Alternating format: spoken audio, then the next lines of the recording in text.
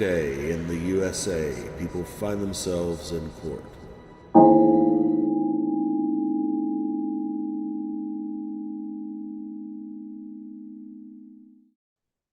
All right, I think the record is on. We've got a couple matters set for 10 and 2 set for 11.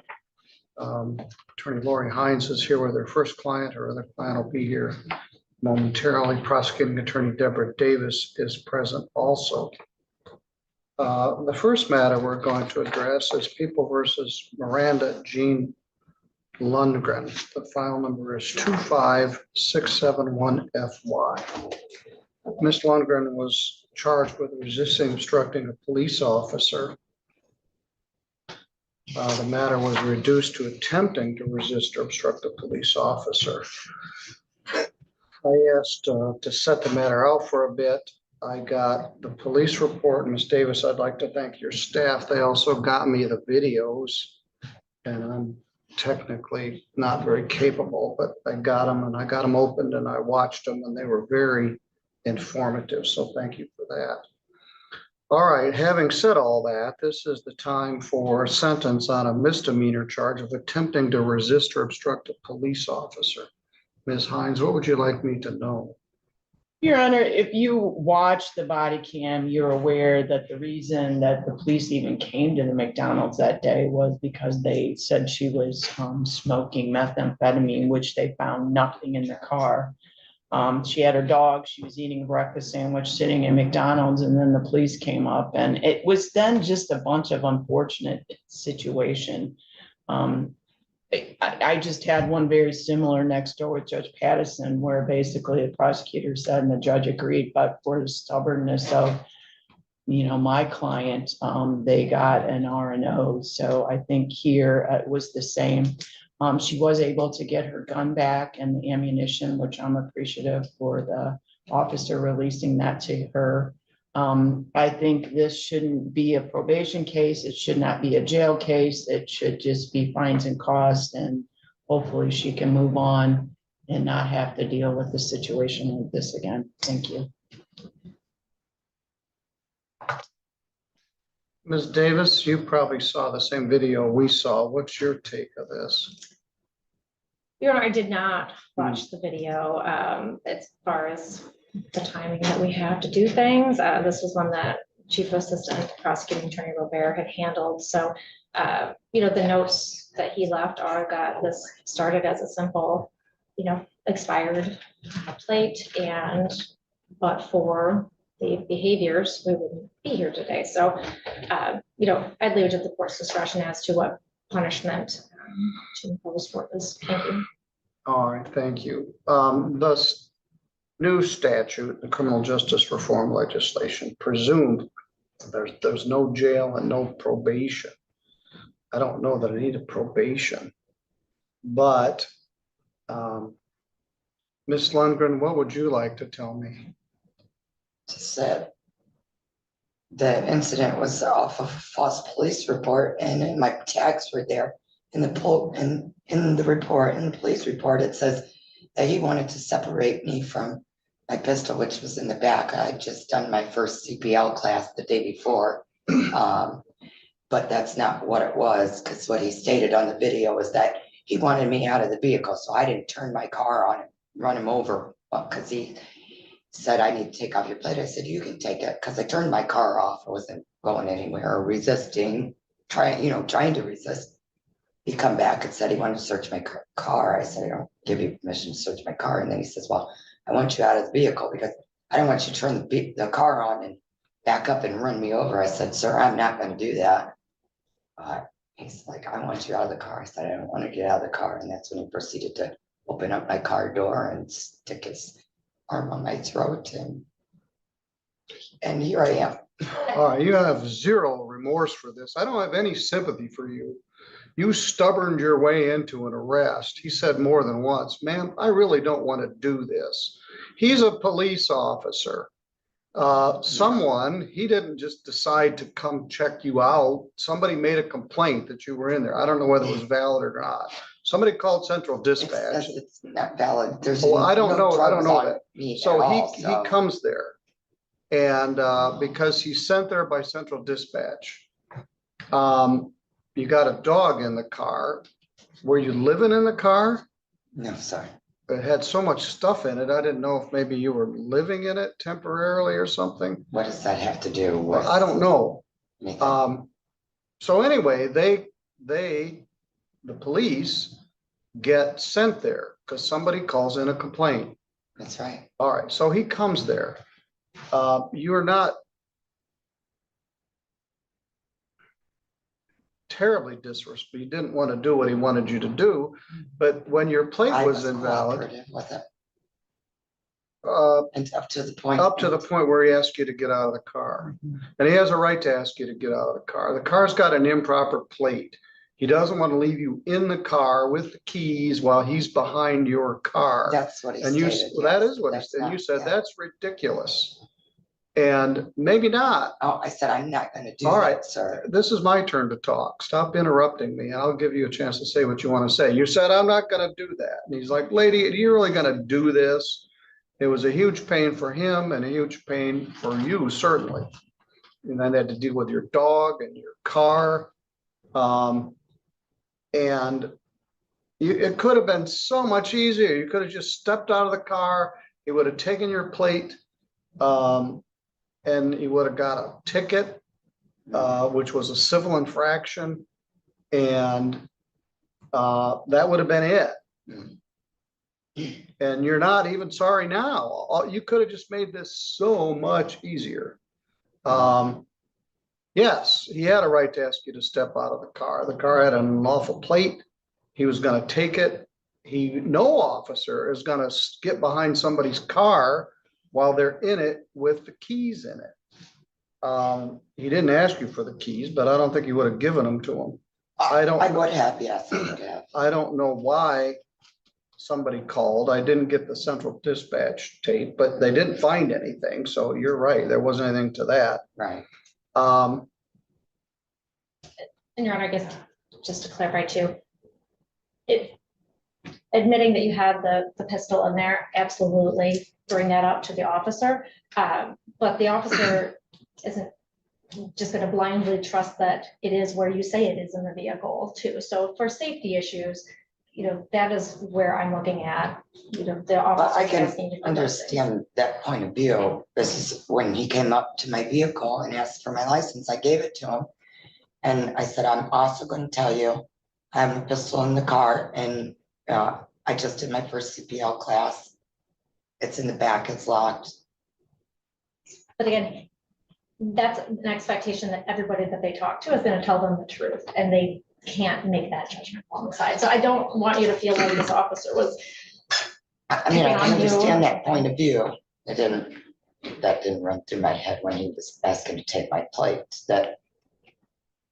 Well, he didn't say that to me. He didn't say, I want to remove you from pistol or anything like that. He just said he was afraid that I was going to back up, turn the car and back up and run him over. And I said, I'm not going to do that. So, all right. Well, so he trusts you. You're not going to do it. Who knows the next person? And he knows you've got a gun in the car. He wants to get you out of the car. I could, like I said, and you dumbassed your way out of it because you wouldn't get out of the car. I didn't. And you're like, I'm not. Think that it was necessary, but I mean, it was necessary. So how would about 90 days in jail be necessary? I see zero remorse or repentance for you. If I were to give you a drug test today, what would it show? Nothing. All right. So you're not struggling with anything? No. Where is this? No, not at all. Those, I can't make her be. I mean, I'm following the law. Like I just. You weren't following the law. How can I be a citizen that I have no priors here in Michigan. I've lived here for 7 years. I don't do drugs. For one, like I don't understand where that's coming from. It is a huge issue for me. I've already had to pay to get my car out, all that stuff. Like, I mean, I don't understand how you're saying that it's like, well, I can't no make consequence to me. We're talking two different languages. You're concerned about your rights and privileges. which you have. But at some point, the rights of the police officer supersede yours. Which it did, yes. He knows you got a gun in there. He's gonna get behind your car. There's a dog in there. And he's by himself. He doesn't know what's what. Someone called and says you're using drugs at that location. He hasn't done any investigation yet. He doesn't want to leave you in the car with the keys and a gun while he doesn't know you from Adam's cat. Every day, police officers are shot in this country by people who, for whatever reason, don't want to cooperate with the police. He's following his training, and I thought he was quite respectful to you. You didn't do what he wanted to do. Also, this is my first time owning a pistol, so I guess that didn't register when he pulled me over. I've never had trouble before, so when I said that I didn't want to get out of my car, it had nothing to do with that. But he stated that there was nothing going on when he first pulled up. So, I mean, I guess I'm not familiar with everything, so I don't, it was just a whirlwind.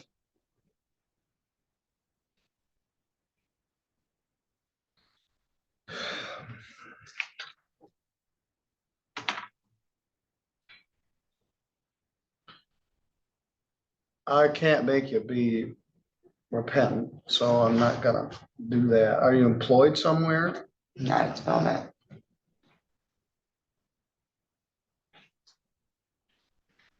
What kind of work have you done? Factory work.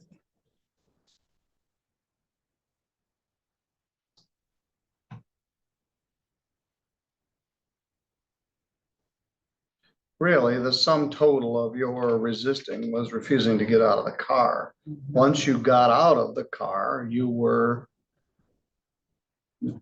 not any more disrespectful than you were before. You cooperated, you were concerned about your dog, but this was your own fault. I believe you spent 2 days in jail.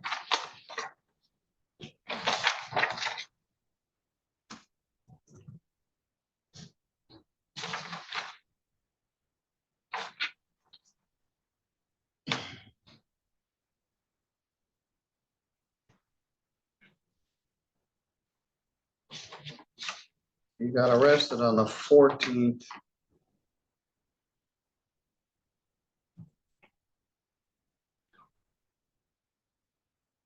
That's not right. Looks like we went in on the 13th PM. Was released posted on the 14th. 7th. Were you in, you weren't in jail that long? How long were you in custody? I would say about 2 days. The release Yeah. date was 4/14 at 16:07.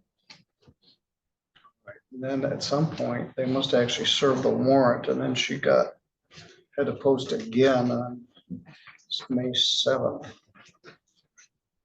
I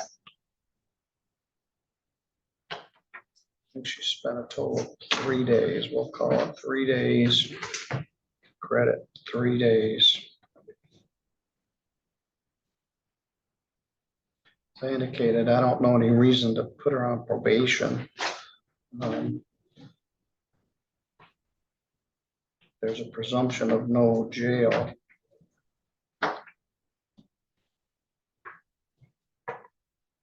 As she indicated, I don't know what she has in other states. She doesn't have much of anything in Michigan or in our system. A couple OWIs. Yes, and what state was that in? Indiana? All right, there is $125 fine, a $75 crime victims' rights fee, a $50 state minimum fee, and a $150 attorney fee. That's $400. She did post a $1,000 10% bond, so the court keeps 10% of the 10%, which is $10, and $90 can be applied to the fine and cost. So it shows $310. Can you pay that by the end of July? Or would you rather have a payment plan? Whether you extend that a little bit more. Some issues going on right now. All right, I'll make this due by August 15th.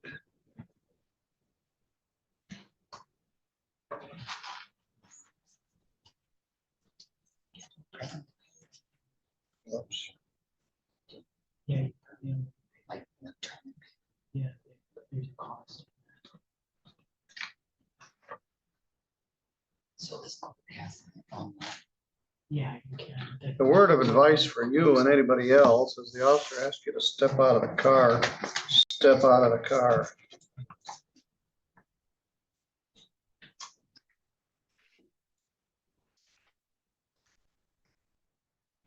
All right, Ms. Lundgren, you're free to go.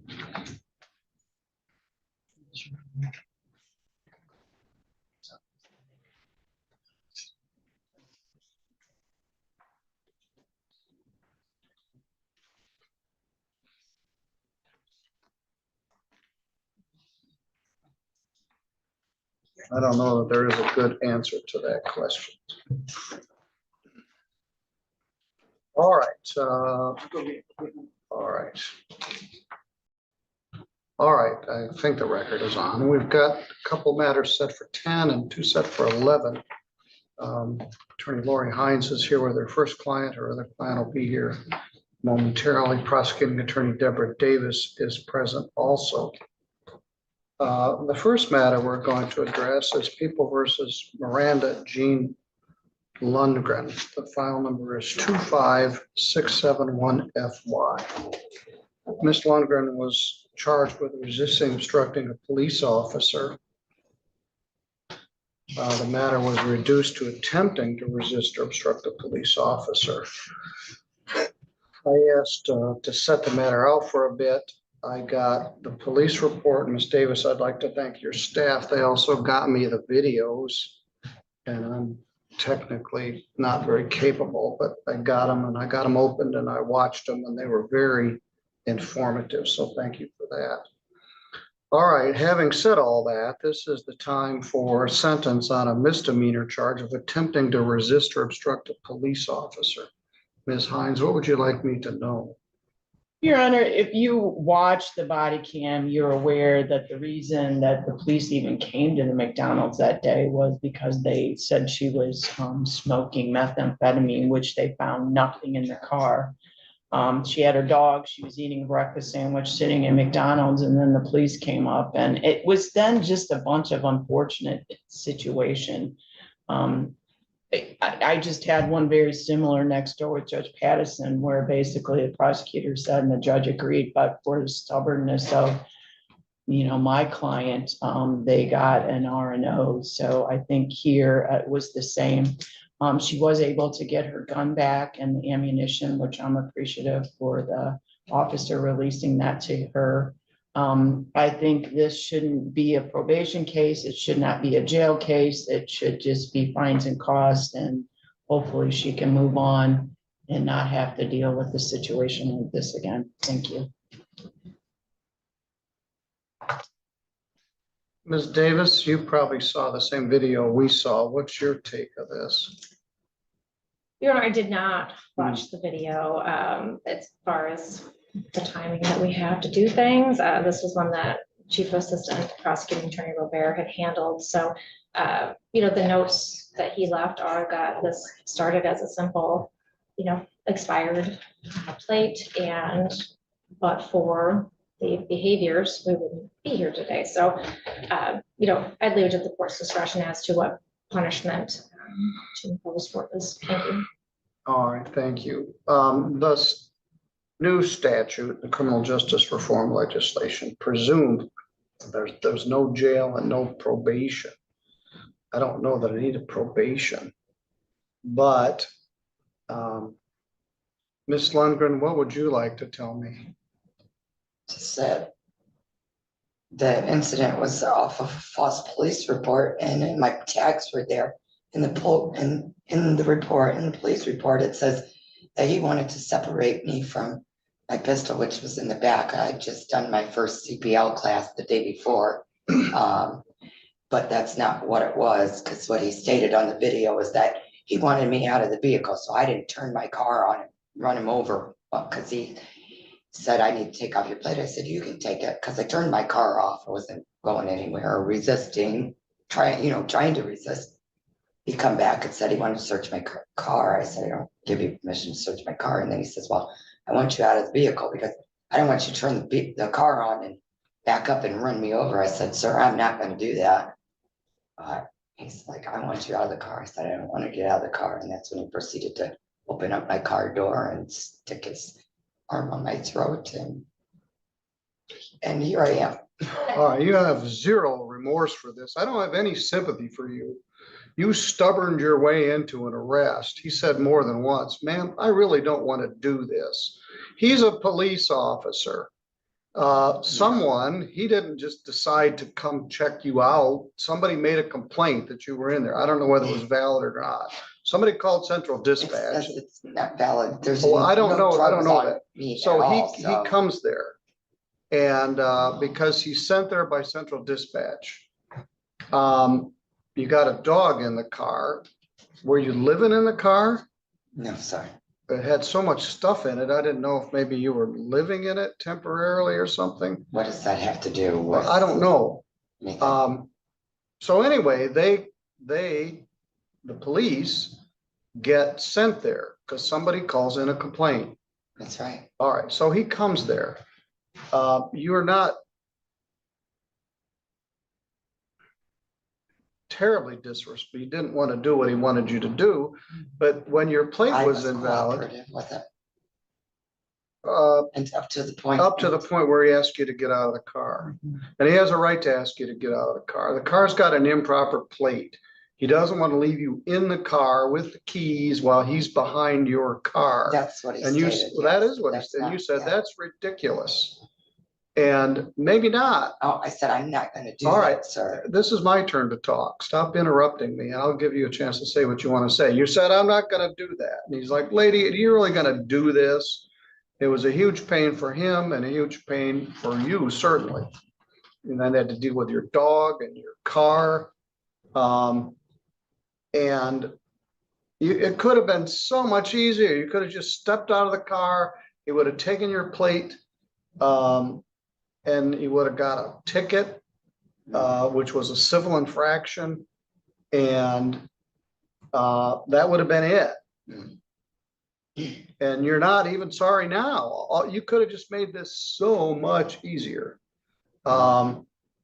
Yes, he had a right to ask you to step out of the car. The car had an unlawful plate. He was going to take it. No officer is going to get behind somebody's car while they're in it with the keys in it. He didn't ask you for the keys, but I don't think he would have given them to him. I would have, yes, I would have. I don't know why somebody called. I didn't get the Central Dispatch tape, but they didn't find anything. So you're right. There wasn't anything to that. Right. And Your Honor, I guess just to clarify too, admitting that you had the pistol in there, absolutely bring that up to the officer. But the officer isn't just going to blindly trust that it is where you say it is in the vehicle too. So for safety issues, that is where I'm looking at, the But officer. I can understand that point of view. This is when he came up to my vehicle and asked for my license, I gave it to him. And I said, I'm also going to tell you, I have a pistol in the car, and I just did my first CPL class. It's in the back, it's locked. But again, that's an expectation that everybody that they talk to is going to tell them the truth, and they can't make that judgment alongside. So I don't want you to feel like this officer was. I mean, I can understand that point of view. That didn't run through my head when he was asking to take my plate. Well, he didn't say that to me. He didn't say, I want to remove you from pistol or anything like that. He just said he was afraid that I was going to back up, turn the car and back up and run him over. And I said, I'm not going to do that. So, all right. Well, so he trusts you. You're not going to do it. Who knows the next person? And he knows you've got a gun in the car. He wants to get you out of the car. I could, like I said, and you dumbassed your way out of it because you wouldn't get out of the car. I didn't. And you're like, I'm not. That it was necessary, but I mean, It was necessary. So how would about 90 days in jail be necessary? I see zero remorse or repentance for you. If I were to give you a drug test today, what would it show? nothing. All right. So you're not struggling with anything? No, where's this? No, not at all. Those, I can't make her be, I mean, I'm following the can't- law, like I just. you weren't following the How law. can I be a citizen that I have no priors here in Michigan. I've lived here for 7 years. I don't do drugs. For one, like I don't understand where that's coming from. It is a huge issue for me. I've already had to pay to get my car out, all that stuff. Like, I mean, I don't understand how you're saying that it's like Well, I can't no make you understand. consequence to me. We're talking two different languages. You're concerned about your rights and privileges, which you have. But at some point, the rights of the police officer supersede yours. Which it did, yes. He knows you got a gun in there. He's gonna get behind your car. There's a dog in there. And he's by himself. He doesn't know what's what. Someone called and says you're using drugs at that location. He hasn't done any investigation yet. He doesn't want to leave you in the car with the keys and a gun while he doesn't know you from Adam's cat. Every day, police officers are shot in this country by people who, for whatever reason, don't want to cooperate with the police. He's following his training, and I thought he was quite respectful to you. You didn't do what he wanted to do. Also, this is my first time owning a pistol, so I guess that didn't register when he pulled me over. I've never had trouble before, so when I said that I didn't want to get out of my car, it had nothing to do with that. But he stated that there was nothing going on when he first pulled up. So, I mean, I guess I'm not familiar with everything, so I don't, it was just a whirlwind.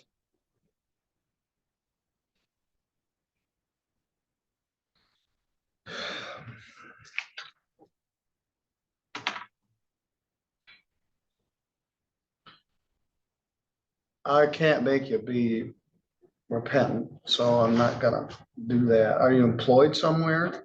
Not at the moment.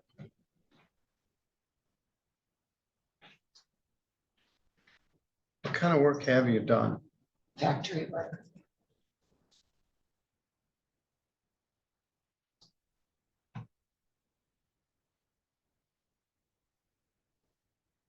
Really, the sum total of your resisting was refusing to get out of the car. Once you got out of the car, you were not any more disrespectful than you were before. You cooperated, you were concerned about your dog, but this was your own fault. I believe you spent 2 days in jail.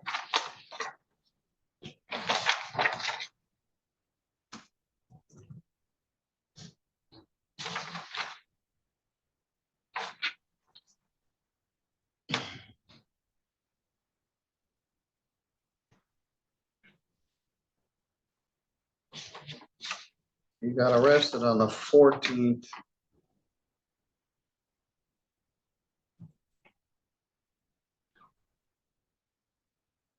That's not right. Looks like went in on the 13th and Mine was released on the posted on the 14th. 7th. Were you in, you weren't in jail that long? How long were you in custody? I would say about 2 days. The release Yeah. date was 4/14 at 16:07. And then at some point, they must actually serve the warrant, and then she had to post again on May 7th. I think she spent a total of 3 days. We'll call it 3 days. Credit 3 days. I indicated, I don't know any reason to put her on probation. There's a presumption of no jail.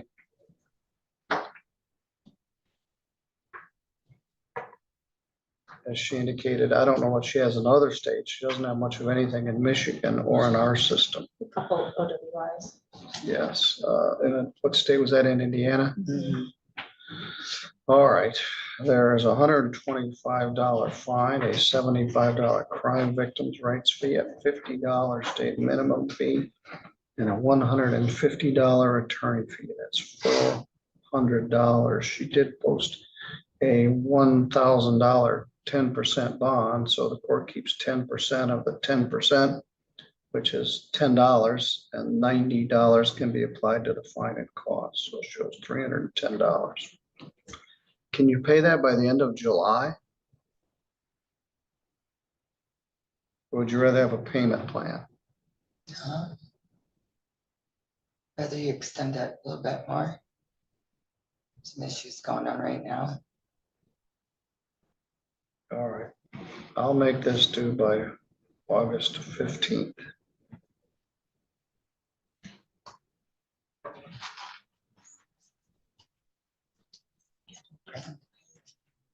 Oops. Yeah, Like, I'm trying to- yeah, there's a cost. So this court has. Yeah, you can. The word of advice for you and anybody else is the officer asks you to step out of the car, step out of the car.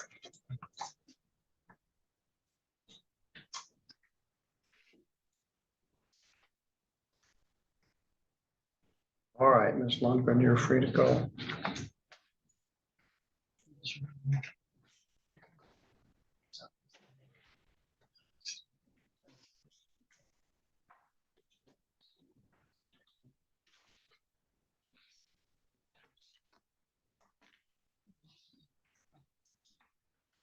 I don't know that there is a good answer to that question. All right, all right.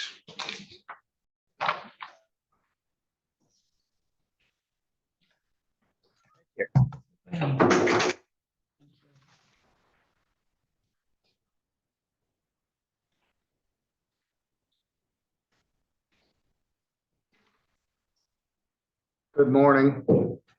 You're Kiara Nicole Mullins. Yes, I met you a week or two ago, a little bit ago, when you came in here on this old warrant after turning yourself in. The complaint alleged that in December of 2022, you assaulted your boyfriend, living together, dating relationship, James Cooley, as a second or subsequent offense. That was a misdemeanor, punishable by up to a year in jail and a fine of up to $1,000. It was authorized by former Assistant Prosecuting Attorney Casey Johnson. Then you were given an appearance date and we didn't see you for 2.5 years. And you got picked up and arraigned on the bench warrant. The matter was set for sentencing today. You gave an update, and although you were charged with assaulting Mr. Cooley, you certainly told us what your current status was, that you went to get away from him and he followed you there. Anyway, I recall the bench warrant, reset this with Ms. Hines, and gave the prosecutor a chance to give any input. Ms. Hines, what would you like me to know? Yeah, Kira's back in Michigan, as the court's where she's living with her mother.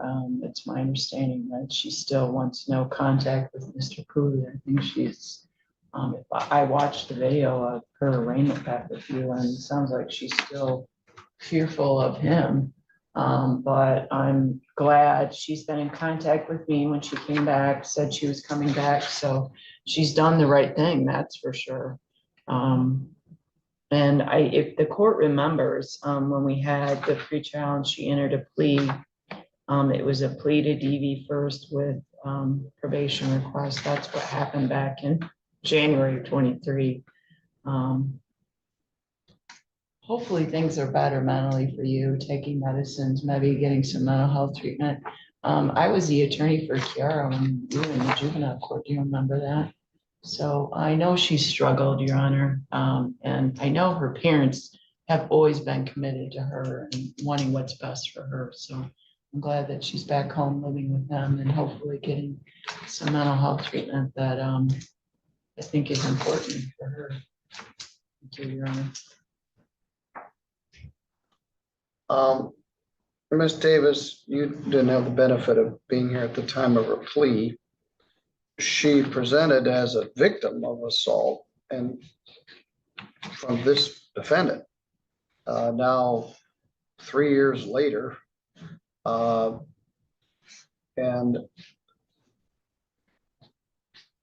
she came back here to take care of this.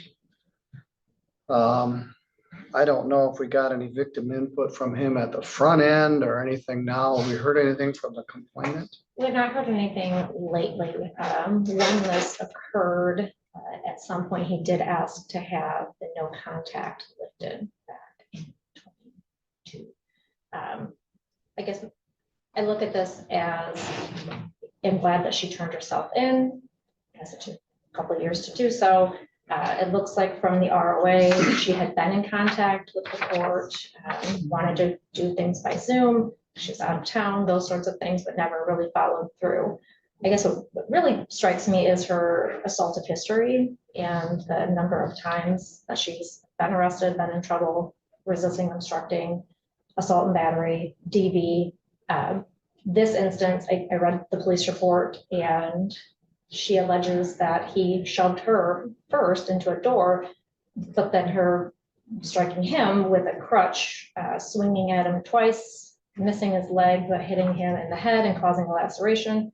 The witnesses that were there, uninterested neighbor witnesses, didn't see the shove that she claims, but they did see her striking him with the crutch. So I hope that in the last couple of years, she has matured, and didn't have them run another lean to see if she'd had any more arrests anywhere. If she's been in Ohio. I didn't think to do that either. I asked her that and she said no, but I didn't think to run a new one either. We both went to jail in Ohio when. Oh, you told me the charge got he broke in my dismissed. house and attacked me in Ohio. Same situation that he did here. And you told me those charges were dismissed. Down to the obstructing justice, because when they were arresting us, we were arguing again. So they only charged me with that and dropped the assault charge. And because of my Ring camera, because he broke in through my door. He was arrested for assaulting you. An Ohio case was dropped. Yeah. I don't think you told me they arrested you too. No, yeah, we both went to jail that day. And you ended up being convicted of obstruction of a police officer? Of a justice, because they were trying to take my phone and his phone for the Ring camera, and he and I were like still kind of arguing, and I smacked the phone out of his hand, and that's what they charged me with. Well, those are the very things Ms. Davis is concerned about, your temper.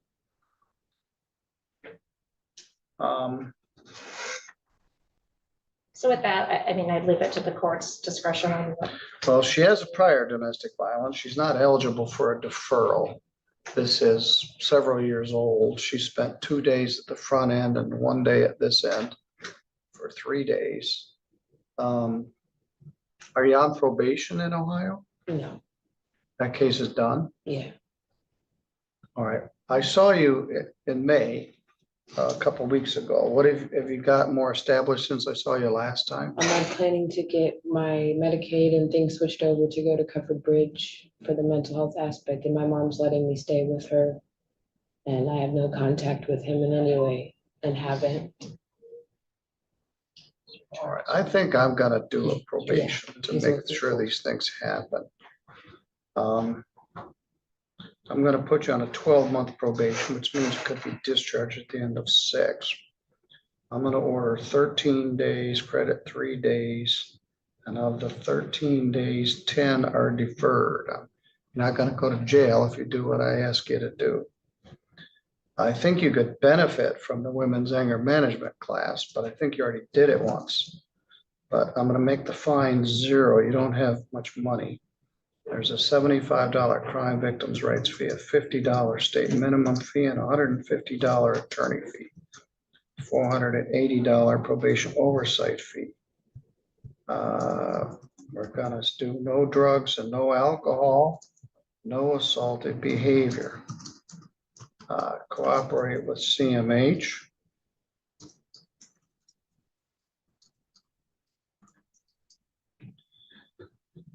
Sign a release.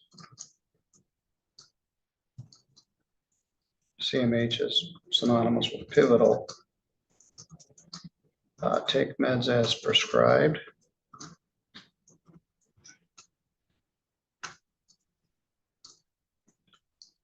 No contact.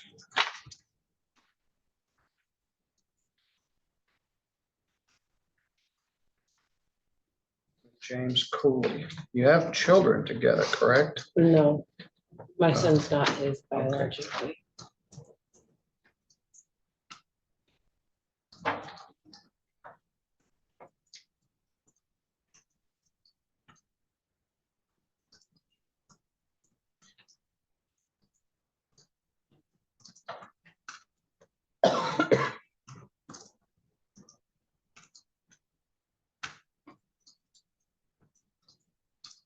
All right, I'm gonna do this probation to help you get plugged in here. If you're gonna live here, I wanna make sure you're getting services.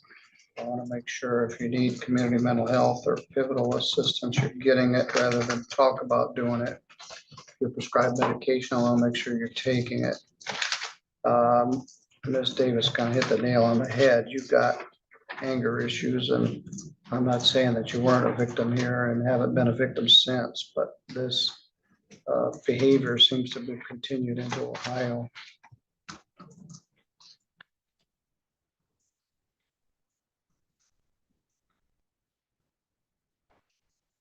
All right, let me give you a referral downstairs to the probation department.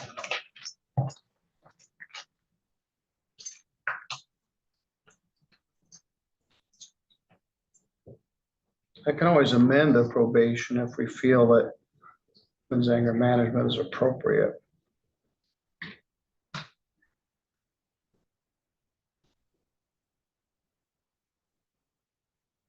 The good news, Ms. Mullins, like I told you the last time, you don't have a warrant hanging over your head. This matter's been resolved. We went through with a sentence. You're on probation. No assault or threatening behavior, no drugs or alcohol, including marijuana. Cooperate with Pivotal. I want you to make an appointment, not talk about making an appointment, and follow their instructions. You take this form downstairs to the probation department, they'll get you started on that probation. Let me add those totals up, they're not good. 125 plus 150 plus 480 is 755. You did post some bonds, but they got forfeited a long time ago for you failing to appear. And I gave you a PR bond and you held up your end of the deal because you came back when you were supposed to. So good luck to you.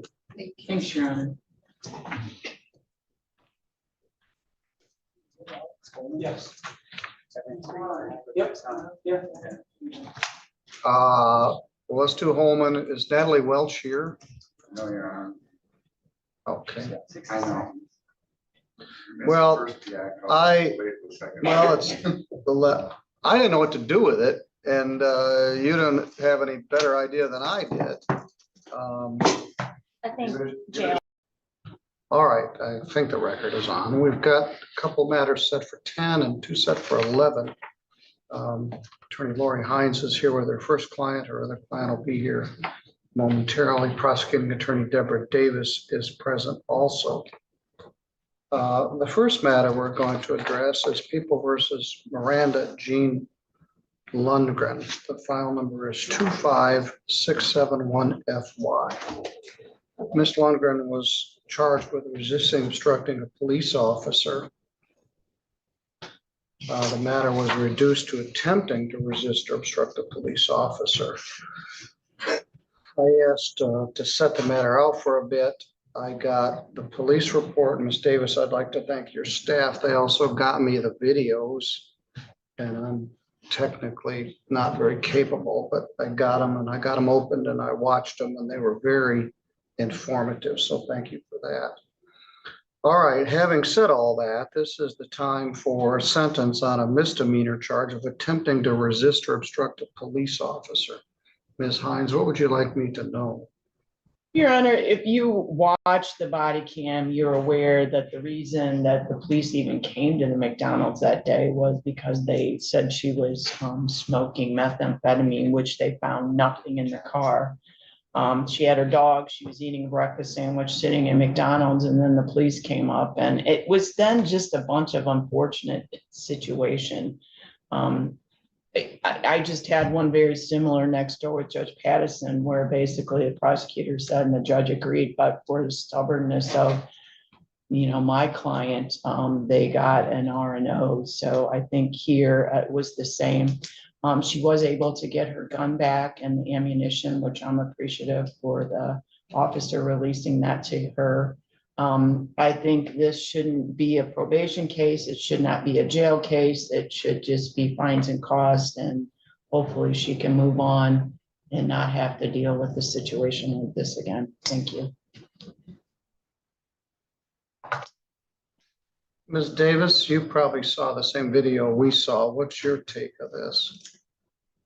Your Honor, I did not watch the video as far as the timing that we have to do things. This was one that Chief Assistant Prosecuting Attorney Robert had handled. So, the notes that he left are that this started as a simple, expired plate, but for the behaviors, we wouldn't be here today. So, I'd leave it to the court's discretion as to what punishment to impose for this. Thank you. All right, thank you. Thus, new statute, the criminal justice reform legislation presumed there's no jail and no probation.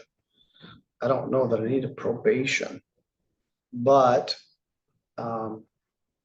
Ms. Lundgren, what would you like to tell me?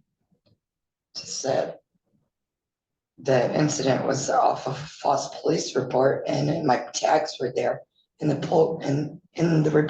police report. It says that he wanted to separate me from my pistol, which was in the back. I had just done my first CPL class the day before. But that's not what it was, because what he stated on the video was that he wanted me out of the vehicle. So I didn't turn my car on and run him over, because he said, I need to take off your plate. I said, you can take it, because I turned my car off. I wasn't going anywhere or resisting, trying to resist.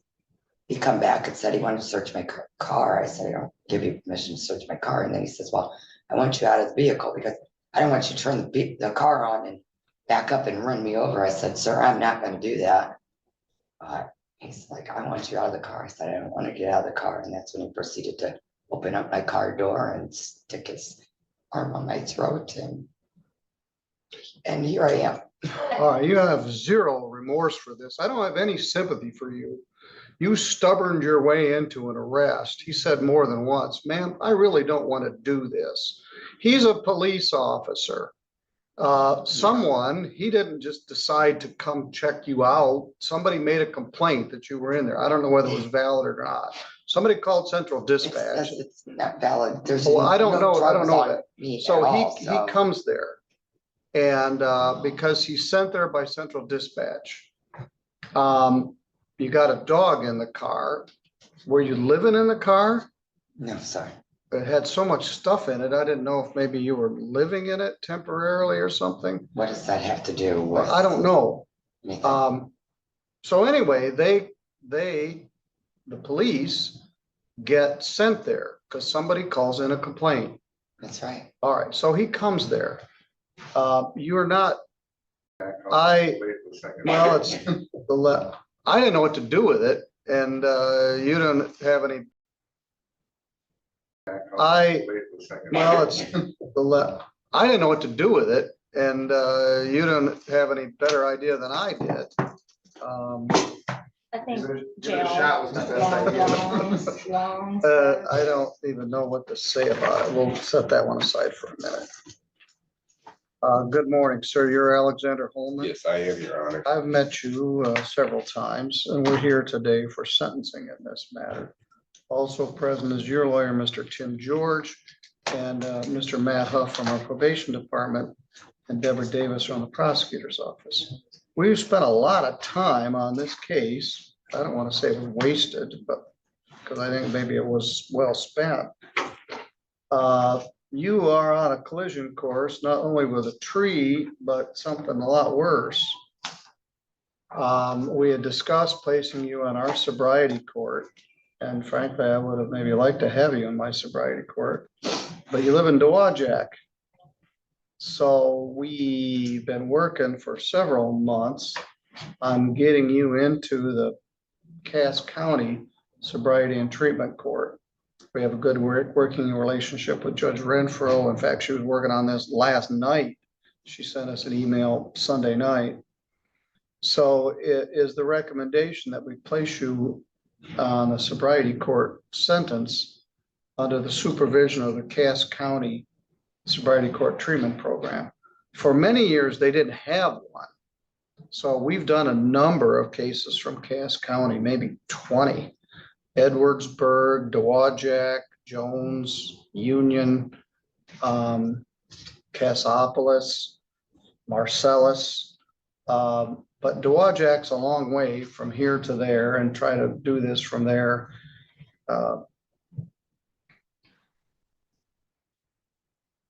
We now have another option. We've had good success with taking defendants from other jurisdictions, Kalamazoo, Kent, and we've had pretty good success with our defendants going to other jurisdictions. I like and trust Judge Renfro, and I think she'll do a good job supervising this. Mr. George, anything you'd like to add? I just think that in talking to Alex, as we've gone through these hearings, I think he's excited to get started.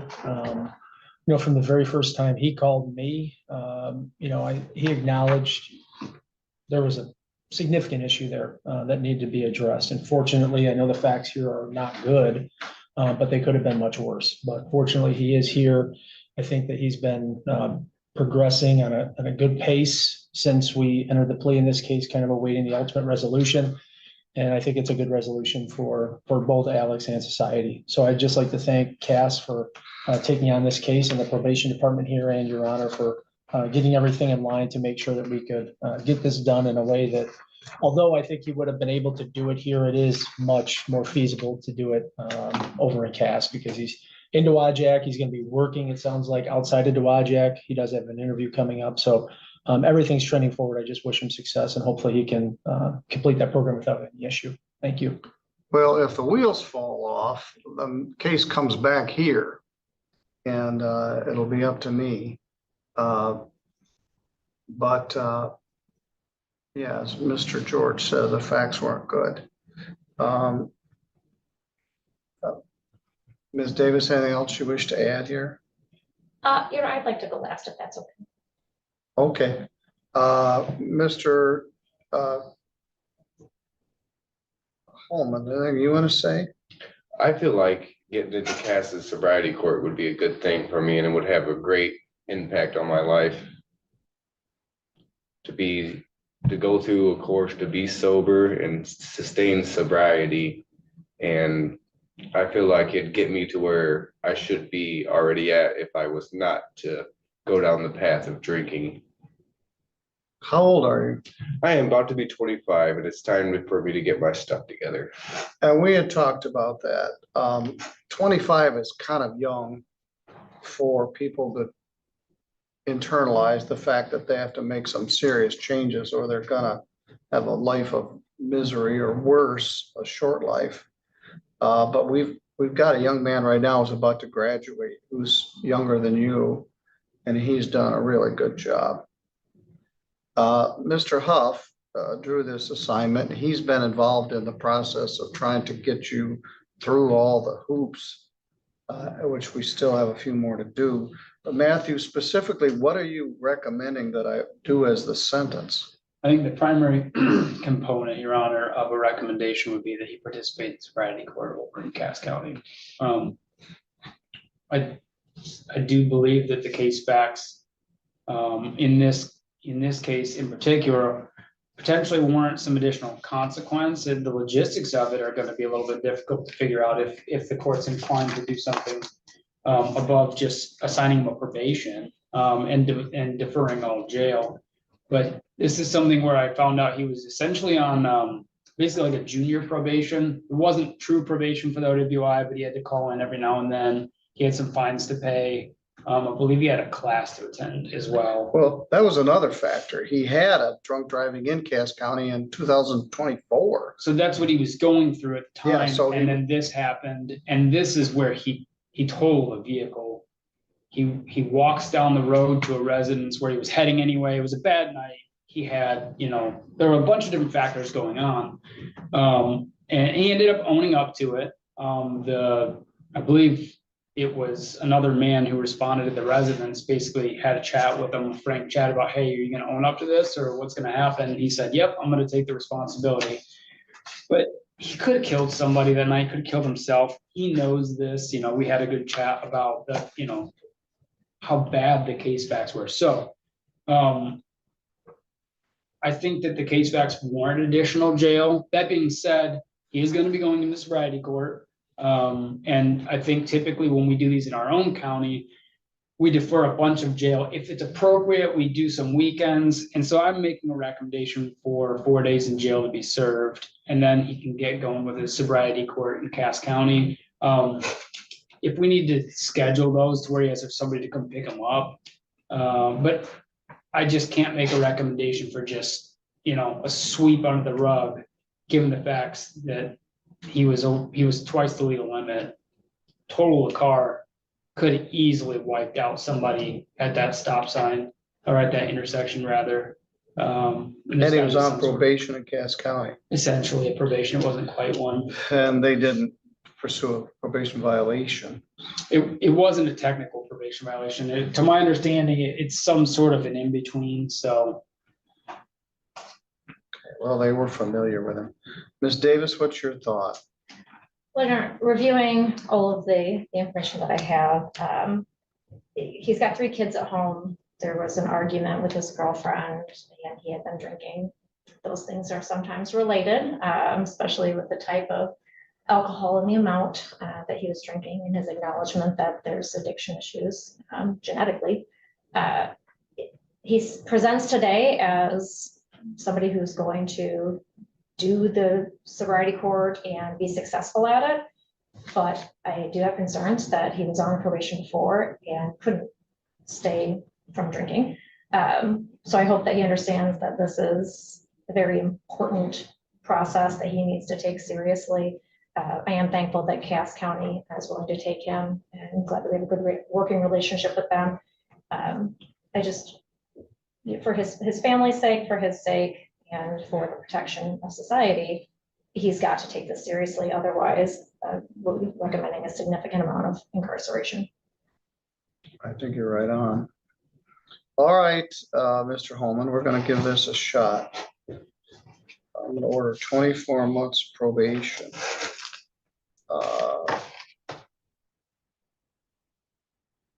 180 days jail credit. How many credit does he have? I thought I printed my status report out, or my. Oh, you do, I have it. Let me see here. And Your Honor, he pled to a first offense. I show that. Oh, yeah, 90 days. Thank you, Tim. In fact, I thought that when I did it, and then at 90 days, can't do 180 days on a 90-day. I believe he has 1 day credit. It was almost like there's a page missing. That's strange. But all right, 90 days credit 1, leaving 89 days to do. The 90 days ordered, 85 are deferred, so you owe 2 weekends. You want to just have them do the 4 days up front and all at once? I'll let you, well, The problem is, you're right, the logistics of transfer to Cass County. Mhm. I'm gonna make the fine 0 because you're gonna have some costs in Cass County as well. $75 crime victims' rights fee, $50 state minimum fee, a $100 screening fee, $150 attorney fee. And I'm gonna do a probation oversight fee of That was buried in another part of the report that didn't get sent since this was back in December, so I will get that in. but I yes. think that I'm gonna, who was this? Sheriff's The Department? Sheriff's Department. I'm gonna do $140 to the St. Joe County Sheriff's Department. Let's add that up. Now, I'm not gonna double dip you. If Cass County is gonna charge a probation oversight fee, I can waive mine. But this $125 of cost is mandatory, $150 attorney fee, $100 screening fee, $960 probation oversight fee, and $140 police reimbursement. That's 1,475. I don't believe we have any bond. Your Honor, the reimbursement was filed at the time by Deputy Middaugh requesting $255, which is the thank you. standard for an arrest with blood draw and accident, and I can send All that to you. And. Well, thank you. All right, let me redo that number. Sorry. 125 plus 100 plus 960 plus 255. 1440. That's not right. It's less than it was before. 125 plus 100 plus 150 plus 960 plus 255 is 1590. As I indicated, I can waive some of the probation. No drugs and no alcohol and sobriety court referral.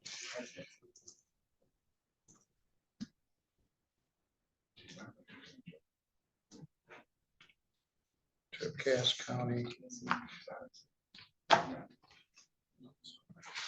Sobriety court.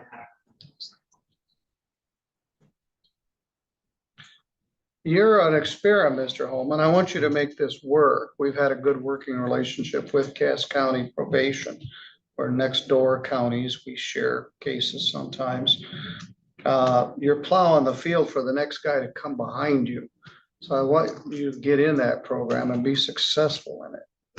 Or they're gonna say, we don't want any more of your people from St. Joe County. You came over there. Plus, as Ms. Davis said, you got 3 kids. It's the time for you to change the course of your life. You got some paperwork to do, transfer stuff. They're working on it. It's a lot more procedurally difficult to make these transfers. Everybody has to be on board.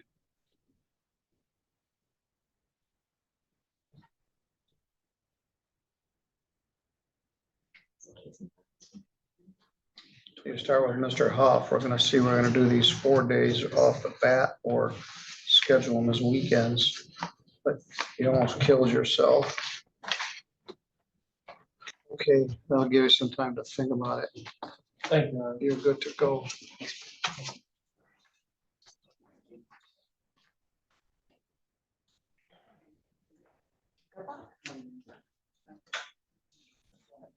All right, let's call up the deputies. Would you call the hall for Natalie Welch? All right, very good. Thank you. He's already checked.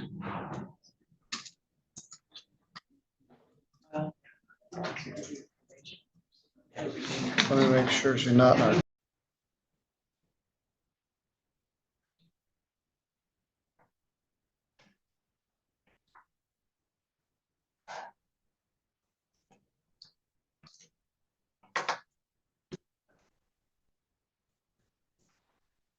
All right, well, let's then address the sentence in the matter of people versus Natalie Nicole Welch. Ms. Welch was, as I stated, I think before she got here, charged with possession of methamphetamine, possession of cocaine, and possession of heroin or fentanyl.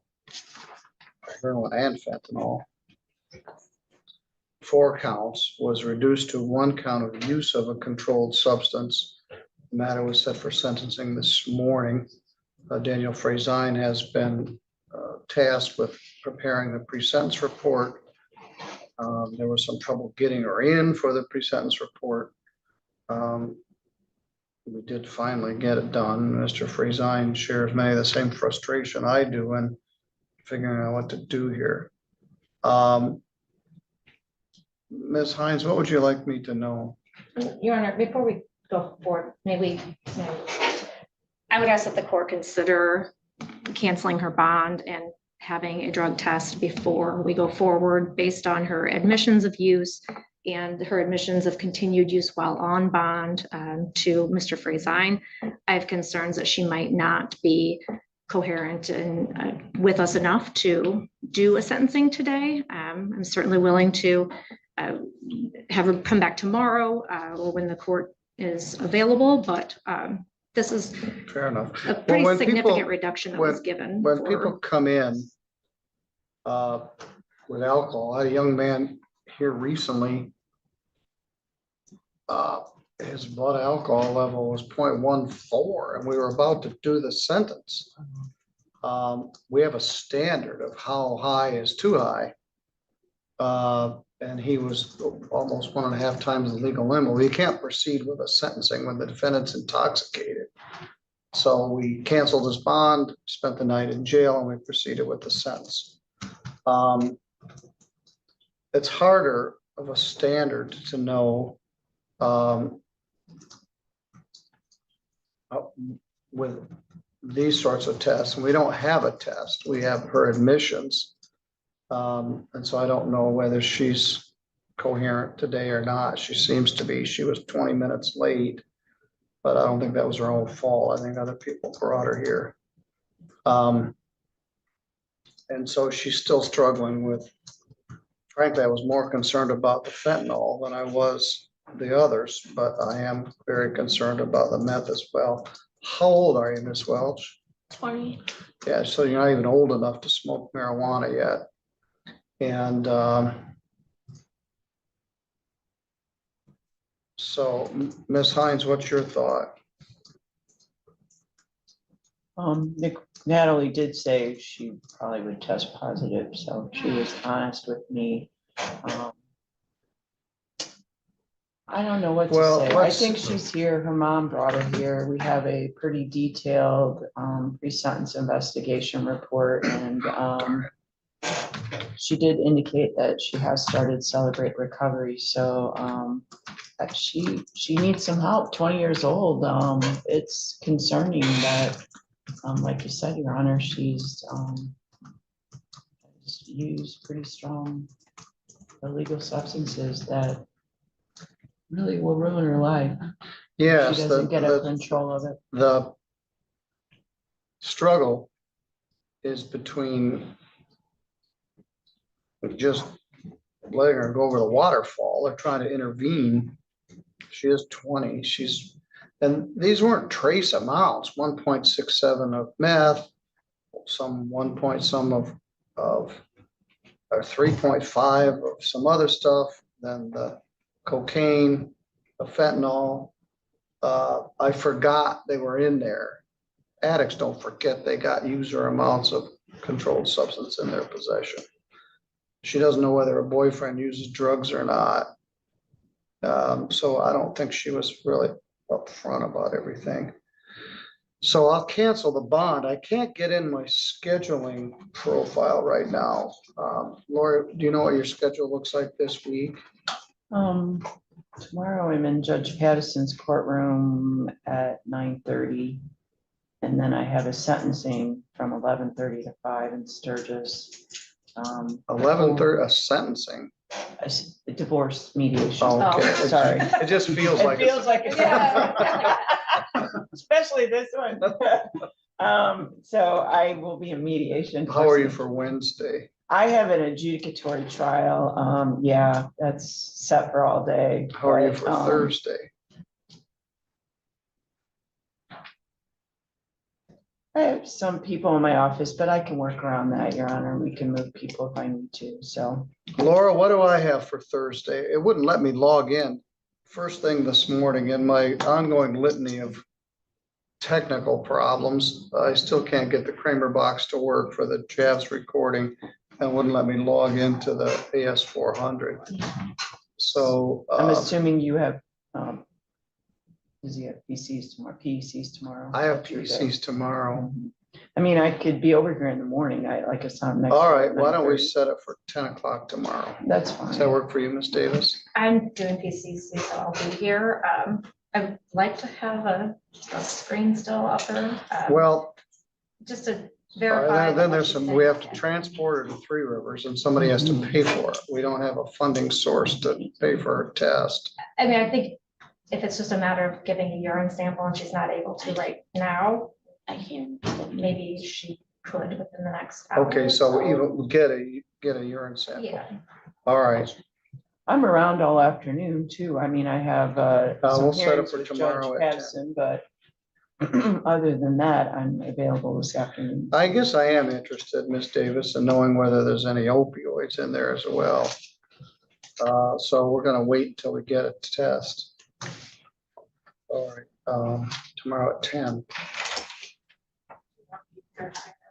Let's see what I got. No, I tried to call Chris because it won't let me in the AS400. Thursday would have worked also. All right, Miss, we'll take it up tomorrow at 10 a.m. here in this courtroom. We're gonna have her wait till she can give a sample. And we'll see really what it is we're dealing with. Can they give her some water or I was gonna say, something to need some drink? water. Yeah. I'm concerned if there are opioids in there as well. We hadn't seen cocaine in a while and it started to make a resurgence. All right, Ms. Welch, you go back at the lockup. At some point, she's gonna need to get lunch, so I'm not sure. We'll work with Autumn and see what we can do. Maybe call out there and have them say we're free. So you want her taken to the jail then, sir? Hold on to her for now, then we'll see what Autumn wants to do. Stand up, the chains been back, please. Should I leave her phone in here? Because we're not. That way I'll take the-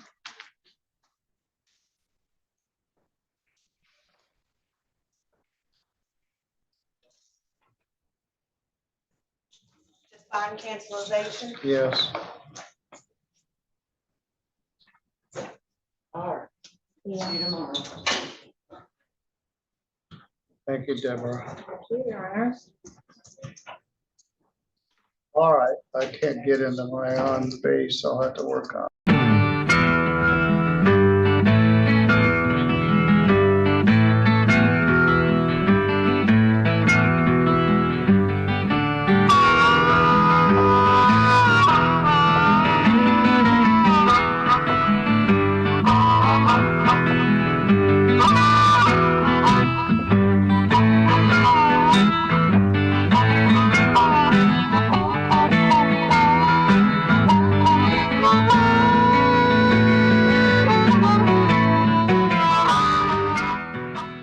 Every day in the USA, people find themselves in court.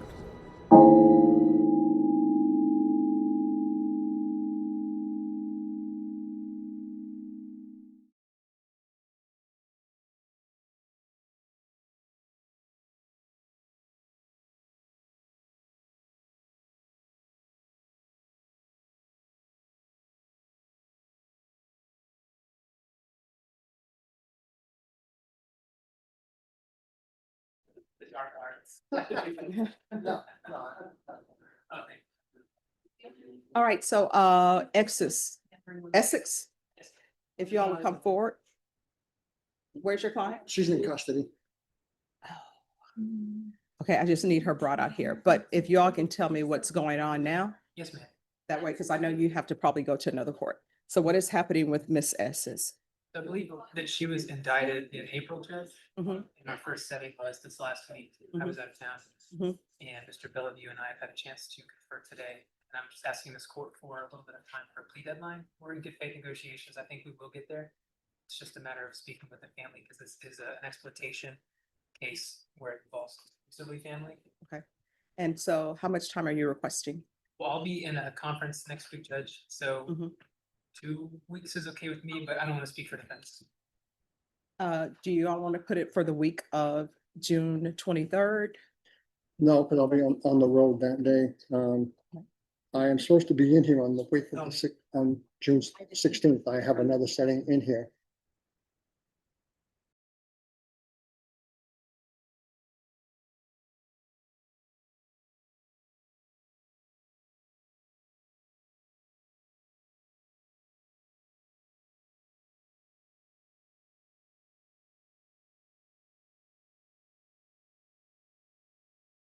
Understood.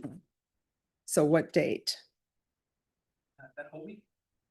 Yes, because I have a conference on the 16th, so that's where I'll be. Summertime. Yeah. I'll be driving the 22nd, 23rd, and 24th. I can appear by Zoom or maybe on the 20th. Well, when would you be back? Oh, I guess. Oh, yeah, we need to do it before August. Busy summer. So, Well, as I've told you before, Judge, I go and visit my mother and my grandson and my children. You know what? in May. when do you leave? June 22nd. We can put it on June 20th. That's a Friday. That's fine with me. All right. Norma, on Essex. Oh, Going to Dallas on the 20th. all right. We can't do it on that date. And the 19th, of course, is a holiday. Yeah. And so you say you have your conference on, I'm sorry, what date is your conference? Judge, I will leave for the conference on the afternoon of the 9th, Okay. and it's through Friday afternoon. Okay. And counsel, you're saying you can be by Zoom? I can appear by Zoom once I've settled in up there. I'll be getting in the evening of the 24th. On the 25th, I can appear by Zoom. All right, let's do this. We can set it for June 26th and we'll see where we are. All right. Thank you. You're welcome. Thank you, Judge. You're welcome. Norma, on Essex, put that for June 26th, and that'll be the final plea deadline date. All right, Hunter, do you have anything else with us? Not this morning. All right, well, it was good seeing you. too. I have settled tomorrow, so I'll see you tomorrow. Okay, all right, I'll see you then. Have a good one. You too, Judge. Okay, Thank you. bye-bye. Thank you, Judge. You're welcome. And I'll get one more with Steve Spear, but he had to leave. Okay. That was the 26th. Yes, June 26th.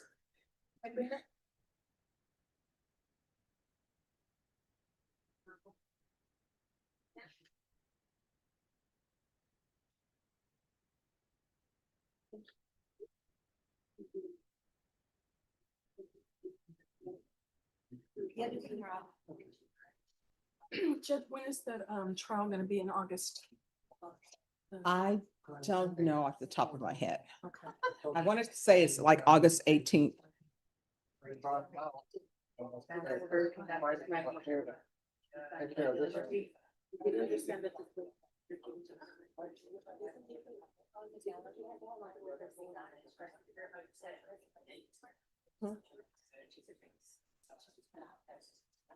Oh, okay, who is it?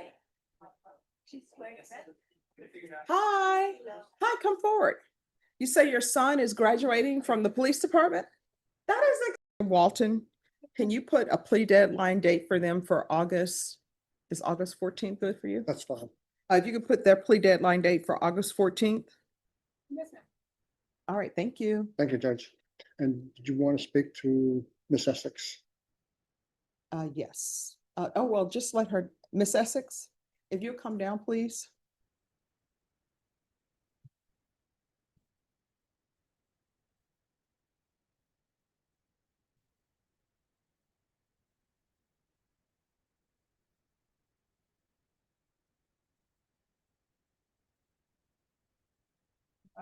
Hello. I apologize about Thursday. No, No, I'm totally bad. I'm sorry. Please forgive me. apology accepted. Okay, thank you. But I will tell you, I don't hold grudges when something happens. It goes from my mind. It was the medications that came at 2:30 in the morning and once it's sleep aid, you know, it's just kind of, I'm telling you, just truth. And I don't know why they came that way. You called me out at 3 and I was like kind of groggy. I just wanted to state it because it was disrespectful. All right, well, just make sure you understand that when Okay. All right, so what we're gonna do is your counsel in the state, they're still reviewing a couple of things, so then I'll have you brought back on June 26th, okay? Okay, thank you so All much. right, I you're welcome. appreciate it. Thank you. Sorry again. Oh, no, no problem. I'll see you. Thank you. Thank you, Judge. May I be excused? Yes, May I be excused? they'll take you back.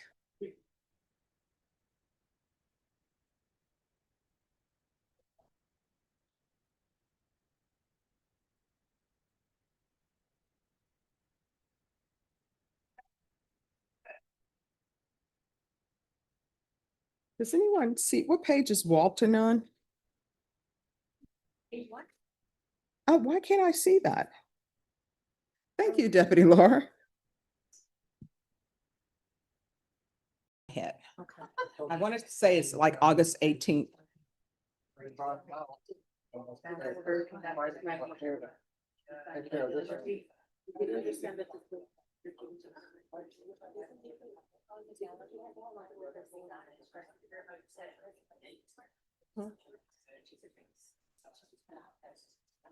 Oh, okay, who is it?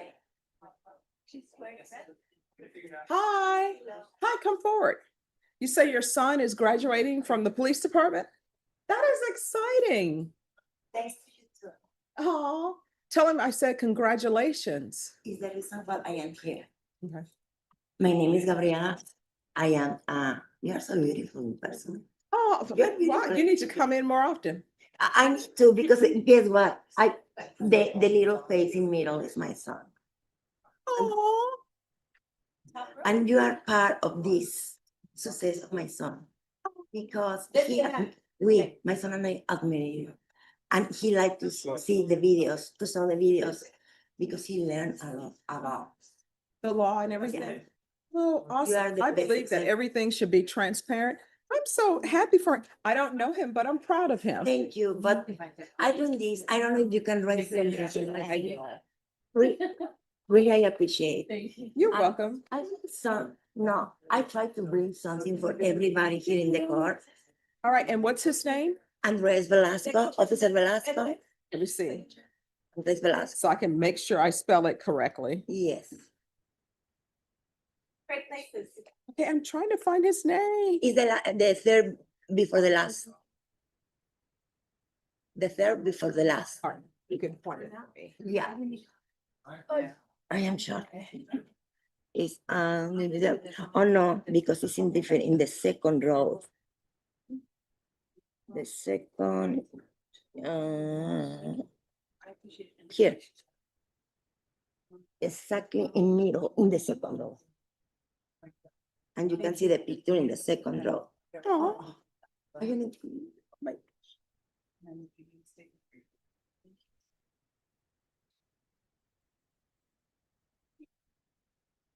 Because I know you love flowers, because I know you love pears.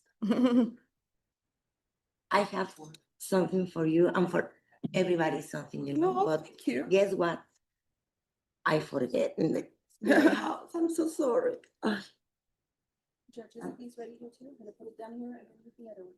All right, thank you.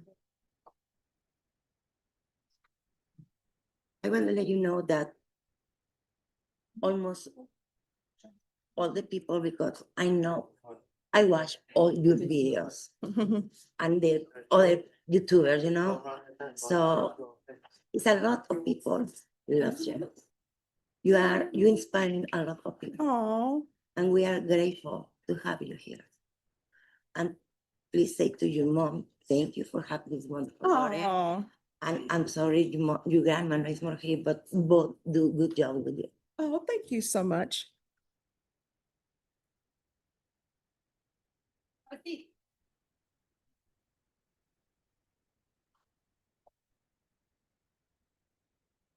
And I take picture, a selfie here. You are not a selfie. No, I'm sorry, what? a selfie. Me and you here. Okay, sure, just give me one No, moment. yeah, it's fine. It's only, I want to ask All right, no problem. to show to my son, to bring the picture too.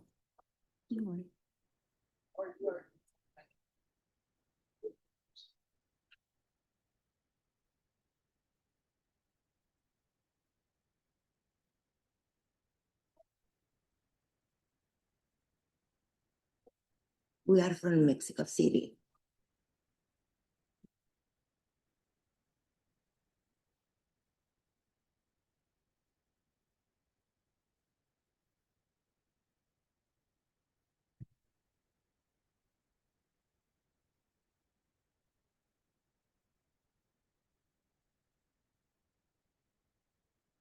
Thank you so much. No, thank you, George. God bless you. And you are the best of the best. Oh, thank you. Thank you. I appreciate your kindness, and I'm going to keep your son in my prayers. Thank you. I appreciate so All right. much. And oh, this is yours. Ah, thank you. You're I'll be asking, where did that go? Look, I don't need the pictures because this is in YouTube. Yeah. Yes. I am going to prove my son. I say, she right to you. Yes. God bless you. Really, we love Thank you. you. Thank And you so well, much. thank you so much. And tell him I said congratulations. He's going to hear in the video. All right. Thank you so much. Thank you, Congratulations, everybody. Officer Velasco. Yes, All right. thank you, ma'am. All right. Bye-bye. All right, Norma, what page is Essex on? Page 3? Okay.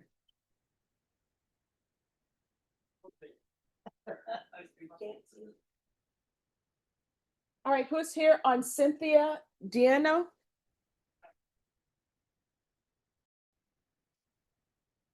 All right, Norma, what page is Essex on? Page 3? Okay.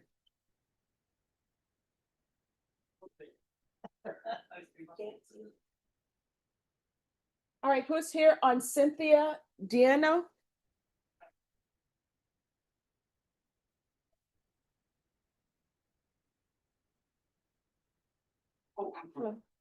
Hi, okay, so what is happening with this case? We turned in our plea paperwork, Your Honor. Yes. And are you all ready to proceed? Let me. That always brightens the day. And then her son is graduating the academy. I'm like, oh.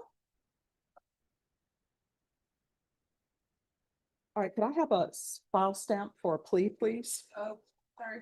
No problem. Gotta get back in the room. The court is calling 2025 CR 001146 State versus Cynthia Diano. Could I have parties announced for the record? Refraining for the state of Texas. Your Honor, Jeffrey Martinez for defendant. And are you Cynthia Diano? Yes, How do you pronounce your last name? Deanna.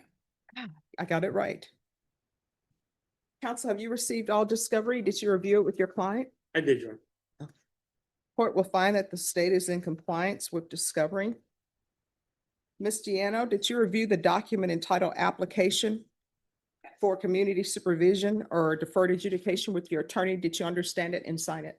Yes, Did you review the true bill of indictment with your attorney? Did you understand it? Yes. Counsel, do you waive the reading of the indictment? I do. State, are you proceeding on the indictment as presented? No, Your Honor, state will be reducing this charge to a misdemeanor DEI and we'll proceed with that charge. Any objection? No.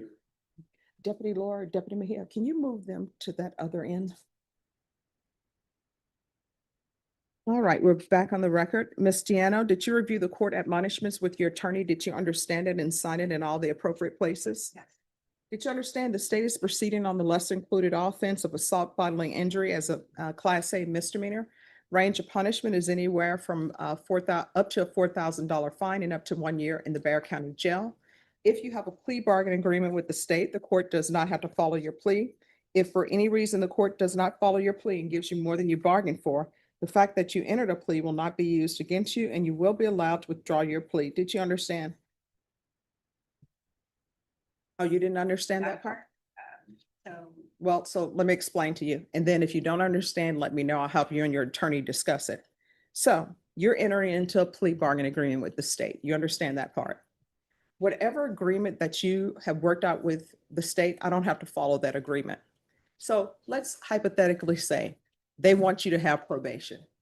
If I were to tell you, I'm not going to give you probation, I'm sending you to jail, then you can withdraw your plea okay, because I have not followed your plea bargain agreement. Now, the conditions for the plea bargaining agreement, that's something the court gets to decide. You understand? So if for some reason I don't follow your plea bargaining agreement and I try to give you more than what you've bargained for, then you get to withdraw your plea. And it can't be used against you if you decide to go to jury trial. You understand? And by that same token, if I don't follow your plea, then what can end up happening if you withdraw your plea, then the state can say, okay, we're gonna have to go to jury trial. We're gonna go to jury trial. And maybe they won't be going to jury trial on a class A misdemeanor. They'll be going to trial on the injury to the elderly. Not maybe, that's what they'd have to do. You understand? All right, did you understand you have a right to jury trial, a right for you or your attorney to cross-examine and confront any witnesses the state would call in the right to remain silent? Did you understand by entering this plea, you were giving up those rights? Yes. And did you intend to give up those rights and enter into this plea bargain agreement? Yes. All right. Did you understand if the court were to grant your application for deferred adjudication, if for any reason you were to violate your condition, you're in the back, you understand? Yes. Counsel, has your client been able to provide you with any defenses? Yes, sir. Do you believe she has a rational as well as a factual understanding of the charges against her? I do. Do you believe she's currently competent and was legally sane at the time of the offense? Yes. Ms. Deano, has anyone threatened you, coerced you, or placed you in fear to get you to enter this plea? Anyone promised you anything other than the plea? Are you satisfied with the way you've been represented? Yes. Are you a U.S. citizen? Court will find that defendant has knowingly and voluntarily waived her right to jury trial. Did you review the plea bargain page with your attorney? Did you understand it? Yes. According to the plea, the state is proceeding on the lesser included offense of assault bodily injury. There's a $500 fine. The state is recommending deferred adjudication. And there's no contact with several people. And there's a Samantha with a question mark by it. Go off record real quick. Ms. Jones prepared this. I don't know why I did that.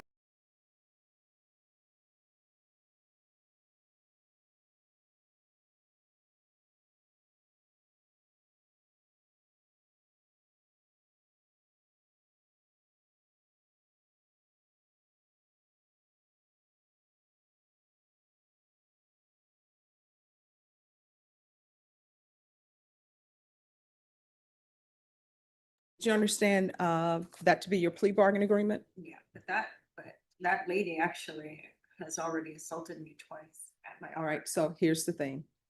The only thing I'm looking at today is once I've gone over the admonishments for you and what your rights are, then what will end up happening is the state will present evidence and then I'll make a decision on whether or not that evidence is sufficient to find you guilty.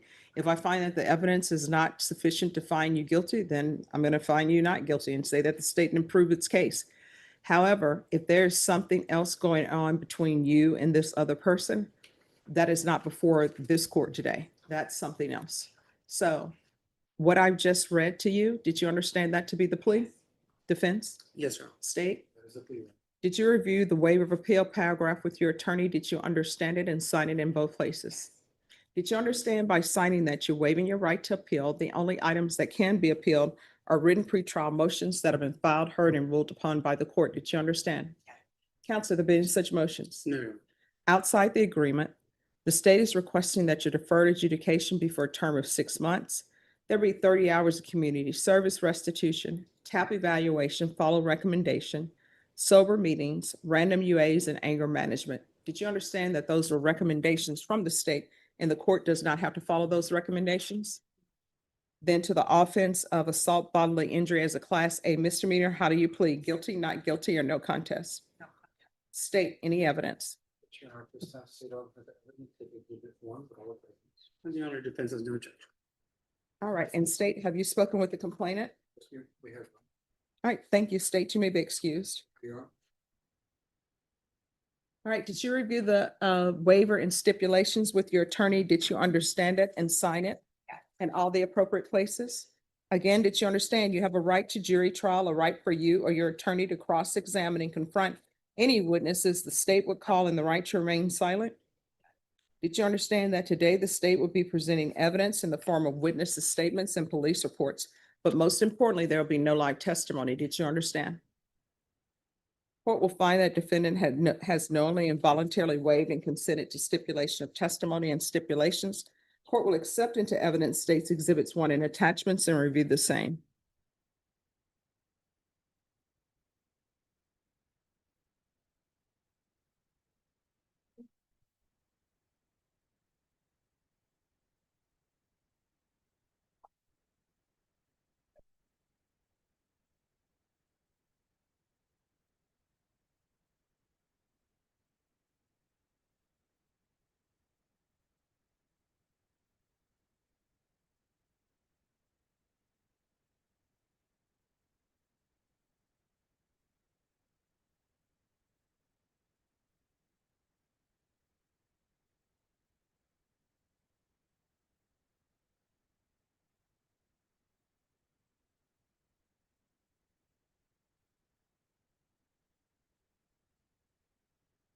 All right, after reviewing states exhibits 1 and attachments, the court will find that there is sufficient evidence to find you guilty. The court will defer finding of guilt as you apply for deferred adjudication. Are we proceeding with sentencing? We would like to.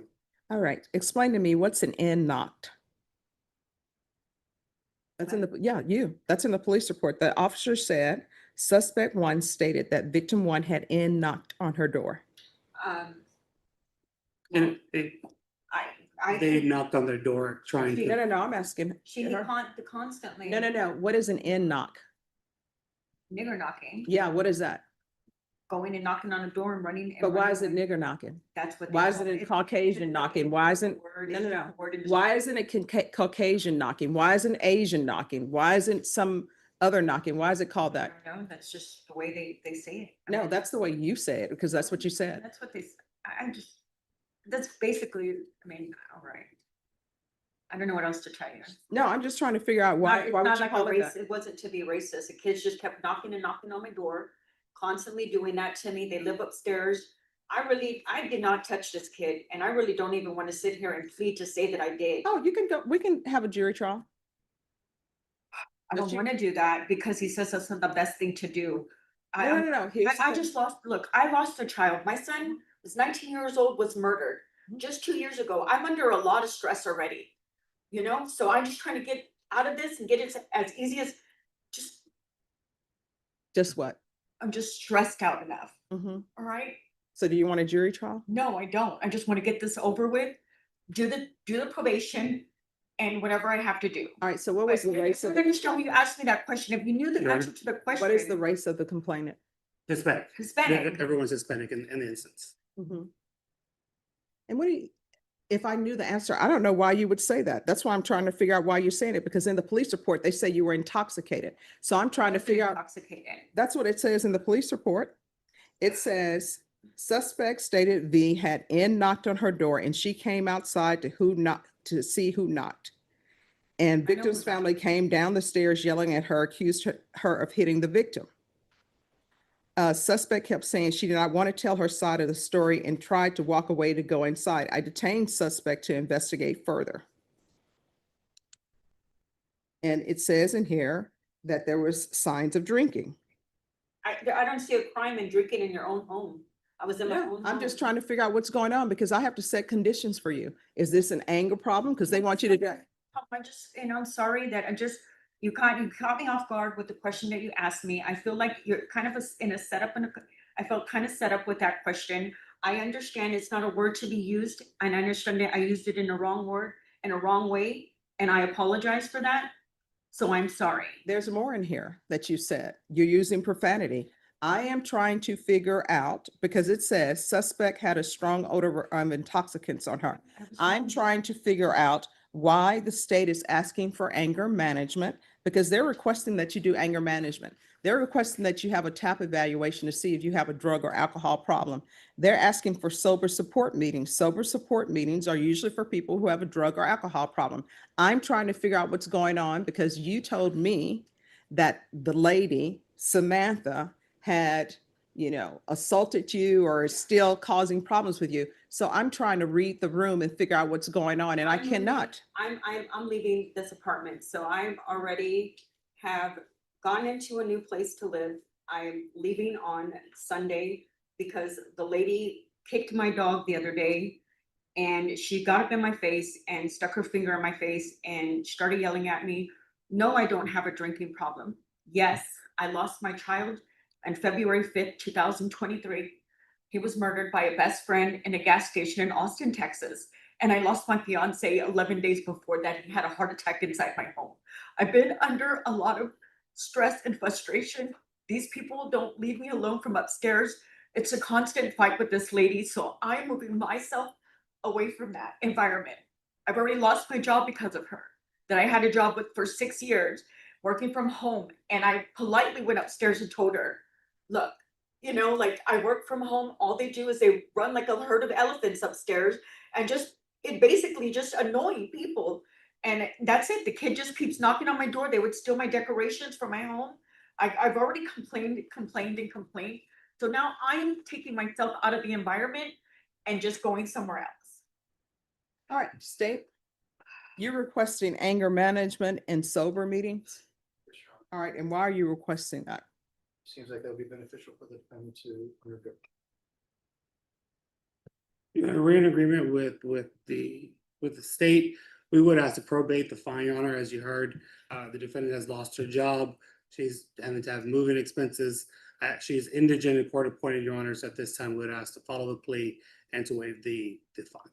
So you're fine with anger management and sober meetings? Yes, sir. Okay. There's going to be a $500 fine probated, proof of employment within 30 days, no employment as a home healthcare provider or with minors. There's going to be 1 year deferred adjudication, 80 hours of community service restitution. I think she needs anger management. I'm going to order anger management. Once she's completed that, then 40 of the hours will be deemed satisfied. And then I'm going to order 60 sober meetings in 60 days. TAP evaluation, that can be out of custody. Follow recommendations. There's going to be field visits 1 time per month for 6 months. Regular reporting by Zoom or in person, regular random UAs.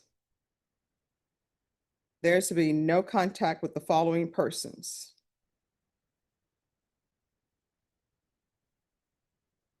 Danny Ibarra,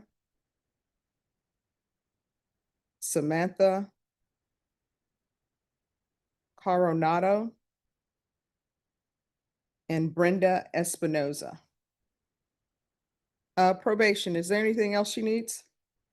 Is there anything else you need from the court to be successful? Did you review the document entitled Trial Court Certification of Defendant's Rights to Appeal with your attorney? Did you understand it and did you sign it? Because it's a plea bargain agreement, because I followed your plea bargain agreement, and because you waive your right to appeal, you do not have the court's permission to appeal. Do you understand? All right, and Ms. Abrams, see if maybe a referral to Center for Healthcare Services, maybe they can help her with any type of trauma. All right, thank you. Thank you.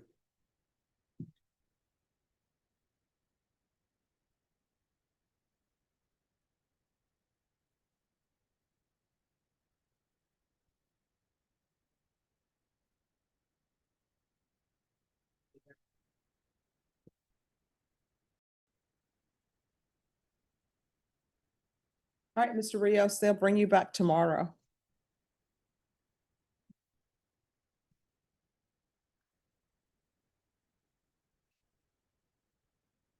All right, are you all ready on George Hawkins? Are you proceeding on the motion to revoke? Yes. All right, can I have a file stamp for the motion to revoke, please?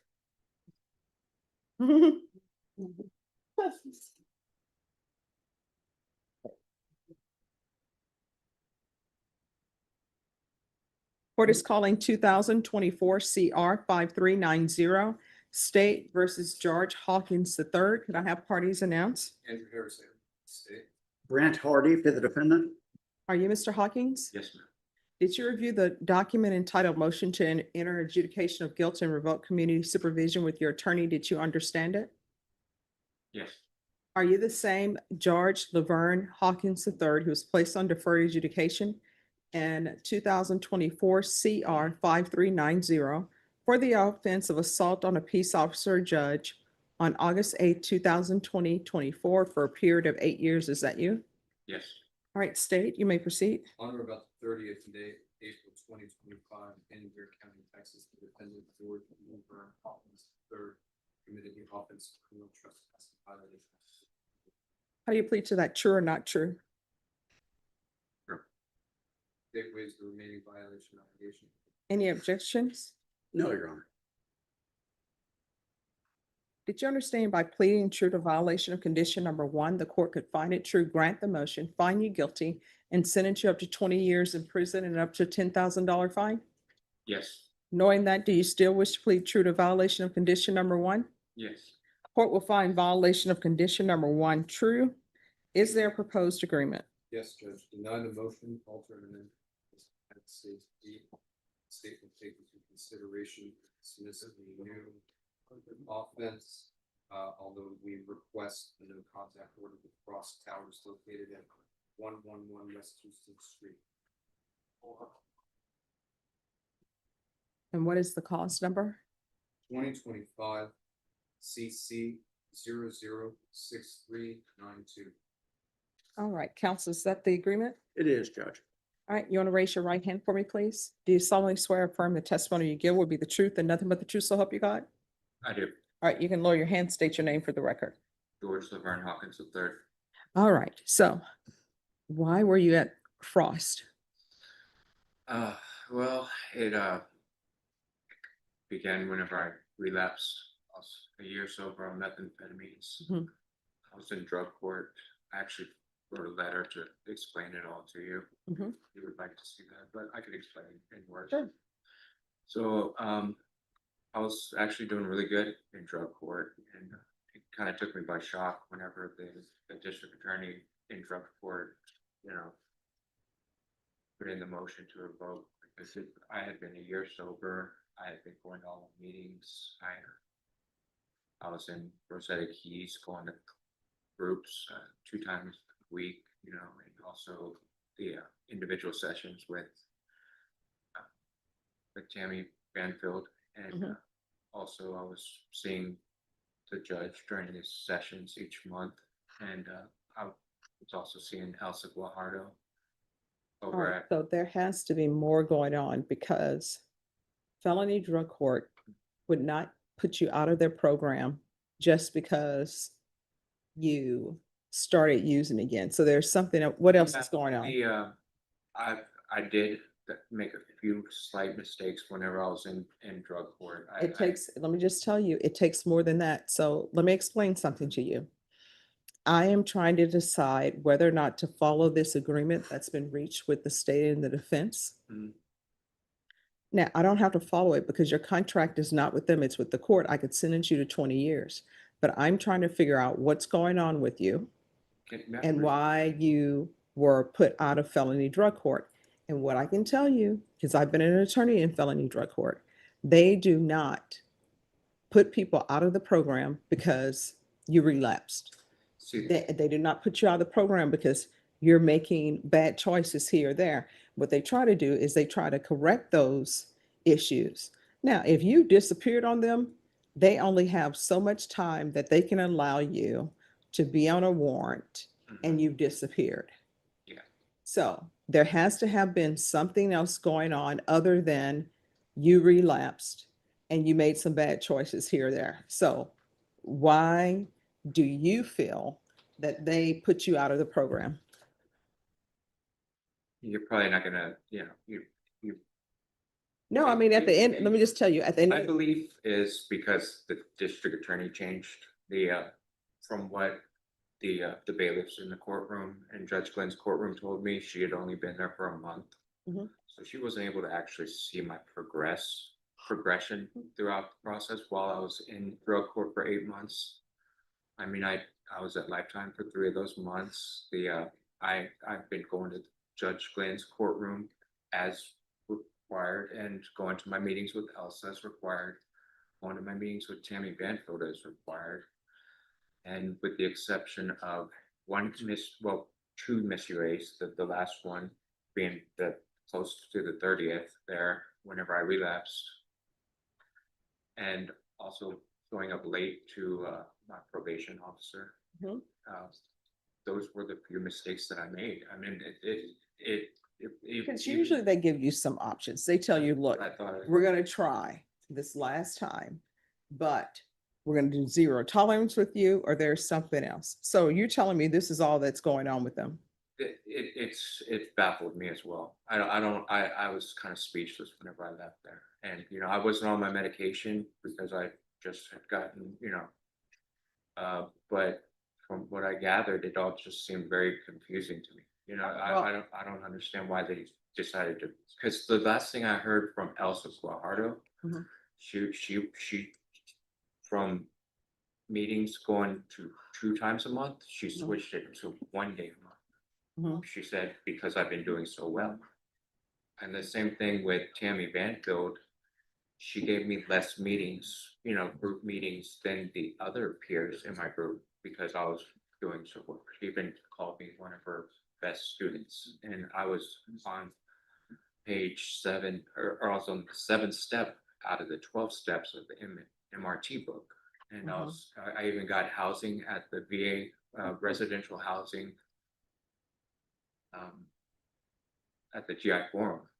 And I mean, I was doing well, but all of it, that the one relapse, that did mess me up because I ended up losing my housing at the GI Forum, and which led me to going to the bank. I mean, I had tried so many places to get water, and then I was just, I had gotten sprayed in the face with mace because I was sleeping outside of a hospital because I got kicked out of the GI. Really, it's just I've been struggling with the addiction, with not having a job, which I attribute, the fact that I was able to get a job to drug court. Drug court did help me a lot, and Lifetime helped me a lot, which is kind of surprising why I was offered Lifetime again, which I would really like the opportunity to do that because I think they did well, especially Darnell over there at Lifetime Recovery. And they also helped me get my identification straight. They even got my driver's license back and all my IDs, and they put me in the door to housing. And it was just a great help to me. And I mean, I don't understand. I even saw you at the graduation ceremony. It was nice seeing you there as well. And I had gotten a job. I hadn't had a job in 2 years. I'd been unemployed, but I did end up getting a job just by looking at the bulletin board and drug court. All right, so just one second. Yeah. Ms. Abrams, do you know why he was released from felony drug court? Judge, it states on here, he had that new charge. It was a new offense on 5/1/2025, and then on 5/14, he admitted relapsing. So that new number 1 automatic kind of brings it back to us. All right, so it's the new number 1 and not just the relapse, because I know felony drug court would not put you out of program for a relapse, because sometimes. Oh, myself? Oh, since the very beginning, since its inception. And I was there as a defense attorney for that full time until I joined the DA's office. Right. Yeah, so years upon years upon years. Yeah. All right, so then if the state is taking care of the new number 1, Ms. Abrams, can we see if felony drug court will accept him back? Judge, I was actually pulled up program manager, but she doesn't be online. If you give me a moment. All right, just have a seat. We're gonna see. All right. Thanks. You're welcome. Thank you, Judge. You're welcome.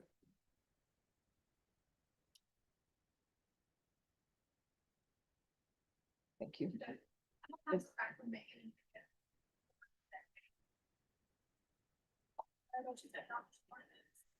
All right, you want to see about,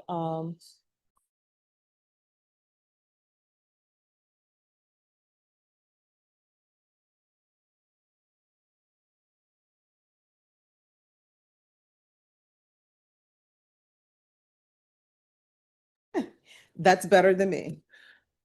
I remember something from.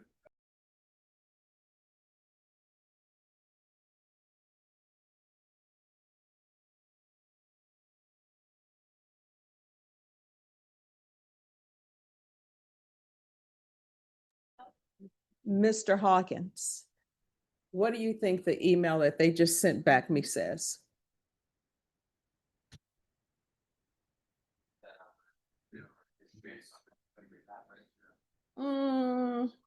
I mean, it's saying more than that.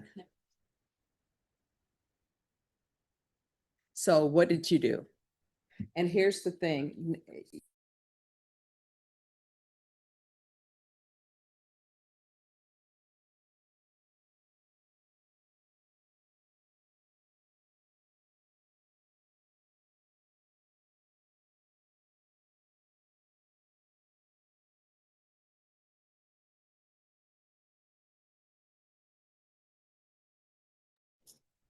Defense, I don't know if you all, I don't know if this agreement will work out. I forwarded to Miss Abrams what they're saying. So the email that I have, what do you think the email is saying? Well, let's start with this. Did you abscond from the sober living house, yes or no? No. Oh, okay. Then we're gonna need people here because it says Mr. Hawkins absconded and left the sober living house he was staying at. What exactly is abscond? To run away from? I You didn't. left and you did not return. Did you They leave? kicked me out. They packed my bags and left them on the front hallway. No, that's not what's saying here. And then, Wait, okay, the sober living home, which one? Because I was at a sober living house. well, let me ask you this. Did you ever leave a sober living home, a sober living house, and not return? The one at 14823 Bending Point Drive, the one that I went Now, to. my question is, did you ever leave? See, this is the problem. When people are in their drug addiction, I was asked. they want you to be very, if you're not specific with your words, then there's a lot of wiggle room. And I'm getting a lot of wiggle room from you. So let me just end it right here. They said that you left, absconded, you left the sober living home, you did not return. That's what they mean by absconded. You were not supposed to leave there and not return. You left and didn't return. Then they said you had this major relapse. Then after you had the major relapse, you pick up a new charge. Then they still don't want to kick you out because I've been in felony drug court and I knew they just wouldn't kick him out for a relapse or even leaving the sober living house because sometimes that happens. Sometimes people don't do the program perfectly. That's why you're there. Then they said they offered you residential treatment and you refused to follow the plan set forth by the judge. I'm speechless again. I mean, No, I'm not, because that's what it says. I don't think Judge Glenn would be dishonest about saying that they offered you residential treatment and you turned it down. I don't remember that. But then again, Your Honor, I wasn't on any medication when they questioned me. And do you remember leaving the sober living home That and part, not returning it and was, then drinking yourself into oblivion? it was the American GI Forum. I did go out without requesting to go out. And you never returned? I came back the next day. Mm. And then when I came back, I stayed there for like 2 days and then they told me I had to leave. No, they said you absconded, you left, you never returned. The staff at the GI Forum told me I had to leave. And then they offered you residential treatment and you declined. They as in drug court? Mhm. That part I don't. He refused to follow the plan set by the judge. I don't remember a plan, but then again, I forget things because like I'm heavily medicated. See, that is the thing. This is what I tell everybody. When people are in the throes of their addiction, the stories they tell sound so true. Like when he stands up here and he told me, he said, I was doing great. I just had this one relapse. I don't understand what the issue is. But, you know, Now we understand that it was more than just the one relapse, which is what I thought. It was you leaving the sober living home. And even I've been in drug court before where people have left their sober living homes because they go back, they have a relapse, and then everybody's working, trying to get them back into compliance by trying to, probation's officers go to their old hangouts. They even will, if somebody used to hang on a corner, they'll even go to that corner, ask people around, hey, have you seen this person? Because they are desperately trying to get that person back into compliance, back clean and sober, because that's what they want. So I knew that there had to be something else going on. If it was just this one time, I was doing so great, then I relapsed. No. And then, even though you absconded from the sober house, even though you relapsed, they still wanted to work with you and they wanted to put you in residential treatment. It was offered to you and they came up with a plan. What I do know is sometimes when people are in the throes of their addiction, they want to make their own plan. And I tell them, you can't make your own plan. Your Honor, one way to make sure that this is accurate would be to just call GI Forum and ask them what happened. They would say they kicked me out. No, did I not want to talk, abscond. here's the thing.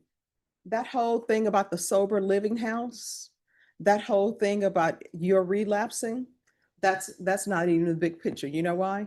Because felony drug court was still going to work with you. And they had set up a plan. They came up with a plan for you that involved residential treatment. And you said no. I wasn't even on medication at that time when they questioned me with all these questions. I mean, I don't understand the law as well as y'all do. See, so here's the thing. Now you're changing you're moving the goalposts. At first you're like, no, I never did it. I never turned down residential treatment. No residential treatment was never offered to me. And now we're on this kick where now you're saying, well, I don't understand all legal things that are going on. The legal things that's going on when a judge tells you you absconded from the sober living house, you've relapsed, we're going to try to get you back in compliance by you're going to a residential treatment. And then you say, no, you're not following that plan. So counsel, here's the court's issue. Felony drug court wanted him in inpatient treatment. He said, no, there is nothing I can do for him. So if you all are coming before me and you all want me to follow this agreement you have where he goes into residential treatment, not going to happen because felony drug court has already offered him residential treatment. And he said, no, this is somebody who's writing his own plan. And now they want to come to me because this is sort of like the end of the line where felony drug court, now they're really serious because now I'm before this judge and my only choice is to go to inpatient. I'm not going to follow that because he was given the option to go to inpatient treatment. And he didn't want to. You know what occurred during that meeting with Judge Glenn? And Elsa Guajardo, I told her that the charge that I was initially in here for with your court, Judge Boyd, was total bullshit. That the cop So lied. here's the thing. The cop lied. Here's the thing. We're on the record. You are even going further afield of what we're here for. This whole thing, you were placed on probation out of this court in August. This whole thing that maybe this didn't happen, that ship has sailed because you entered a plea to it. You entered a plea of no contest. Stipulations were put in the record. I read them. I found that there was sufficient evidence to find you guilty and I placed you on deferred. Did you watch And the you video? can't, here's the thing, you keep moving the goalposts. You said the only thing that happened to you in felony drug court was you relapsed and you were doing so great and you didn't understand why they kicked you out of the program. Now we have this email that your attorney said, yes, please email them and see what's going on. Now I have an email that says you absconded from the sober living facility. And then you come back at me, oh no, I just left for the day and I came back and my bags were packed. And then we come to the point that you abscond from the sober living facility, then you relapse. And then I say, that's not even the issue with felony drug court because that's happened to people in felony drug court before. They still try to work with you. So then here's the third thing. You do all of that in felony drug court and felony drug court tells you, we will give you residential treatment. That's the plan. and you tell them no. Okay, Your Honor. As far as the whole residential treatment, what you're referring to, the sober living facility, I stayed 1 month at a sober living house. That 1 month was up. The manager of the sober living house, he told me, you don't have a job right now, so you can't pay, so you get out. He packed up all my bags. I had to move. I moved into the American GI Forum. And around that date, April 30th, well, it was actually April 26th, I picked up and used. I used meth. I drank alcohol that night. I continued to do it for a couple of days. That night when I did pick up and use and I drank, I called the UA line that morning and they said, come into UA. When I did that, so at that point, I didn't make the UA. And then I went back to American GI Forum. And then at that point, they said, well, they figured out, they seemed to have thought I was high on meth, or because I wasn't acting right, and then all that. So I just kept myself in my room. I was using meth in my room with the American GI. I'm not lying. And they put two and two together, and then they said, you're gonna have to leave here. I had no other place to go. At that point, I went out and slept on the street, at the church, at the Christus Hospital. I slept outside the hospital. A security guard came, sprayed me with mace in my face. Whenever I was asleep, and then I walked to the frost bank to get water, to get it out of my eyes. Did that work? No, I got arrested. That's where the criminal trustworthiness comes into play.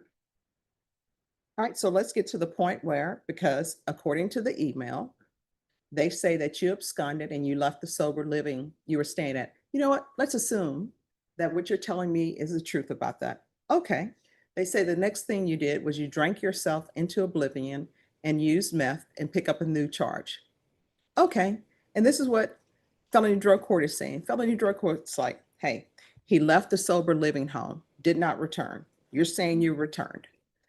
Then he relapsed and he picked up a new charge. But you know what this email says? It says you left the sober living home, you relapsed, you picked up a new charge. Then after all of that, guess what felony drug court says? We don't want you out of program. We want to still work with you. And they come up with a plan. And that plan is for you to be in residential treatment, and you refuse to follow the plan. So this whole thing about you absconding from the sober living home, about your relapsing, about your picking up a new charge, that's not really the sole reason that you were released from felony drug court. The reason why you were expelled from felony drug court is because they had a plan for you, residential treatment, and you refused to go along with it. So now we're here. And what I can tell you is I'm not following this agreement because I can't help you. Drug court tried to help you with residential treatment. And you said no. So I'm going to find you guilty. I'm going to revoke. I'm taking in consideration 2025 CC 006392. Give you credit for any time served. There's the therapeutic community. Is there any suggestion with regards to time? He's looking at 2 to 20 years. Being familiar with the facts of the allegation. Cool.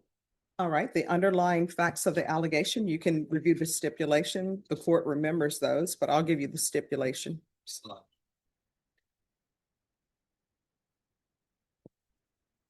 And counsel, if you would like to review the stipulations as well, you can. My room facts. Okay.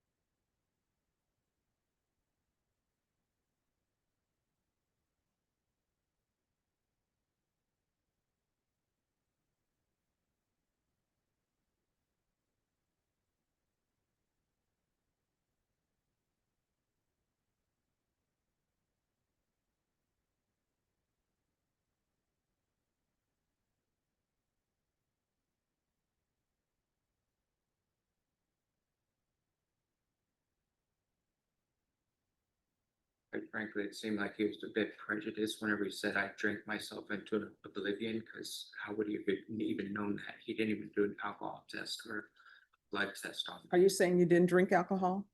not into oblivion, All right. How many drinks did you have? enough to where I was still sober.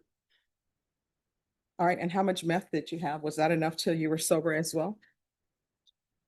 Okay. Yeah, you're on. All right. So what are you recommending? 6 years. Defense, are you in agreement to 6 years? No, Judge, we'd ask for the minimum. Judge.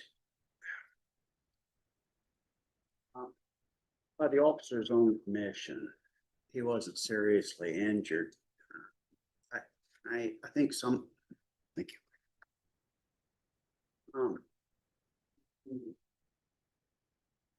Judge, I think reasonable people can disagree as to the defendant's intent at the time of the offense. So bearing that in mind, and given the fact, Judge, that this is his first felony, bearing all those into consideration, Judge, we'd ask for the minimum of 2 years. All right, this is what the court will do. The court was, as previously stated, the court is finding number 1 true. The court will find you guilty, grant the motion. Take in consideration 2025 CC 006392. Give you credit for any time served. The court will request the therapeutic community. Doesn't increase the amount of time that you're in custody, but if you sign up for it and they accept it, it'll help you with your sobriety. And I'll sentence you to 4 years in the prison. Did you review the document entitled Trial Court Certification of Defendant's Rights to Appeal with your attorney? Did you understand it and sign it? Didn't read it, no. Okay.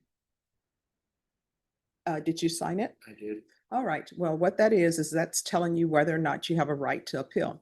You have a limited right to appeal, and that right to appeal is as it relates to the allegations in the motion, not the fact that you were on deferred adjudication. You understand? Limited as in what? I can't appeal. No, you'll have to speak to your attorney. But what I can tell you is this. You entered a plea of true to violation of condition number 1. The court found it true. You are allowed to appeal that finding of true. All right. So that's your limited right to appeal. You don't have a right to appeal that, hey, I shouldn't have been on deferred adjudication for this, because that time has elapsed. Do you understand? So the incident with the police officer, I cannot appeal. You need to speak to your attorney with that. I'm just talking to you about this specific process with regards to your motion to revoke.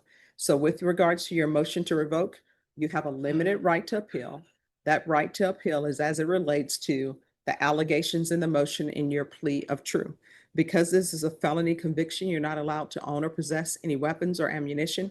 If you have a question over what a weapon or ammunition is, you'll need to speak to your attorney. All right, good luck to you, sir. Thank you. Thank you, Judge. Oh, I'm sorry. Is that the last case we have? Yes, ma'am. All right, then we'll just wait and see.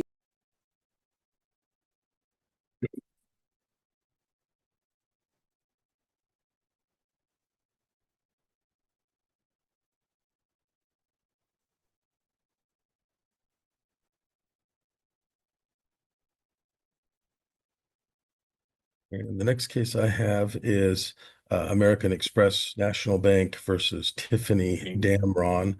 The case number is Butler County 24 LM 1851. Mr. Merrigan, are you appearing for your firm today? Yes, Ron. All right. Mr. Merrigan appears for the petitioner, and Ms. Damron appears in person and pro se. This matter was last before the court back on April 28th. At that time, only one of the parties appeared, and the matter was continued to today's date. From the vantage point of today, Mr. Merrigan, do you have any requests of the court or any proposed way forward?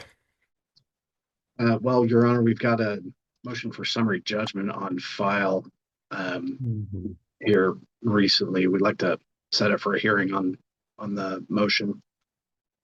All right. And Ms. Dameron, do you have anything that you would like to say or any proposed way forward for the court? I do not know. Do you believe that the methodology that has been proposed, that is to set a date certain at some point in the near future to take up the motion for summary judgment, makes sense? As in, we're extending this out?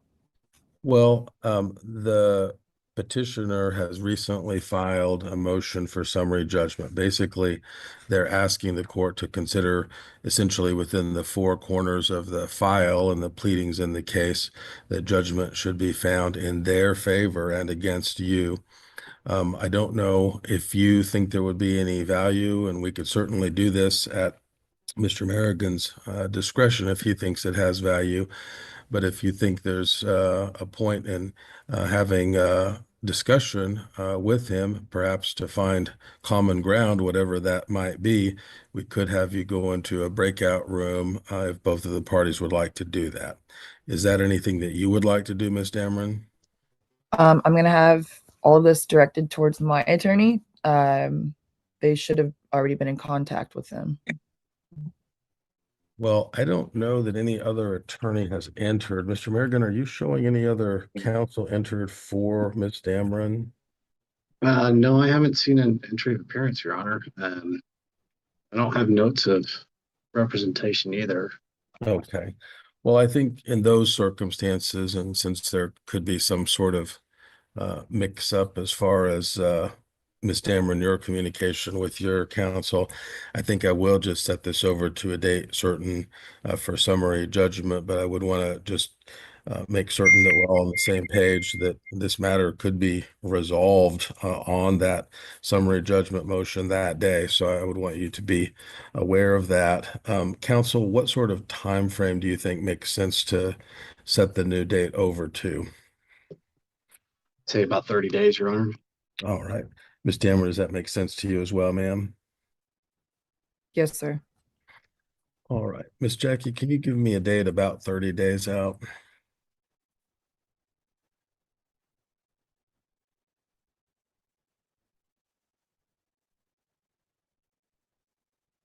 We could do June 30th at 2:30. Does that date and time work for you, Mr. Merrigan? Yes, June 30th is fine. Ms. Dameron, June 30 at 2:30 work on your calendar, ma'am? Yes, sir. All right. We will have a hearing on the motion for summary judgment scheduled for June 30, 2025 at 2:30, and we will look forward to seeing both of you here then. Certainly, Ms. Dameron, if you're intending to have counsel enter for you, please. The case number is Butler County 25 LM 246. The petitioner appears by and through Mr. Merrigan. Is Jeff LeClef or counsel for Mr. LeClef present on the call? Does not appear to be the case.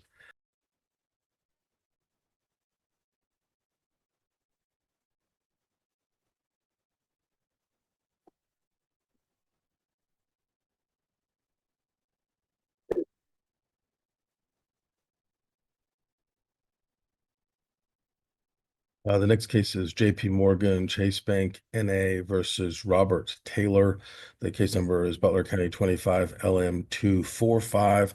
The petitioner appears by and through Mr. Merrigan. I'm guessing Mr. Taylor, is that you that's on the call, sir? Yeah, if I can figure this out, is that better? No, I think you've done well, and I was just guessing from the name that was indeed you, but I wasn't certain. So this case was last before the court back on April 28th. At that time, the petitioner appeared, and I don't believe, Mr. Taylor, you were there at that time. However, the request was made by counsel for the petitioner to set this over to today's date with the expectation that there would be a summary judgment motion filed in the meantime, which has indeed been the case. Mr. Merrigan, do you see any value in speaking to Mr. Taylor in a breakout room if he should wish to do so? Yes, we can do that. Mr. Taylor, would you like to speak to Mr. Merrigan? You don't have to do that, but he's willing at least to see if common ground might be found if you would like to do that. Well, I'm working with an outfit to help me with my finances right now, so I'm not really sure what to do, actually. Well, Mr. Merrigan, was it your intention to have this motion heard today, or would it make sense to set it over to that same June 30th at 2:30 timeframe where the other motion has been set to give Mr. Taylor at least a chance to kind of maybe, and I think we all find ourselves in this position from time to time where we're not sure exactly what to do, but it would give him an opportunity at least to have a little bit of time between today's date and then to maybe have a better idea about that. And Mr. Taylor, I don't want to miss ascribe the positions of the parties. I mean, Mr. Merrigan is on the other side of this case. He's trying to get a judgment for his client and against you in line with the earlier petition. But he also does have, I'm sure, some authority from his client. And even if he didn't have authority directly today, he might be able to make a request of them if you had something that you thought was relevant that you might wish to speak with him about in the breakout room. I don't want you to feel any pressure to do that, but I also, if you're not sure what to do, and he may be in a position to at least explain in a little fuller detail his client's position to ascertain whether or not there is any common ground to be found, it might put you in a position to be more knowledgeable potentially today, or at least you'll have a little bit more opportunity to mull over what you think is best for you in the meantime before that June 30th date, if that is indeed the date we set this case over to. So again, no pressure, but if you'd like to speak to Mr. Merrigan, he's generously agreed to go into a breakout room with you. If you'd rather we just set it for hearing on the summary judgment motion without having that breakout room, we can do that. What would you like to do, Mr. Taylor? Sir, I just so the company I'm working with is supposed to be trying to work out a deal with them. Okay. Well, let's just set this over then for hearing on a motion for summary judgment, which has already been filed, and which I believe, Mr. Taylor, you should have already received a copy of. And we'll have that hearing on June 30 at 2:30. And I'll look forward to seeing each and all at that date and time. Okay, thank you, sir. Thank you. Thank you, Your Honor. Thank you. Have a good afternoon, sir. You too. Thank you. Thank you.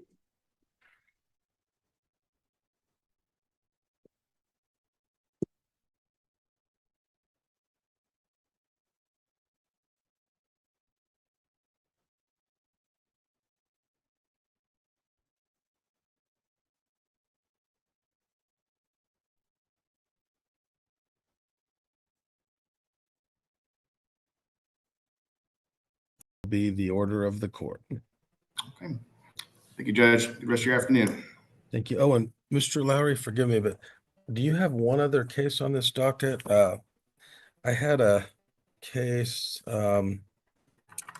Woden Finance LLC versus Brandon Hopkins.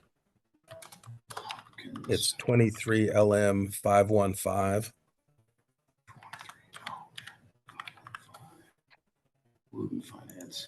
Well, I am covering for Carr's firm. I don't know the status of what's going on with that one. Is it set for hearing today, or is it just a? Yeah, it was set for hearing today. I think what I might like to do with your acquiescence is just set this over to that June 30th date at 2:30. And in the meantime, you can look it over and ascertain what, if anything, further you'd like to do. And we will send notice to the respondent. And if there's a clear marker that we don't need to proceed, you can let us know that. And if not, we can be prepared to hopefully resolve it one way or the other on the 30th at 2:30. Okay. What was the respondent's name again, Judge? Brandon, B as in boy, Hopkins, Hopkins, and it's 23 LM 515. Okay, got that. I appreciate that, Judge. I'll pass it on. All right, have a great day. You too. Bye. Thank you.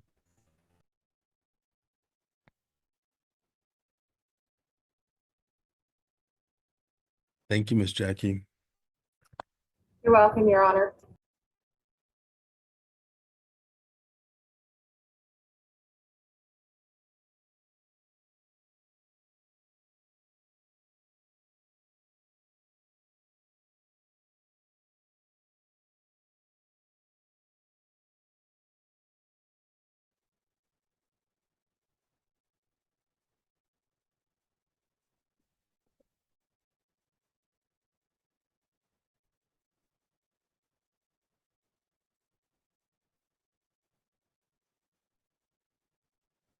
All right, Miss Nations, did you happen to have a case name or number?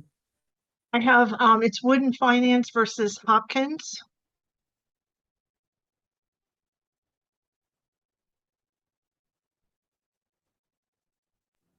Your Honor, if I may, Yes, ma'am. we took that up at the 1:30 hearing and reset that case to June 30th at 2:30. And can you remind me who appeared for the petitioner? I appeared 2 weeks ago, Your Honor, and you specifically put it at 2:30 so that we wouldn't have to wait through all of the 1:30 cases. Well, I think that does ring true to me. However, I think other counsel was on the case on 1:30, and I'm just trying to remember, Jackie, do you know who that was? I think it was Harold Scorn. Or Mr. Shorn? Okay.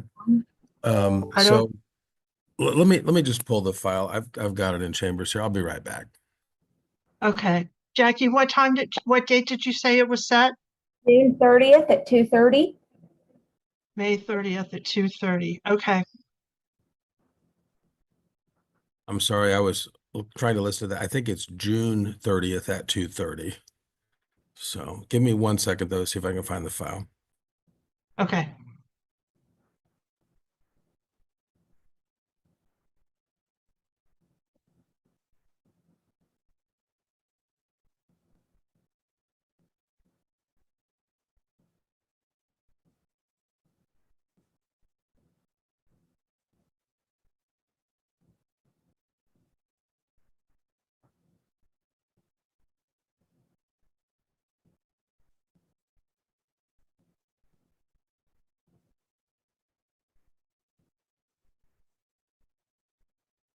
Jackie, was Mr. Hopkins there at 1:30? I do not have him marked as being present. Okay.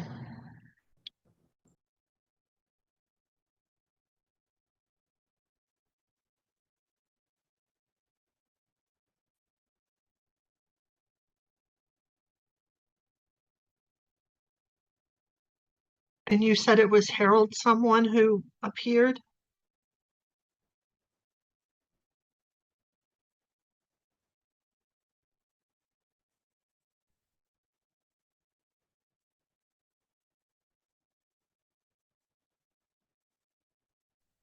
Okay, let me try as best I can to make a good record here. I had this inadvertently amongst my 1:30 cases. You are right, Miss Nations. My docket sheet reflects 2:30, but I had mistakenly had it amongst my 1:30 cases. The attorney's office that was at least originally involved was Mr. Carr's office. Mr. Thorne, the gentleman who had just appeared earlier on this docket, appeared on another case for Mr. Carr's, and because of his presence, I had the two cases from Mr. Carr's office together, and I asked him if he was covering this one, and I don't think it rang a bell completely with him, but at the same time, there was some tangential connection to his office, and so We had set other cases over, and I believe we set this one also over to that June 30th date at 2:30. And I apologize. I am in receipt of correspondence, I believe, from your office, and I apologize for delaying this unnecessarily. But like I said, the error of my having put it on the wrong docket, and then with counsel from the office in question having been available at least to inquire of, we set it over to that June 30th date at 2:30. Okay, but it doesn't matter that Mr. Hopkins wasn't here at 1:30 or 2:30? Well, and that raises a slightly different question. I mean, the fact that he wasn't here at 1:30 obviously makes less difference, to the extent that I think the announcement I had made on the record last time was that he should indeed be here at 2:30. And apparently it's 2:40 at this point, and he is not present at this time. Let me see. I would ask that you know, deny his objection because he was here 2 weeks ago and you were very specific about 2:30 so that we could avoid the rush at 1:30. Well, give me a second to go off the record and just look at this file, and I will Okay. try to resolve this question you have as quickly as possible. It might take me 3 or 4 minutes. Just please bear with me for a second. That's fine. I've got nowhere to go. My attic fan is running and I'm addressing envelopes, so we're good. Okay, thank you. I'll be back in a second.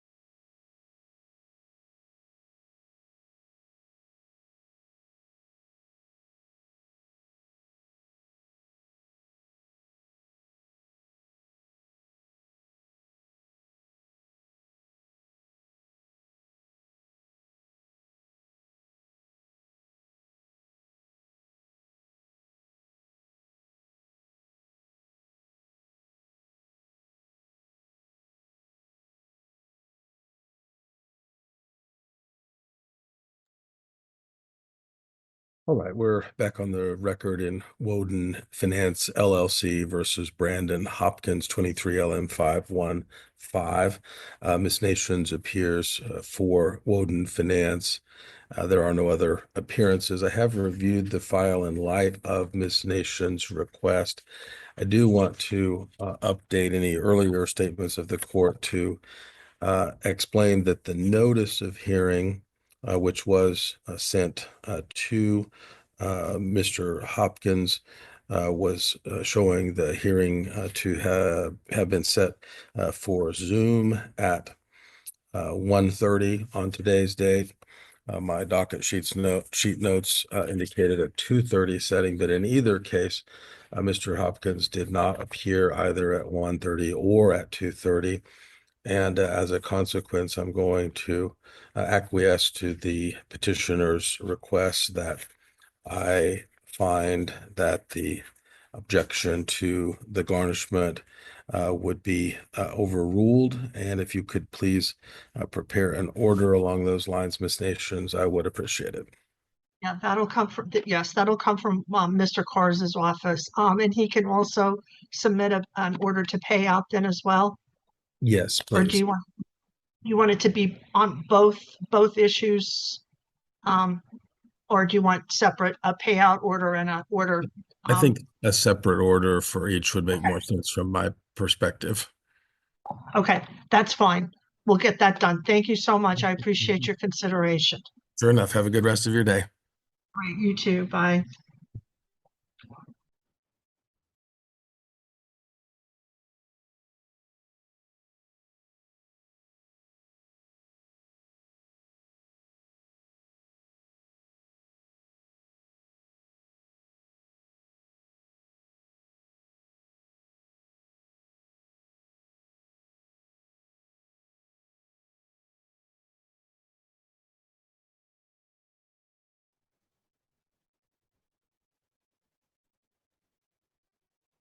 Good afternoon, everyone. The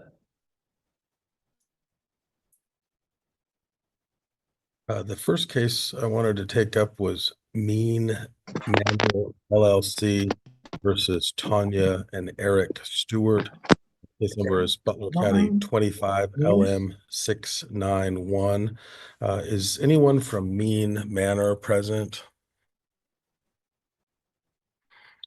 That would be us. Sorry?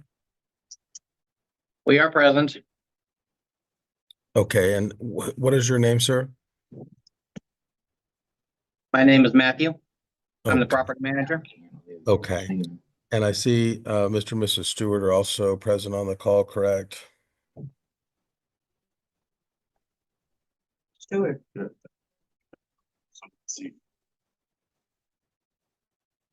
Well, I think that when we were last here, one of the parties wasn't present. It was continued to today's date. And I think I'm going to put this, I wasn't sure if anyone or if both parties would appear today. So I'm going to set this to the back of the docket, but we'll take up this case shortly. Yes.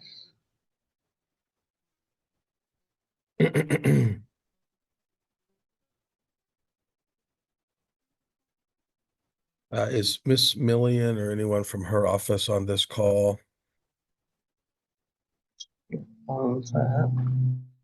That Lisa Minnie?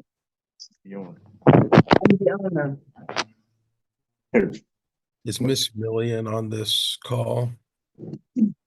Yes, sir. Yes. Yes, sir. This is my mother right here. This is the owner. No. I'm asking if Miss Millian is here on LVNV Funding LLC versus Jeffrey Williams. Have a good one. Yeah. Get fucking dry water. It's not even freaking winter. Come on, man. All right, and now I'm prepared to take up the Mean Manor LLC versus Tanya Stewart and Eric Stewart. And Mr. Is it Matthew Mean or Meany? How do you pronounce it, sir?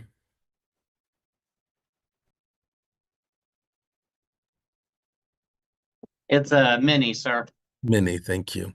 All right, and are Mr. and Ms. Stewart present here?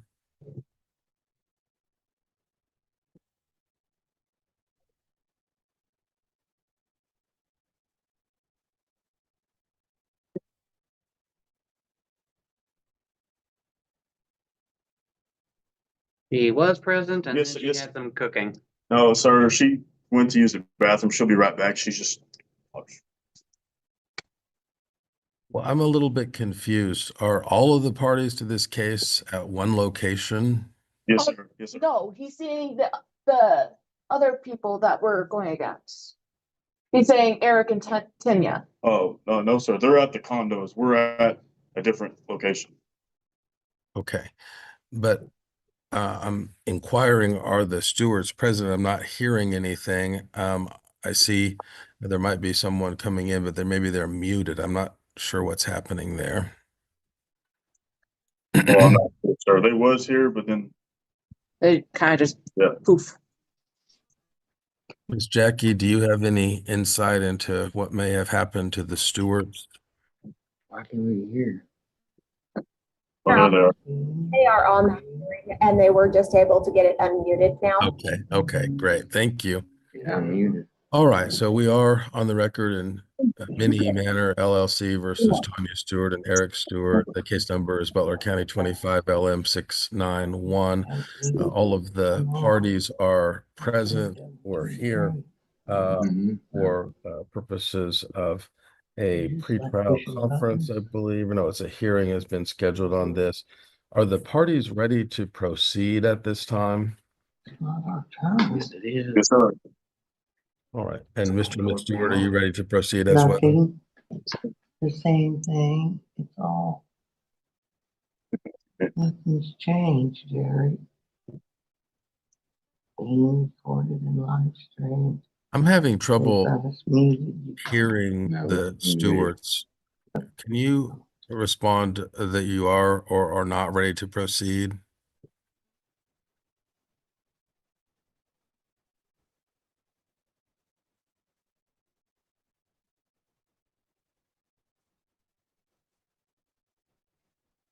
Mr. and Ms. Stewart, can you hear me?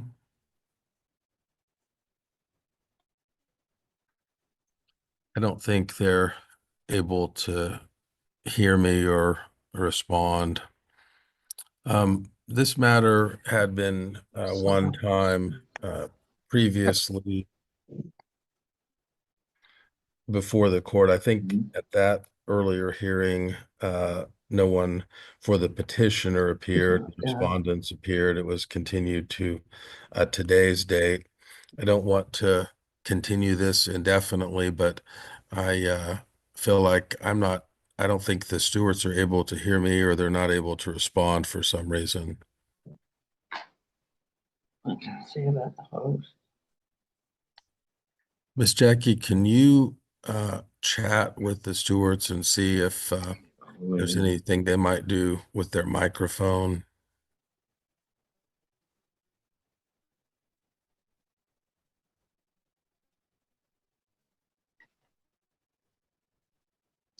I think I'm starting to get it now. Yeah, I can hear you now. Can you hear me, Mr. Stewart? Yes, sir. Thank you. Okay. All right.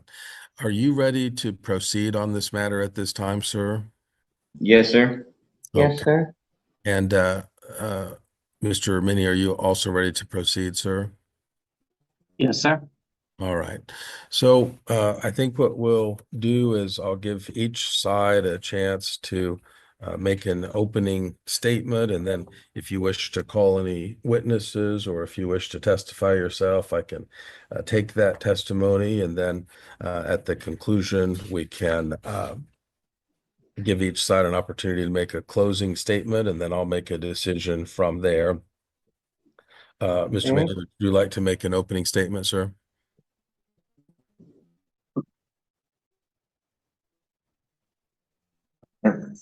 Yes, sir. My brother here is the manager of Mini Manor, and for the last 2 to 3 months, Mr. and Mrs. Stewart here has not been paying their rent. And when rent was due the last time, we went over there to collect, and I got told verbally, you know, F that, we're not paying rent. And this has escalated up to be a civil situation, so we're just trying to get them removed from the property because of lack of payment of rent. Okay. And Mr. or Miss Stewart, do either of you wish to make an opening statement? You want to or me? Yes, sir, I would. The young man was beating my door, screaming and yelling the 8th day into the 2nd month, which was supposed to be no rent. Yeah. And Miss Minnie, she could have her rent anytime. That was her decision for the work that my husband done. Okay. Well, if you don't have And anything, we have receipt. Yes, we have paid some rent. Mhm. This young man come in on me. I'm 69 years old, screaming. Neighbors are out. Embarrassing. Do you have $900? And that was in the 8th day of the 2nd month. And we didn't even know him. No. We were not told anybody was coming over. And when he started banging and kicking on the door, even the police operator could hear him screaming. That was the second when my time. wife was on the phone. okay. May I speak, Your Honor? Well, you can, but I think the opening statements have been made, and if you'd like to testify or call a witness, you can do that. Do you want to testify? I would like to say something on the behalf of that.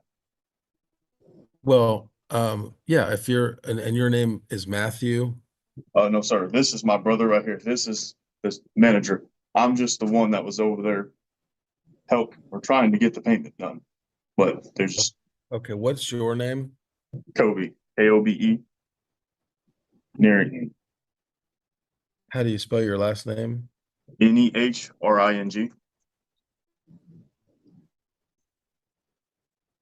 All right, and if you want to give testimony, I'll swear you in, and Mr. Minnie can ask questions of you. Do raise your right hand, Mr. Merrigan.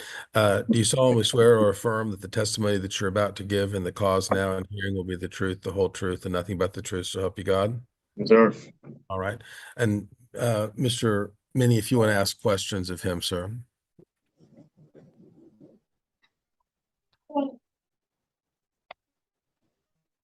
Good job.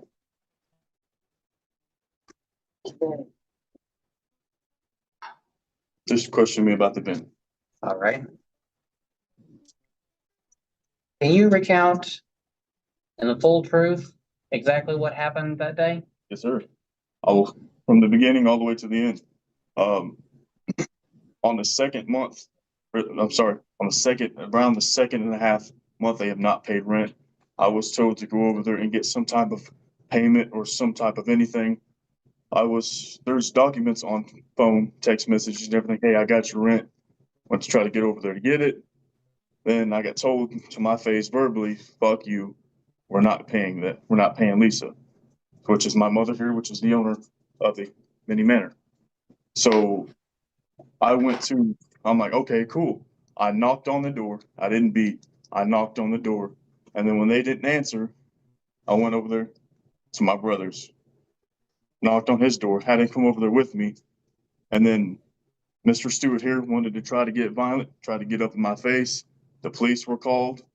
For ongoing to that, we made a eviction notice for ourselves, put it on the door. Apparently we got it wrong. Went to the court, got another one, served them, and this is where we're at. They have not paid there's no documentation of payment or anything. And they're behind, I think, right now, around $2,300-$2,400.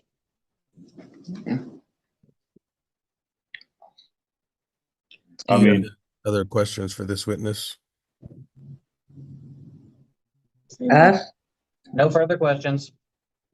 Okay, do you have any other witnesses you would like to call, or do you wish to testify?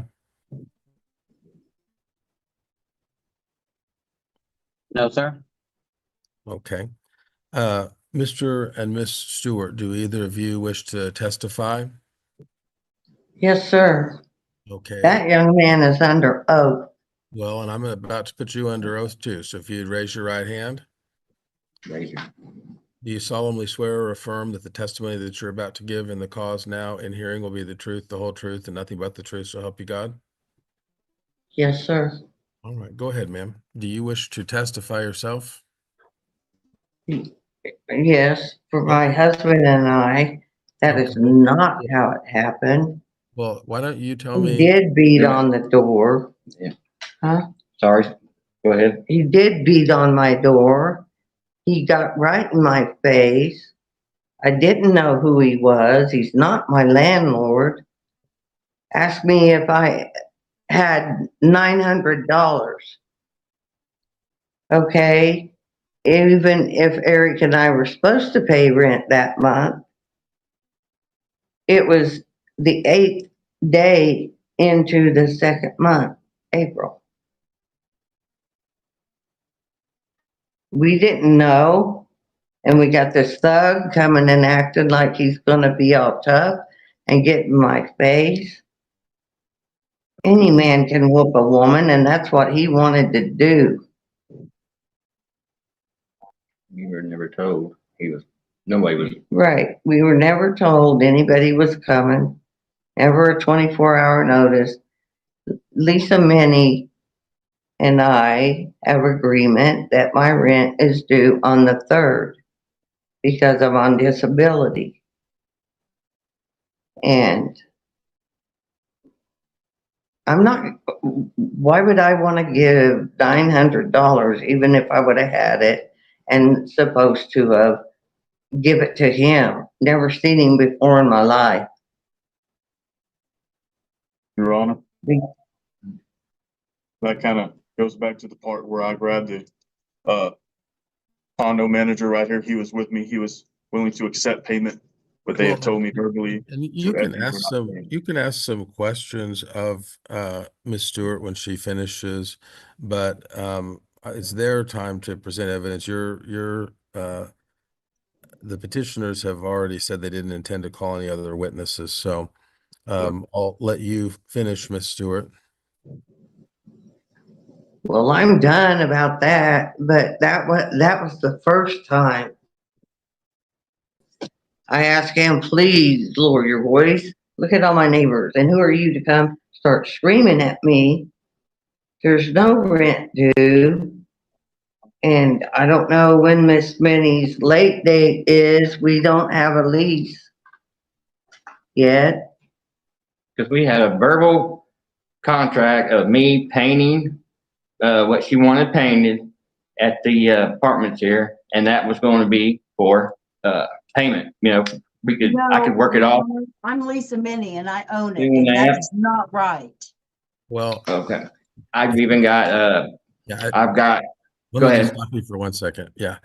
I asked the petitioners if you had any other witnesses, and you said no. So we're getting out of order in terms of trying to present anything further. I'm going to let the Stewarts finish. You'll have an opportunity to question them, but certainly, I want to try to get this as much as I can, understand the facts here, and I'll do my best to try to make a good ruling after I have them. But go ahead, Mr. Stewart. Okay, and we had a verbal agreement that was going to be the trade, but then, like my wife said, the second month we were here, we get a eviction notice on the door, and then him kicking, screaming, and like my wife said, we didn't know who he was. We were not informed anybody was coming over. I actually got video of them trying to get the keys to come in. I got video of him kicking and screaming and yelling. And I also have them opening up our shed without a 24-hour notice to even look in that. I got video of all that. So, and unfortunately, that young man, he was, he did the same thing to a neighbor and he had to call the police on him. So he's got two, police reports from two different neighbors. I mean, us and one another. No. Do you have any questions for Mr. and Miss Stewart, Mr. Minnie? I do, Your Honor. I do, Your Honor. Okay. Can we see this video proof of everything, Your Honor? Well, Can we see actually, this? I mean, Mr. Minnie, right, is the manager and he's the one who's basically making the arguments in the case as the manager. And so I think I'd love to hear from Mr. Minnie. And if I ask Mr. Minnie, do you have any questions or do you have anything further? I would like to hear it from him rather than any of the other parties that are collectively gathered there. Yes, sir.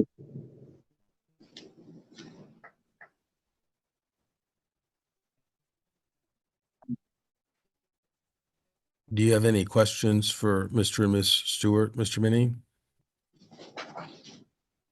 Actually, I do. Okay. I would like to review the evidence that they have against us. Because from my recollection, what they described in their course of events was not the truth and how it happened. Well, and I think you might be onto something there. And I don't want to take too much time, and I recognize from the perspective of the plaintiffs, they have an apartment or a condominium that's not otherwise able to be let out, and they're behind and are losing money every single day. And at the same time, both parties in this case have referenced various exhibits which aren't before the court at this point. And I think this is an unusual enough circumstance that I think that there could be some value in basically bifurcating this hearing so that both sides could present whatever evidence they thought was relevant. And it might be the case that the evidence that's submitted sheds quite a lot of light on what exactly did happen and what should happen prospectively. Do you have any objection, Mr. Minnie, if I were to continue this for 2 weeks to give you a chance to submit any evidence that you thought was relevant? And do you, Mr. and Mrs. Stewart, have any objection to continuing this for 2 weeks so that you could submit evidence? And then the court would be probably in a position to make a better decision at that point. Yes, sir. Of course, sir. Mr. Thank you, Your Honor. Minnie, does that make sense from your perspective, sir? Yes. Yes, sir. Okay. Well, let's do Sorry. that. We'll continue this then for 2 weeks from today's date. Miss Jackie, I just want to make sure that we have a little bit of bandwidth at 3:30, 2 weeks from today, the 16th of June. Yes, Your Honor, that'll work. Okay. And it's really important, the sooner you can submit any documentation you would want the court to consider, the better it will be for me, because if there's a video to watch or several videos to watch, or for example, if you, Mr. Minnie, have statements you want to present from parties, or if you have video evidence of your own, if I have a chance to be able to review that before we reconvene, it ought to make things move a little more quickly at that point. And from the court's vantage point, we'll give you, Mr. Minnie, an opportunity to further question Mr. and Mrs. Stewart after you have reviewed whatever evidence has been submitted, or in consideration of any evidence you might submit. And then after that, I think we'll be at a place where probably both parties can make a closing statement. I'll make a decision. Yeah. Okay. Thank you, Your Honor. Thank you. All right. We'll look forward to seeing each and all June 16th at 3:30. Thank you so much. Thank you. Thank you, Your Honor.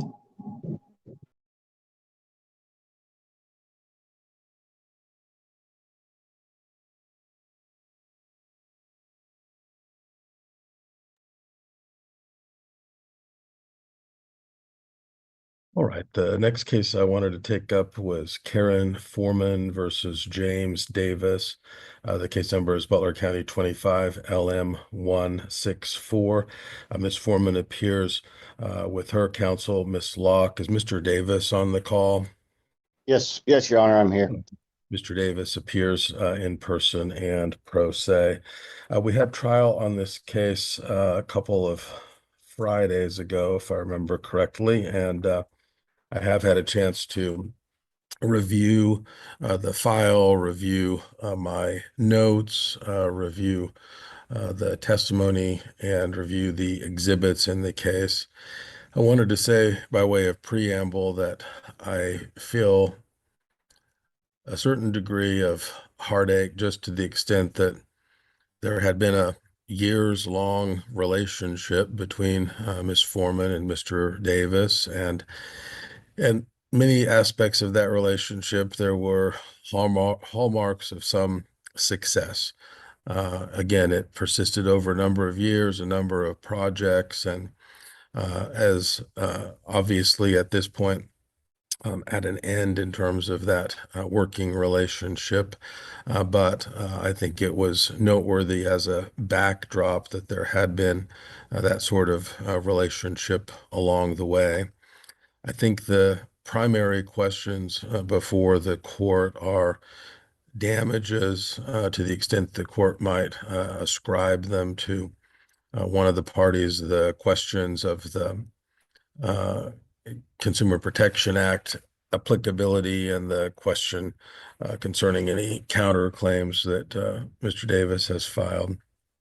From the court's vantage point, this circumstance is fairly unusual in that there was such an expansive period of time over which the repairs were being made, or that action was alternately taking place at some deliberate speed, and then perhaps months going by without anything really happening. And I think importantly, there was a time when there was, as had been indicated in the evidence, an ability from an occupant inside of the house to see outside of the house. I believe that persisted for a period of weeks. And clearly, at some point, I think that Ms. Foreman was reasonable to try to cure that circumstance, and frankly, on some level, arguably mitigate her damages. The exhibits in the case would tend to stand for the proposition that there is a damages in the case to Ms. Foreman in the amount of $25,860.67.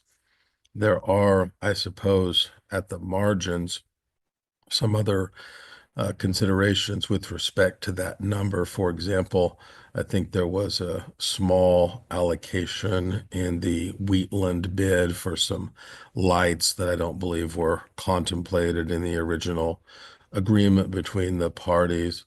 I suppose there are also questions about any tools that may have been left behind by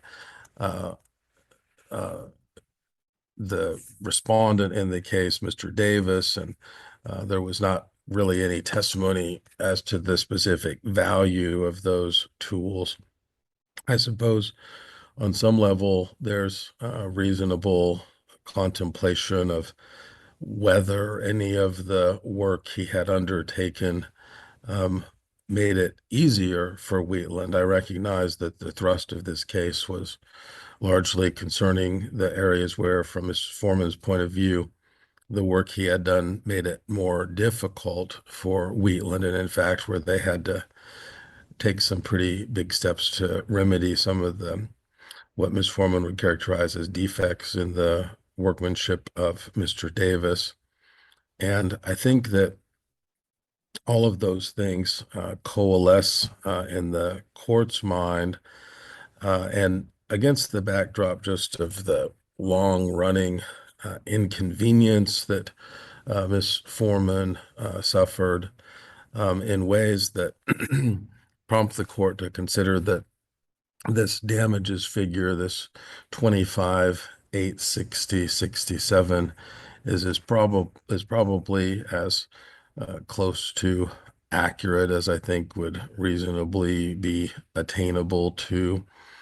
I think that it's also important to note that with respect to the Consumer Protection Act claims, there are notions in the Consumer Protection Act of the intentionality of the would-be violator of the Consumer Protection Act concerning intentions at the outset of not completing the job.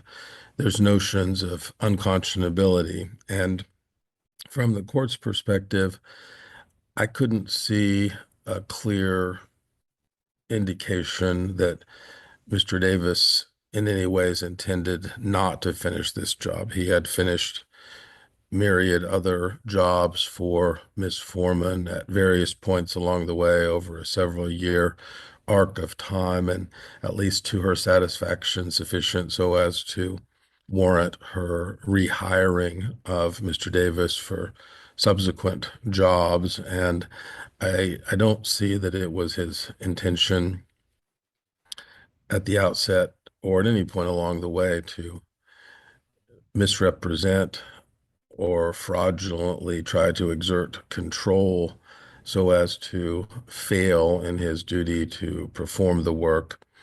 While within the confines of the definition of the word unconscionable, you can find the notions of unreasonable. I think the better definition in this context just goes back to whether Mr. Davis's knowledge or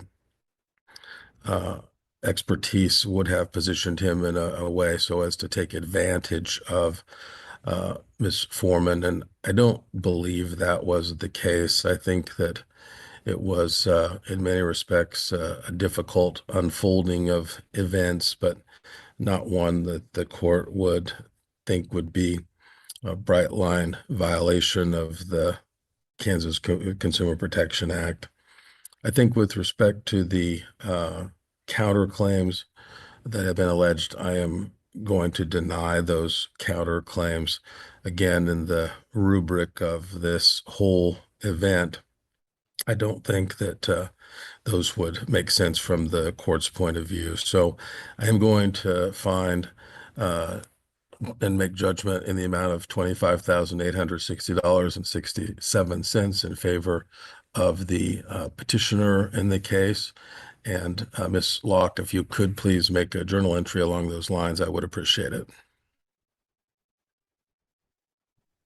Yes, Your Honor. Thank you very much. Thank you, Mr. Davis. Thank you, Your Honor. Have a good day. You too. Have a good one. Yeah. Get fucking dry water, even freaking winter. Come on, man. All right, and now I'm prepared to take up the Mean Manor LLC versus Tanya Stewart and Eric Stewart. And Mr., is it Matthew Mean or Meany? How do you pronounce it, sir?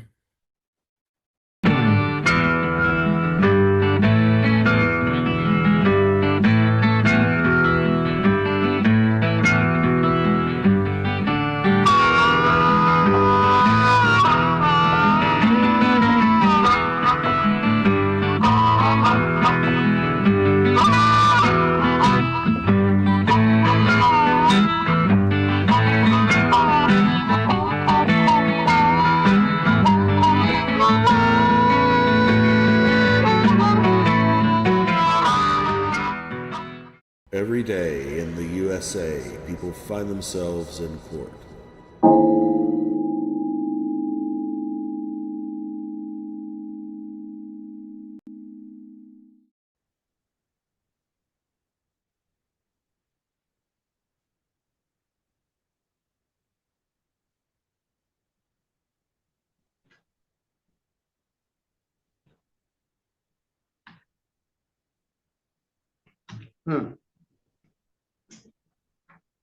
All right, are you Russell J. Smith, Senior? Yes.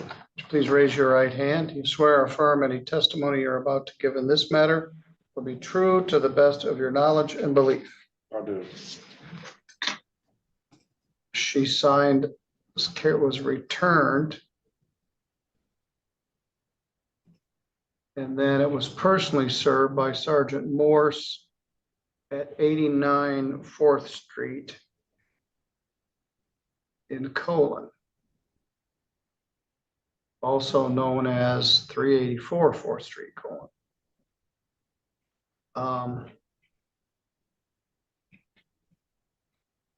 The claim, I'll just read it as it's written.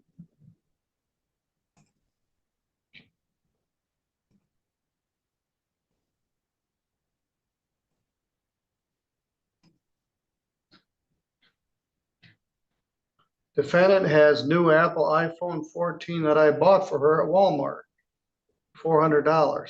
Why does she owe you $400? I allowed her to use my Verizon account. She's a friend of my daughter's because she said she would get it, pay me back and get it put in her name. She has not given me any money for it, and the bill has continually climbed. And as of right now, I owe $558.67.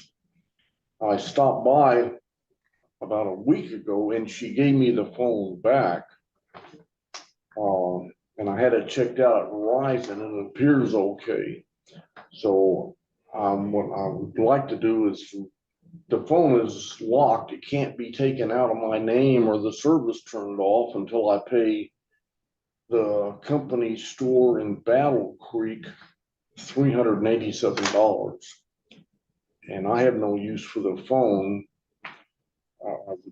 If I can get paid what I currently owe for the phone and legal bills, then she could have the telephone.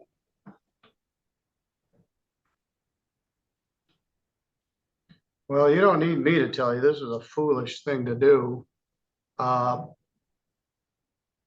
You sued her for the phone and she's returned the phone. You didn't sue her for unpaid phone bills. She's not here. You've now changed the cause of action. Now you want your unpaid bill.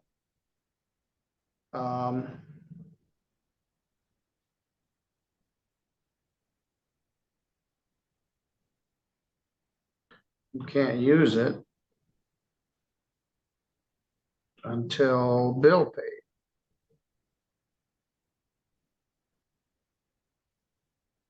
What was the purchase price of the phone? There was nothing paid at first. It was put on my Verizon bill, and then the bill started climbing. She had the phone, she was using it, and the bills were climbing. And she said she was going to pay me back for it and never did.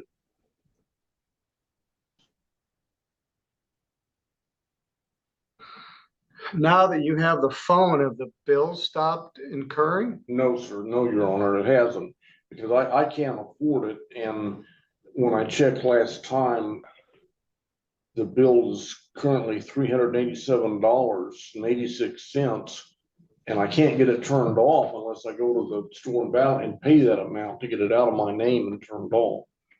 Well, I would suggest that you do that and then file a claim for that. I can't default her on this $400 because you sued her for the phone and she has the phone. Let's see what the rest of the pleadings show here.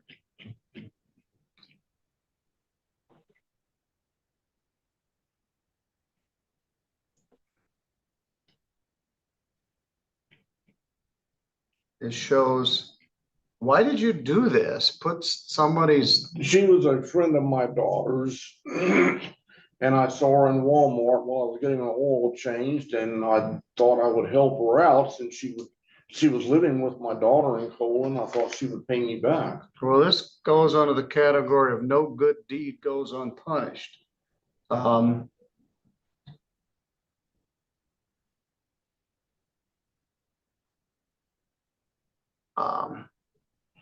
I have no means of paying this amount that's billed for Verizon. Well, then Verizon's gonna continue to sue you and your credit's gonna go bad. It's just gonna get bigger. And even if I order to pay the money, that doesn't guarantee that she will pay the money. They had a hard time serving her. She wouldn't accept a certified mail. Does your daughter still live with her? I don't know.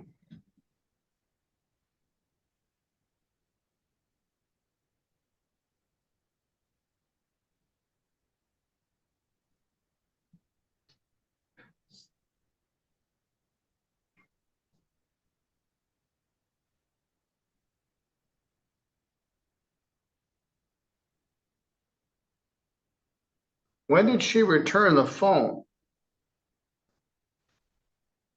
It was about a week ago. All right, I'm gonna allow the costs. Damages are 0. You filed the lawsuit before she returned the phone.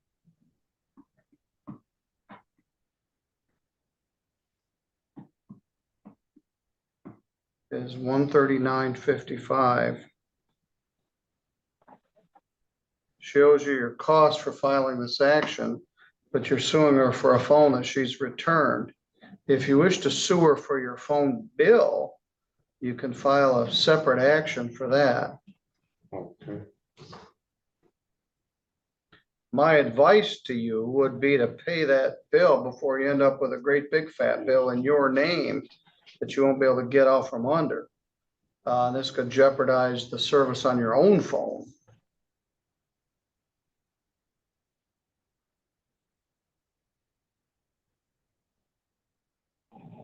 Where did she live together with your daughter? In Colon? Yes, sir. At this 4th Street address? Yes, sir. But you don't know if your daughter still lives there? My daughter still lives there, but the last time I talked to her, she had not seen Carrie.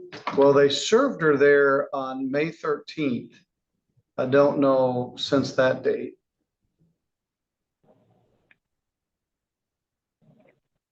All right. Well, if you go out to the counter, I'll give you your damages by default. I mean, your costs of $139.55, but no damages, costs only.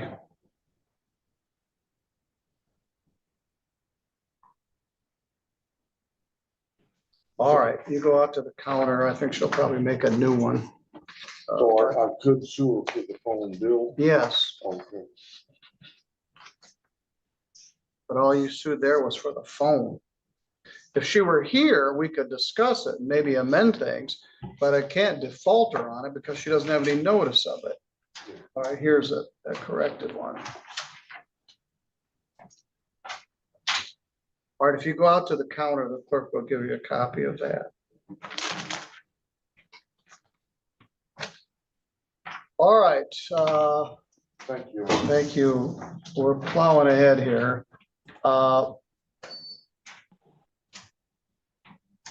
Ms. Deotta and Mr. Morton, just stay with me for a minute. We have one more case where we have both parties here. It's a kind of a confusing matter, which is David Nieves versus things, but I can't default her on it because she doesn't have any notice of it. All right, here's a corrected one. All right, if you go out to the counter, the clerk will give you a copy of that. All right. Thank you. Thank you. We're plowing ahead here.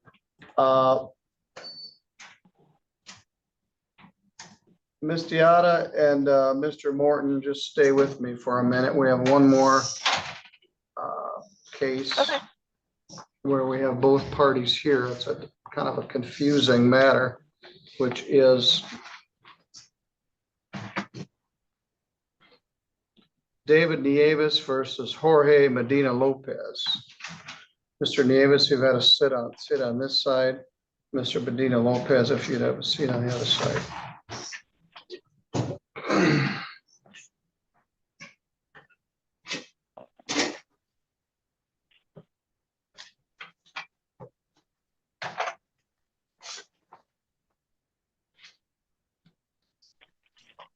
There's several things going on here. This is file 242198. Are you David Nieves? Yes. And are you Jorge Medina Lopez? Yes. This case has a lot of registered have action notes in it. We had a hearing in this matter, and I made a finding by consent that the defendant owed the money and was going to make a payment plan.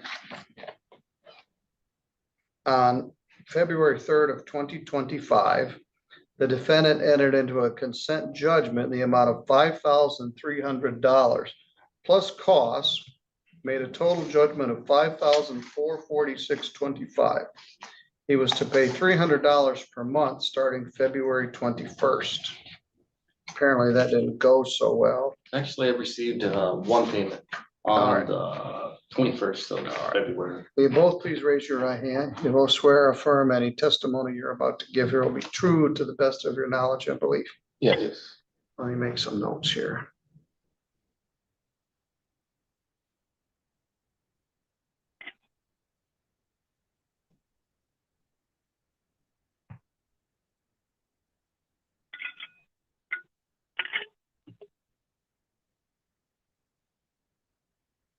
Consent judgment from February 3rd.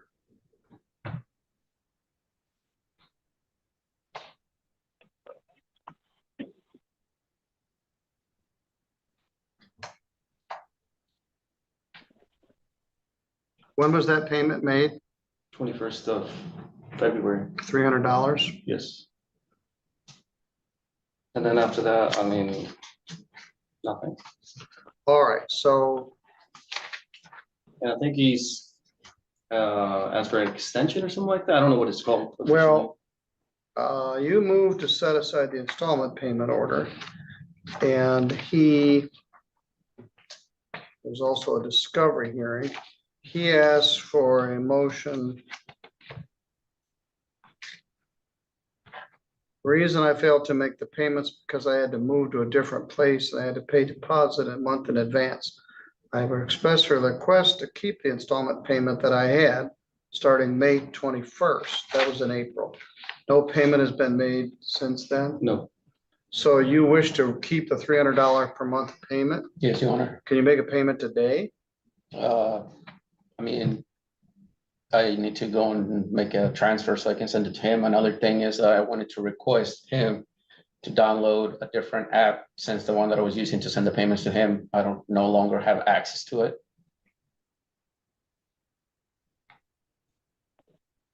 He says that he moved, right? So when you move, you still get your security deposit back and you still have to pay rent. Well, just a minute. That doesn't. I didn't ask you anything. I'm sorry? I didn't ask you anything, so you just took off and started talking under oath. Oh, sorry. So I'm trying to get the lay of the land here. We're in court, just start. It's just a little frustrating. I understand. You want your money, and apparently he's attempting to pay. Are you still employed? Me? Yeah. Yeah. Where do you work? It's called Elevation. Where's that? Elkhart.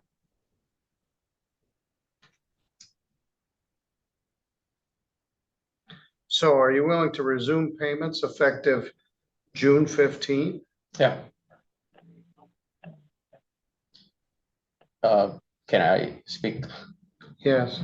The reason I didn't send any other payment, it's because I had come to an agreement with him via text message that I was going to pay him the following weekend. And I received a letter saying that he had already came and filed a motion against me. So when I called here, they told me to wait until it come in front of you and you were the one that's going to decide what to do. All right, that's probably safe. Although he doesn't get his money, but it's safe. All right, now, what method are you making the payment now? Oh, the only payment I sent to him and payments prior to the court was involved, it was through Cash App. And I don't have access to that app anymore. I asked him once if he had Venmo, which is the one that I only have access to right now. Have you seen Judge Pattison? Not yet, but I can do that. Why don't you go ahead and do him and then we'll do you last. All right, thanks. He's very much in demand. Do you have access to Venmo? I don't. Well, we got the old fashioned certified check or money order. Yeah, I can do that if that's okay with you. The only thing It's is okay probably with gonna take me a little if- bit if- more time. You can't do Cash App. You don't want to do Venmo. I mean, I could download the Venmo, All I mean, right. I just gotta learn how to use it. Never had, I mean, I have Cell. All right. Well, I mean, we kind of already went through this. I mean, what stops him from doing this all over again? Nothing. But I mean, like the server said that he was extremely rude, so well, he's out of state, so he still has to be served. Well, And, he's here mean- now. So, yeah, I don't give you a check for $5,000, then he pays me. He owes you the money. He's offered to pay it. He's slow pay or no pay. And that's very frustrating. And he's out of state. So, you have to, some measure, rely on good faith to get this done. You could garnish his wages. You could seize property like his vehicle or boat trailer or snowmobile or fishing boat or that sort of thing. That's very cumbersome, particularly in a small claims case, particularly when you're in two different states. So my best suggestion is we begin the payment plan effective June 15th. You guys can either work out Venmo or I want you to pay by certified check or money order each month. Okay, Is your address still the Marabee Street in Sturgis? correct. All right, you guys, if you can agree on Venmo, great. If you can't, you can give him green cash. If he gives you a receipt, my advice is certified check or money order. Of course, it costs to get one. So if you could agree to Venmo, it'd probably be better for both of I you. mean, if he agrees, I can send the payment on June 15, like you just mentioned, and go from there. Yes. Now, if he does not pay June 15th, about July 15th, if he hasn't paid, you can ask the court for another hearing. And we'll discuss those other options. But he offered to make a payment May 21st and then spent the money and. Well, sorry. Go Can I speak? ahead. Yeah. Well, he says he doesn't have money, right? But he went and wrapped the car. That's a $2,000-3,000 purchase. But he's claiming here that he doesn't have money to pay. That's very common. I mean, Well, you have a judgment against him. And he wrapped a car and got paid, or he wrapped his own car? no, he wrapped his own car. So and instead paid of for it. giving you your Yeah. money, he used it to wrap his car. Yeah, so I think, I don't know. Do you think it's fair to charge him interest?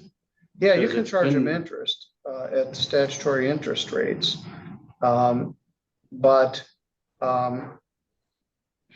yeah, that's very irritating. It happened, it's happened in the next case. We're gonna talk about that. May I speak? Yes. That thing that he's mentioning, I didn't pay and I haven't paid nothing because I let the people that do the wrapping do it on my vehicle as practice. And if you would like, I can bring a statement by Oh, them that's fine. where I didn't pay a single penny on it. All right, well, then let's hope they did a good job on it. All right, in this case, defendant will restart payments effective June 15th at $300 per month.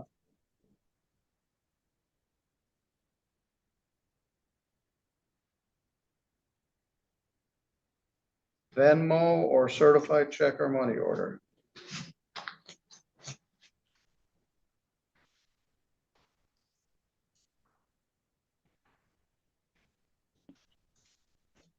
All right, you're both good to go.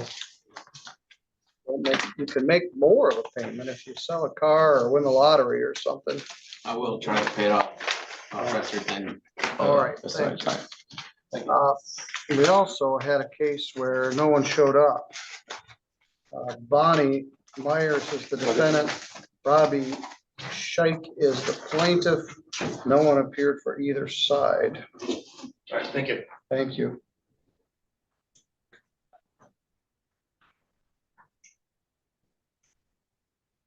All right, that leaves one case, and the parties have been very patient. It's entitled Acker Mechanical versus Sierra Diana. Robbie Scheich is the plaintiff. No one appeared for either side. All right, thank you. Thank you.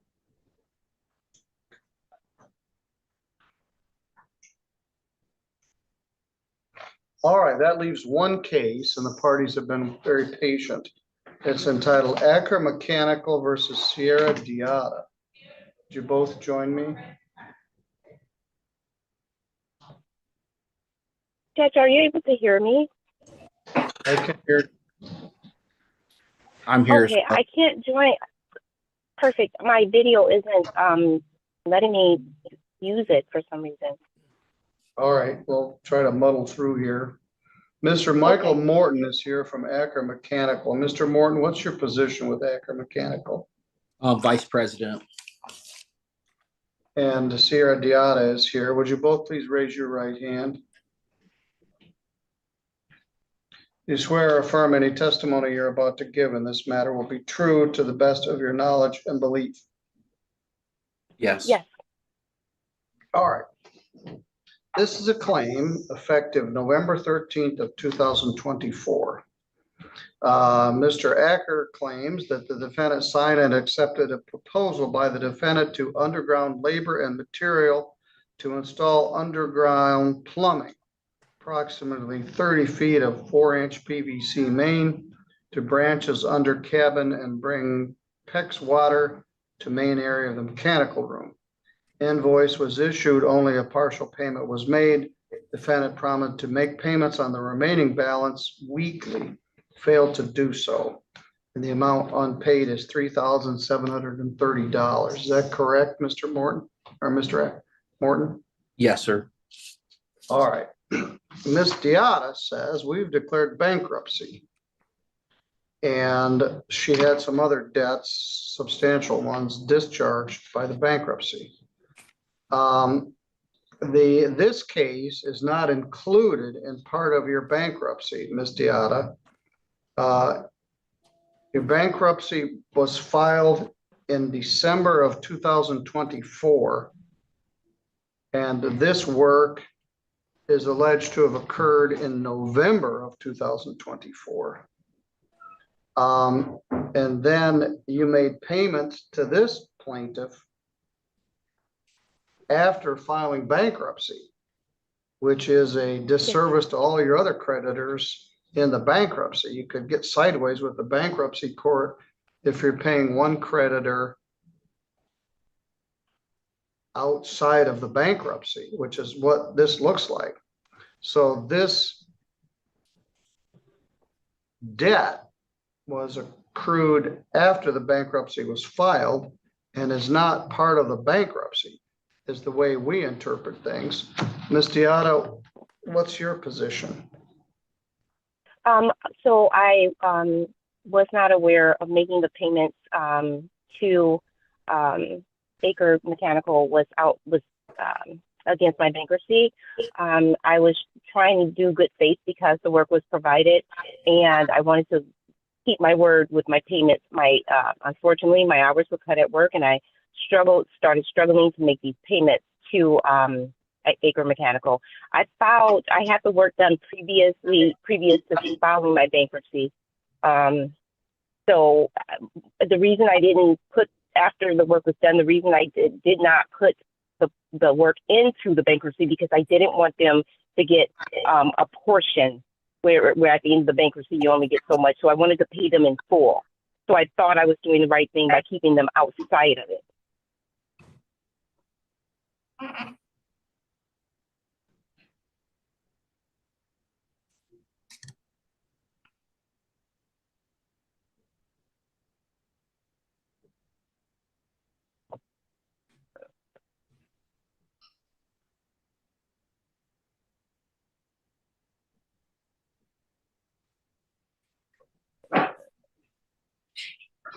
Well, that makes them a preferred creditor that gets paid ahead of everybody else.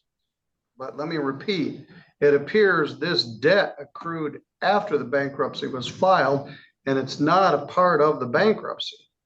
So I guess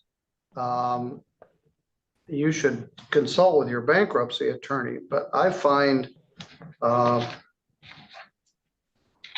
me see where the order is. They owe the money. If you're going to include it in your bankruptcy, you may have to amend it. Mr. Morton, there are other claimants that claim Ms. Tiata owes them money who are subject to the bankruptcy, including I mentioned some significant cases. This one was not included in the bankruptcy, and the debt was accrued after the bankruptcy.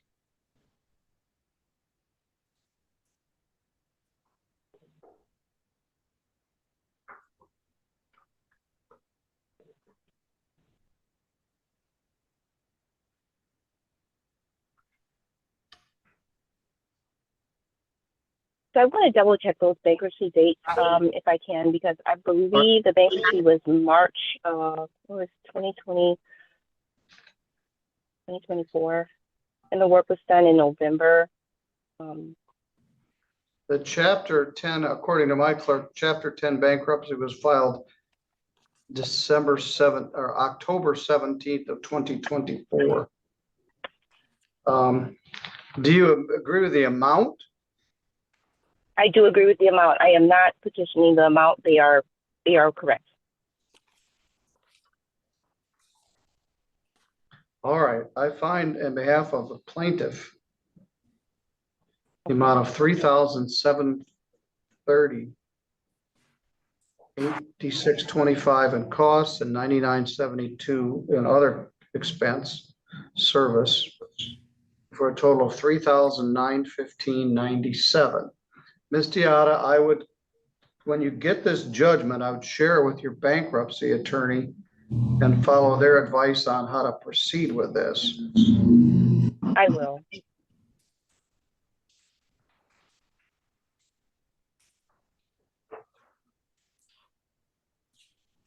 Some of these dates are not hard and fast, but that's what our records show. So you can't declare bankruptcy, go buy a car and then not pay on the new car and said, hey, I had bankruptcy.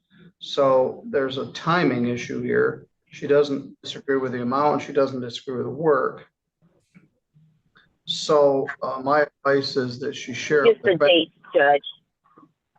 What's that? Just the dates, because I didn't, I want to make sure that they give you the right dates, because I didn't have I had the work done prior to filing for the bankruptcy. So I want to make sure, I don't know why those dates are not coinciding. I didn't file bankruptcy, have them come out, do the work, and then file bankruptcy. And that's kind of what the dates look like. So I want to get with my attorney. File bankruptcy and then they build the work. Then you made payments on it, which is could be an issue, but all right, that's my ruling. You owe that amount of money. Mr. Morton will send that to you. You may or may not be able to collect on this.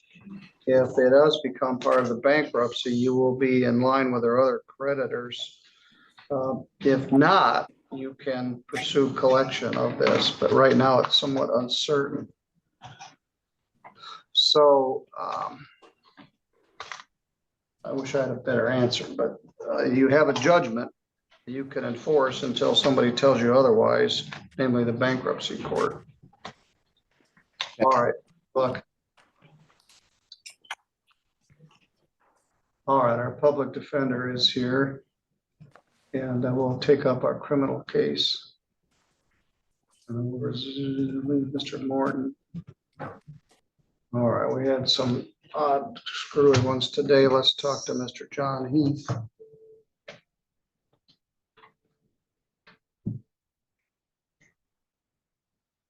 Hi, Judge Middleton. All right, we had some odd screwy ones today. Let's talk to Mr. John Heath.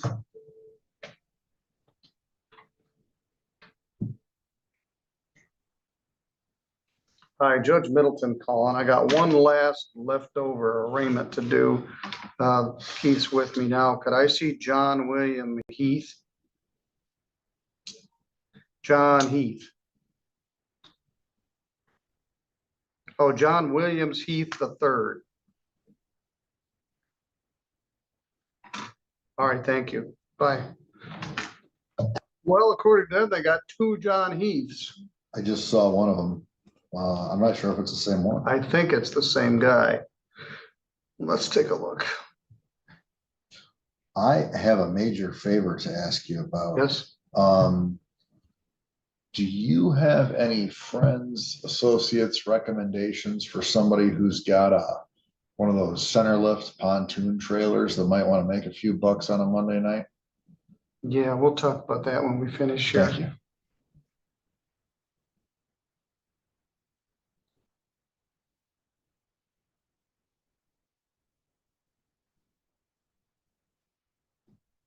John William Heath. Let's look at the jail roster.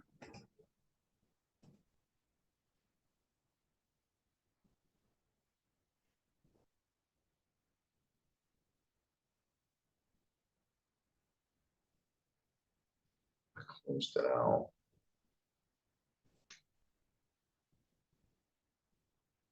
Been a long day. I've essentially been on the record since 8:30 this morning. Tomorrow looks like more of the same.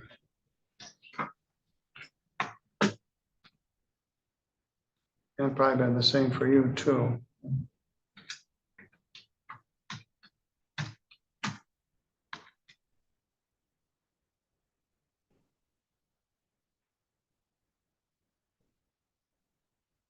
"95 inmates. We started the day with 99.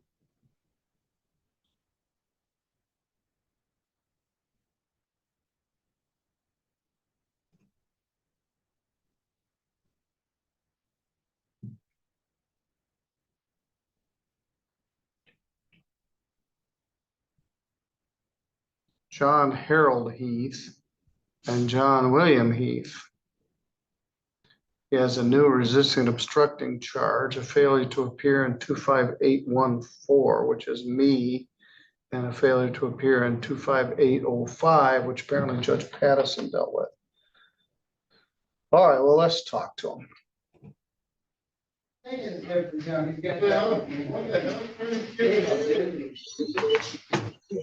All right, sounds like auction going on in there.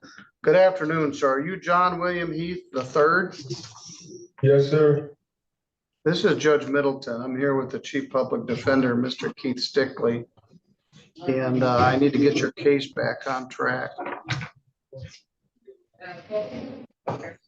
Is it William or Williams? It's William, sir. John William Heath III. File number here is 2581. You were charged with resisting obstructing a police officer. Attorney Ross Truckee represents you. We're in front of Judge Pattison, pled not guilty, and he set your bond at $5,000 PR. Then you didn't show up for your pre-exam conference on May 13th. Yes, sir. I did not have. Warrant with a 48-hour hold. You failed to appear, so a couple days later the warrant issued, and then you got picked up. You also have another case.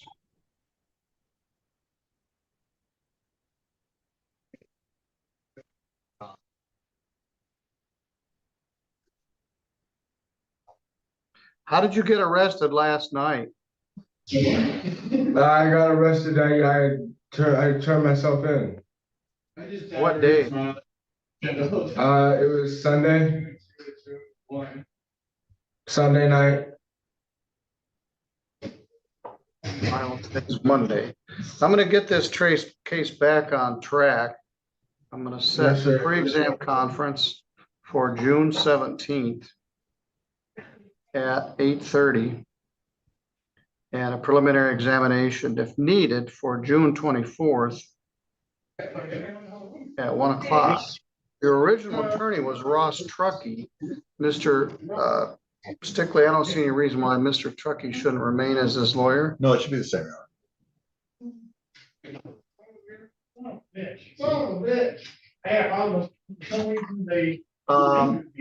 Do you have any holds on you from anywhere else?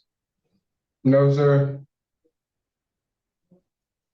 The other charge there's a new resisting and obstructing, which I don't know that there's been a rank on yet. We just arranged on it. All right. So you got a resisting and obstructing. What was the date of that? And then the 805 is a traffic case.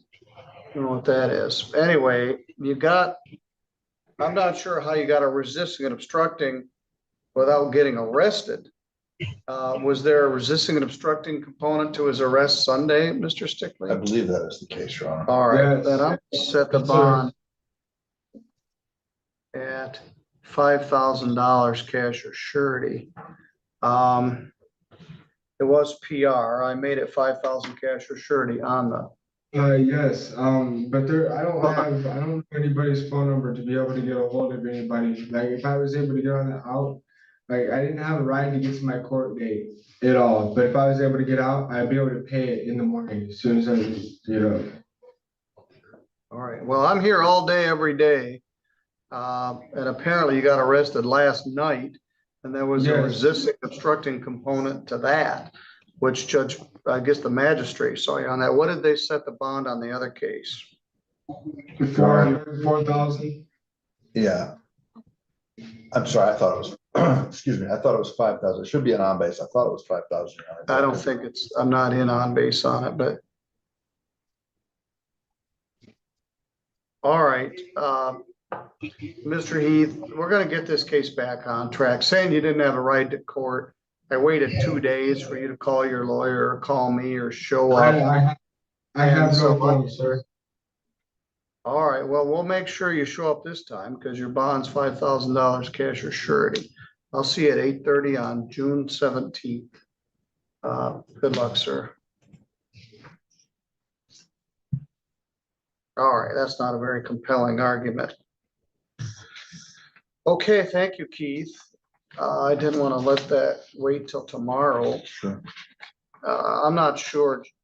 I'll check with Autumn what happened in the new case. Let's see, maybe it is an on base. We said it. His new case is attorneys Rhonda Ives and the bond. We just did a bunch of them, so they run together. I want to say it was 5,000 cash surety 10%. Your Honor, I'm ready on a few, but I'm not sure who the gentleman is at the Thurston County Jail.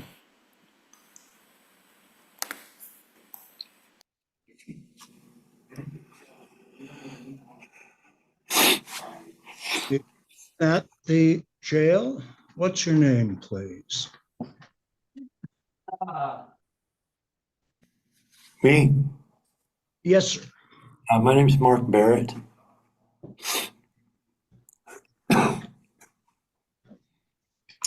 Yeah, Peter Saban for the defense. I was given wrong information by Nisqually Jail. I was told that Mr. Barrett refused. I'm sorry, that he bonded out. I should have checked whether he was at Thurston County Jail. I did not do that. I was hoping. I'm hoping to have a breakout room with Mr. Barrett, please. Okay, let's get a breakout room for Mr. Sabian and Mr. Barrett. And I think I can put myself in there. Your Honor, 1 second, please. Okay. And in Nisqually, what's your name, please? Yes.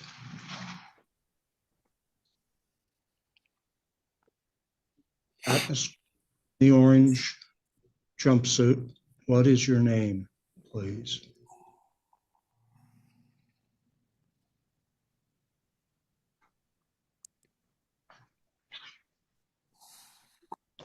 Specific point after a couple business days and set up an appointment with your attorney. Okay, will do. Thank you, Your Honor. Thank you.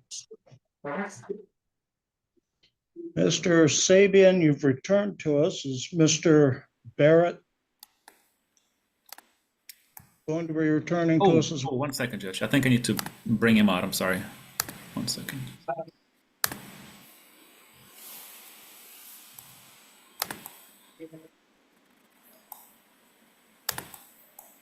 I think he's joining us.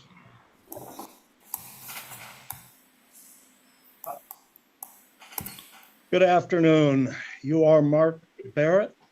Correct. Okay. Mr. Sabian. Yes, Your Honor. This is a conditions review. I believe the city was going to make a request, and we've got our counter argument to that.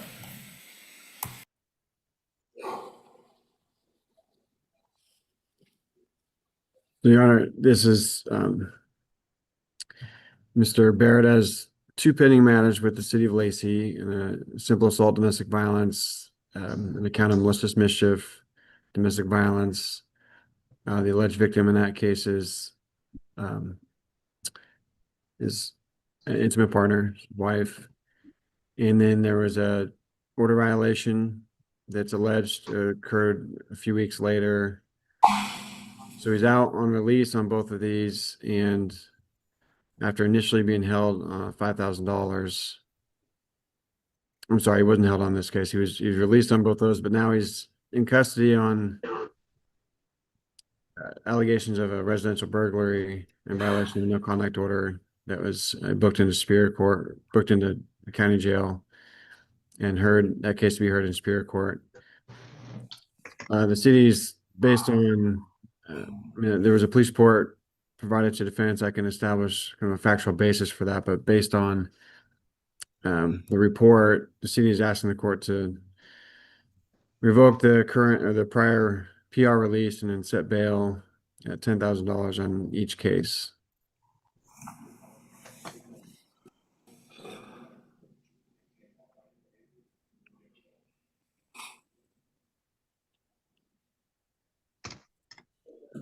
I believe, Mr. Sabian, I heard that you had no response.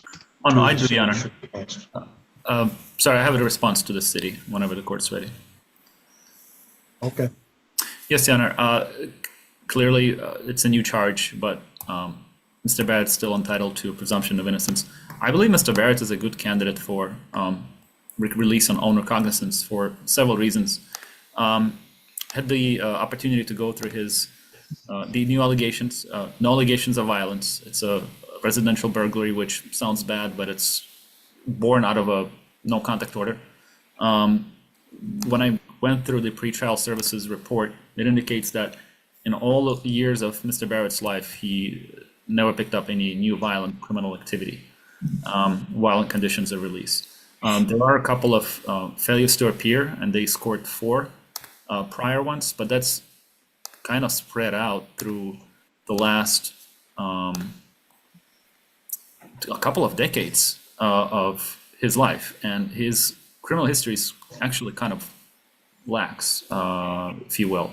The most serious conviction I see that he's had was a 2010 DUI, and then a violation of protection order in 2003. I also wanted to share some findings with the court about what advanced pretrial policy and research has shown. They've shown that the longer someone stays in jail, the less likely they are to appear. If they spend 1 day or less in jail, there's only 14% of chance of failing to appear. If it's more than 7 days, it's 21%. So it increases the more time goes on. And that's because people's lives get debilitated the longer they are in jail. Everything just falls apart. Mr. Barrett is a local. He's been living here his whole life. He told me that he lives in an apartment with his in-laws above a tattoo shop in Olympia. He knows what the court is. He's planning to make all of his court dates. He's got no resources or the desire to leave this county or the state. There's no reason for him to leave or abscond or not appear in court. He's also indigent and retired, and he won't be able to afford bail. Any imposition of bail will be a de facto jail sentence for him until these cases are resolved. And he's ultimately not out of the woods yet because he's got a first appearance on his pending felony matters in about a half an hour or so. So he gave me his email. He's going to be in good contact with us, or with Miss Langley rather, and I think is a good candidate for release on own recognizance. Thank you, Judge.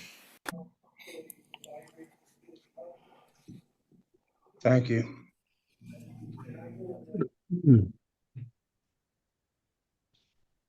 So you may I briefly just brief response, Your Honor. Certainly. Yeah, I just want to kind of highlight for this from the city's perspective that the concern is not in this particular case, failure to appear where the amount of bail is to ensure Mr. Barrett appearing at future hearings. It's based on 3.2 concerns of having commit further crimes or interfering with the administration of justice. And so here, after being on release for an assault and then for violating the order, now he's alleged to have been at this apartment yelling. And so I think the allegations of repeat violations of the order is the concern here, not appearance in court. Thank you. Understand what?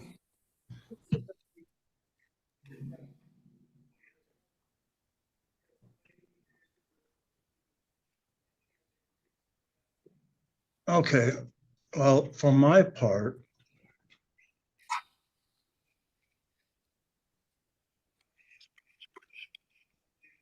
I am concerned about the allegation, and Mr. Barrett, it is just an allegation at this point, but at the allegation that so soon after an alleged violation, and I don't know what the status of any of these cases are at the moment, but I'm concerned that this seems to be escalating. I am not going to set bail at 10,000, but I am going to impose some bail.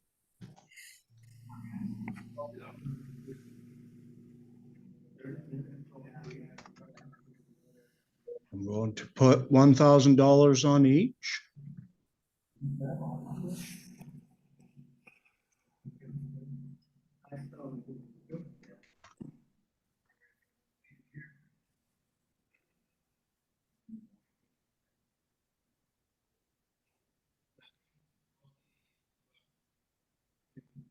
And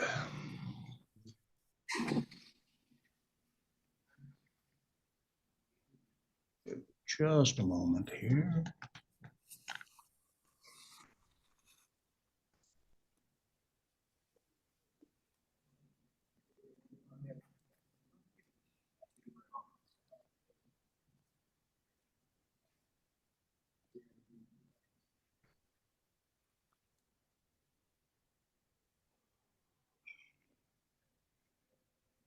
And I believe we actually. I'm sorry. All other previously imposed conditions remain the same.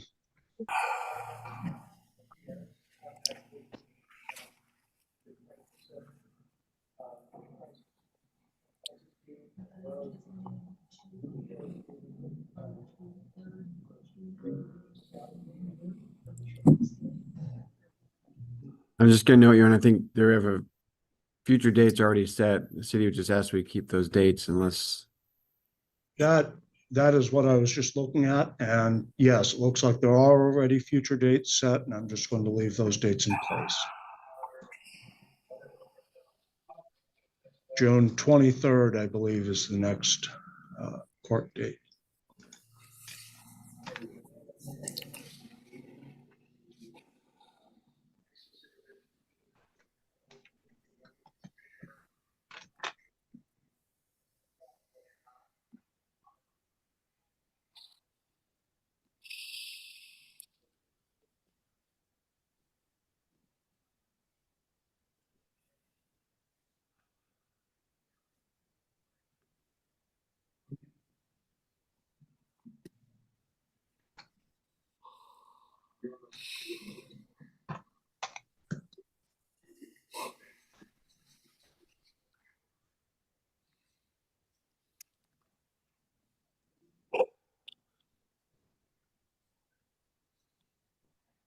Okay, that'll be it for today, Mr. Barrett. The jail will be able to help you with these orders. Okay. Thank you. Thank you. In Nisqually, who do we have, please? I can leave. Yes. Wait. Pardon? I believe it's Mr. Hoag, Judge. Hoage. For now.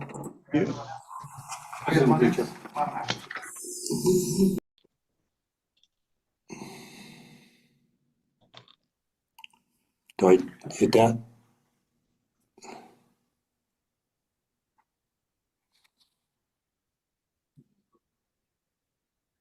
Am I supposed to hit that? Is it Christine Colma? Christine, me? Yeah. Yes. Great, thank you. Your Honor, I believe that's Ms. Colma. Thank you.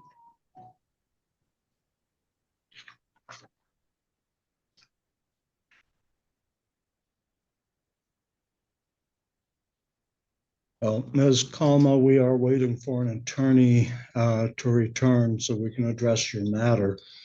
In the meantime, were you advised of your rights? I'm sorry? Were you advised of your rights? Yes, I was. Okay. All right. Hopefully Mr. Swenson can jump in here. Yes, good afternoon, Your Honor. Mr. Sabian spoke with Ms. Kalma, but he has notes for me and I can step in. So just give me 1 second.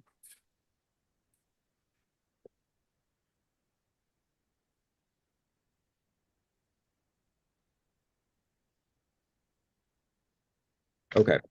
So Mr. Sabian did discuss Ms. Kalma's constitutional rights with her. She has no questions at this time. Defense will stipulate to probable cause for the purpose of today's hearing only and ask to enter a plea of not guilty. Ms. Kalma, I can't tell if she's supporting or if she's asking for court-appointed counsel. Were you wanting a public defender, Ms. Kalma? I'm having a hard time hearing or understanding, sir. It's the echo. Mr. Swenson asked if you were going to be seeking a court-appointed attorney. I was told I should be for the next hearing, yes. But moving forward, after this hearing, what he was wondering was whether you will be seeking to have an attorney appointed for you, or if you will be getting your own attorney. I'm not sure. I will get an attorney. Your Honor, I just found Mr. Sabian's note. She would like to be screened today. She is working, makes about $4,000 per month, but has a lot of expenses and one minor child that she supports.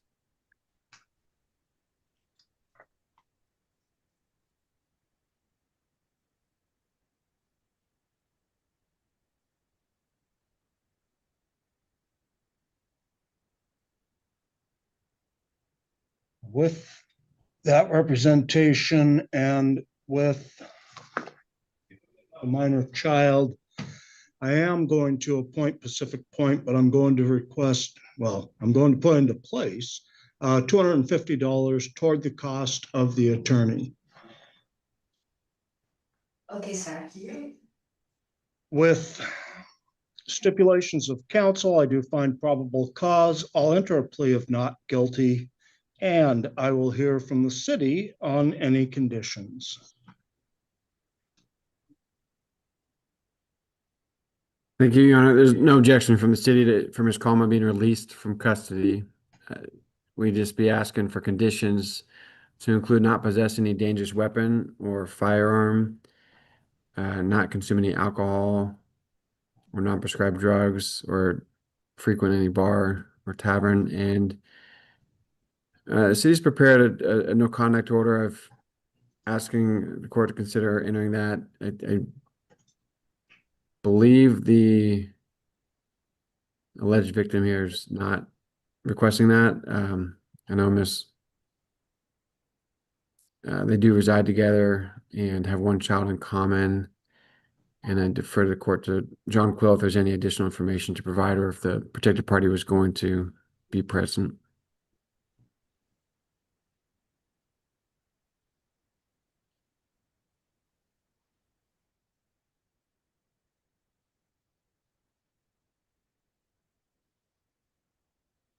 Not certain if there was no additional information or. There we go. I believe Mr. McClellan covered everything, Your Honor. The alleged victim does not feel like he needs one at the moment.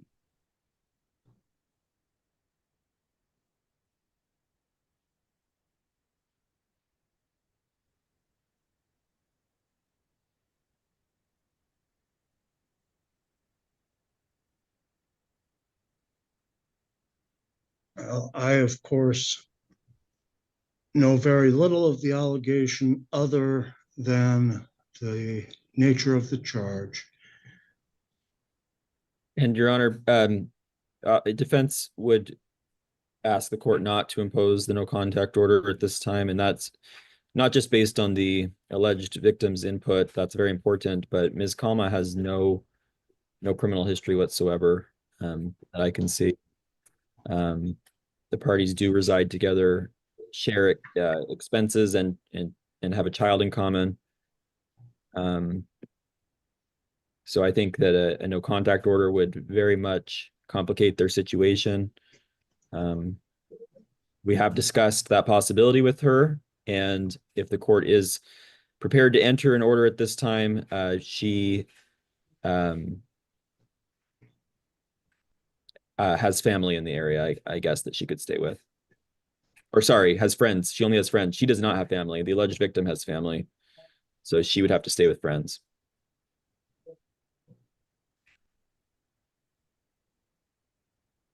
Thank you.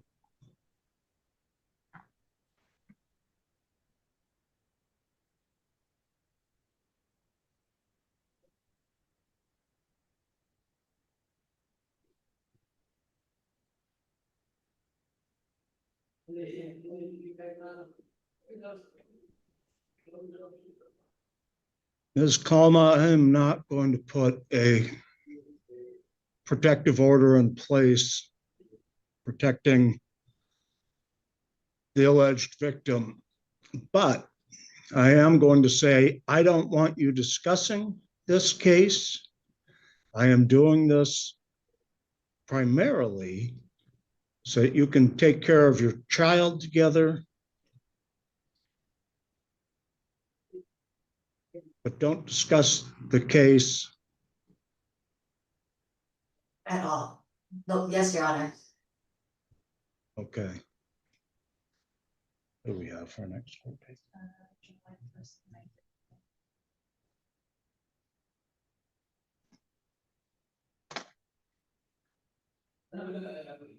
In the meantime, I will be releasing you today. Your next court date will be July 1st at 9:30 for a pretrial.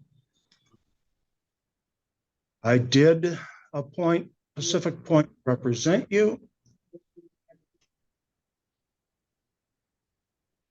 but I have also put in $250 toward the cost of that.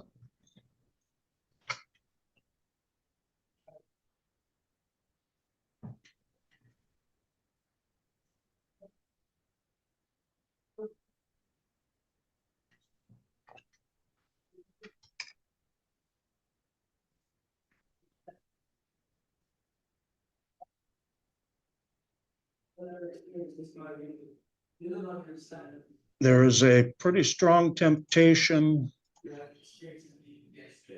when you're in the same household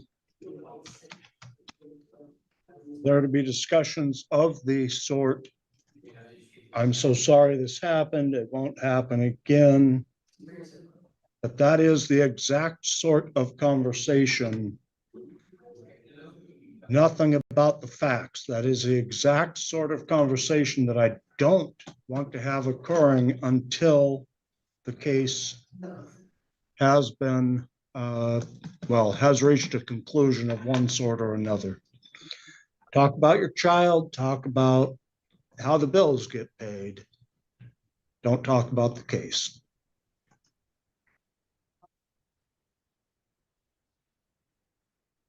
I've signed that order.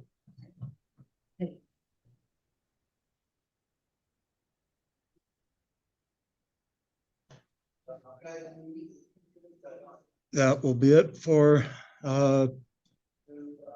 this afternoon, Ms. Kalma. Get in contact with Pacific Point after a couple business days and set up an appointment with your attorney. Okay, will do. Thank you, Your Honor. Thank you. Mr. Sabian, you've returned to us. Is Mr. Barrett going to be returning to us as well? 1 second, Judge. I think I need to bring him out. I'm sorry. 1 second.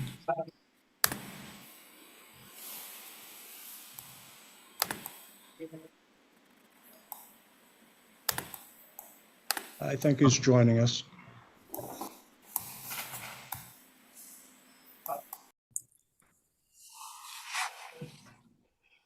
In Nisqually, who do we have, please? I can leave. Yes. Name and wait. Pardon? I believe it's Mr. Hogue, Judge. Hoage. For now. Yeah.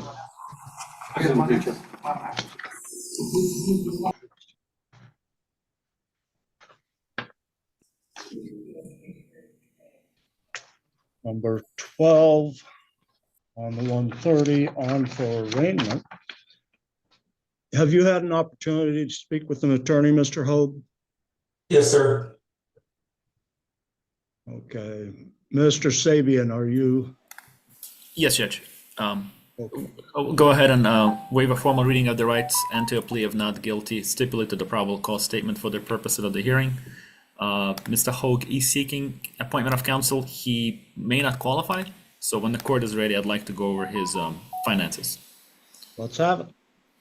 Mr. Hogue is okay with sharing that he makes about $5,000 a month. He works for the Washington Department of Transportation. He doesn't have any kids of his own. However, he lives with his girlfriend, who has a kid of her own. He spends about $2,500 a month in bills and mortgage. And at the end of the month, he only has maybe about $500 left. I'm thinking a good compromise here would be to impose a appointment fee, but appoint a counsel. Thank you, Judge. Thank you.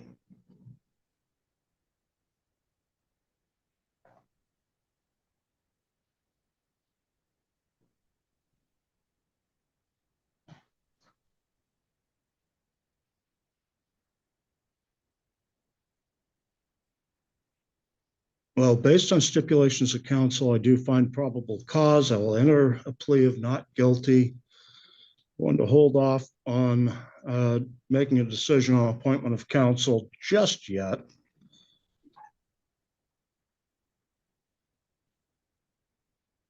I will hear from the city on any conditions of release.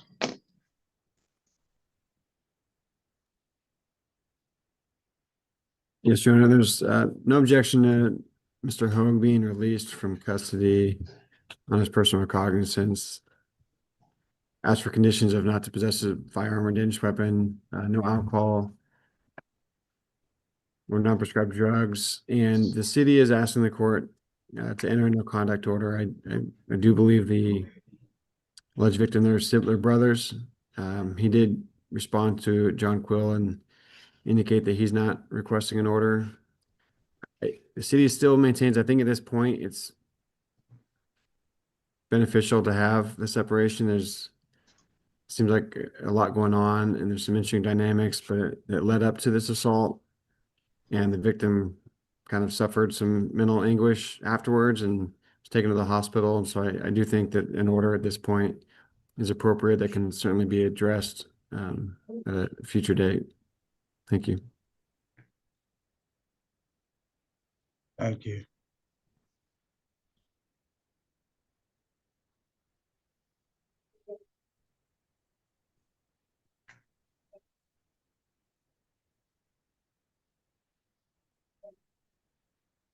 Does the alleged victim reside in the same household? I know the different addresses. That's correct, Your Honor. And we have no opposition to the no conduct order.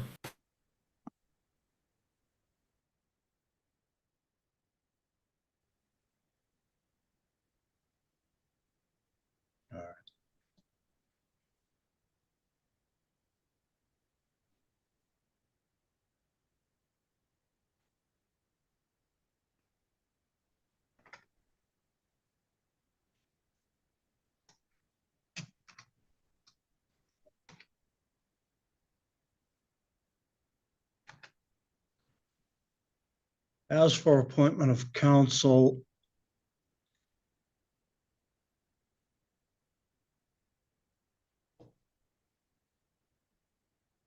Mr. Hoag, I am going to appoint Pacific Point to represent you, but I am going to have you pay $500 toward the cost of that attorney. Now, if you go out and find a private attorney, understand, of course, you then wouldn't have to pay that 500. Copy. Of course, you'd have whatever the cost of the private attorney would be.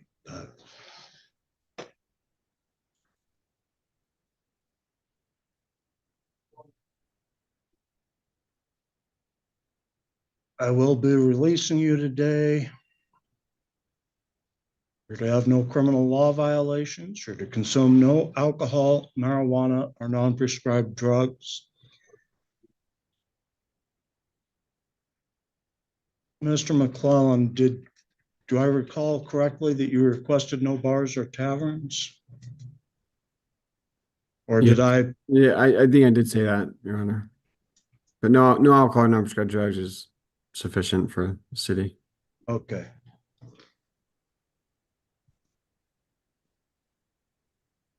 And you're not to possess a gun or a deadly weapon.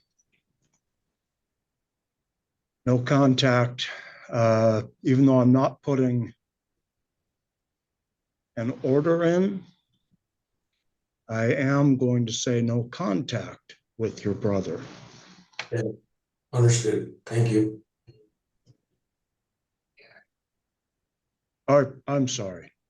I have already said I am putting the order in place, but I'm just reiterating them.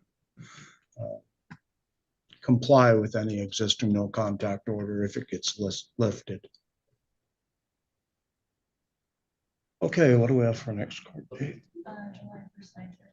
July 1st at 9:30 for your next court date. That'll be for a pretrial. Okay. Thank you, sir.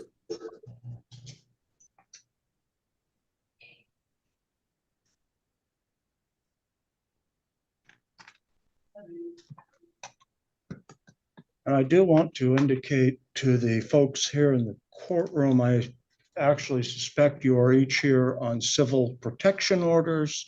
Perhaps not, but the criminal matters unfortunately come first. I will get to your matters absolutely as quickly as I can, but I just don't want you to think you've been forgotten.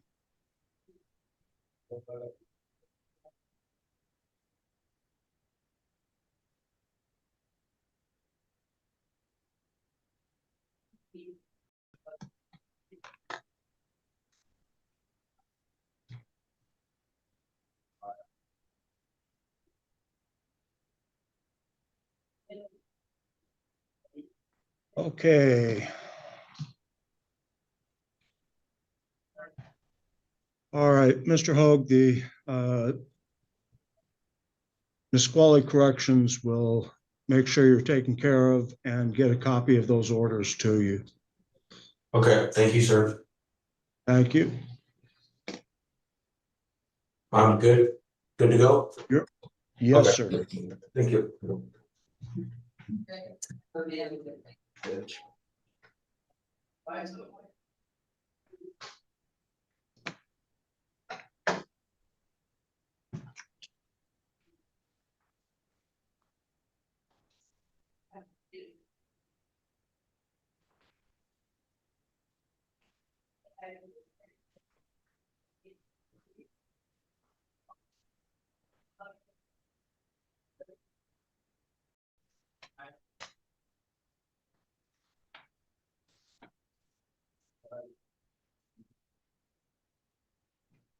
Your Honor, there's one individual who posted bail.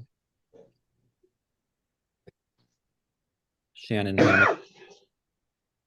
Who would that be? Shannon Hamilton. I understand the city is going to have a request.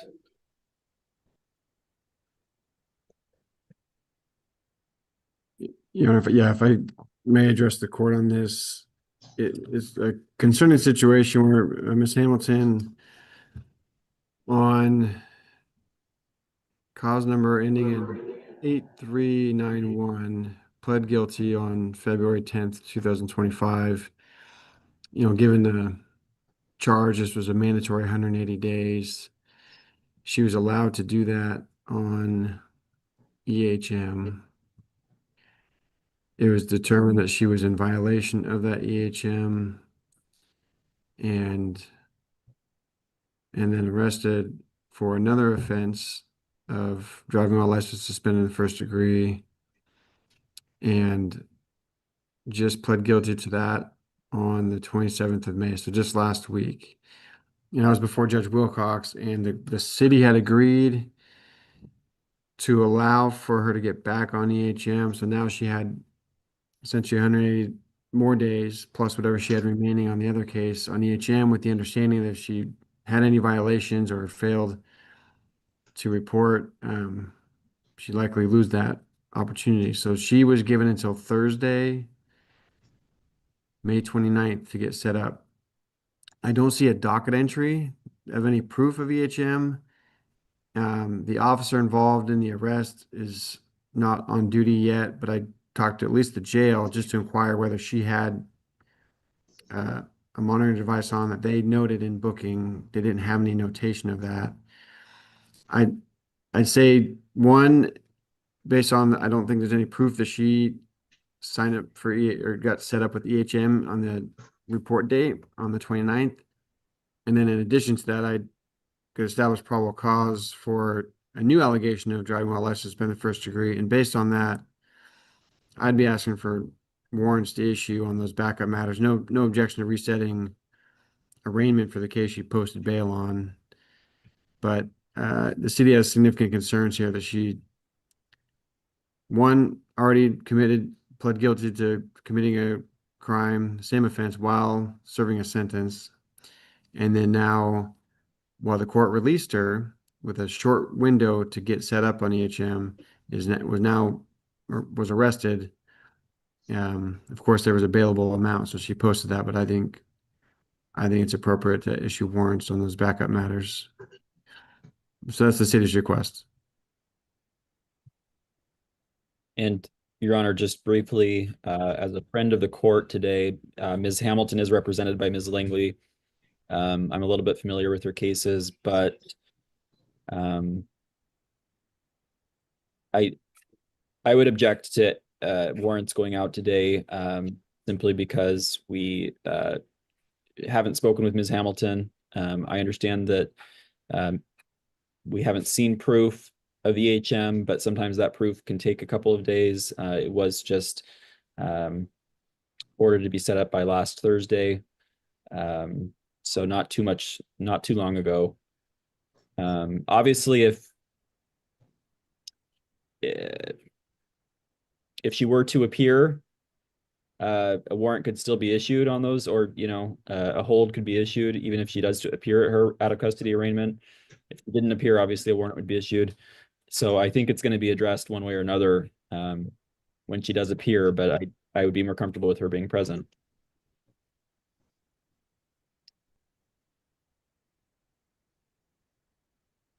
All right, let's take a look at the new case that's on for arraignment. Case ending 2104.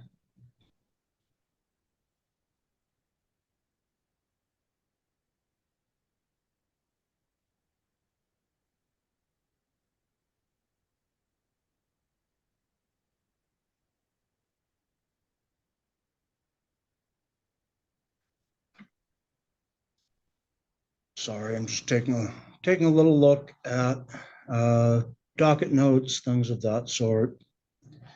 Prior failures to appear, if any.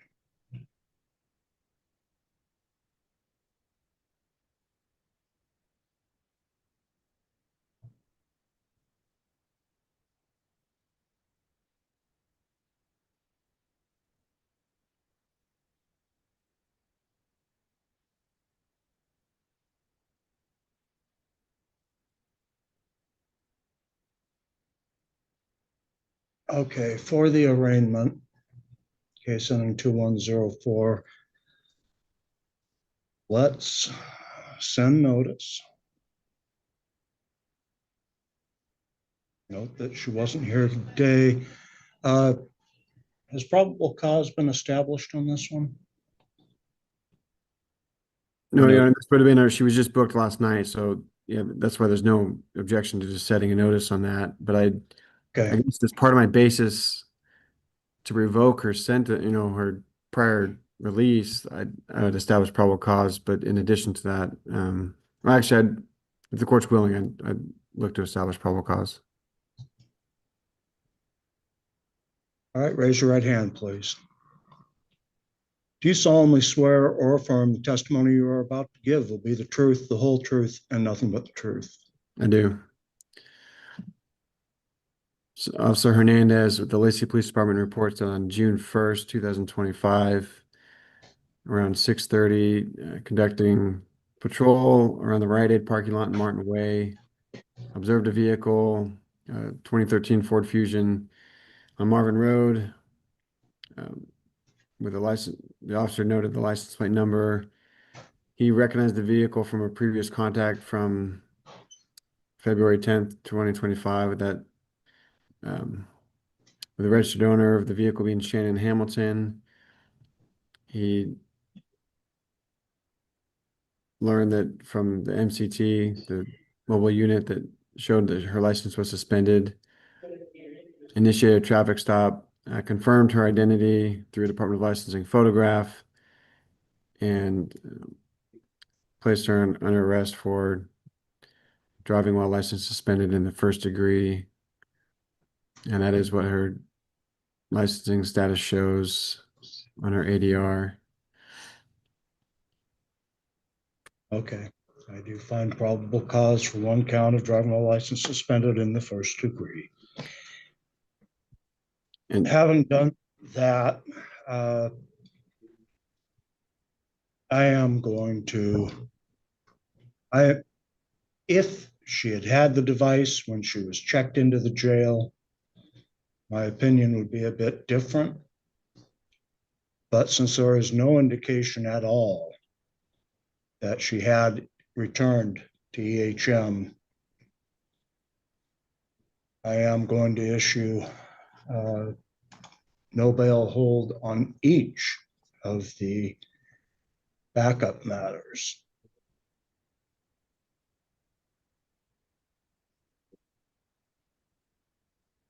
I am very concerned that so soon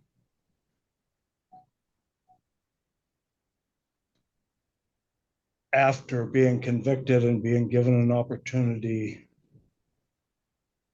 there was then another offense, another opportunity to do things the right way, and we have an allegation of a new offense.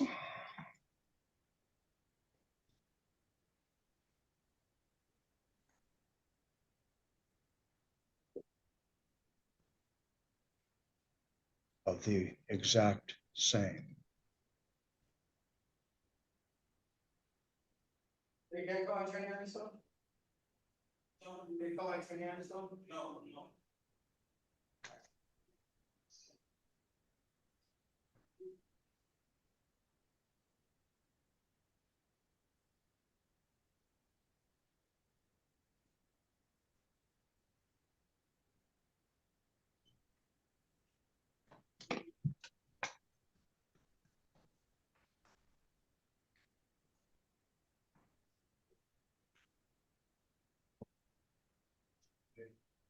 Alexander, Iones, Parker,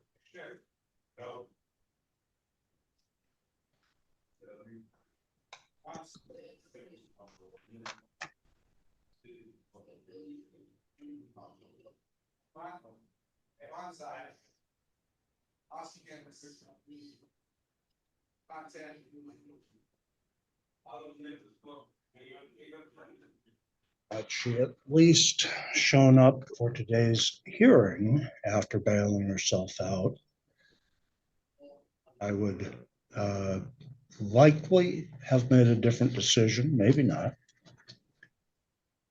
But I don't have her here in the courtroom, and she is not present on Zoom. So we'll send notice for the arraignment, but probable cause has already been established on that. Okay, in Nisqually, what's your name, please? Adrian Rose McLean. Adrian McLean, thank you. Mm-hmm.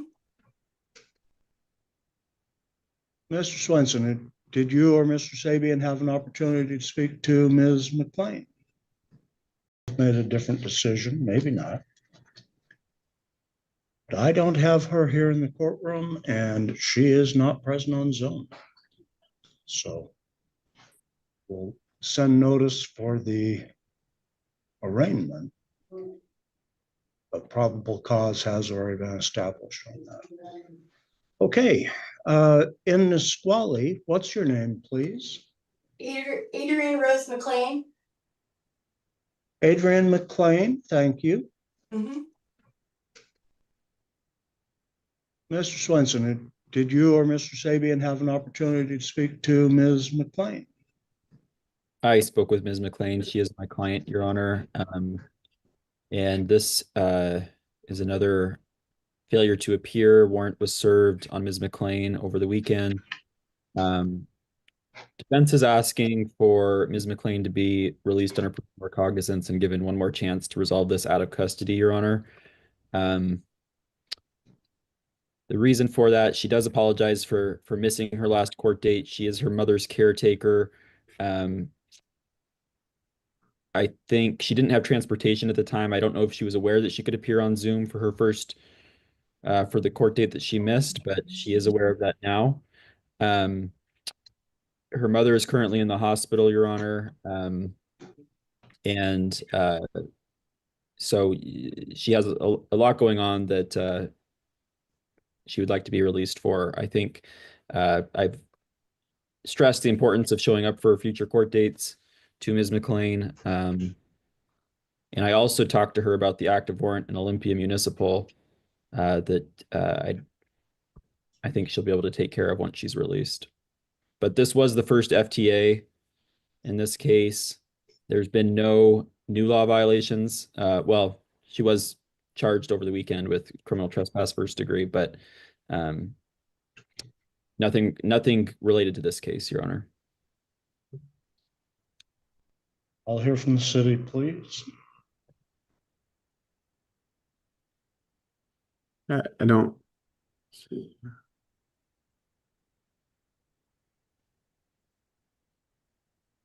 Yeah, the city's asking for $1,000 cash bond just based on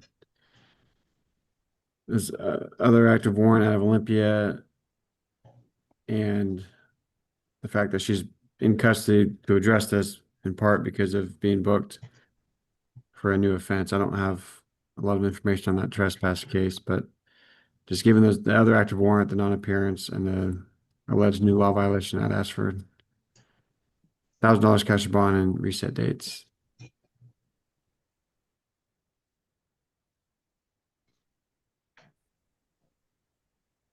Ms. McLean, how old is your mother? My mom's 74 years old, and she started going downhill about a year ago.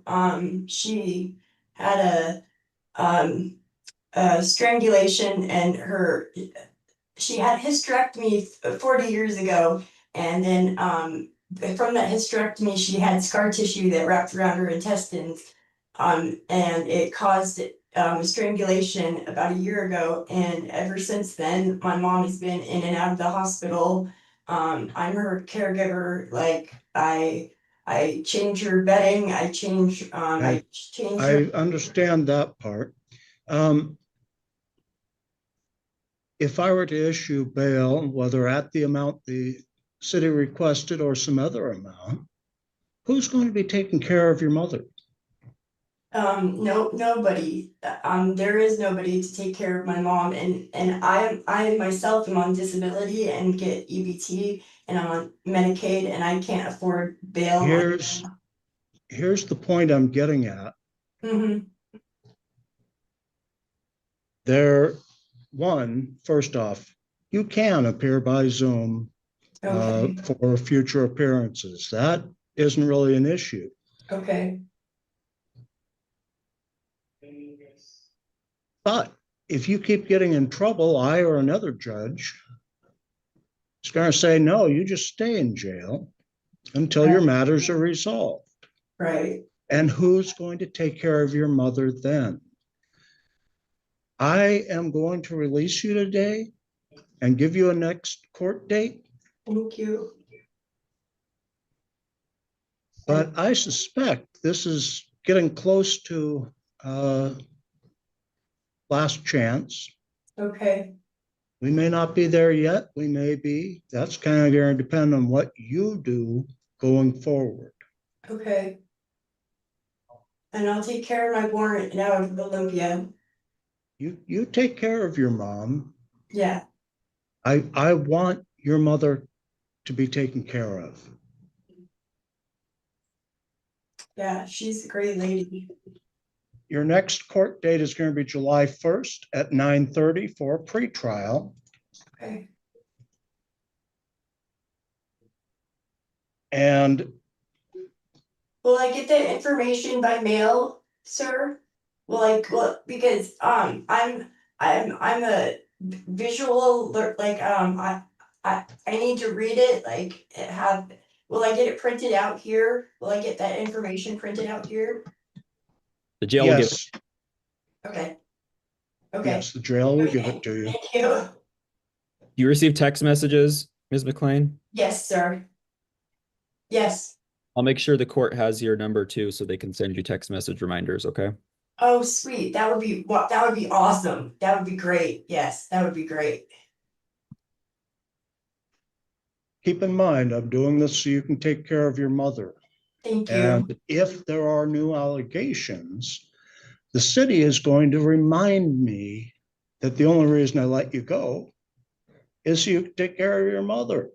Okay. Okay? All right. I'll be good.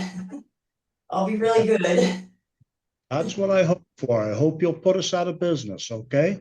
Okay. Thank you. Thank you so much, Judge. I appreciate you. Thank you. Thank you, Mr. Swenson, and thank you, Mr. McClellan. And good luck. Take care. Sorry. Sorry. Okay. Thanks, guys. Call me before your next court date. Thank you. All right. Peace out. Thanks.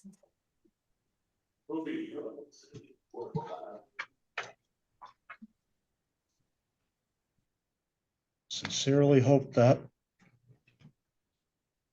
made it through.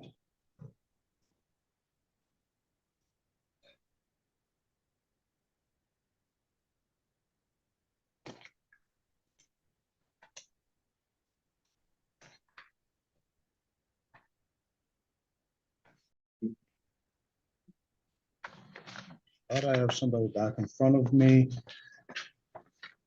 And Nisqually, I believe this is Stanley Taylor, is that correct? Yes, Your Honor. Mr. Taylor, you were in front of me on Friday, and I was concerned that you weren't alert enough to hear what I was saying and doing. Well, I'm alert now, if I wasn't. Okay. Mr. McClellan.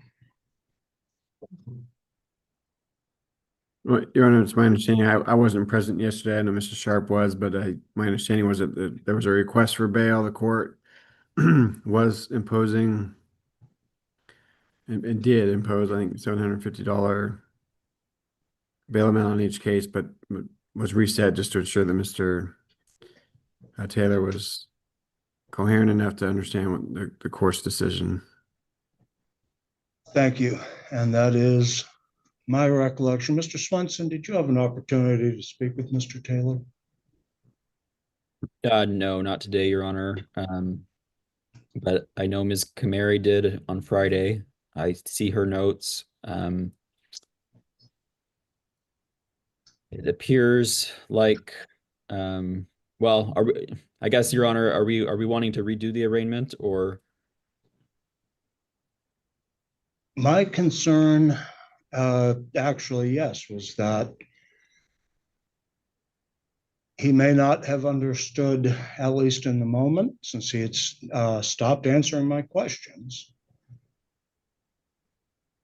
may not have understood that he was indeed arraigned.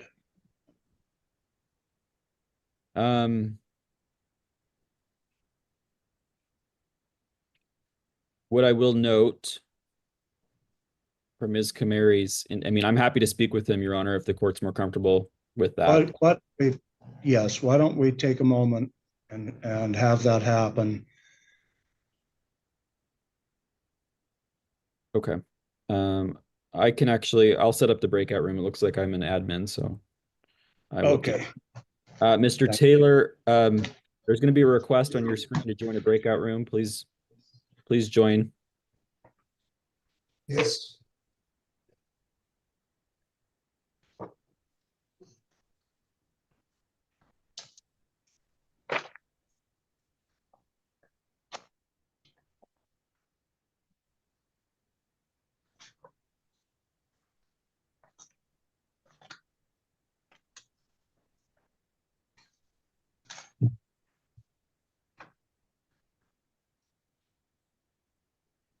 What am I supposed to do here?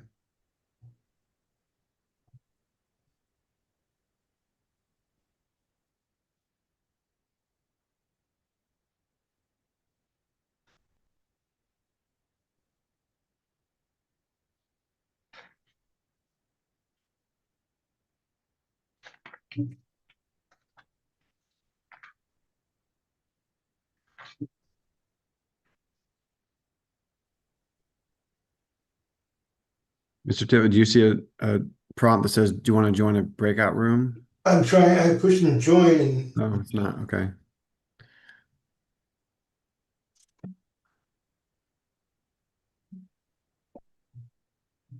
Didn't seem to be working. Okay. Yeah, maybe I can see if someone from corrections can come in.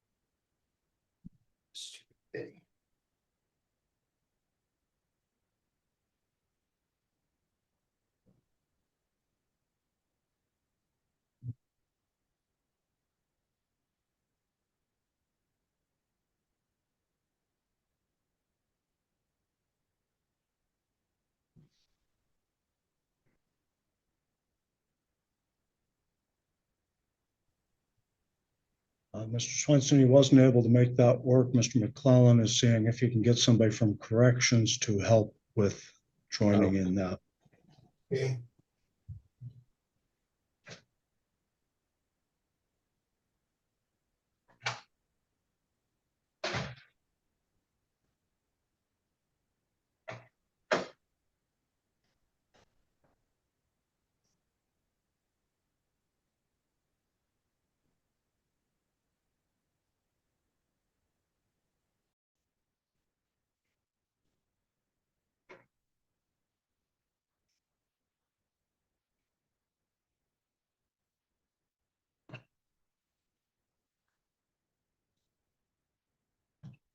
Based on the allegations, I will be issuing a temporary order on Matthew Ashby as well.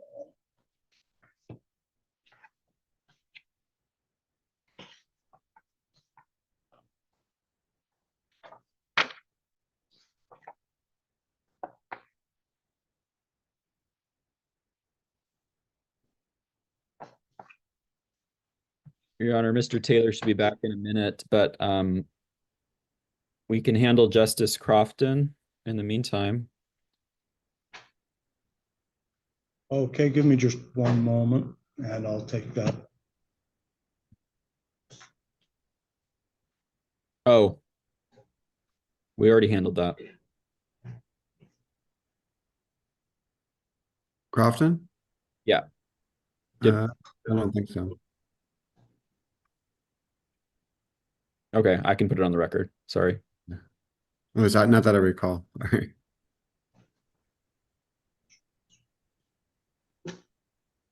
Oh, I'm looking at Friday's note. Sorry. Yeah, I refused. Yeah. Oh, wait, no, he wasn't. I decided. Oh, okay. Okay. We can use that one later, so. Sorry, I had a civil matter I was wrapping up. Okay, and I believe you said Crofton had already been. No, it wasn't. I was looking at Friday's notes, but we've been informed by Nisqually jail staff that Mr. Crofton has refused again. So I guess my request would just be to reset to tomorrow's in custody calendar. Any input from the city? I think that makes sense. My understanding is probable cause was addressed Friday, so just ask to reset to tomorrow. And yeah, reset each and every one of this. Yeah, that is my.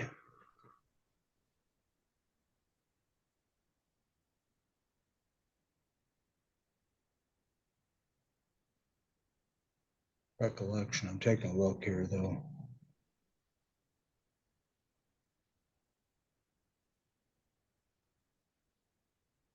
I do not see notes in the system indicating that probable cause was addressed on Friday. That was my recollection, but I do not see it.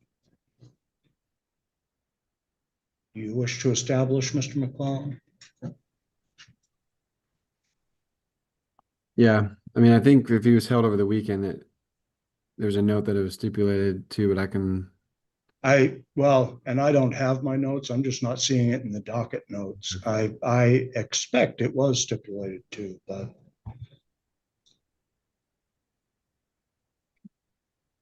let's make sure we actually know for certain. What's that? Okay, we're verifying with the clerk who was here on Friday. She'll have her notes. Okay, if not, I'm pulling it up. So I'm pulling all it right. up. It's usually quicker for defense to stipulate if that's possible. So let me just take a look. All right. Well, for right now, let's address Mr. Taylor. Yes, Your Honor. Welcome back. Thank you. Mr. Swenson. Your Honor, I had no issue speaking with Mr. Taylor just now. We reviewed the nature of the charges from May 2nd, and I reviewed his constitutional rights. He has no questions at this time. I do believe he understands them. And so we would ask to enter pleas of not guilty. And Mr. Taylor, I believe, was already appointed to Pacific Point Defense on Friday. Okay. Based on stipulations of counsel, I will enter a plea of not guilty, and yes, Pacific Point was already appointed on Friday. Next court date, I believe was already set. 17th. Yes, June 17 at 1:30 for a pretrial. Yeah, and I was gonna ask for everything to track together. I also did let Mr. Taylor know I would renew defense's request for release today. I know that that was addressed on Friday.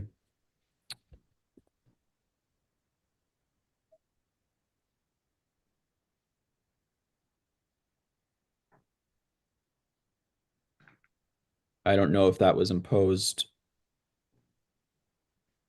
based on history or based on the court's concerns over Mr. Taylor understanding, but I'm looking back over everything to see which of those it may have been.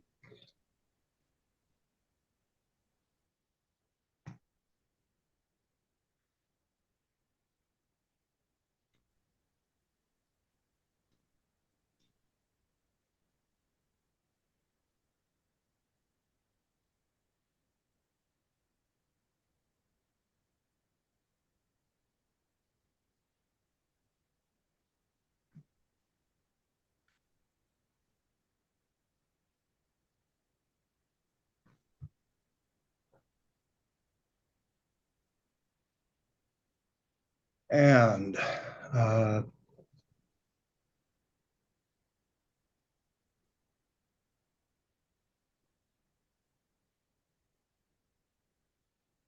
having looked over this, actually, I do think my concern was simply, and the reason I imposed bail was primarily because I wasn't certain that Mr. Taylor had understood any part of what I was in the process of telling him.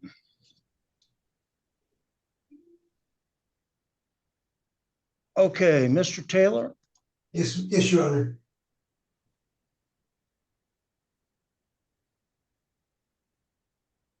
I am going to allow you to be released today. I'm going to lift the bail I had imposed. Thank you, Your Honor.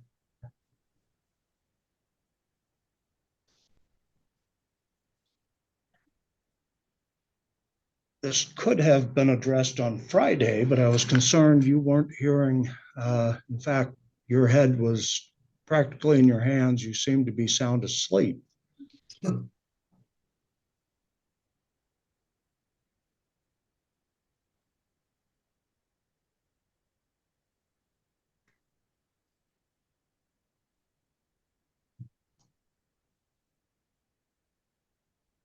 For case ending 2319,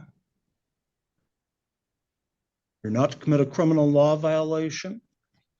You're not to consume any alcohol, marijuana, or non-prescribed drugs. And you're not to have any contact at all with the Lacey Taco Time.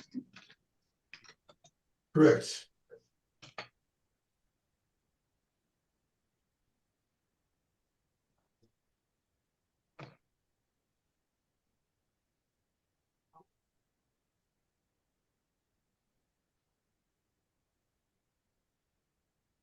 And that will. We'll need to move him to the morning on July 7th or June 17th, Your Honor. For the morning, okay. That will change.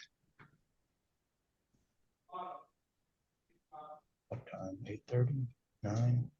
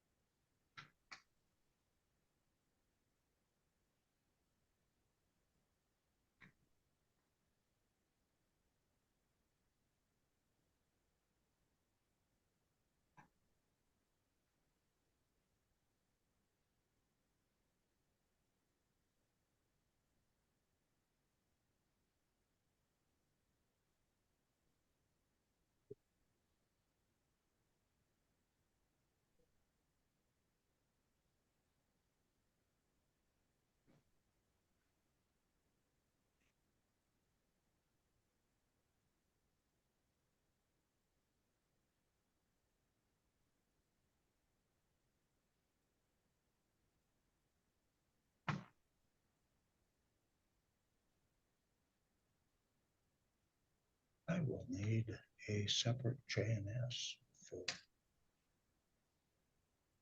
in case he was just arraigned on 5A04123119. I don't see one here.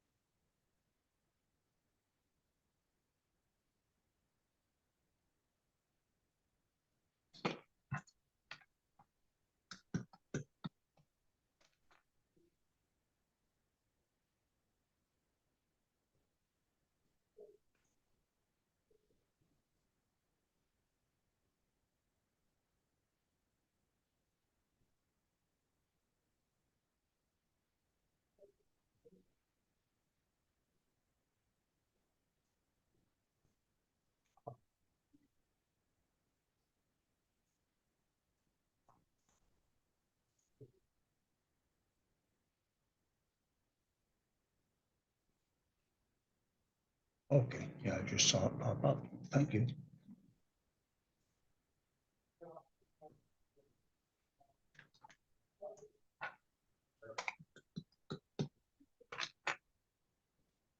Okay, I'm setting all three of these to that June 17 at 8:30.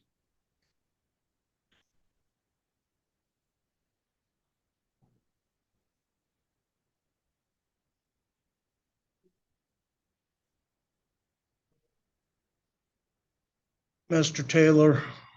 Yes, Your Honor. Make absolutely certain you are here in person or by Zoom on that next court date, July 17 at 8:30. Okay, I will make sure I'm here.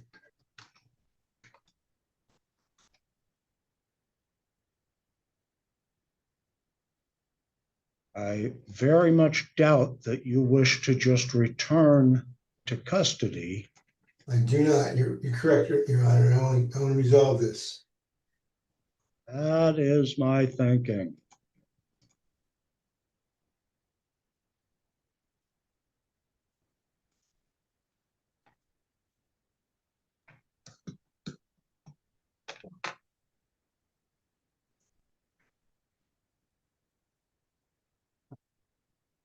Mr. Taylor, you'll be given my office's contact information on your paperwork. Please reach out before your next court date. Okay, Thank you. thank you. Okay, I've signed those orders. That'll be everything for today, Mr. Taylor. All right.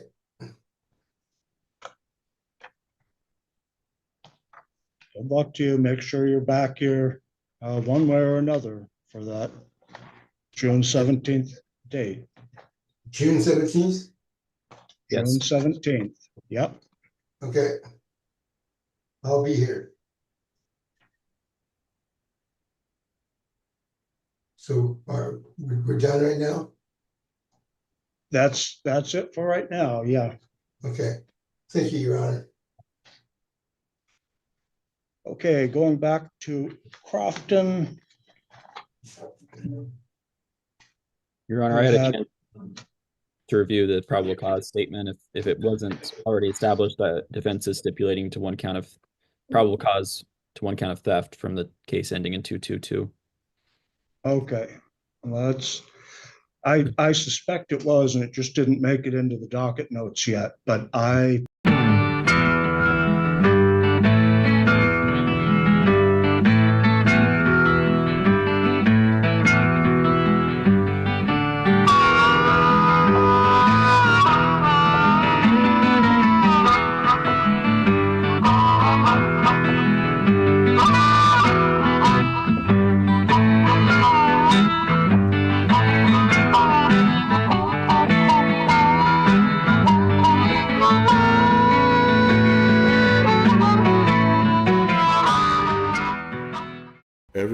day in the USA, people find themselves in court.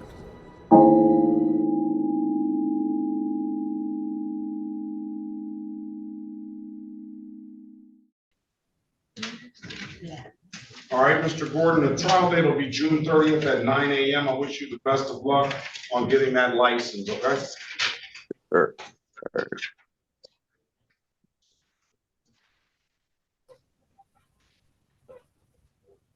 This is the city of Detroit.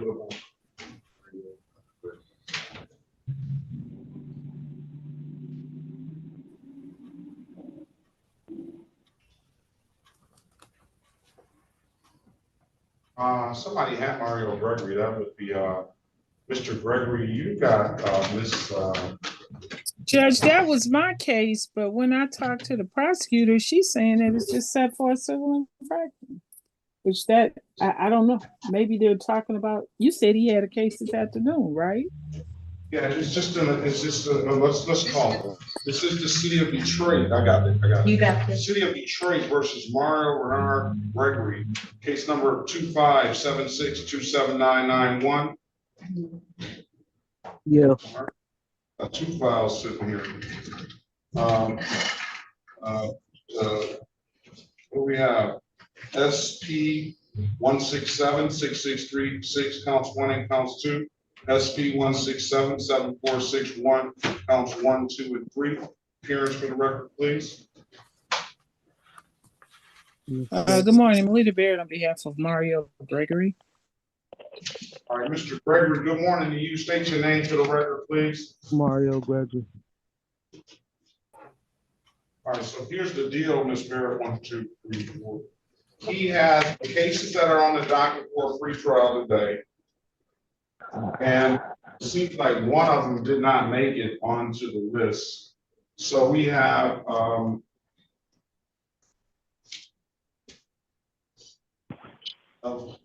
failure to stop did not make it. That's someone that should have been on the docket. So failure to stop.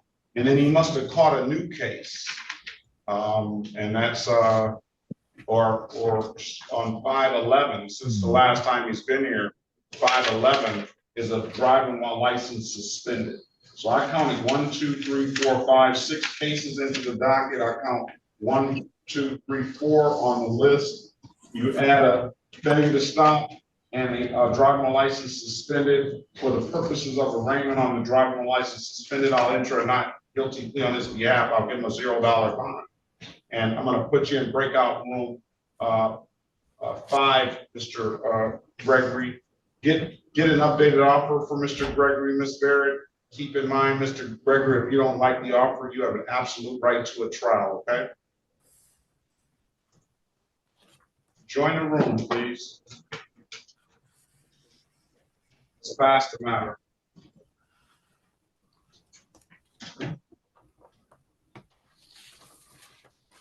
That's the new news.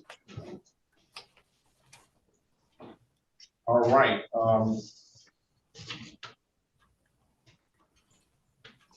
Mr. Berry, are we ready? Ready, Your Honor. Ms. Soroki, are you ready? Yes, Your Honor. Do you have it? Anybody have anybody? 623. You got his information, right? Yeah. All right, I'm gonna give him a free for all 623. All other bond conditions remain in place. Who else do you have, Miss? I know you have Teresa Lewis. Is that correct? Hold on one second. I didn't have her. Does that somebody? Let me see something. I also have Mario Gregory. Mario Gregory. What is Mario Gregory here? He should be. I spoke to him. You're asking for a free trial for that as well? Right, so I can get the discovery on this. Let me see something. Yeah, Mario Gregory, I did speak to him. He was here. I'm not sure. Just like he's still in the right. I need discovery for him too. See something.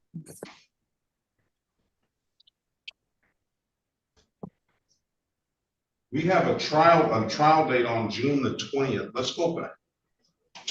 For which one? Mario Gregory? Yes. So to hurry up and get that discovery turn time turned around. Okay, so you say you have that set for is it a bench trial Yeah, it's already been in the system. for Anthony? Sure. Can you go bring him out the room? Hold on one second, Judge. Mario Gregory, yeah, because they didn't give me all. Anyway, I only have one case. He has two or something. Okay, So so it's a let me- bench trial on the 20th. Is that at 9 o'clock? Yeah, it's at 9 o'clock. So let's set that other 2-5.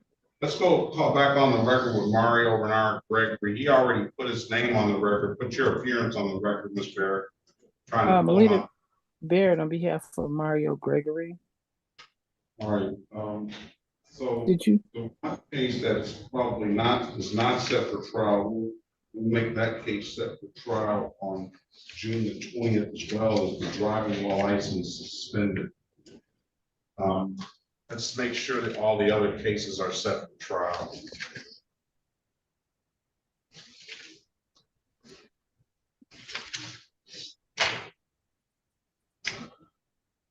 Did he come on?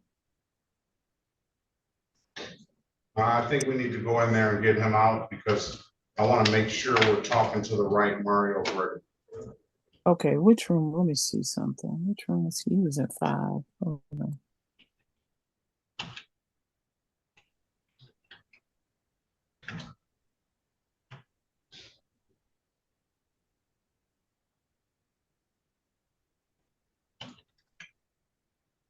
Yes. All right, state your name for the record, Mr. Gregory. He came out. Yeah. Yes, Gregory. What is your date of birth? 7/7/91. 7/7/91. Let me make sure that this other one is in the system properly. If I said something, could you hear me? Hold on a second. Hold on a second. Take your hat off. Okay. I thought y'all thought I was gone somewhere. Hold on a second. Okay.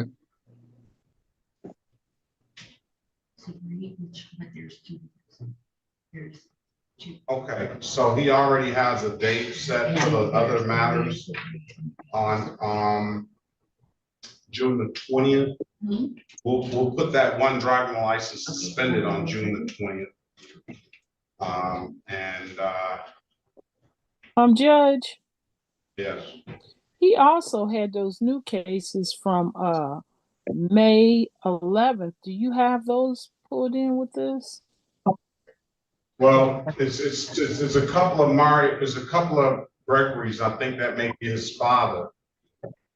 Well, he So said he got new ones on May 11th. Yeah, that's the Mother's Day. Yeah, that's the driver's license suspended. So I'll put that in. I'll put that in on that. And then the other matters are going to be set for the trial/formal hearing. All right, June the 20th. June the 20th. If there's nothing further, I wish you the best of luck. And have a very good rest of your day. All right, Mr. Gregory. All right, thanks. All right. Who else do you have, Ms. Barrett?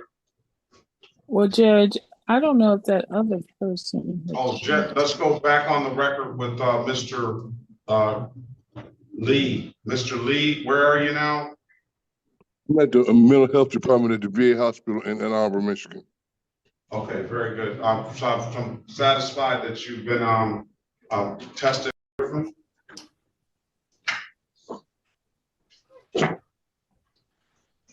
Yes. See you. Yes, you hear me? Yeah, I do. Okay.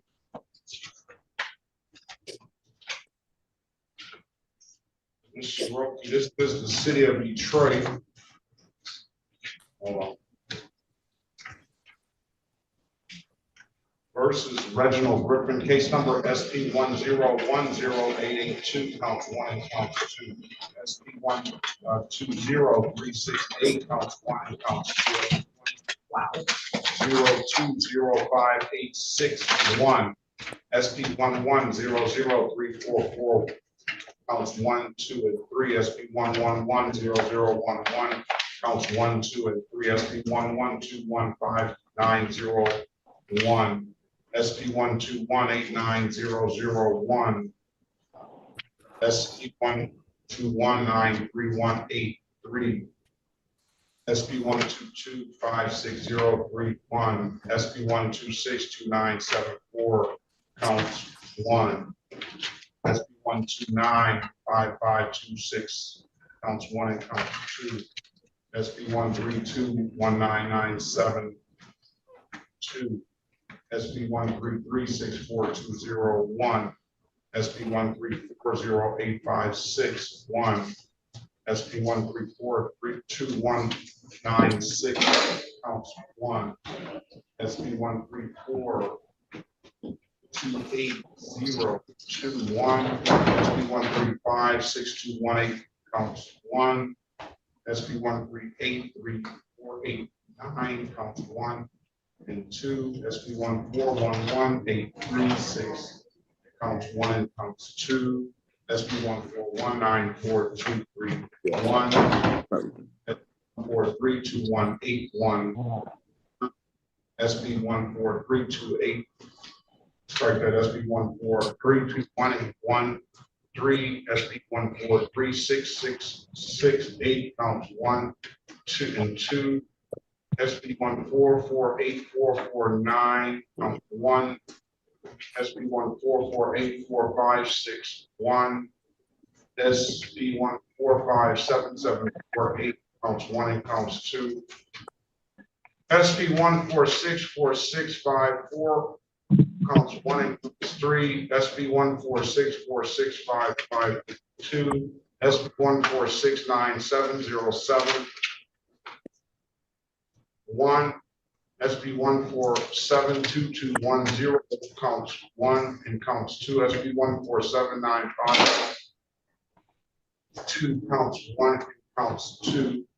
SP 1486685, counts 1 and 3. SP 1503136, counts 1, 2, and 3. SP 1509604, counts 1, 2, and 3. SP 1509605, 1. SP 1511404, counts 1, 2, and 3.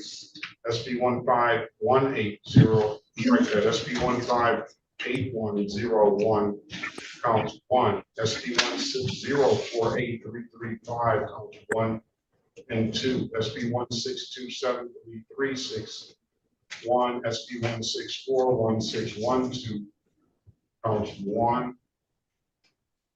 SP 1651209, counts 1 and counts 2. SP 1, strike that, 2275050, counts 1 and counts 2. State of Michigan versus Reginald Griffin, case number SX 4174561. Appearance for the record, please. Your Honor, Pauline Soroki on behalf of Reginald Griffin. Turn your camera on. Me? Yes, you. Oh, State your name for the record, please. Reginald Griffin. I'm gonna just say this. I'm getting increasingly frustrated with all of this. And I'm gonna start doing things a little bit differently. If you come back in here, sir, if stuff's not resolved, you come back in here with a new case, you're gonna be looking at some jail time, all right? All right. It's the only way that I have to force you to try to get this stuff together. Yeah, I came down there on the 19th of May. I was trying to pay some, but the clerk said that I had bench warrant, so she was like, she just set me a court date. I was trying to pay, see if I could pay something or whatever, or get on the payment plan or whatever. It's not about paying. Oh. We're not talking about paying. I can understand somebody that doesn't have the money or is not situated right to get this stuff together. It's about keeping up with these tickets. It's about this 21 and 25 over. It's about these 36 plus over the speed limit. It's about this failure to stop and stop signs. It's about just a complete lack or just a complete lack of wanting to follow the rules of the road and putting everybody else in danger, including yourself. A complete disregard is like you just don't care. That's what it's about. All right, so let me get it straight. Let's get it straight, Mr. Griffin. When you're gonna go to jail, if you come back in here with some new cases, all right? So you better start catching a bus, a Uber, a Lyft, or something until you get your driver's license straight. Yes, sir. All right, let me put you in a breakout room with Miss Soroki. She's gonna get you an updated offer. Keep in mind, if you don't like the offer, you have an absolute right to a trial, all right? All right. Join the room, please. We're past the man. Mr. Barry, let's go back on the record with who do you have? Who's your client? Ms. Leonard. Ms. Leonard, Your Honor. Ms. Leonard. Look at this. Look at this. Where's Ms. Leonard's file, please? What does Ms. Leonard want to do? I'll give you an opportunity, Ms. Leonard, to speak to Mr. Barry. Mr. Barry, I'll give I'd like to speak with my client again, Your Honor. Very well. Go back in the breakout room, sir. I'll have another conversation with your attorney, all right? Okay. All right. All right, let's pass the matter. Let's go back on the record with Mr. Reginald Griffin. Mr. Griffin, yes. Give an opportunity to speak to counsel. Counsel, what's your client want to do? Your Honor, I did have an opportunity to speak with my client and with the city attorney. At this time, he's requesting a pretrial date. He's not getting a pretrial date. Your Honor, he has probably 7 no proof of insurance, which he has the ability to pay. And then he can go pay. This is the first time I've seen Reginald Griffin, is it? Is it? No, it's not. This is not the first time I've seen Reginald Griffin, and this is causing my clerk and the court just an unnecessary amount of time in entering all this stuff in, and we've given Mr. Griffin an opportunity, and he's not taking care of it. So we'll have between now and June to get it together. I don't really, as you see, Mr. Griffin, I don't really have much sympathy for you. Yeah.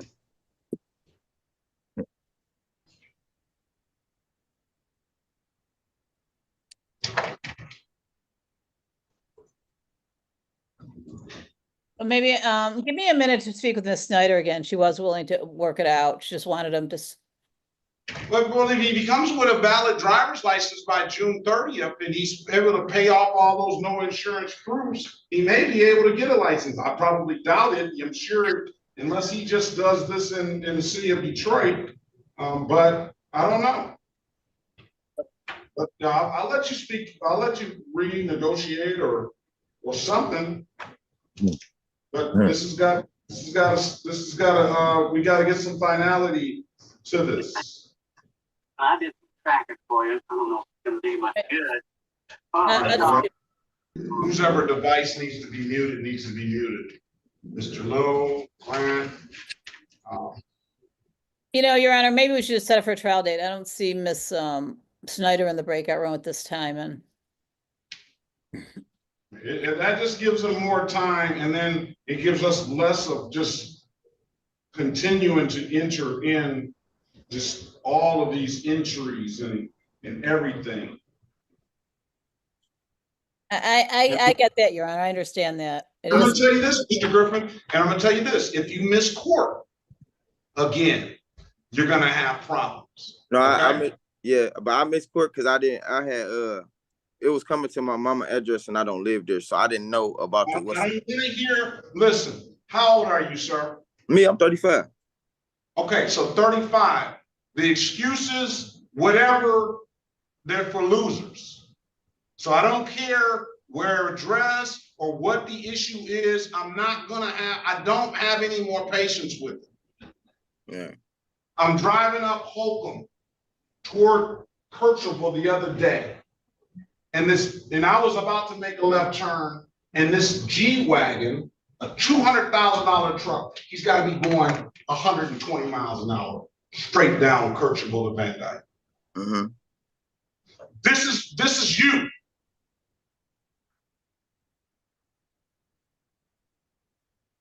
Okay? My patience is gone. All those deals and stuff like that for people like this, I don't have patience for it. Come back on trial, June 30th, 2025. Giving you time to get it together. I hope you do. All right. But what my father always said, they got a place for you if you don't. All right. All right. All right. Have a great day, Mr. Griffin. Best of luck to you. All right. Glover. City of Detroit versus Richard Glover, case number SP 1312869, counts 1 and counts 2. SP 840798, counts 1, 2, and 3. SP 865359, counts 1, 2, and 3. U52653719. Mr. Gizzard, then you have an absolute right to a trial, and that's the date that time set for that. All right. Thank you, Judge. Just pass the matter. Judge, while we have Ms. Schneider here. Say that again. While we have Ms. Schneider here, perhaps we could take care of Mr. Lloyd White. He's in the courtroom. Let's do it. Thank you. City of Detroit versus Keyshawn Devon Lloyd White, case number SP 1682139, counts 1 and counts 2. Appearance for the record, please. Good morning, Your Honor. Alexis Schneider for the people, P80322. I don't know if the issuing officer is in the main room, but he did check in. He's on Zoom. So NADU is one issuing officer. I have not seen that officer. That's the retained attorney, Your Honor. That's me, actually. Okay, I'm sorry. Yes, sir. That's me. The officer Ernie is here. Officer Ernie, he's in the breakout room, so he did appear on time. We'll try to pull him out. All right. So, Mr. Lloyd White, good morning. You state your name for the record, please. Lloyd White. Speak up, Mr. White. Shall I put my appearance on the record? Scott Nadeau, P64316 on behalf of Mr. Lloyd White. Shall I fill out a? Absolutely. I was going to say. Asking the judge? Yes. All right. Well. Okay, can you spell your last name for me? NADENU 64316. And I'm not. And Officer Ernie, can you put your name and badge number on the record, please, and department? Officer Matthew Ernie, badge 494. All right. Good morning to you. All right. Good morning. Counselor. Judge, we've had a chance to have a chat with Ms. Schneider. We both agreed that it would be helpful in this matter to take a look at the body cam and maybe dash cam footage. And the dash cam footage, it should be noted while I've been standing here, I've already made a request via email to Ms. Schneider's provided email for that information. I was told by a person in her office that it should take no more than 21 days to receive that body cam footage, and then I would be able to review it. So I would ask for no more than 30 days, adjournment, Judge. I know that may be a stretch, but I just want to make sure that we can take care of this when we get back here without any hiccups. I will leave it to the court's discretion on timing, and if we need to put some pressure on the police officers, I'm sure Ms. Schneider has amazing skills. We do need to put pressure on the police. Let me see what time and how long this case is. I don't think we've been here that long, Judge, quite honestly. This might be this is the first trial. 2025, the allegation was made. Raymond was on 313, so we've been here probably past we're getting close to past 126 days. Okay. Schneider. Yeah. Ms. Schneider, can we get that in sooner?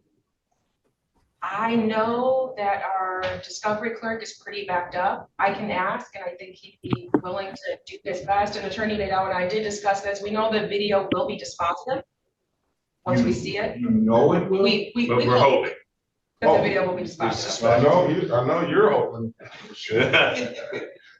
I know I am. I like to be a hero. Yeah, all right, so, what do we have, June 30th? June 30th? May I check my calendar?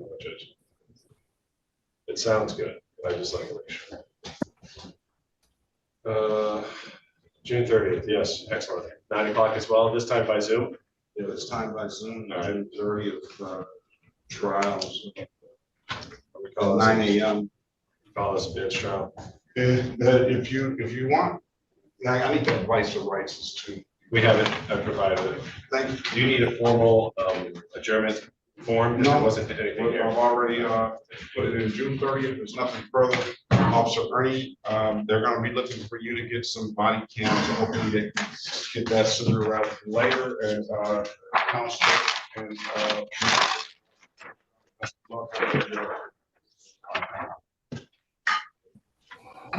let's do this. Let's go back on the record with Mr. Lacko. Mr. Lacko, giving you an opportunity to speak to counsel. Counsel, what's your client want to do? Your Honor, my client would accept the people's. Mr. Garcia is ready, Your Honor. I know.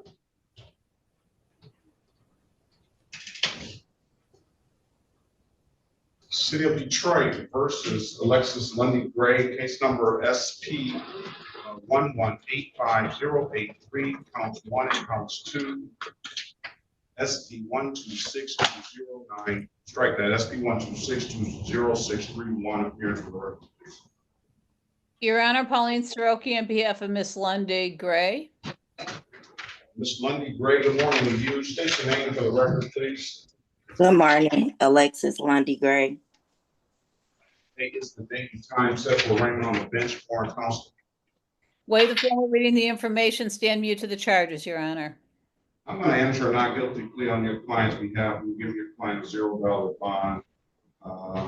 This is not the first time I've seen you either, is it, Ms. Lundy Gray? Yes, this is the first time. It is? All right. So, enter a not guilty plea on your behalf, give her a $0 bond. Ms. Lundy Gray owes at least a $288 in no insurance proof. Ms. Lundy Gray, you owe more than that. But that knowing that insurance no proof, you got that paid, then you can potentially set yourself up to get a valid driver's license now. Ms. Soroki, I'm gonna put Ms. Lundy Gray in a breakout room. Keep in mind, Ms. Lundy Gray, she's gonna get you an updated offer. If you don't like the offer, you have an absolute right to a trial, all right? Okay. Join the room, please, we'll pass the matter. This is the City of Detroit versus Roberto Garcia Jr., case number SP 1718095. Appearance for the record, please. Good morning, Your Honor. I'm George Howell, P 74468, and I'm here representing Mr. Garcia, who is seated next to me. Good morning, Counselor. Mr. Garcia, good morning to you. State your name for the record, please. Roberto Garcia Jr. Absolute right to a trial. Okay. Join and let us know what you want to do when you come on. Pass the Miss Soroki, are we ready on anyone? Yes, Your Honor, we're ready on Miss Lundy Gray. Let's go back on the record with Miss Lundy Gray. Miss Lundy Gray, I've given you an opportunity to speak to counsel. So what's your client want to do? Your Honor, she's going to avail herself of the recommendation of the people. That's what you want to do, Miss Lundy Gray? Yes. Raise your right hand, please. Do you swear or affirm to tell the truth, whole truth, and nothing but the truth? Yes. Or you can put your hand down. Do you understand the maximum possible penalty for this offense is 93 days in jail and or $500 in fine? Yes. You understand that you have an absolute right to a trial? Okay. Yes. Ms. Soroki went over your other advice or rights in the breakout room, did she not? Yes. You understood those rights? Yes. Any questions about those rights? No. You know, by taking the deal, you're gonna give those rights up. Yes. Has anyone offered you anything other than what's been stated in the record? I didn't hear you. Anyone offer you anything other than what's been stated in the record? No. All right, Ms. Soroki, what's the deal? Your Honor, she's gonna plead to one amended count of failed to display and to one amended count of improper plate. All right, Ms. Lundy Gray, I'm gonna draw your attention back to 6/2021 at around 8:51 p.m. in the city of Detroit, near Grand River and Warren. Did you have an occasion on that day to come in contact with the Detroit Police Department? Yes. Were you operating a motor vehicle? Yes. Did the officer ask you to produce valid driver's license and insurance? Yes. You couldn't do either, could you? No. Why is that? I didn't have my license or insurance.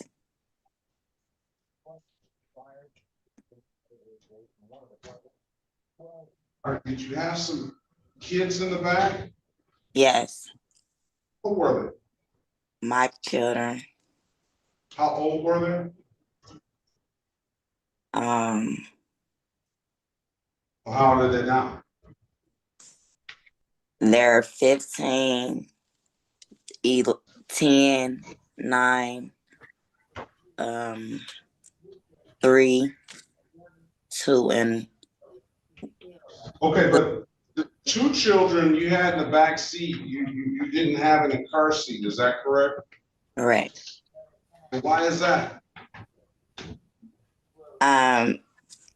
It wasn't enough room. The car seat was at my mom's house. All right, you know, you gotta get those kids in car seats, man. I mean, I know that's one of the charges that you have to pay, that $256. What are you, so I'm gonna find you guilty of the amended count of failure to display, and I'm gonna find you guilty of the amended count of improper plate for the no insurance.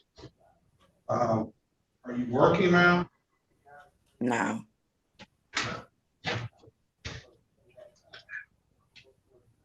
And you have how many kids?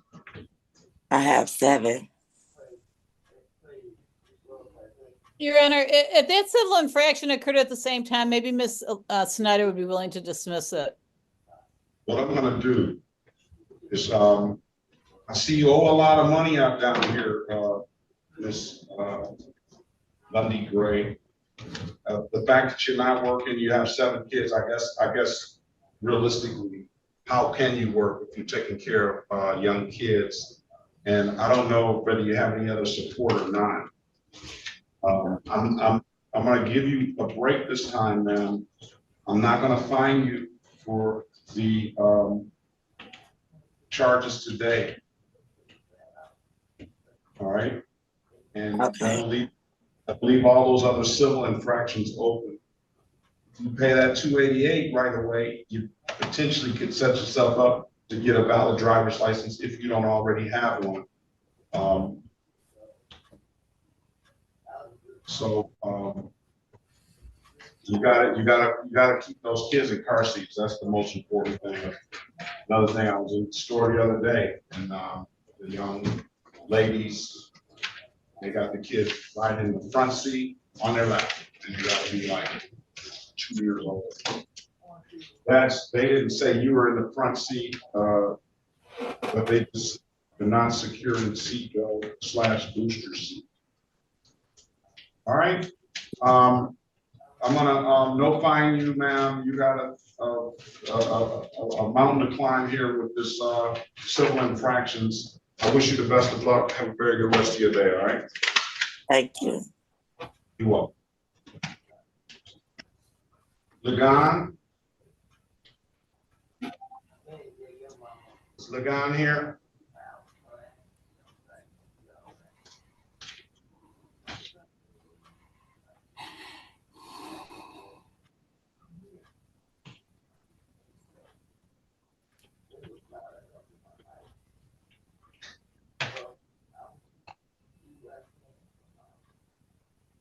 Guy,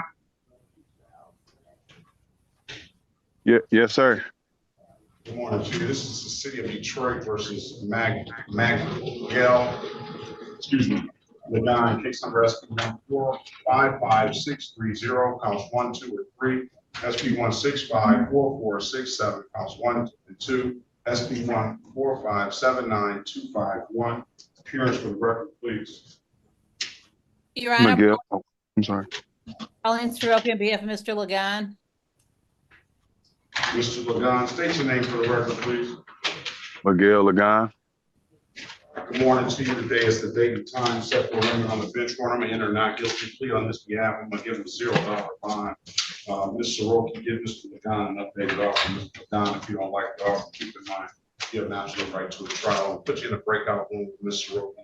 Let us know what you want to do when you come out, all right? I'm going to dismiss the cases for providing valid documentation. I'll waive the warrant fee. I don't know what happened, Ms. Gilder. Best of luck to you. Have a very good rest of your day. Thank you, you as well. Mr. Gutierrez, Eduardo Gutierrez. Good afternoon, Your Honor. I'm here. Good morning, actually. Good morning. Do you need an interpreter, sir? No, sir. We run the license. Who was that individual, Mr. Berry? Mr. Garcia. Mr. Garcia. Oh, here. I'm sorry.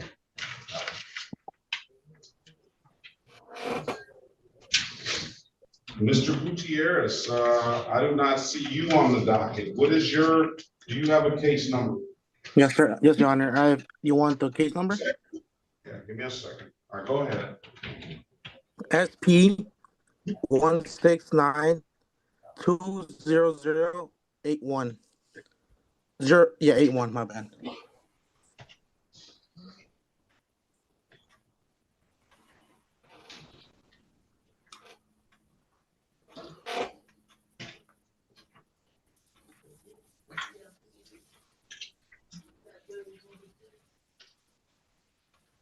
City of Detroit versus Angels, Eduardo Gutierrez, case number.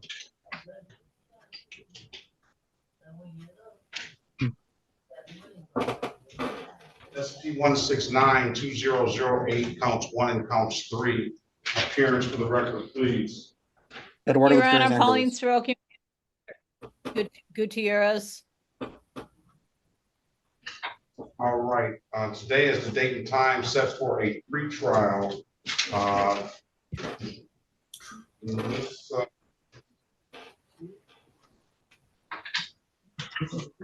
see it.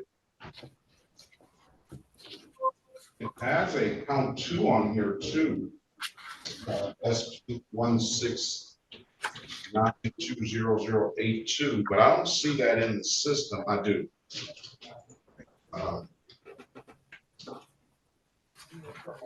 Mr. Gutierrez, Ms. Soroki is going to get you an updated offer. Okay. Keep it. You don't like the offer, you have an absolute right to a trial. For some reasons, that other one's not pulling up. We're gonna make sure this is correct. Okay. What is let me see that. What is the correct spelling of your name? Mine? Yes. It's Eduardo Gutierrez, and mother last name is Angeles. And spell out the Angeles. Angeles. So can you correct that? Oh, yeah, You count print two out is, one. count two is spelled wrong, yeah. You put that E in there. Yep. And we'll print out me another summary, please. All right. Let me put you in a breakout room, sir. With Ms. Soroki, she's going to get you an updated offer. Keep in mind, if you don't like the offer, you have an absolute right to a trial. Okay, thank you. Find the room, please. Let's pass the matter.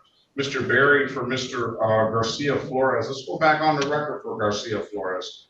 Mr. Garcia Flores, he has a valid driver's license. Yes, Your Honor, and good to know. And as to the brake light, he has shown receipt and light, and we seek dismissal for providing valid documents. I'm going to dismiss the case. Mr. Garcia Flores. If it's not put you in a breakout room, let us know what you want to do when you come out, okay? Okay.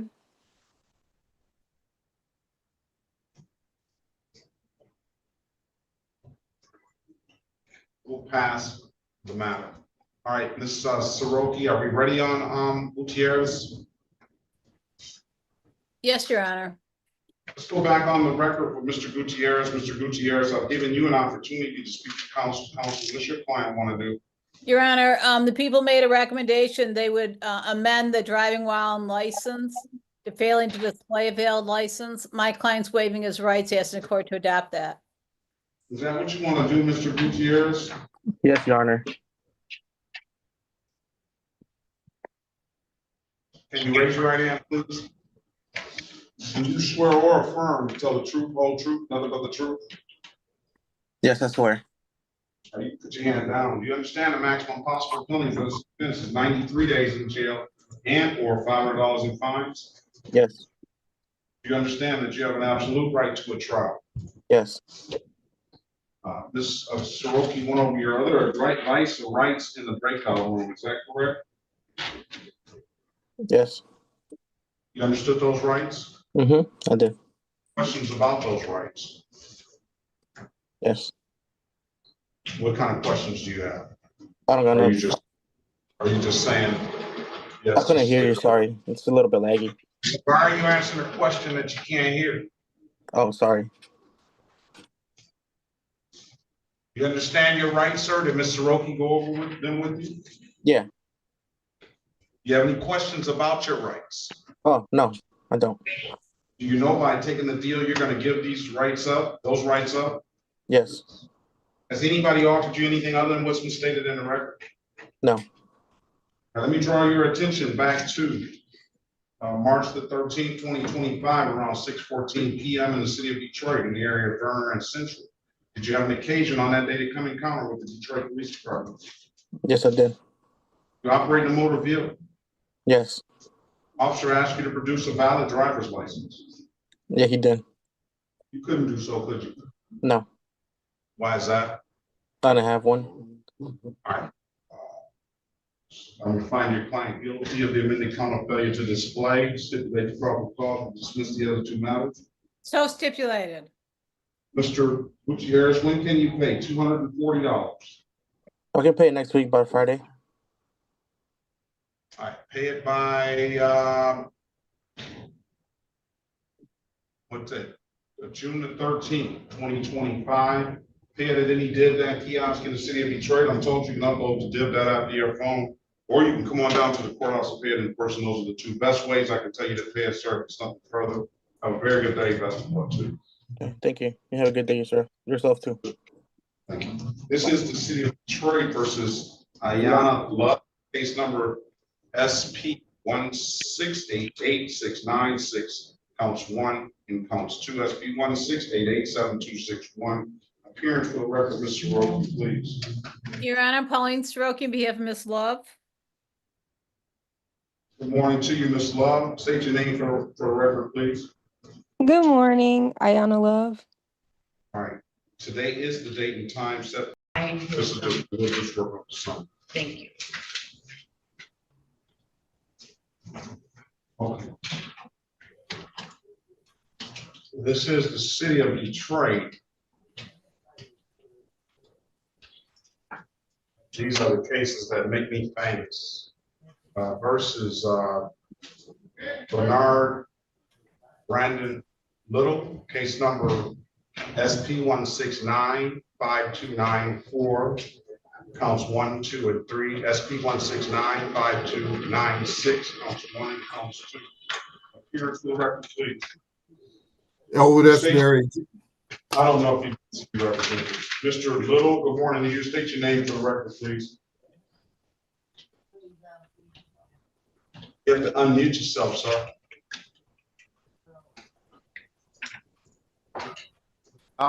Hello? Can you hear me? Yeah, you got it. You got it. Okay. State your name. State your name for the record, please. You keep breaking up. I think you just muted yourself again. I got pressed on mute.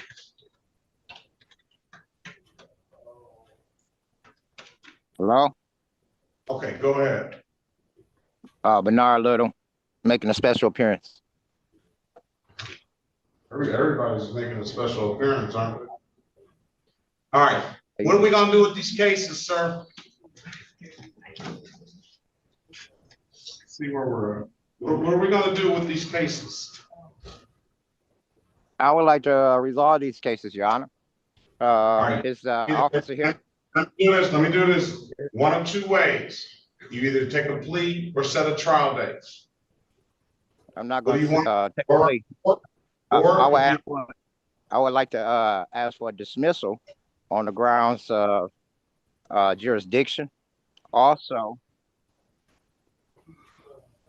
hello, can you hear me? I can hear you. I would also like to know if the officer is here. Today's date time set for a pretrial. Officer doesn't have to be here on the date of trial. That would be time for the officer to come in. Let me make sure it's pretrial. Pretrial, yeah. If you want to set a trial date, the officer would have to be here at that time. I'm going to deny your motion that you just made on the grounds that you made on the grounds of jurisdiction. I'm going to deny that motion. All right. So I want to set a. Can you make it a matter of records that I request that they approve jurisdiction? You skilled me? I made it a matter. You made a record of it. You made the motion. I made this on the record. Okay, thank you, sir. Okay, so I'm going to set a jury trial date. Yes, sir. Can I get a jury trial date? Let me see. Did you come down here before for a jury trial date in person? Yes. Yes. And on that date, your cases got dismissed, didn't they? Yes. And you indicated something that time that you just want to pay something.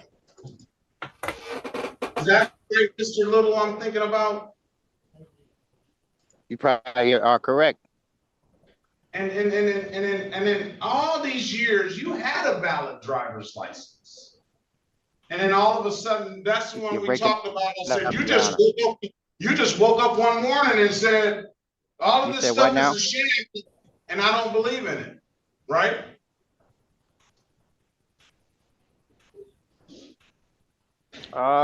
No, it's a process. We work. That's what we talked about when we dismissed the cases the last time, right? Yes. I just wanted to know if my memory served me correctly. So Jury trial is June 24th. June 24th, jury trial. How many dates? Let's see what we have scheduled for June 24th. I don't think that's a good date.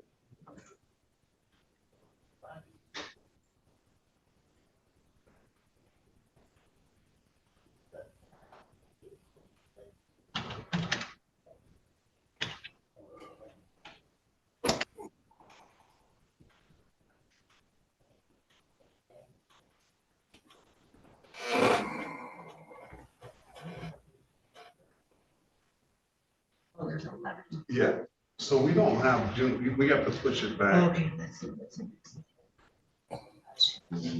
On July 8th. I think it's 2 on July 8th.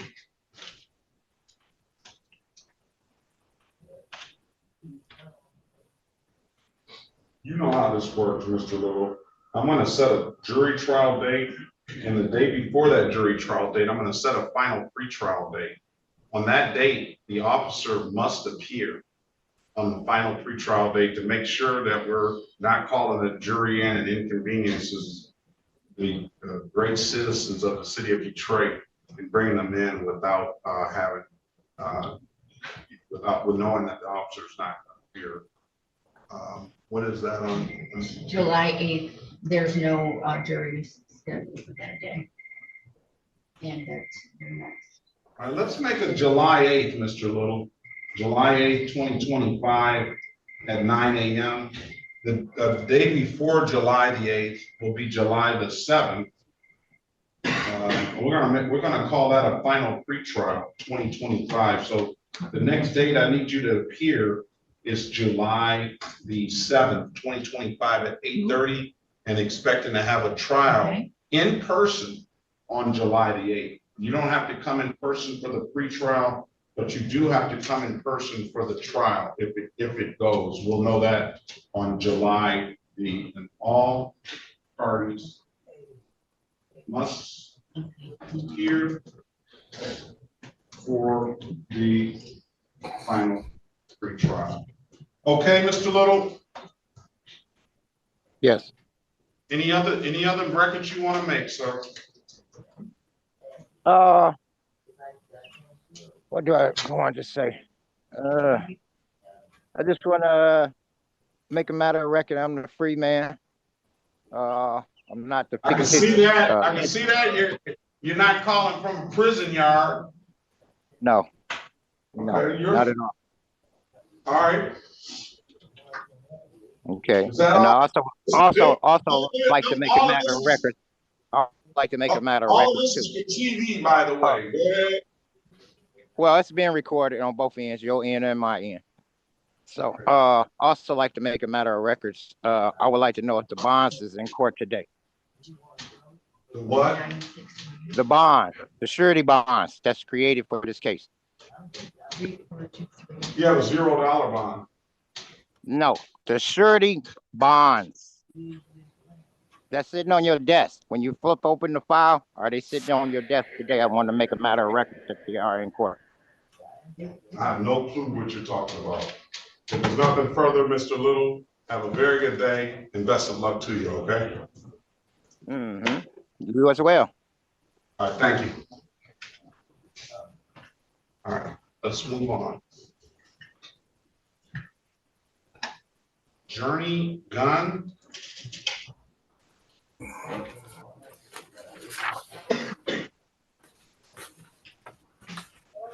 Is Journey Gunn there? City of Detroit versus Journey Marie Gunn, case number SP1358049. 1, SP1616058, counts 1 and counts 2, SP161.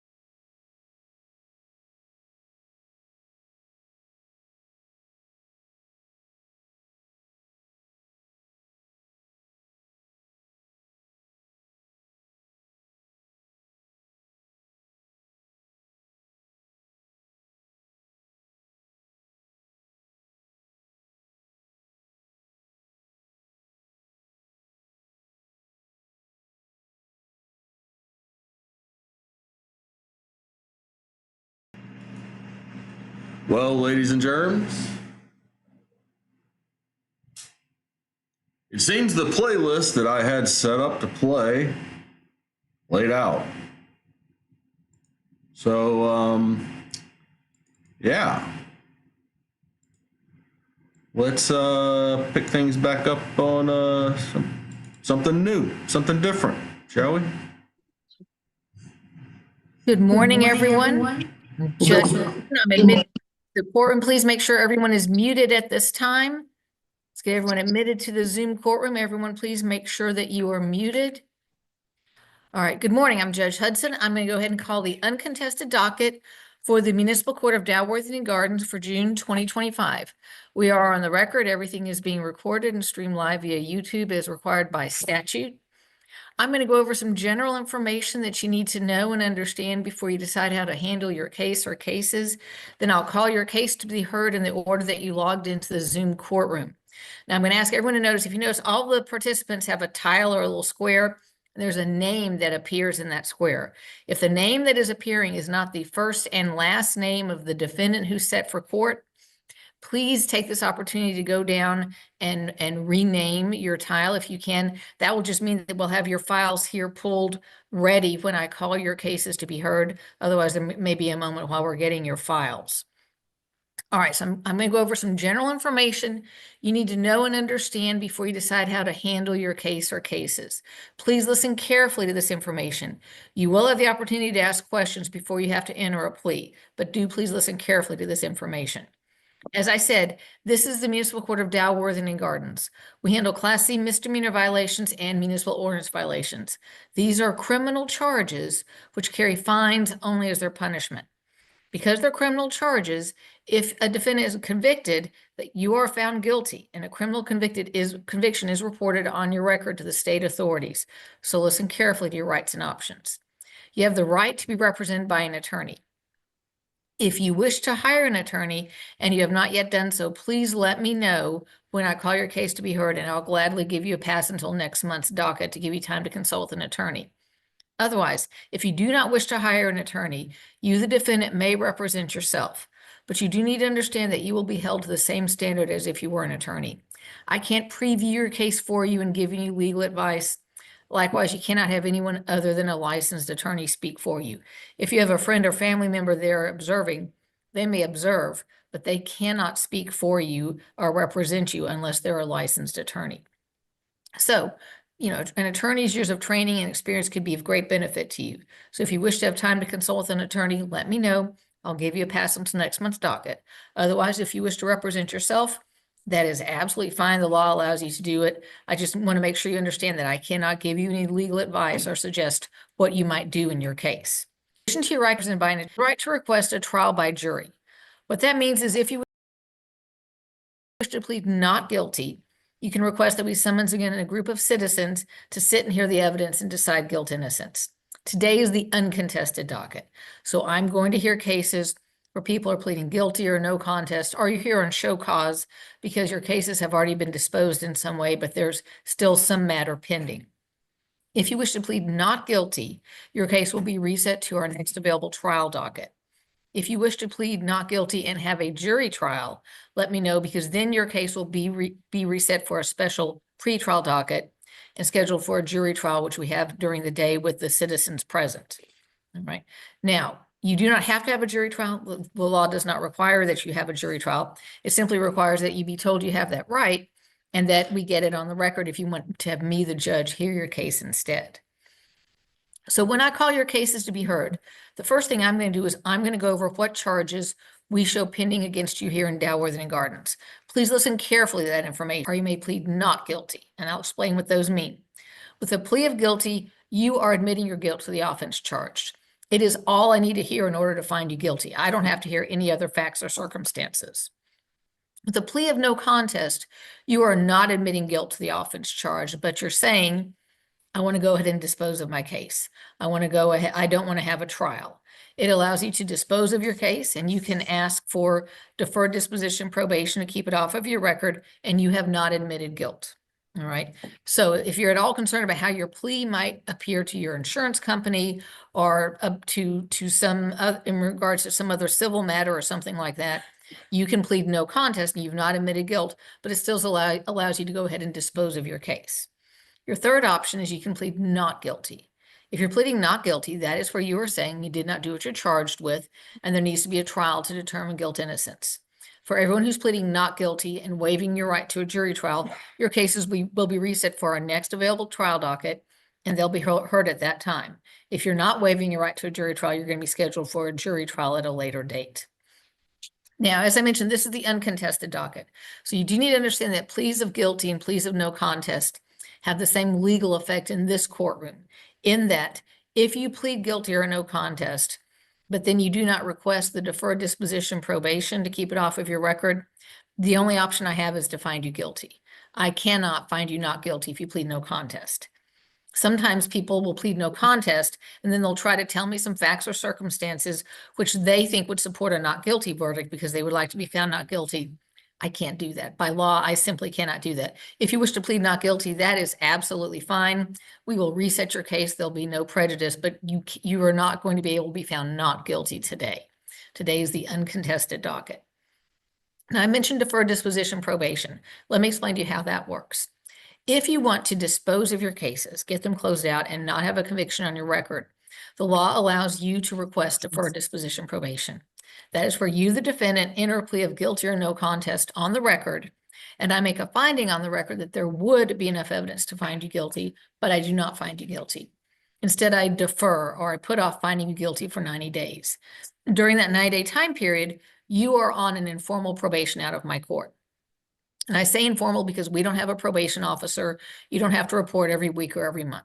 You pay your deferral fees, which usually are about the same amount as what the fine would be. You pay the court costs. They are state mandated. They're the same either way. If you follow the terms and conditions of the deferred disposition that I set, then at the end of the 90-day time period, your case or cases will be dismissed. And you will be able to honestly say you're not convicted of the offenses you're charged with. Now, the alternative is if you don't follow the terms and conditions that I set, then our prosecutor could file a motion to have you adjudicated. That means to have you found guilty. A warrant could issue for your arrest. You could be arrested, convicted, and face up to the maximum fine and court costs. So make sure you understand the terms and conditions of your probation. They will be printed in a block on the paperwork that we send you, and make sure you're going to be able to follow them. My number one term and condition for everyone on deferred disposition probation is don't commit a criminal offense while you're on the probation. That means don't get a Class C ticket for speeding, and then obviously don't do anything more serious than a Class C ticket. Depending on your age and the offense you're charged with, you might be required to do some community service or to take a driving safety course. With some cases, there are special circumstances that I will set. For example, if you're charged with failure to maintain financial responsibility, which is the no insurance ticket, I typically order that you obtain and maintain insurance or the financial responsibility for your 90-day probation. Now, this is important because you need to understand that if your conditions change, like let's say you no longer own a vehicle, you can't just say, all right, I'm not going to buy insurance now because I don't have a vehicle. You need to contact the court, notify me, and ask for me to change the condition of your probation. Because otherwise, if at the end of the 90 days, you cannot show valid insurance or financial responsibility for those 90 days, you're going to be in default and you could face a conviction on your record. So I understand that things happen in life and sometimes circumstances change where you either are unable to comply because, for example, you don't have a vehicle, or you need more time to complete a course or to do some community service. That's where it's important that you, the defendant, stay in contact with my court and notify us of any issues you're having and either ask for a modification or an extension of time. Now, I'm going to go over the general punishment ranges that you could be facing for the different offenses. For most of your rules of the road violations, your speeding tickets, etc., the punishment range that you're facing is up to $200 plus court cost for each offense. Certain offenses have special punishment ranges. For example, the failure to maintain financial responsibility citation that I mentioned, that has a punishment range that starts at $175 and goes up to $350 for your first offense. For a second or subsequent offense, the punishment range starts at $350 and goes upwards from there. All other general Class C misdemeanors and most of our municipal ordinance violations have punishment ranges of up to $500 plus court costs.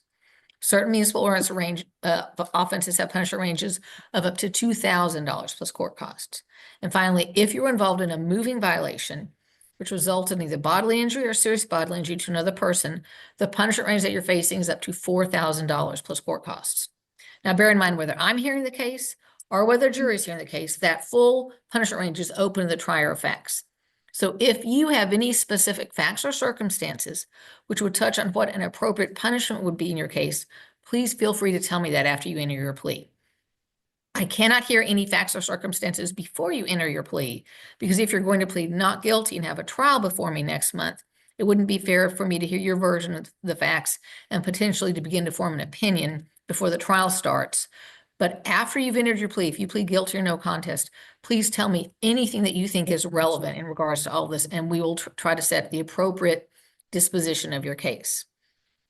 Now, today is a Zoom docket, so you all are not here in the courtroom. So at the conclusion of your hearing, you're not going to be able to turn and pay your deferral fees or court costs. So I want to explain how this will work. For you to be considered paid in full at the time of court, we consider that if you can get it paid in full by the following Monday. You can pay either online, you can come in person during business hours and pay with my court clerks. We have a night drop box where you can drop off payment, or you can even call and pay over the phone.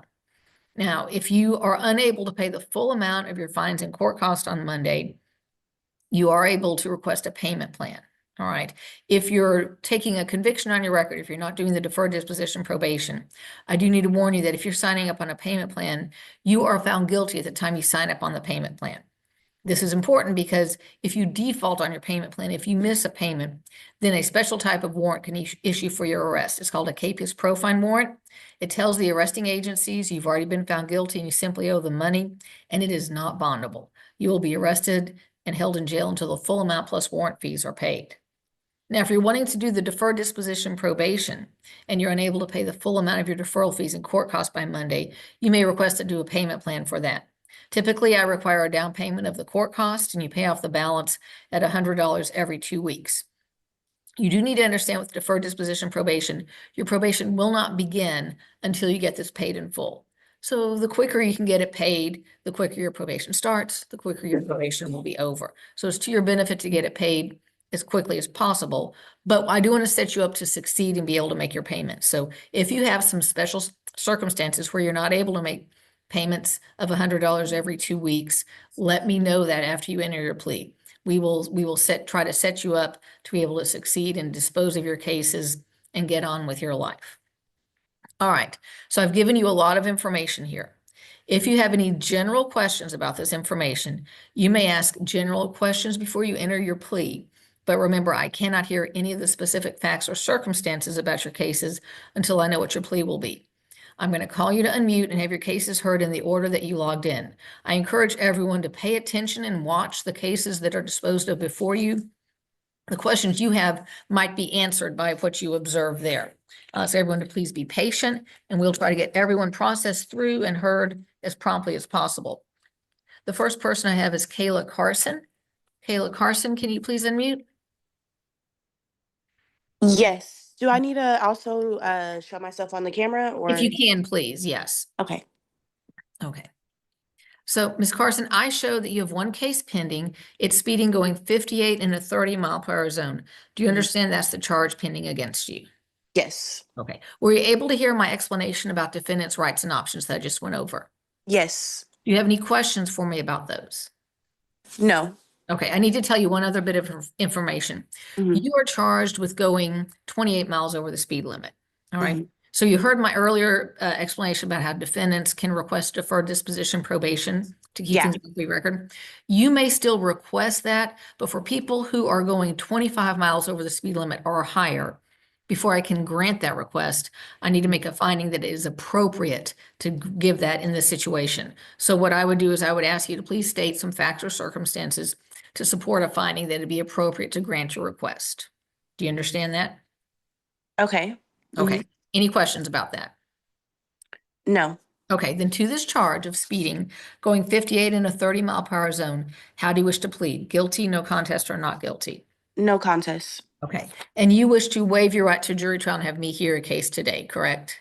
Correct. And you wish to represent yourself, correct? Yes. Okay. And do you have any information that you want to tell me or any requests that you want to make? Yes. So this was from 2018. I do have a request. I would like to request that the fees are decreased. I actually paid the fees. I had to pay the fees in court because my license was up for being suspended due to this. Okay. I need to stop you right here. I need to point one thing. The violation date that I have is 2022, not 2018. Okay. Okay. So I just want to make sure we're talking about the same thing. Okay. So, okay. But I do see that you came in and posted a cash bond and lifted it out of warrant to get the Omni hold lifted. Right. Yeah. Yeah. So I would like the fees to be decreased and for and for this to be off of my record. So you're requesting deferred disposition probation? Yes. Okay. So Can you please state some information on the record that you think would support a finding that would be appropriate to grant your request in this situation? Yes. So I was actually, in my case, I was actually rushing over to my family. They were out taking pictures, and I was bringing water to help them hydrate because my aunt was literally like passing out. So I brought the water over there while they decided for me to just bring the water instead of calling like an ambulance at first, to check out what was going on. So that is why I was speeding to them at that time. And I did let the police know so that they could follow me over there, but they stopped me obviously due to my speeding. And where were they taking pictures? It's like a park area there in Downworthington. Okay. All right. Anything else you wish me to take into consideration? No. Well, based upon your plea of no contest, I am making a finding on the record that there would be enough evidence to find you guilty, but I'm not going to find you guilty. I'm going to grant your request and grant you deferred disposition probation to keep this off of your record. I do note that you did tell the officer that you were taking water to someone who was taking pictures. So that is appropriate. I do see that. I do have to tell you, a large amount of these fees is because you didn't come in and take care of it back in 2022, because this So went. I actually did. I actually came to take care of it, and I even did this online deal at the time. And for some reason, it was not found on record. You can even see that it was actually two things that I had to take care of. So you can see one half of it was taken care of, but the other half was not. I assumed that maybe I had some leftover fees that were there, but I was like unaware that there were any leftover fees that I had to pay for. When you say you took care of it online, tell me what you mean. So I had to do the same virtual Zoom call with the judge here, and I also came in person to take care of the ticket because I also had to show proof of insurance, I believe, as well. So you can see like that part of the ticket is taken care of, but this part, for some reason, it seems like I feel like the records were mixed up or something, because I did take care of it back then. But now there may have been some fees left over that maybe I mixed up. But I did take care of I did handle the tickets. So I'm not even sure why I have extra fees on top of what was already due. Okay, well, hang on a second. Let me go look at the records right here, because I do show that you were also issued a citation for expired registration, which I Right. don't have set here. So hang on a second.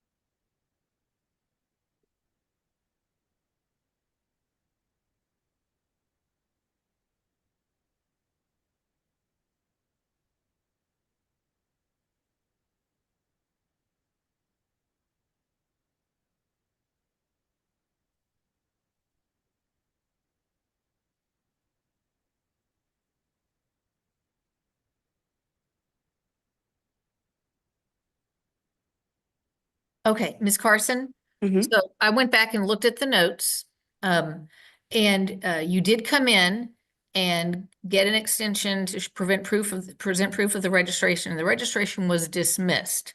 And according to our records, you were told at the time because you wanted deferred for the speeding, you needed to set it for court and appear in court. And you set it for court, and then you didn't appear, and it was reset. and you didn't appear, and that's when it went into warrant. So from our records, it shows that it was clear you had not taken care of this yet. You did take care of the registration one, and that's why there's no warrant fees on that or anything like that.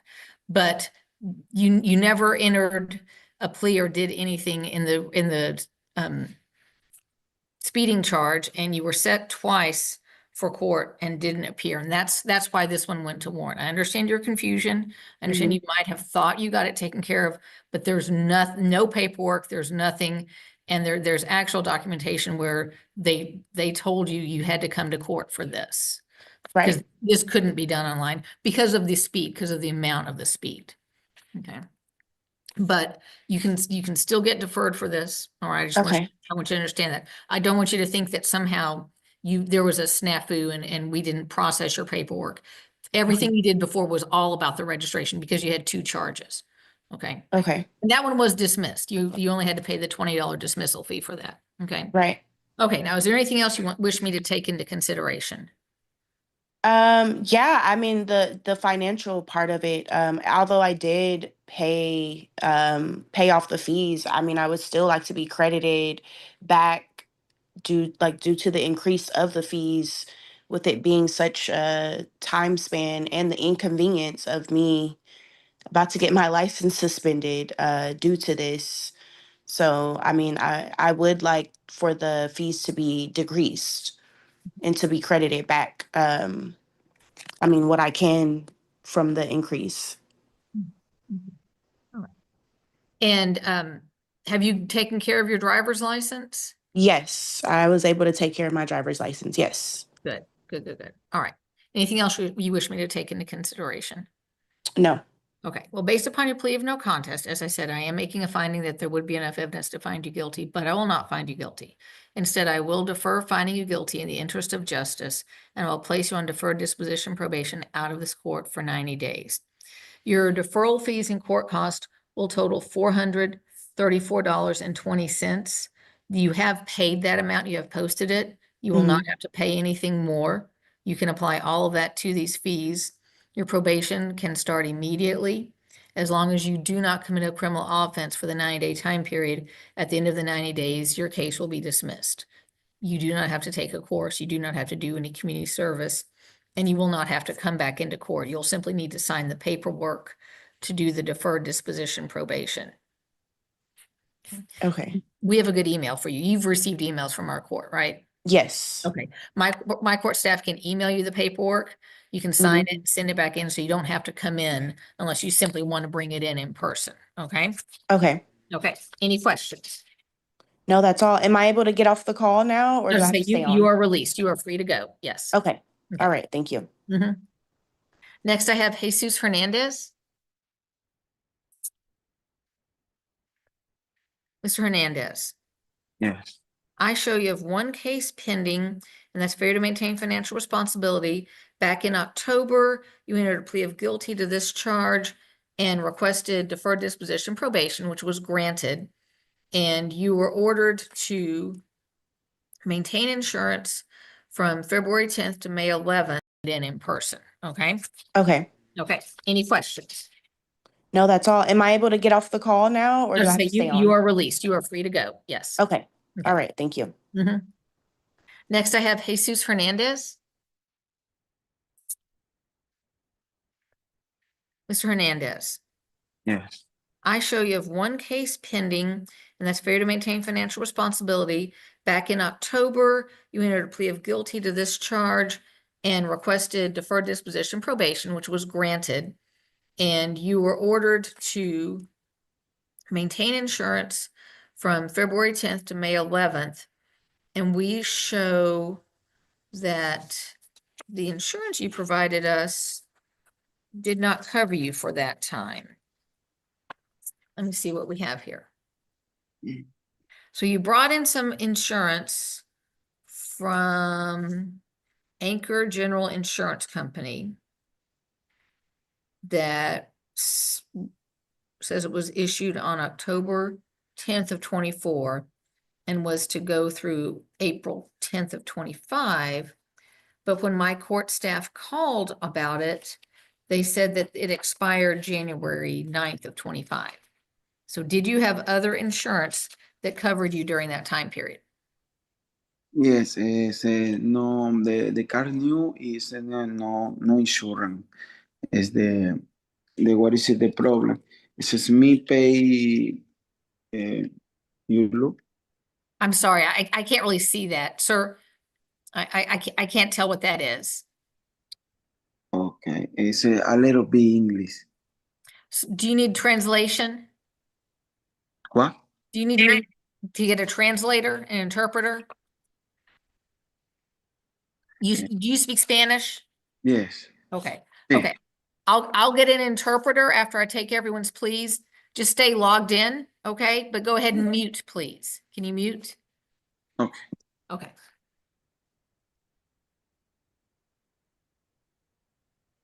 Next, I have Nicholas Silva. Yes, Your Honor. Hello, sir. I show you have one case pending. It's speeding going 70 in a 40-mile-per-hour zone. Do you understand that's the charge pending against you? Yes, ma'am. Were you able to hear my earlier explanations about defendants' rights and options, Yes, ma'am. including the one about defendants being charged with going more than 25 miles over the speed limit? Yes, ma'am. Do you have any questions for me about any of those? No, ma'am. All right, then to this charge of speeding going. Okay, thank you. I appreciate it. Let's see, do I have the defendant that logged in with the telephone number 713 ending in 179? 713-179? Okay, Mr. Hernandez, we're getting the interpreter.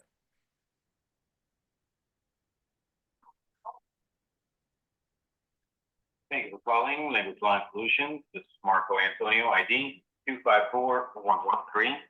I'll be your Spanish interpreter today. I'm proud to serve you. This call may be monitored for training and quality assurance purposes. Is your customer with you, or do you need me to call them for you? Yes, hello, good morning. This is Judge Hudson. You are on a speakerphone in my courtroom. I am conducting a Zoom hearing and I have a defendant here who needs a translation. May I swear you in for this proceeding? Yes, ma'am. Okay. Do you solemnly swear that you will accurately translate these proceedings from English to Spanish and Spanish to English, so help you God? I do. Okay. The defendant's name is Jesus Hernandez. If you'd like to introduce yourself. Hola, señor Hernández. Yo voy a ser su intérprete para esta llamada. Okay.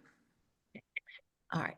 So, Mr. Hernandez, you have one charge of failure to maintain financial responsibility pending in this court. Sí, señor Hernández, usted tiene una acusación de fallar en mantener su responsabilidad financiera en este tribunal. Back in October of 2024, you requested probation and were required to provide proof of insurance. En octubre de 2024 usted solicitó probación y se le requirió que obtuviera un comprobante de seguro. The proof of insurance that you provided us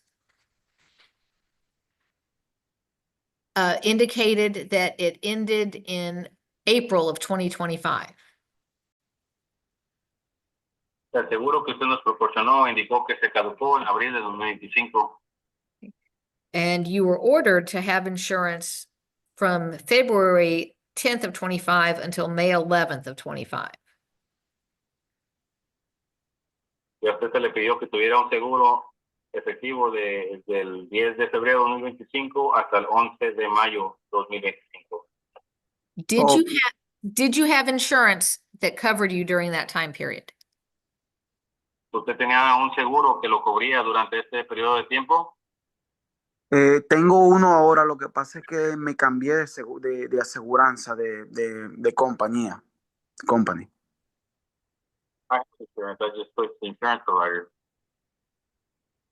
Well, sir, you needed to tell us about that. Sí, señor, usted nos tenía que informar de eso. Oh, no sabía porque como o sea, yo cancelé todo, ¿verdad? Aquí tengo la factura y tengo todo, lo estoy mostrando en la cámara.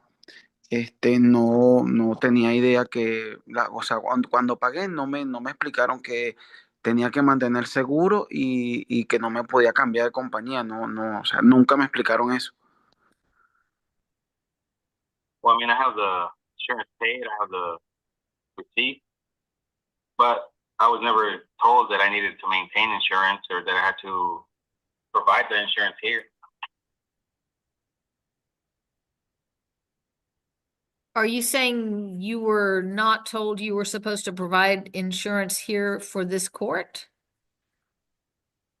Entonces, ¿está diciendo usted que no le dijeron que tenía que presentar el seguro aquí en este tribunal? No, yo fui porque me pareció extraño que llegó a mi correo esto, que le voy a mostrar aquí, llegó a mi correo esto, em, y fui allá a Garden donde pagué la multa, fui con mi documento y ella me dio fue este papel de cancelación.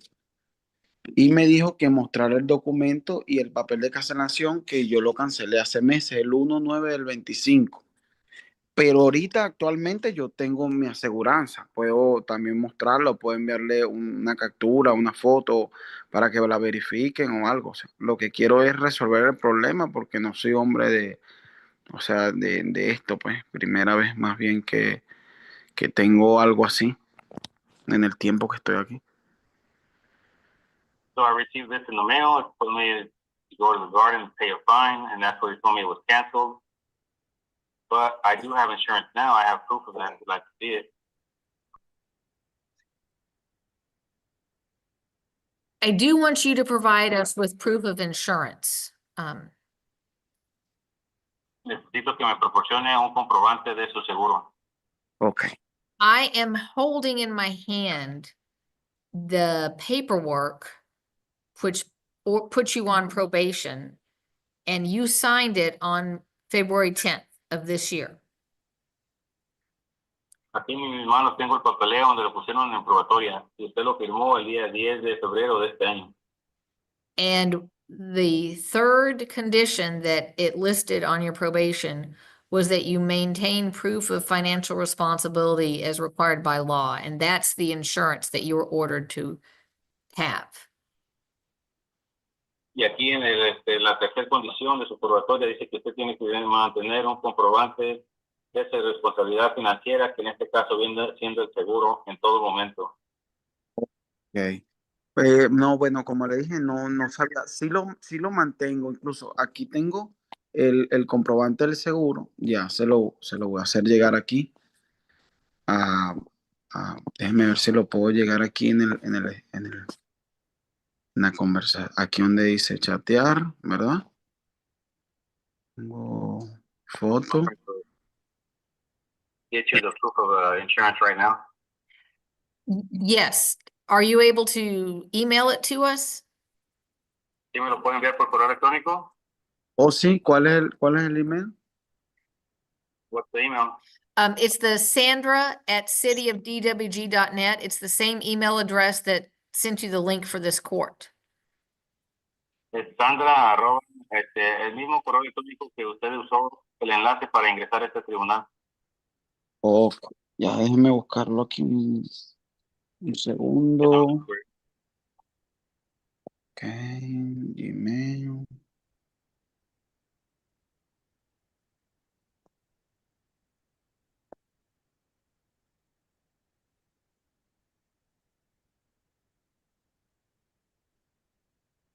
Ok, aquí lo veo, Sandra.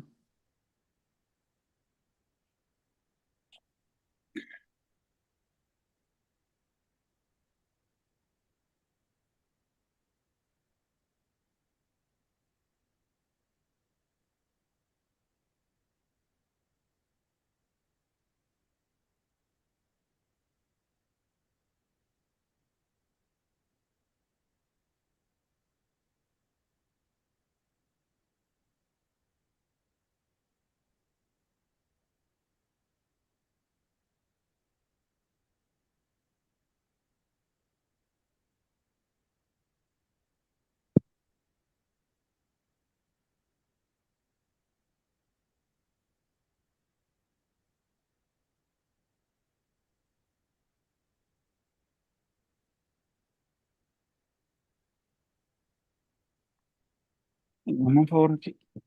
Have you been able to send it, sir? ¿Cómo hago para reenviarle a ella un correo que es Sandra? ¿Perdón? No, ya va que le pedí el favor a mi esposa para que me diga cómo enviar aquí un correo. Ah, ya. Ok. Aquí. So I'm having my wife here help me out to send the email. Okay. Aquí necesito enviar la foto de la aseguranza. Foto.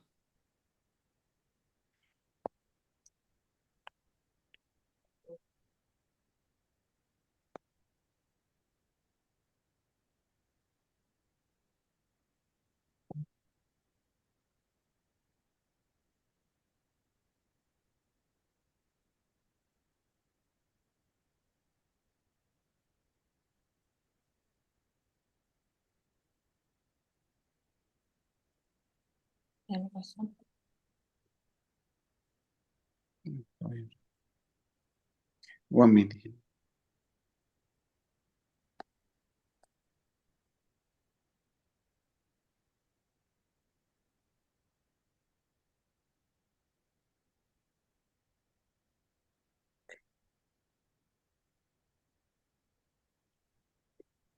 Ok, ahí lo enviamos. Okay, I sent it now. All right, great. We're gonna look at it and then I'll let you know if it is sufficient. Muy bien, lo voy a ver ahorita y voy a ver si es suficiente. Ok.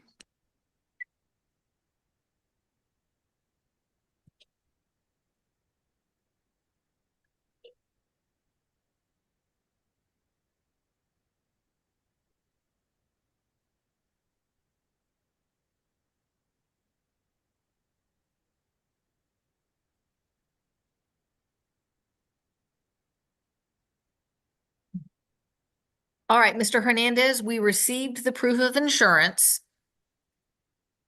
Muy bien, señor Hernández, ya recibimos el comprobante del seguro. And it does appear to cover you for the time period as required by my order. It does cover. It does, yes. Y sí cubre el periodo de tiempo que yo requerí con mi orden. So we're still going to call the insurance company to confirm it was valid the entire time.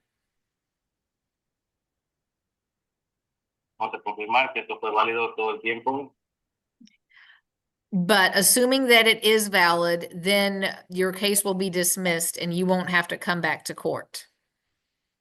Asumiendo que esto es válido, tu caso va a ser desestimado y ya no tiene que regresar al tribunal. If there is any issue with your insurance, we'll communicate with you and set you for a new court date. Si hay alguna cuestión con su seguro, nos vamos a comunicar con usted y darle otra fecha para el tribunal. ¿Está bien? Ok. Any questions, sir? No. ¿Alguna pregunta, señor? No, Nasty, más bien muchísimas gracias por ayudarme a usted y a la señora. No, just thank you so much for helping me out. All right. Thank you. All right, this concludes your hearing. Thank you for your patience. You're free to go at this time. Cuando esto concluye su audiencia, ya está libre para poder seguir en este momento. Ok, thank you so much. Thank you. All right, you're free to go. Ya está libre de poder seguir. Thank you, interpreter. One last call. I have someone who still shows logged in with the telephone number 713 ending in 179. If you're here, please unmute at this time. 713-179. 713-179. I don't think they're still here. All right, I think we've taken care of all the folks. Do you speak Spanish? Yes. Okay. Sí. Okay. I'll get an interpreter after I take everyone's pleas. Just stay logged in, okay? But go ahead and mute, please. Can you mute? Okay. Okay.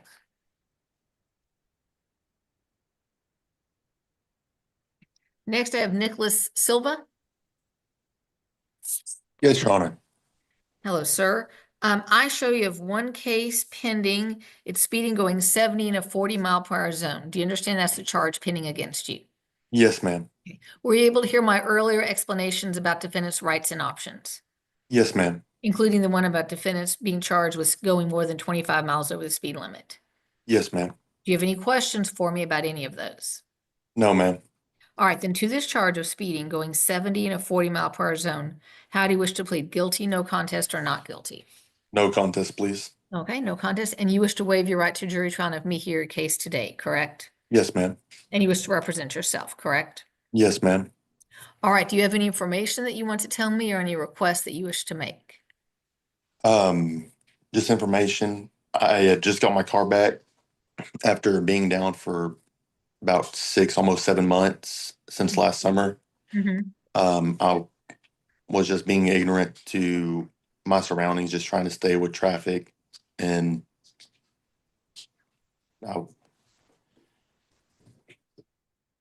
Are you saying that the traffic on Bowen Road was going 70 miles an hour? they were going about 65, 70 with me. And that's crazy.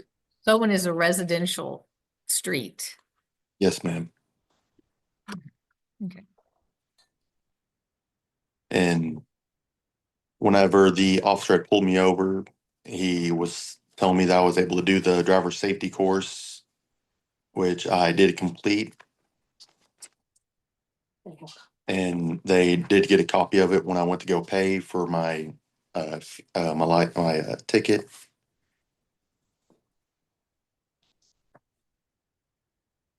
And I was told to come into the Zoom court. Well, so when you are requesting to dispose of a citation with a driving safety course, you're supposed to go to court first because there are some limits on who can do that. For example, this is not the type of case that you can get disposed of with just a driving safety course. Yes, ma'am. And so in the future, I mean, it's great that you took a driving safety course. I think it's good for everyone to take those as refreshers, but just you're supposed to go into court first. Yes, ma'am. Okay. I did not know that. Okay. And I appreciate you letting me know that. It's printed on your tickets. I know there's a lot printed on there, but that information's on the ticket too. Yes, ma'am. And so do you have anything else you wish to tell me or any other requests that you wish to make? That's it. So you're not asking for deferred disposition? Yes, please. I apologize. Just a little anxious. That's okay. That's all right. So you wish to request deferred disposition probation to keep this off of your record? Yes, please. Okay. So as you saw in the previous case, because you were going 30 miles over the speed limit, for me to grant that request, I need to make a finding that it would be appropriate. So can you please state some information on the record that you think would support that finding? I don't have anything, ma'am. Well, you can think for a minute. The woman that spoke ahead of you talked about what she thought were some extenuating circumstances and the time lapse between the citation and now. Some people mentioned their driving record or how long it's been. So if I'll give you a minute, do you want me to go? My sister had called me that night saying that her boyfriend was being a little violent towards her, and I was rushing to her. You were going to your sister? Yes. And he lived over by Martin, and that's where I had started to head to. And my other sister, she had lived in another state at the time, had called me and told me to don't worry about it. The oldest of 3. So just having 2 sisters, it was very upsetting to me about trying to get to her and be protective of her.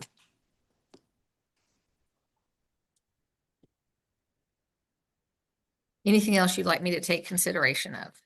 No, ma'am.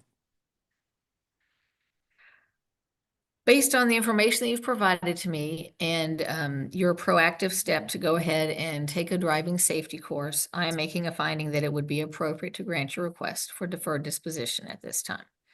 Therefore, I am finding, while there is enough evidence to find you guilty of this charge, I'm not going to find you guilty this time. Instead, I will defer finding you guilty and I'll place you on deferred disposition probation out of this court for 90 days.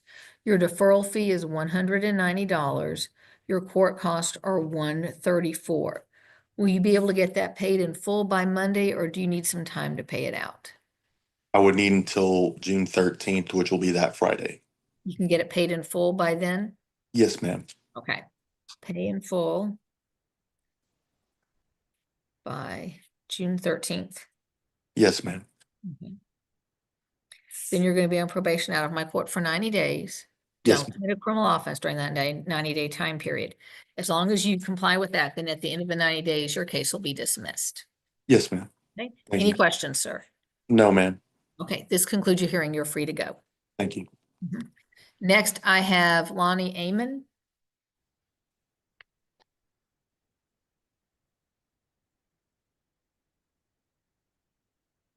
Ms. Amon. Yes, I'm here. Sorry, I was trying to unmute it. That's fine. That's fine. Ms. Amon, I show you have one case pending, and that is fair to maintain financial responsibility. And back on February 5th, you entered a plea to this charge and indicated that you wish to request deferred disposition probation. And we granted that request, and you were ordered to maintain insurance from February. So your case is dismissed. All right. You're going to be free to go. Keep that insurance valid. Okay. As long as you're driving is okay. Yes, ma'am, I will. Thank you. Okay. You're free to go. You're released. Next, I have someone who logged in under iPhone XR2. iPhone XR2. Can you please unmute and state your name?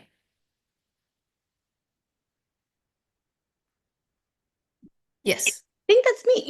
Yes, it is you. It is. Can you please state your name? Okay, yes, Shara Perry. Perry, Perry? Yes, ma'am. Shara Perry. Okay. All right, Ms. Perry, I show you have several cases pending. We have expired motor vehicle registration from May 25th, 2013. Failure to maintain financial responsibility, second offense from the same date. Failure to display a valid driver's license from the same date. Then a failure to appear from June of 24, another failure to appear from the same date, and violating promise to appear. Do you understand you are facing all of those charges here in Dalworthy Gardens? Yes, ma'am. Were you able to hear my earlier explanation about defendants' rights and options that I went over? Yes, ma'am. Do you have any questions for me about any of those? Only I guess like in how they affect like the failure to appear. How does what affect the failure to appear? Like, I mean, like, does that still like no contest, like, or guilty? I don't know. I guess that seems like more black and white to me. I don't know. I guess like, do those pleas still apply to the failure to appear? Yes. What I mean. Okay. Yes. Okay. Yes. All right. Yes. Okay. Yes. Any other questions? No, ma'am. Okay, then I need to take your plea to each case individually, okay? Okay. So, to the expired motor vehicle inspection, how do you wish to plead? Guilty, no contest, or not guilty? Guilty. Okay. To the charge of failure to maintain financial responsibility, second offense, how do you wish to plead? No contest. Okay. To the charge of failure to display a valid driver's license, how do you wish to plead? No contest. Okay. And then to the failure to appear, the first failure to appear. Guilty. Okay. To the second failure to appear? Not guilty. Well, no contest. No contest. And then the violating promise to appear. So there are 3 charges. And so the way that it works is you signed the promise to appear. Okay. And then that extends to all 3. That's why it's a slightly, so the violating promise to appear technically goes to the first one, but then you were supposed to appear on the others 2. That's why it's a slightly different. It was the other 2 I wanted to plead no contest to, and the promise to appear that I wanted to plead guilty to. Okay, we can change. Sorry, thank you for the clarification. That's fine. And in all of these, you wish to waive your right to a jury trial and have me hear your case today, correct? Yes, ma'am. And you wish to represent yourself, correct? Yes, ma'am. Okay, now, do you have any information that you want to tell me or request that you want to make? Yeah, it's just it was such like a really weird time, and I'm like, it was very so like, I know you've been asking people extenuating circumstances, and I'm gonna try not to think about it because it was like such a excuse my language, crappy time for me. My mom had died March 17th, 2013. I was in a really bad place. I'm sorry. I'm sorry. Look, I'm I sorry. understand. Look, Ooh, sorry. I like when all this came up, I was like, I've been taken right back there. Sorry. Anyways, I was struggling a lot. Like I definitely did not have my inspection done. Like I was just struggling to go to work and everything. And I had gotten in trouble because of a bad relationship that I was in like just a couple weeks prior. And I told the cop all of this, like when he pulled me over. I was like, look, man, I just got in trouble. I really don't want to go to jail. I don't have my insurance on me. I don't have my driver's license on me. All of it's at home. Like, I'm so sorry. My tag was definitely out. Like, there's no argument like there. Like, it was out. And he's like, well, I'm gonna write you a ticket for all of this, and I'm gonna have to impound your car since you don't have your insurance and your tag is out. He's like, if you can show the court that you do have insurance, if you show the court that you do have your driver's license, they can get these tickets dismissed. You can just pay a court fee, like da da da da da, like so on and so forth. He's like, but you probably are gonna have to. He's like, maybe if you get it taken care of within a couple weeks, like they might work something out with you, but you are definitely gonna catch some heat for the tag. And anyway, so my mom died. My mom lived in Hawaii.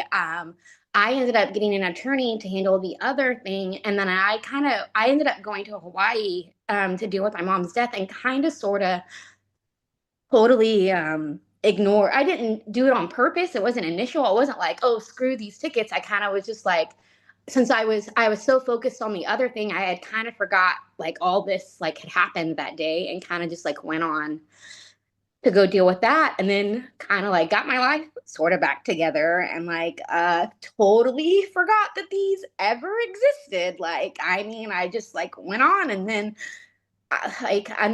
it's just like a month ago, like, and I find myself, I have 6 warrants, like, and I'm like, 6 from where? And as soon as they told me, like, I was taken back to that day, like that, and I was like, oh my God, you never did anything. You never even you never did anything. You never did. You just went on. And I'm sorry. And so now I know I owe you guys a lot of money. And so like, I don't really know what to do about that, but like, I'm definitely would like deferred on what I can get. And whatever payment plan that I can get worked out with you guys. I'm sorry. I'm sorry. No, that's fine. No.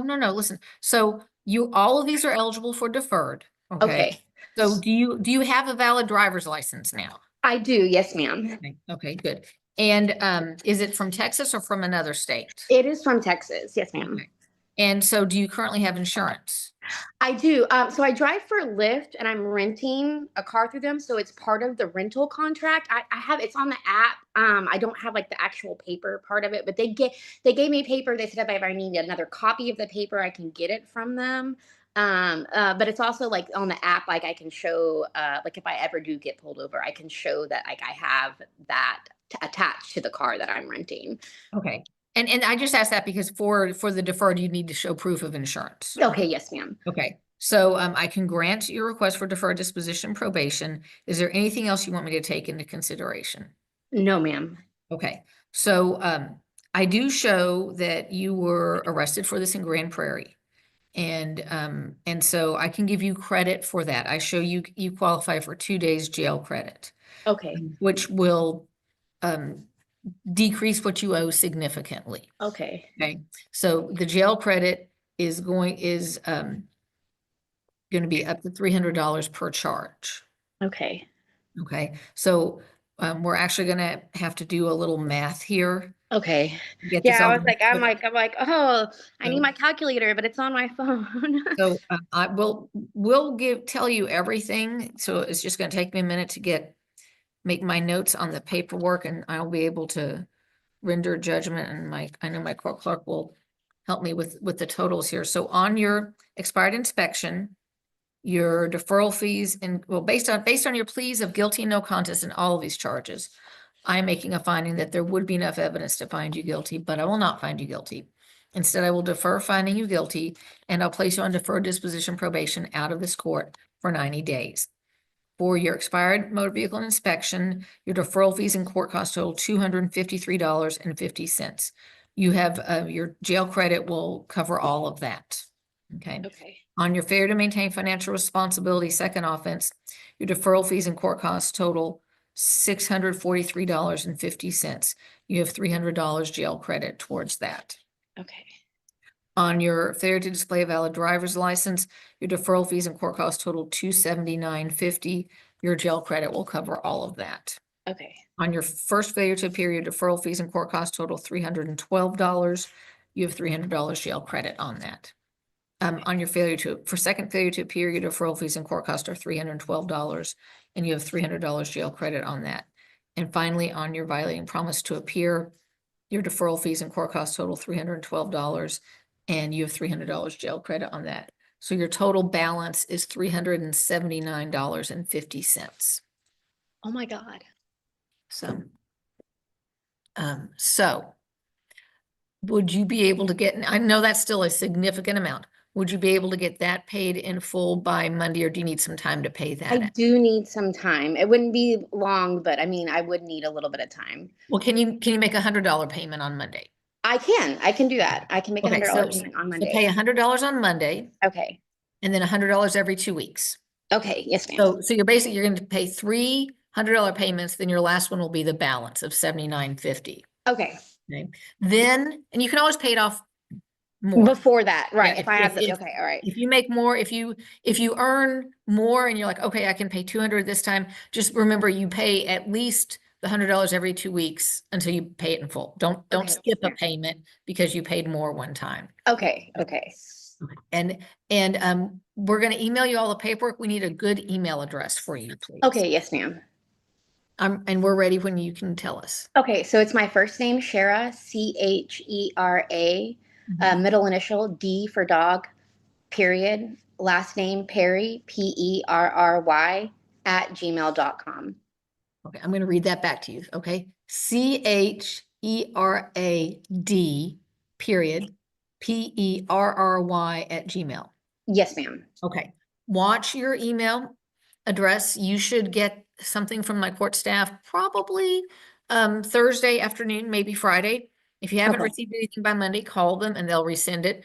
You also check your spam folder because there will be an attachment, so it may go there. And then get your payments in starting Monday, and then every 2 weeks until it's paid in full.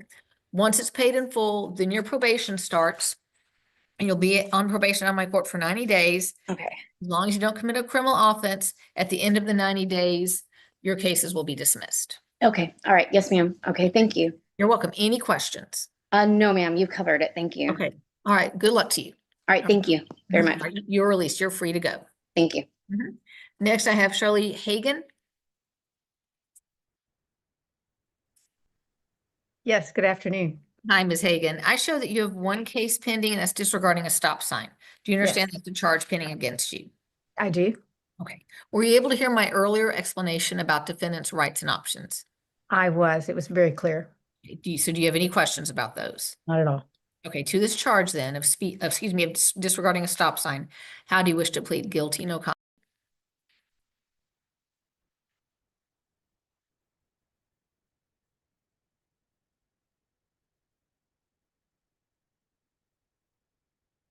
Candy, can you please unmute? Yes, I'm here. Good morning. Good morning. Can you please state your name? Candida Aguilera. All right. All right. I show you have a number of cases pending set for show cause. So back in August of 24, let's see, I'm going to go over all the charges.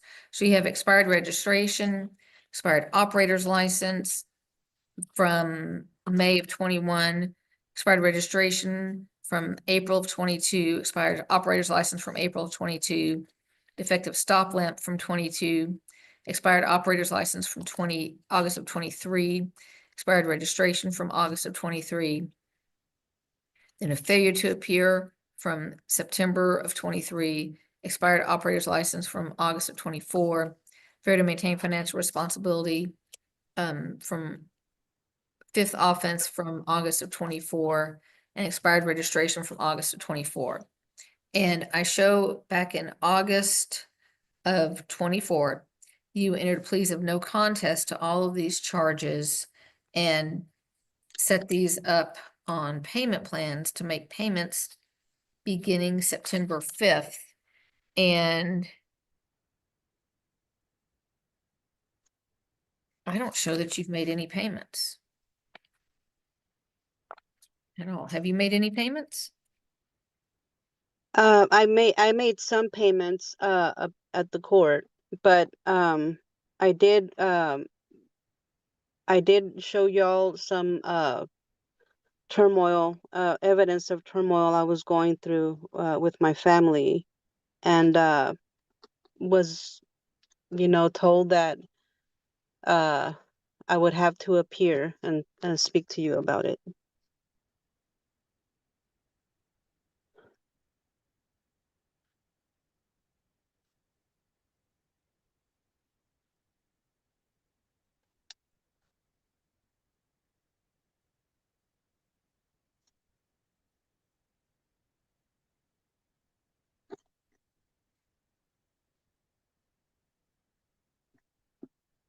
Okay, so I show back in December, we received something from you and my court staff at my direction emailed you.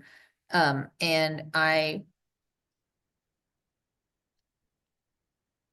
was trying to confirm in regards to this protective custody.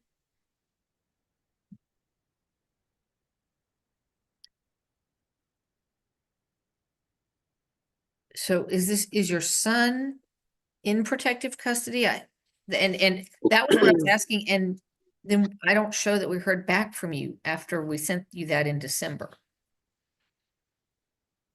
So yes, he was and then he was released, and so I had to take care of him. He was still under a lot of medication and required me just being home and watching him as much as possible, because I work too, so, and I have other children. I have 5 in total, so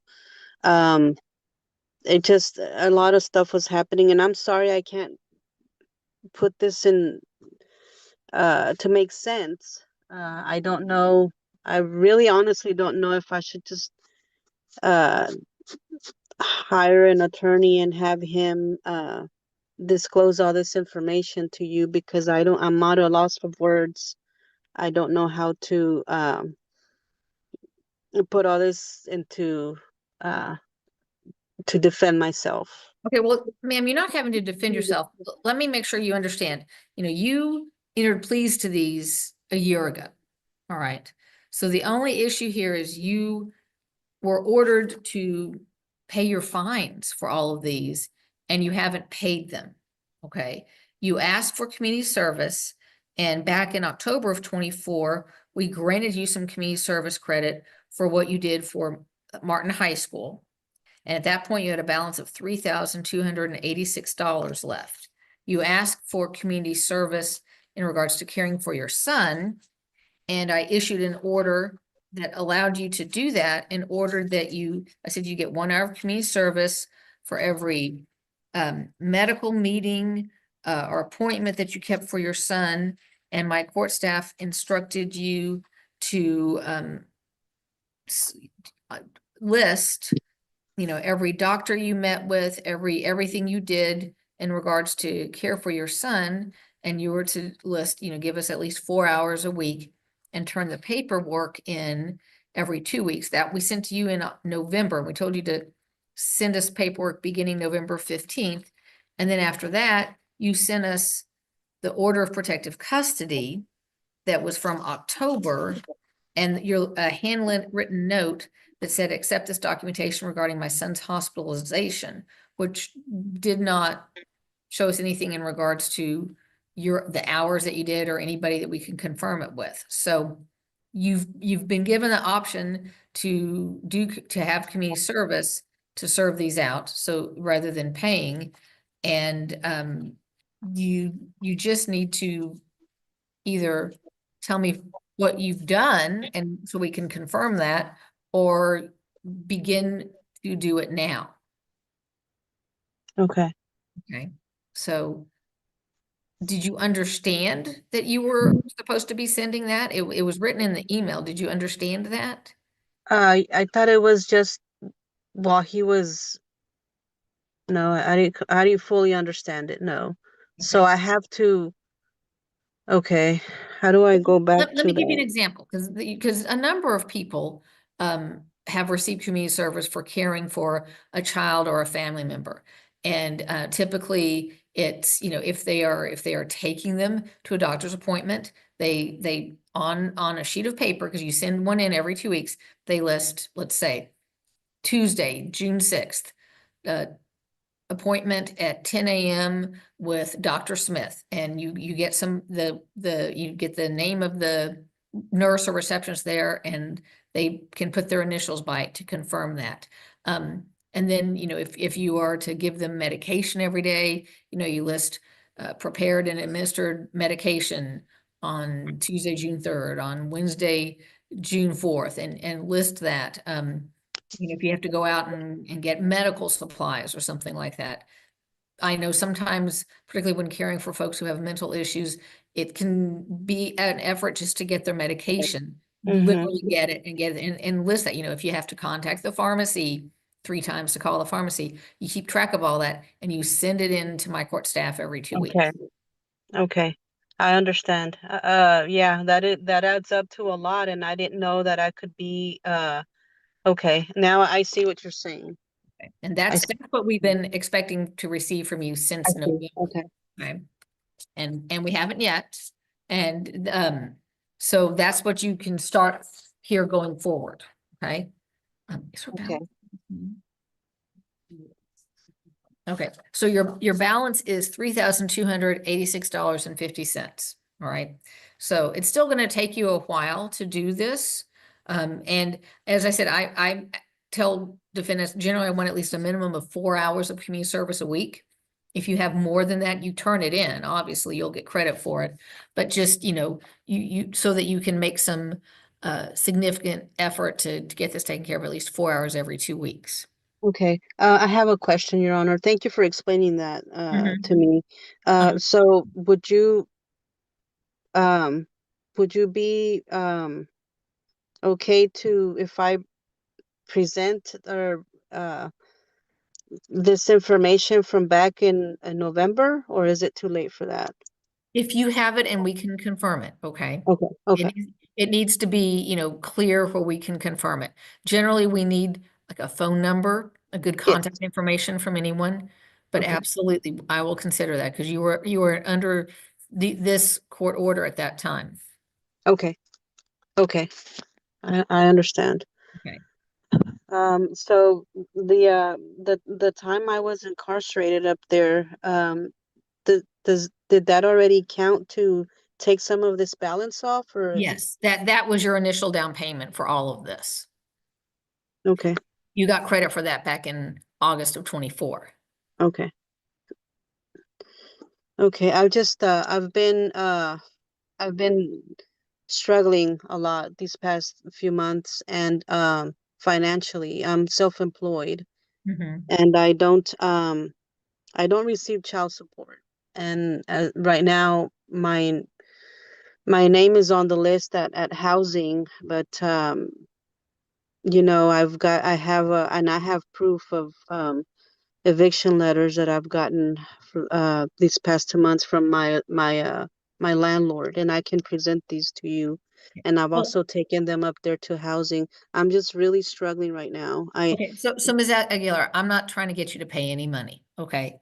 I'm allowing you to do community service, okay? I understand. Thank you. And your community service is taking care of your son, okay? Yes. I just need you to document that so that we can go ahead and get your cases eventually closed out, okay? Okay. Thank you so much, Your Honor. And also, I'm sorry. Also, I have his to prove, and also my other children. One of my daughters, for example, she will be attending summer school tomorrow.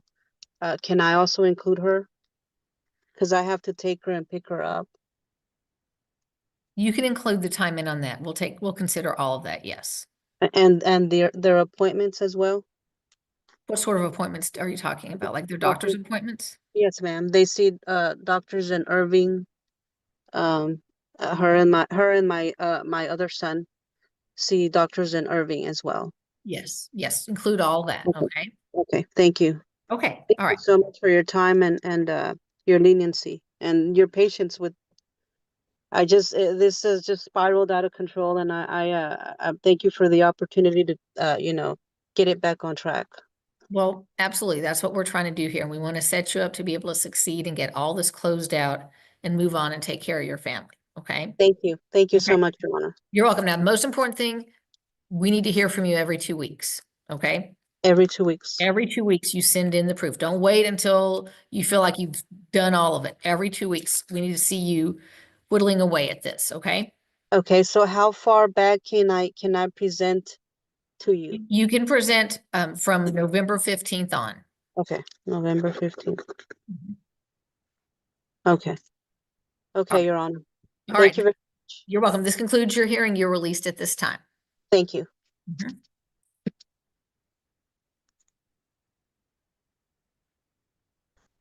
All right, next I have Carrie Jackson. Yes, hello? Carrie Jackson. Mr. Jackson, I show that you have 3 cases pending. One is expired operator's license. One is driving while license is invalid, and failure to appear. Back in October of 24, you entered pleas of no contest to these charges and established a payment plan, and you made a $100. Okay. Okay, Your Honor. All Thank right. you very much. You're welcome. This concludes your hearing. You're released at this time. Thank you. Mhm.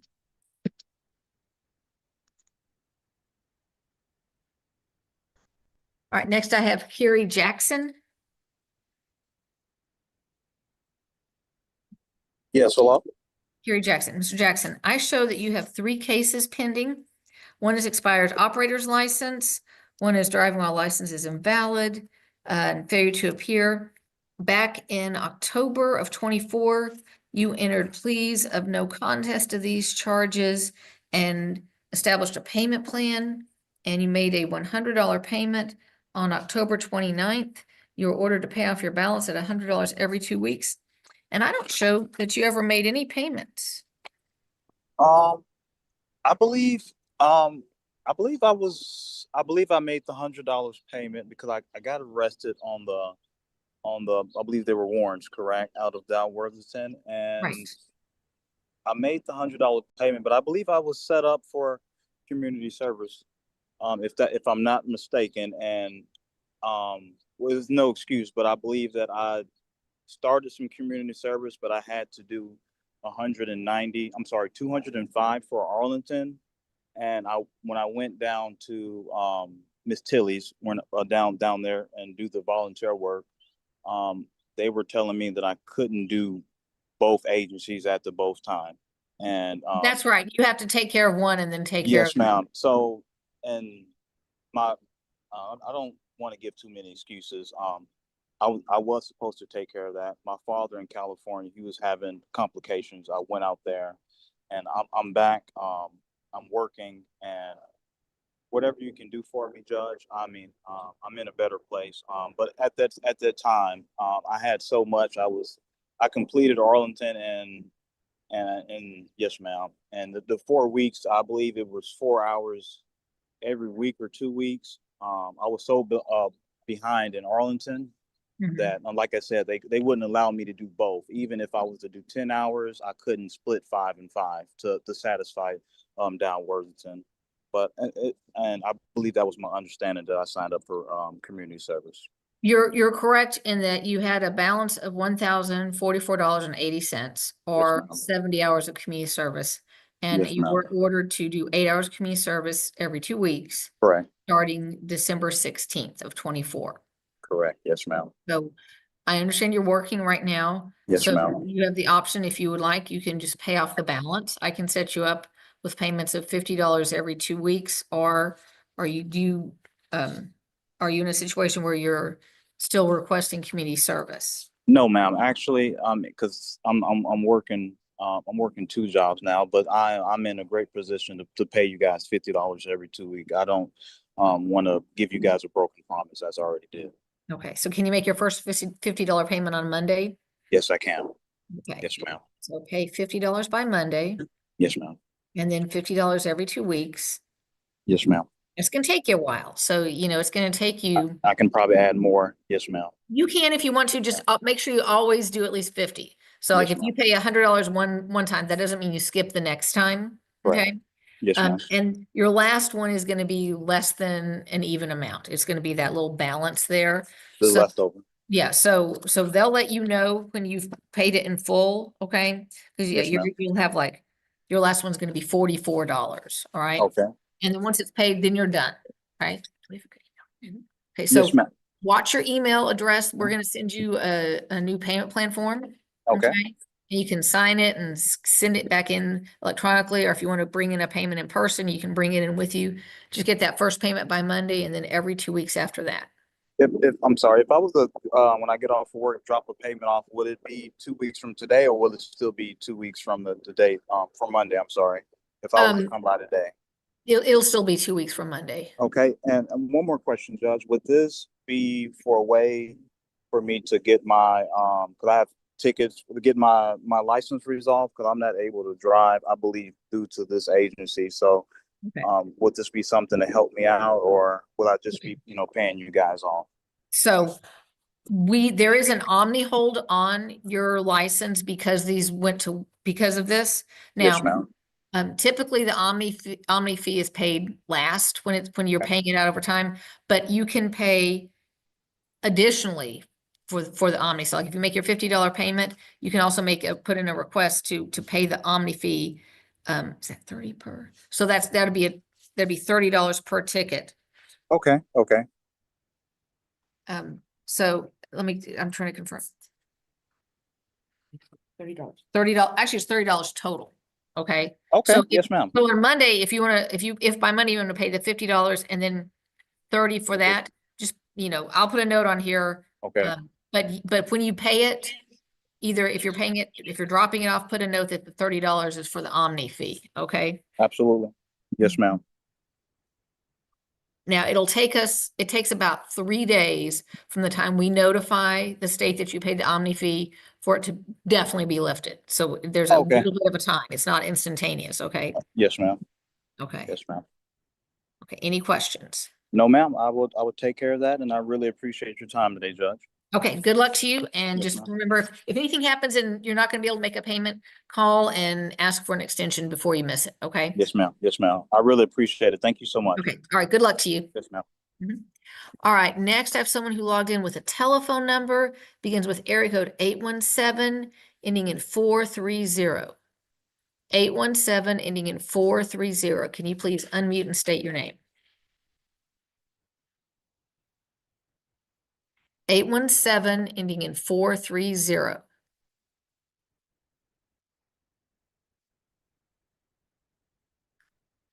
Okay. 817, ending in 430. Please unmute. Okay, thank you. Bye. Next, I have someone who logged in with a telephone number 469, ending in 974. 469, ending in 974. Defendant logged in with telephone number 469, ending in 974. Can you please unmute? Hello? Yes. Yes. Can you state your name, please? Alejandro Garza? What was your last name, please? Garza? Is that with a G, Garza? Yes, ma'am. Okay.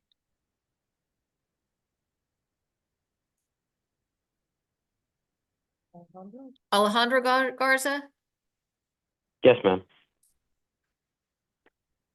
All right. All right, Mr. Garza, I show you have 3 cases pending. Failed to yield to emergency vehicle, unauthorized use of dealer or buyer's tags, and violating driver's license restriction. And in November, you came in and set this up, requested deferred disposition probation, and we set you up to pay off your deferral fees, paying $100 down and $100 every 2 weeks. We show you made your payment on the 18th, but then I don't show that you've made any payments since then. No, I don't think I've made a payment since then. Why not? I've just been busy working. I've been trying to find a better job, trying to make more money to be able to pay it off. Well, that's not what you were ordered to do. You were ordered to make regular payments. You weren't supposed to work and save up the money and pay it all off. Oh, I thought they needed me to make like bigger payments, more than 100. No, that's not what it said. Why did you think that? Oh, that's what I just thought. Well, the paperwork that you signed says that you're to make payments of $100 every 2 weeks. So, how old are you, sir? I just turned 18. Do you live on your own or do you live at home? I live with my parents. Okay. So where do you work? I work at my mom's business as of right now. What do you do? I'm a mechanic in bodywork. Okay. All right. How much do you get paid every week? Around 600, depending on labor and anything we do throughout the week. So can you resume payments of $100 every 2 weeks starting on Monday? Yes, ma'am. All right. And I had a question with one of the charges, using a dealer tag. My mom's the owner of the business, and the car that I was driving was registered under her business. And I have the paperwork showing that her name on the Texas sales and use of tax permit. Sir, if you already entered a plea to this, we can't go back and deal with that 6 months later. You entered Oh, plea okay. in November, correct? Yes, ma'am. Or did you? No. Oh, okay. So you didn't enter a plea in this one. So was this one supposed to be set for court? I believe so.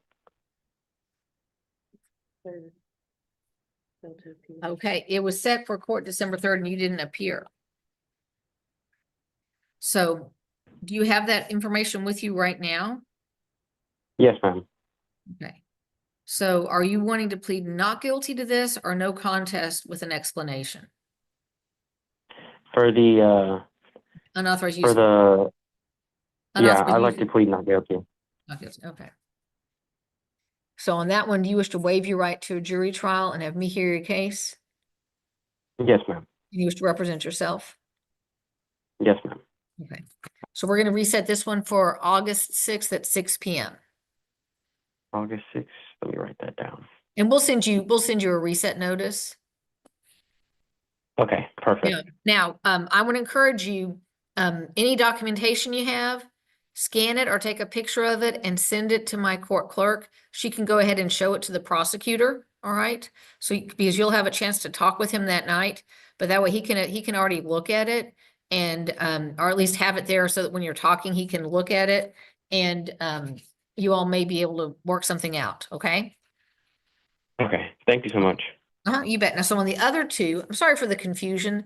I didn't see that they weren't all pleas. So on the other two, you've already entered pleas on these and you're on deferred. So you're going to start making payments of $100 every 2 weeks, starting Monday.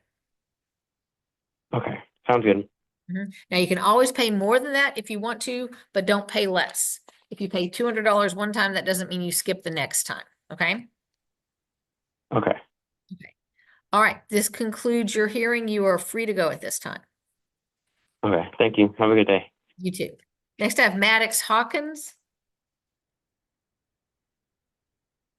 Maddox Hawkins, can you please unmute? Yes, ma'am. Mr. Hawkins, so I show you have one case pending. It's disregarding a stop sign.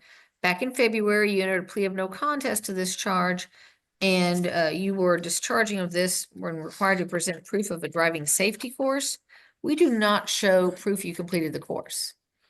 Yes, ma'am. Any questions? No, ma'am.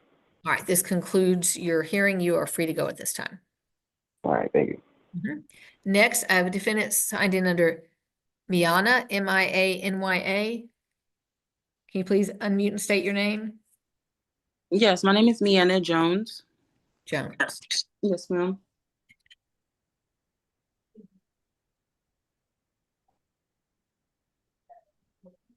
Oops, here we go, sorry. All right, Ms. Jones, I show that you have two cases pending.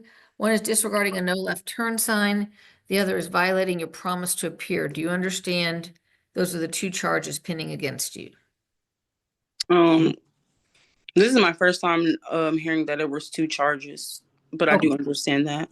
Okay, so you received a citation for disregarding a no left turn sign.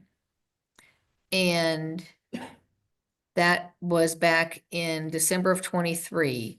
And you signed a promise to appear in court within 20 days. And so when you did not appear, that's when the violating the promise to appear happened. So it wasn't, you weren't issued to at the time. The second one is because of not coming in to enter a plea on the underlying citation. Okay. And I show that you came in May and lifted these out of warrant and posted a cash bond of $200. Yes, ma'am. Okay. All right. Were you able to hear my explanation about defendant's rights and options that I went over at the start of court? Yes, ma'am. Do you have any questions about those rights or options? So yes, I'm going to plead not guilty to both. Any questions about the right or options? Then I'll take your plea. Okay. So I was just wondering, like, will I have to pay any court costs, determining like my plea? Okay. So the court cost, I understand the name. It makes it sound like it somehow is related to how much time you spend in court or something like that. It is a flat fee that comes from the state, and it is applied to everyone that gets a citation. Okay. There are certain fees that apply to speeding, or tickets that you get on a highway, but it is a blanket fee that goes to everyone. So it doesn't vary from defendant to defendant. It varies based on the charge, and it doesn't increase at all because of the number of times you go to court or anything like that. So the court cost on these citations, the basic court costs are the same as what we would have at the time. A warrant fee would be added because there was a warrant issued. Okay. So anyone who has had a warrant issued is going to have a warrant fee. But it's not that there's an additional charge because you've come to court today. Right. Any other questions? No, ma'am. Okay, now I need to take your plea to each charge. To the charge of disregarding a no left turn sign, how do you wish to plead? Guilty, no contest, or not guilty? Not guilty. Not guilty. To the charge of violating a promise to appear, how do you wish to plead? Not guilty. Okay. And in both of these, do you wish to waive your right to a jury trial and have me hear your case? Yes, ma'am. And do you wish to represent yourself? Yes, ma'am. Okay. So your cases will be set for our August 6th contest docket. Okay. That's going to be at 6 p.m. Now that will be when you have your trial. If you have any evidence, documentation, photographs, anything like that, that you would wish the court to consider, go ahead and email them to my court clerk. I won't look at them until they're admitted into court, but that way we'll have them because that will be a Zoom docket. All right. Also, if you have any witnesses that you want to testify, either have them with you or share the link with them so that they can Zoom in because they would need to testify via Zoom. Okay. Thank you so much, Your Honor. You're welcome. And watch your email address. You're going to get a reset notice and a jury waiver form for you to sign. And just make sure to send those back to us. Okay. Okay. Thank you, ma'am. Okay, you're welcome. You're free to go at this time. Thank you. Have a blessed day. You too. Thank you. Next, I have someone that logged in under Whitney Martson, but I don't see that person anymore. Whitney Martson, are you still here? Next, I have Jose Garcia. Jose Garcia. Yeah, I'm here, Your Honor. Okay. Okay, give me. Yeah, I'm here, Your Honor. Okay. Okay, give me just a second. Let me get your folder. Is it Garcia Abuelo? Is it Garcia Abelo?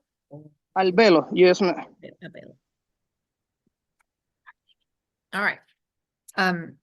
Mr. Garcia Albeo, I show you have two cases pending. One is no driver's license and one is failure to maintain financial responsibility. Do you understand those are the charges pending here today?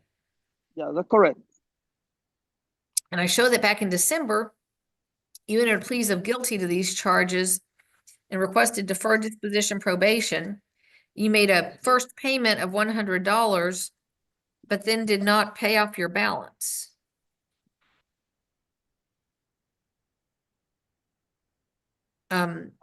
Why didn't you make you were supposed to make $100 payment on December 30th. Why didn't you pay off your balance, sir?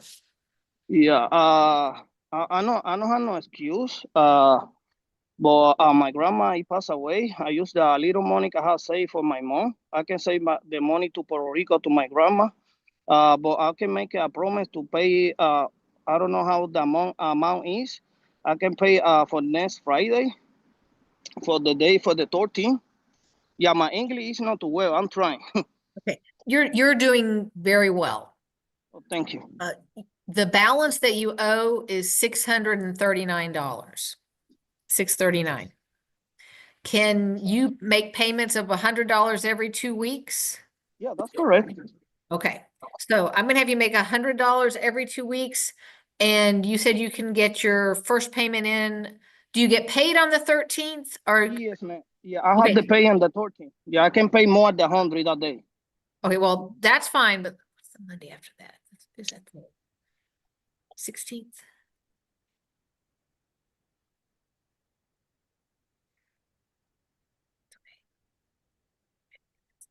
So, okay, so I'm gonna have you pay $100 every 2 weeks, starting Monday, June 16th. June 16th, that's perfect. Okay, and we'll email you the paperwork, okay? Perfect. Do you have an email address? My email address is a little bit hard, but my English, como I say, not too well, but it's my first name, Jose Garcia, 8725, point, the first letter de Jose, the first letter de Garcia, at gmail.com. Okay, let me read that to you. JOSEGARCIA 8725 point JG@gmail.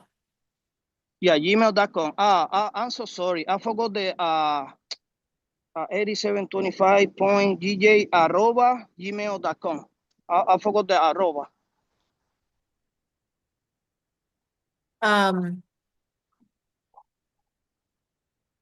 Can you write that in the chat? Do you see where there's a chat down at the bottom? That you can hit. I don't think I understood your email. Can you message him in the chat? My court clerk is going to message you, Mr. Garcia. She's going to message you, and if you can message her back with your email address. Okay. So she's messaged you. If you can write her back, send her your email. That way we'll know how we can get in touch with you. Okay. All right. We got it. Okay. Okay. We'll send emails to that. So watch that email address. We'll send you your paperwork. All right. Oh, you're muted, Mr. Garcia. Sorry. That's okay. I'll say thank you. Okay. You're welcome. Okay. You are released. You're free to go at this time. Oh, thank you again. Thanks. All right, I see we have Ms. Martson here. Whitney Martson, I just called you a moment ago. Yes, ma'am. I'm sorry. I got another call and I tried to disconnect and it disconnected me from the meeting and I tried to get back in and it wouldn't let me back in. So thank you for allowing me to get back in. That's all right. I understand those things happen with our technology. Ms. Martson, I actually have one case pending and it's fair to maintain financial responsibility. Oh, you're muted, Mr. Garcia. Sorry. That's okay. I'll say thank you. Okay, you're welcome. Okay, you are released. You're free to go at this time. Oh, thank you again. Thanks. All right, I see we have Ms. Martson here. Whitney Martson, I just called you a moment ago. Yes, ma'am. I'm sorry. I got another call and I tried to disconnect and it disconnected me from the meeting and I tried to get back in and it wouldn't let me back in. So thank you for allowing me to get back in. That's all right. I understand those things happen with our technology. Ms. Martson, I actually have one case pending and it's fair to maintain financial responsibility. Do you understand that's the charge pending against you? Yes, ma'am, I do. Were you able to hear my earlier explanations about defendants' rights and options? Yes, very clearly. Do you have any questions about any of those? No, ma'am, I do not. Thank you. All right, then to this charge of fair to maintain financial responsibility, how do you wish to plead? Guilty, no contest, or not guilty? No contest. No contest. No contest. And you wish to waive your right to a jury trial and have me hear a case, correct? Yes, ma'am. And you wish to represent yourself, correct? Yes, ma'am, I do. Okay, now do you have any information that you want to tell me or any requests that you want to make? Yes, I would like to do deferred position. And I was actually, this was May 1st, I was dashing because I do it part-time as a side hustle. I'm a single woman that takes care of myself. And I was not speeding, was not driving reckless.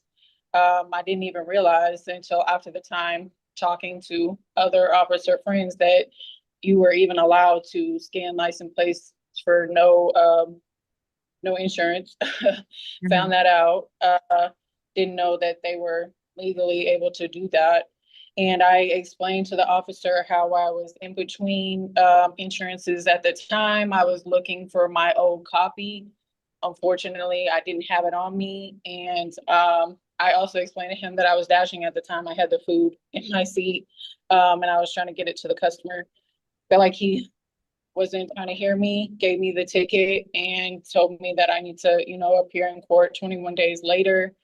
I'm going to be honest with you, Judge. I did not have the old copy at my house. I don't know where it was. So there's a small lapse in between. When my policy ended, I have my new insurance now. And I see that you brought up a copy of insurance May 16th. So we have a copy of that. Yes, ma'am, you do. Okay. I've never gotten a ticket for this before, and I'm a very safe driver.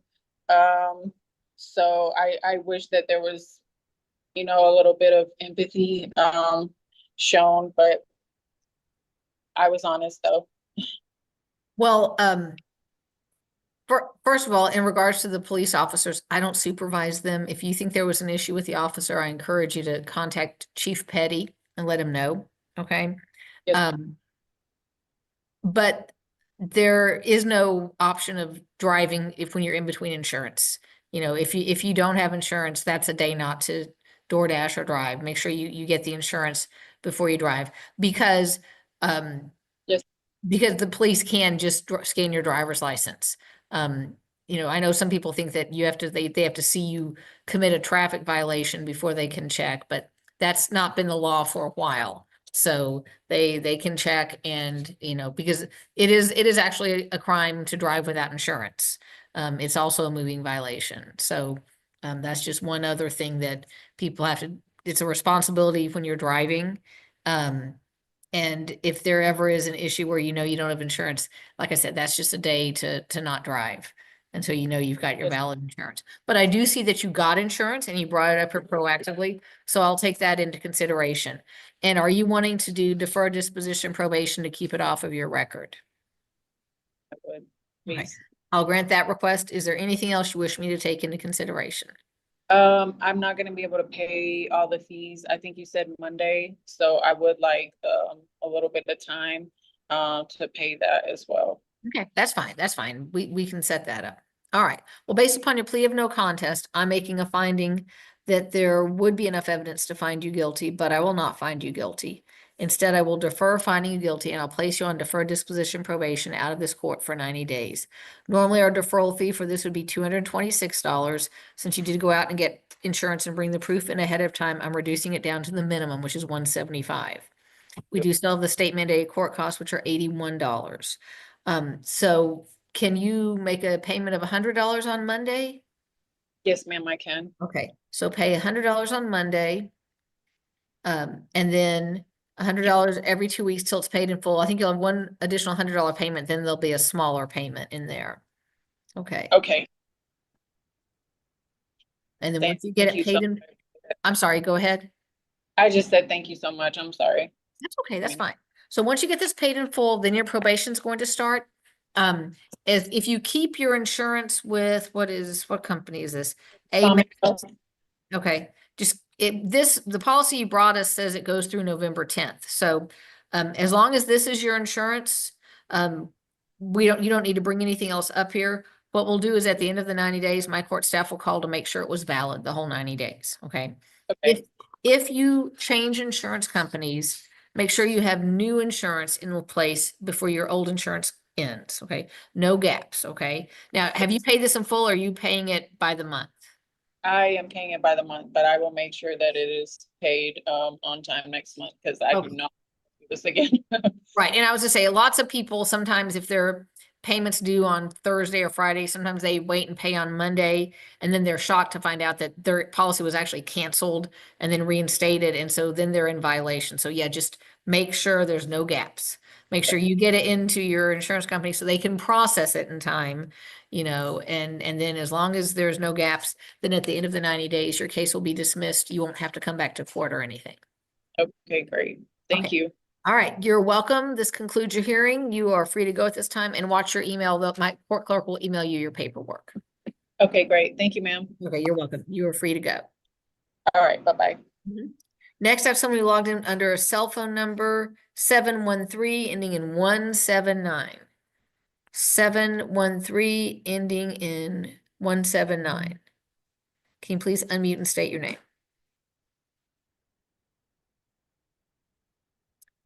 Seven one three ending in 179. Can you unmute and state your name?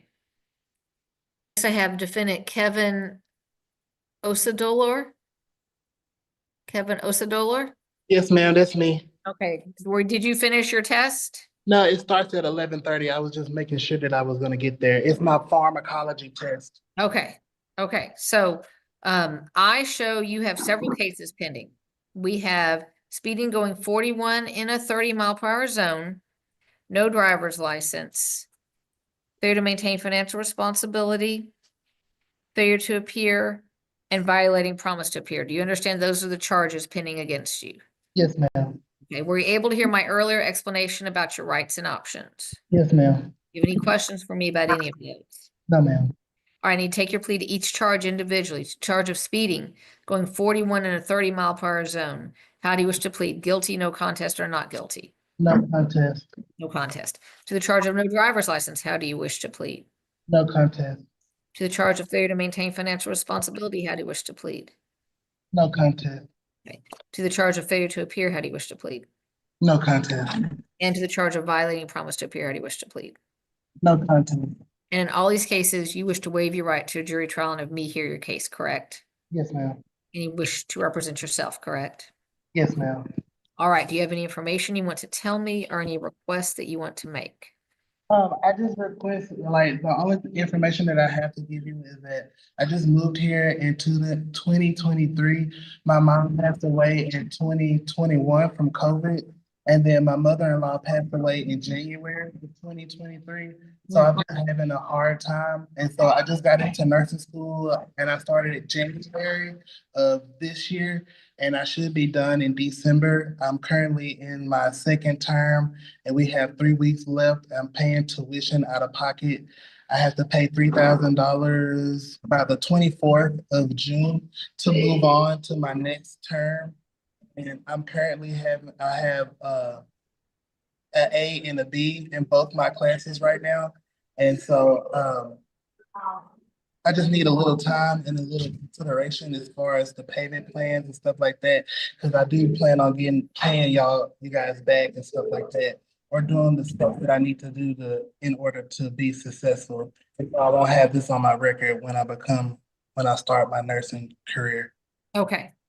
All right. I appreciate what you told me. I will take all that into consideration. I have a couple of questions for you. Yes, Do ma'am. you currently have a valid Texas driver's license? No, not at this very moment, but I am working. As soon as I get done and graduate from nursing school and stuff like that, and I'm able to work full time again, I was planning on working on getting that back. Okay. So you're not driving right now, is that correct? I usually Uber to school, and Okay. I usually get or I have a friend pick me up that lives in Irving because we have the same school schedule, and so she usually brings me to school and from school and to clinicals and stuff like that. Okay. Okay. And you want to do deferred disposition probation to keep this off of your record, correct? Yes, ma'am. Okay, I'll grant your request for deferred disposition probation. Based upon your pleas of no contest in all of these cases, I'll make a finding that there would be enough evidence to find you guilty, but I will not find you guilty. Instead, I will defer finding you guilty and I'll place you on deferred disposition probation out of this court for 90 days. Now, I do show that you were arrested and have 1 day in jail on this charge. Yeah. And so you can get 1 day's jail credit as a down payment for each of these, all right? So on your speeding going 41 in a 30-mile-per-hour zone, your deferral fees and court costs total $239. You have a $150 jail credit. On the no driver's license, your deferral fees and court costs total $232. You have a $150 jail credit. On the failure to maintain financial responsibility, your deferral fees and court costs total $357. You have a $150 jail credit on that. On your failure to appear, your deferral fees are $252. You have a $150 credit on your failure to appear. On your violating promise to appear, you have a deferral fee and court cost of $272, and you have a $150 credit on those. So those can be your down payment. So you're in schools. Are you working at this time or no? I do work every other weekend on Saturday and Sundays overnight. Okay, so you have this option. Lots of times people who are in school like you are and working part-time can qualify to do community service. And I can give you community service credit for attending school, for going to your classes, but you'll need to fill out the paperwork. So what I can do is your probation is not going to start until all the deferral fees and court costs are paid in some way, either by community service or something else. So what I can do is have my court staff email you our community service paper, our financial packet. And you need to fill it out and send it back in within 2 weeks so I can look it over, okay? And if you qualify for community service or say for your hours in class, then you'll just need to document your hours and turn your paperwork in every 2 weeks. Okay. You get $15 credit per hour that you do, okay? If you're working and you'd rather pay these off at like $50 every 2 weeks, you can, but you can send in the paperwork. We can let you know if you qualify, okay? Okay. I'm making some notes here so that we know what we're gonna do. Yes, ma'am. And then they're gonna send me the paperwork in my email, correct? Correct, yes. So we're gonna send you your financial packet. Return it within 2 weeks, okay? I review those every Monday. So if you get it, if you get it back by the end of next week, I'll look at it the Monday after that and you'll hear from the court, okay? Okay. Any questions, sir? No, ma'am, that's it. This concludes your hearing. You're free to go and good luck on your test. Okay, thank you. I appreciate it. Let's see, do I have the defendant that logged in with the telephone number 713 ending in 179? 713-179? Okay, Mr. Hernandez, we're getting the interpreter.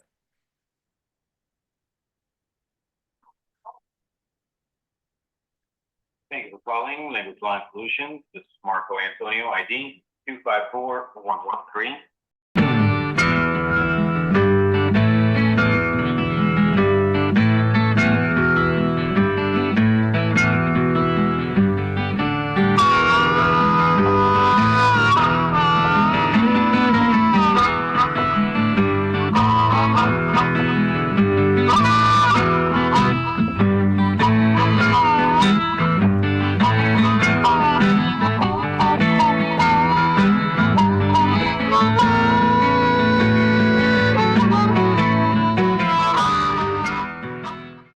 day in the USA, people find themselves in court.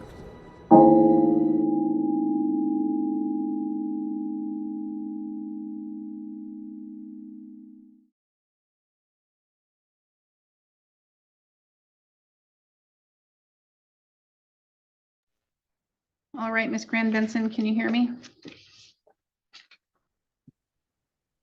I can, Your Honor. We will go on the record in the matter 23 FA 63, in re the support or maintenance of Clary Tretzven. Appearances are we have appearing in person Shannon Tretzven. We do not have Samantha Fountain making any appearance here today. The weather is, it may not be sunny and beautiful, but it has good driving conditions.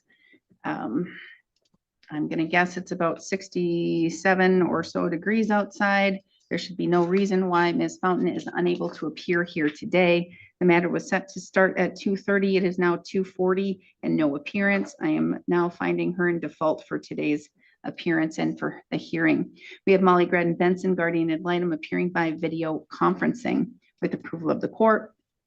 We were set here today. We're set for a status today. Ms. Fountain filed a motion with the court to void the marriage between herself and Mr. Tretzven, indicating that she was divorced, I believe, in January 2016, January 11th, 2016, and she married Mr. Tretzven on June 16th, 2016. Therefore, the 6 months after her divorce period that she must wait, otherwise those marriages would be void, had not run properly. This was her motion. She fails to appear. Again, I find her in default for today. With regards to the other issues, I'll hear if there's anything you want the court to address or you're looking at Mr. Tretzven. First and foremost is to establish in writing joint legal custody. To my knowledge, there's nothing in writing granting me that. I would like to equally co-parent our daughter with Samantha, including rights and responsibilities. So what is the status of the marriage? I don't want the marriage to exist. We've been separated for some time now. Have you spoken with an attorney, and do you know the difference between if the marriage never existed and was void and I declare it that with your rights versus if it were a divorce? I have spoken to 2 attorneys, not real recently, but after we separated, I was looking into how to affordably go about a divorce. And I found in the Wisconsin Library of Law, the 6-month stipulation. But I don't think you understand the impact it has on a male under Wisconsin law. I guess I don't understand. And I can't tell you because I'm not your lawyer. Of course. I don't want to be married to Samantha, but our daughter was born to parents that had been married. And according to the temporary order, which was you were in front of Commissioner Krupa, you do have joint legal custody right now. Temporary, yes. Yep, and it'll be temporary until there's a final decision. But again, Ms. Fountain has asked the court, pursuant to Wisconsin statute and that 6-month period, to void the marriage. There are different rights that attach to a male father versus having a void marriage versus having a divorced marriage. And she's not here today. So quite honestly, I could dismiss her motion to void issues. So I have met with both of the parties and met with Clary. I'm speaking with Clary's teacher later today. So I'm currently working on my investigation at this time. All right. Okay. And it appears that the parties have went to mediation and mediation has failed. So placement is held open So with regards to the placement being held open, what does that mean with you, Mr. Tretzman, and your visitation or placement with Clary? Could you repeat that, please? Have you been able to see your daughter? Yes. And what's the schedule? Her mom told me that she was instructed by the court that. Not instructed by the court of anything. Okay. Right now, her mom has decided that I only see her every other weekend, and that I have the option of seeing her on Tuesday nights if I provide all the transportation. After we separated for 2.5 years, it was 50-50, and she went to St. Croix Falls School District, and her mom transferred her out without my knowing. Transferred her out of St. Croix Falls School District into Grantsburg, and then she changed the schedule to every other weekend and the option of Tuesday nights. And for Clary and I don't feel that that's enough. I don't think a child should go 2 weeks without seeing either parent. How long has it been since it was at a 50-50? I have the dates here, Your Honor.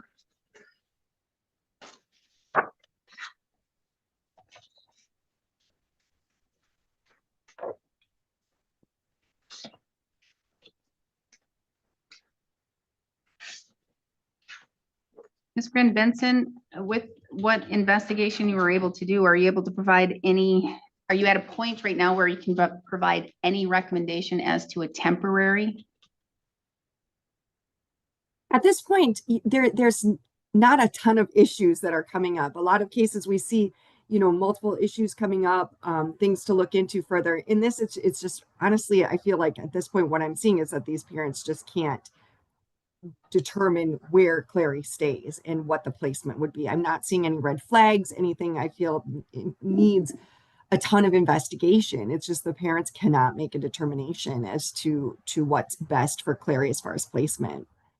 Okay. She seems very, I will say I've seen her in both locations, and she seems very happy around both parents, very comfortable. I don't have any concerns about that either. Okay. I do have those dates for you if you'd And what like. are the dates? So, approximately 4 of 2021 until 12 of 2023. It was as close to 50-50 as we could possibly make it. I had her every Wednesday, Friday, Saturday night. Well, I only need to know the basics. So what happened from January 2024 to present? She changed the schedule. Okay. What's your work schedule? Currently Monday through Friday. What do you do? Heavy equipment operator. Well, I should say heavy equipment operator, and I work part-time with Wisconsin DNR as a wildland firefighter. Yeah, I saw that part. I guess I saw what you did, but didn't register. Okay. So what are your working hours? It can vary 6:30-ish to, yesterday we worked 6:30 till 6. So what would happen if you had your daughter on more days? Summer's coming up. Where would she go? What would she do? She's 7, right? Correct. Yep. Excuse me, if I have makeup days in the summer, she can certainly be with her grandparents on either side. You get along with Ms. Yes. Fountain's parents? Yes, very well. And where do they live? In Polk County, as well as my parents. There's a lot of mileage in Polk County. Which city? Oh, St. Croix Falls. They all live in St. Croix Falls? Yes. All right. Okay. Now, to the best of your knowledge, do you know if Ms. Fountain is employed? Yes, I believe she's employed with Heartland Hall LLC and then I believe self-employed. She talks about over 200 customers online or on Facebook, but I don't know what all that entails. You don't know her hours or days that she works? I don't. So what, again, this is only a temporary, we're not at a final hearing. I would need a whole lot more information, as Ms. Benson would need some more too, to provide a recommendation. But for today's purposes, what are you asking? Again, equal custody, joint legal custody, and shared physical placement. I've proposed and I submitted or provided for Molly Cran Benson what I think would be a very good schedule conducive to her schooling. This isn't final, so we're just, Yep. we're not getting there. Okay. What I propose is I have her Friday, Saturday nights at very much similar to what it used to be, excluding the Wednesday night, and then alternating on Sundays so that it'd be an AM or a PM pickup on alternating Sundays, so that Clary can attend Eureka Baptist Church with me, or Alliance Church of the Valley with her mom.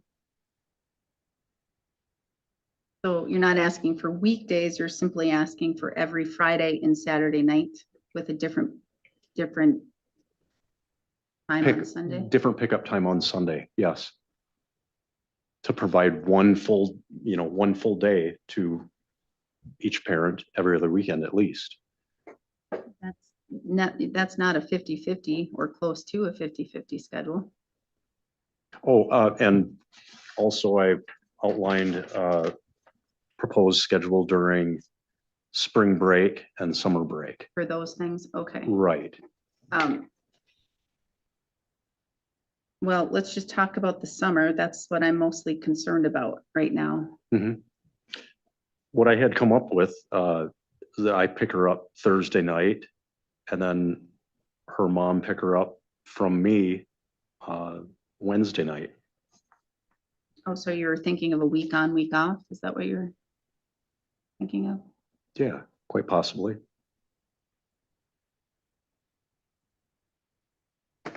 But it's been at least a year, more like a year and a half since she's had a longer stretch of time with you. Could you repeat that again? It's been over a year and a half since your daughter's had a longer stretch of period of time with you, other than just a weekend. Yes.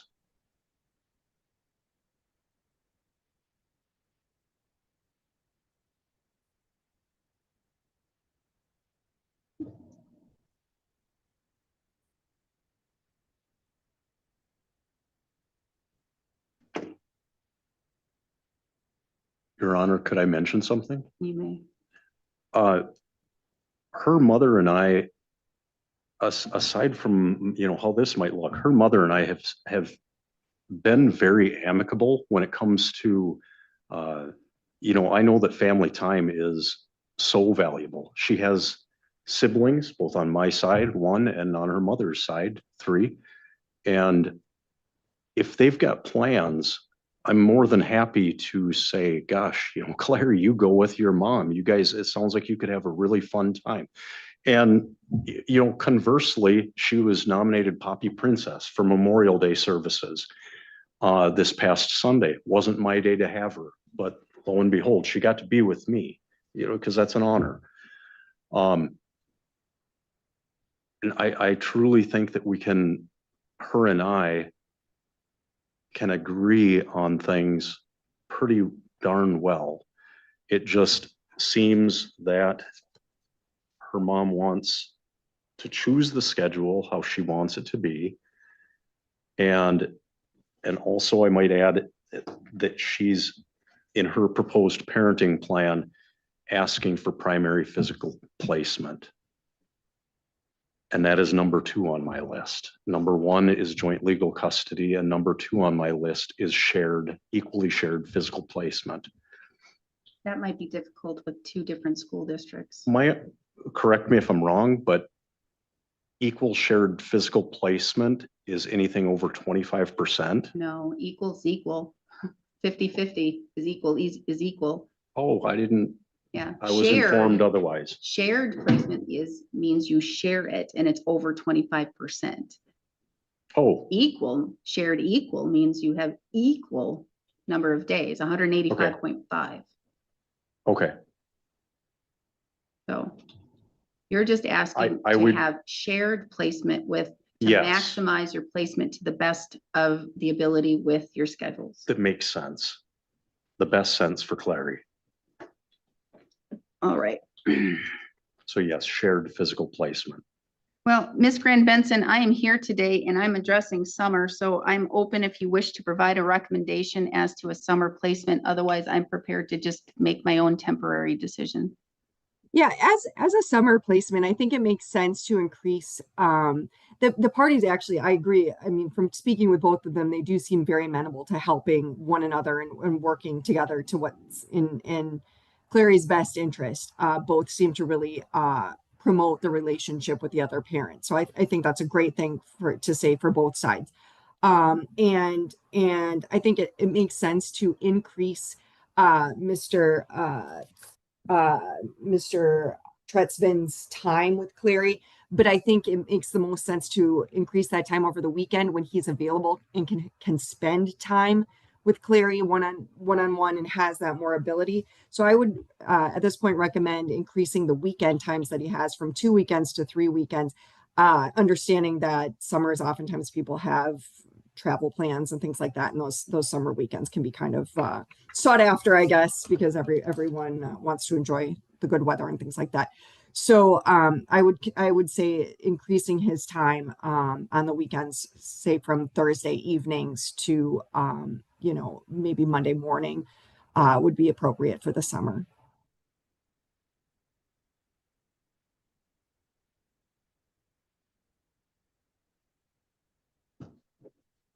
Do you get vacation time?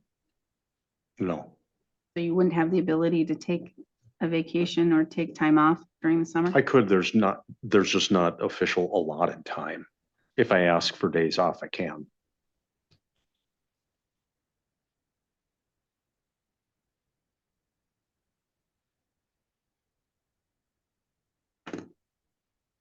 All right, for the summer, I am going to do a temporary order for placement. The first 2 weekends of a month, so it'll be 2 weekends, 1 weekend, 2 weekends, 1 weekend. So you'll get 2 to every 1 weekend that Ms. Fountain has. From Thursday after work, what time can you pick her up? Between 5 and 6, probably. I would say Thursday around 6 p.m. Sure. Pick her up, and then Sunday drop off at 6 p.m. And that's for you to decide if you wish to alternate for church. That's your choice. Okay. On those weekends that you have her. But so you're going to have 3 out of every 4 weekends a month. Okay. Essentially is what this is working out to. From Thursday to Sunday. Thursday at 6 to Sunday at 6. And 1 week during the summer for 7 full days, 7 consecutive days to be able to take her camping or to take her other places. If you're not going to be taking off of work, you can't use that week because it's designated for you to have good special time with your daughter. And you have to let Ms. Fountain know at least 2 weeks prior to when you wish to use that week. All right. So, and that'll go up until the week before school starts. And I don't know when school starts. And quite honestly, at this point, I don't know what school she's going to go to, but I don't even know if we'll get into a full contested trial by the end of the summer. My calendar is booked. Okay. But at least this will go until the school year starts. And then we'll hopefully have some other direction by then. I am not necessarily denying the motion to void the marriage, but I am stating on the record that I am leaning towards that since Ms. Fountain didn't appear here today. It is her motion. It is her request for the court to void the marriage. So I'm staying on any decision or order as it relates to the marriage and whether or not it will be a void marriage or whether or not you must go through an official divorce. But as it relates to the placement, you will now have joint legal custody and you will have placement. It is a shared placement. You will have shared placement from Thursday to Sunday, 3 weekends a month, and then 1 week during the summer, again, with 2 weeks notice to Ms. Fountain. All right. Anything else you want to add, Ms.? Please make sure you stop your phone. Anything else you want to add, Ms. Grand Benson? Anything else you want to see in an order? No, Your Honor. Thank you. All right, so that'll be the order. Ms. Grand Benson, can you draft that order, please, and have it filed with the court? And you can let Ms. Fountain know, Mr. Tretzven, that that will be the summer placement schedule. Okay? Thank you. Anything else? No, Your Honor. Thank you. All right, thank you. Then we are adjourned and we'll just have to wait to see how things are going and to see if there is a recommendation from guardian ad litem or when we're going to have the next hearing. Okay. All right. Thank you. We're adjourned. Thank you.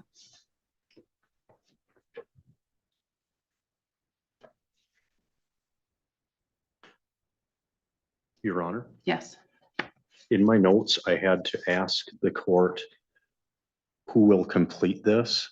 Is the decision and order on motion or order to show cause change? In my notes that I received from the court, it said to ask who will file this. Who will file what? I'm sorry, can I show it to you? You may bring it up. My notes in preparing for court, be sure to ask who will file this. Oh, I'm having guardian ad litem do it. Thank you. And yeah, we haven't reached a final decision yet. Obviously, this is another temporary, but right until there's some other request, or if you motion the court to have a hearing, or if she does, or if I tell you we're coming in sooner, then that's, you just kind of wait to see. And you have a PO box 383. That's correct. All right. Okay. Thank you, Mr. Smith.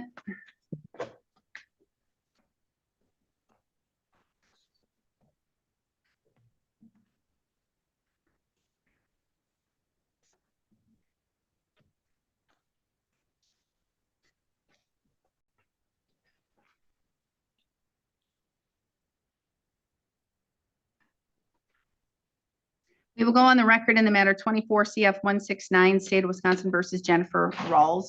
The state.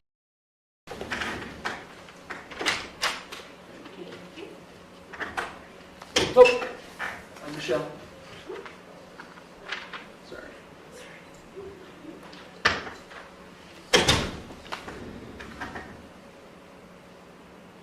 Court is now calling City of Conneaut versus Benjamin A. Wolf, case number 25 TRD 392. Good morning. Good morning. Okay.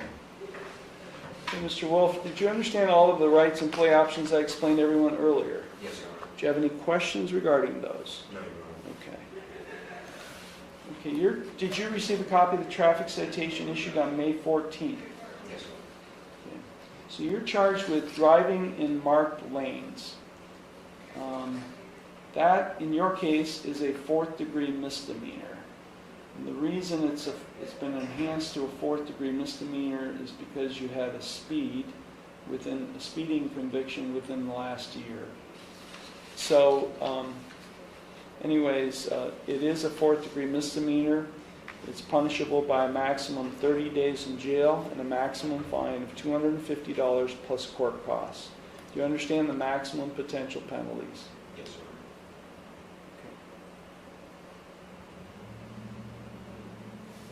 And how do you wish to plead to this charge? No contest. You understand by pleading no contest that you're waiving all of those trial rights I explained, which include your right to cross-examine witnesses and to confront evidence presented against you. You'd be waiving your right to testify or not to testify without any negative connotation. Your right to subpoena witnesses to testify on your behalf, your right to a jury trial, your right to be proven guilty beyond a reasonable doubt. All of those are trial rights you'd be waiving by pleading no contest to this charge. Is that what you wish to do? Yes, Your Honor. You'd also be waiving your right to an attorney. You do have a right to have an attorney represent and advise you. But by pleading no contest to this charge, you would be waiving your right to an attorney. Is that what you wish to do? Yes, Your Honor. Are you currently under the influence of any drugs, alcohol, or prescription medications that might affect your thinking? No. Are you currently on probation, parole, community control, or post-release control with any court? No. Has anyone made any promises to you about what your sentence will be in order to induce you to plead no contest to this charge? No. And are you thinking clearly and do you understand everything that's happening? Yes, Your Honor. And again, do you read and write English for the record? Yes, Your Honor.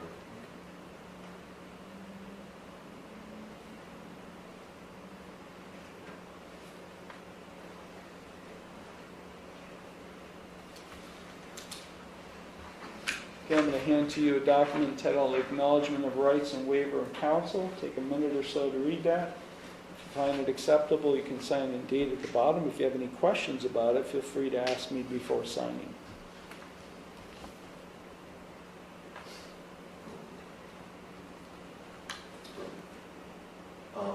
In the context of my ticket, it did involve crash whenever I crossed the lanes. You explained earlier that that would lead to another. Yeah, I was going to get to that. Yeah, we're going to have to come back. So So if I were to sign this pleading no contest, would that mean I give up everything before that as well? yeah, if you plead no contest and that you sign that and I accept your no contest plea, I'll find you guilty and then I'll defer sentencing. I'm not going to sentence you today. So you'll have to come back.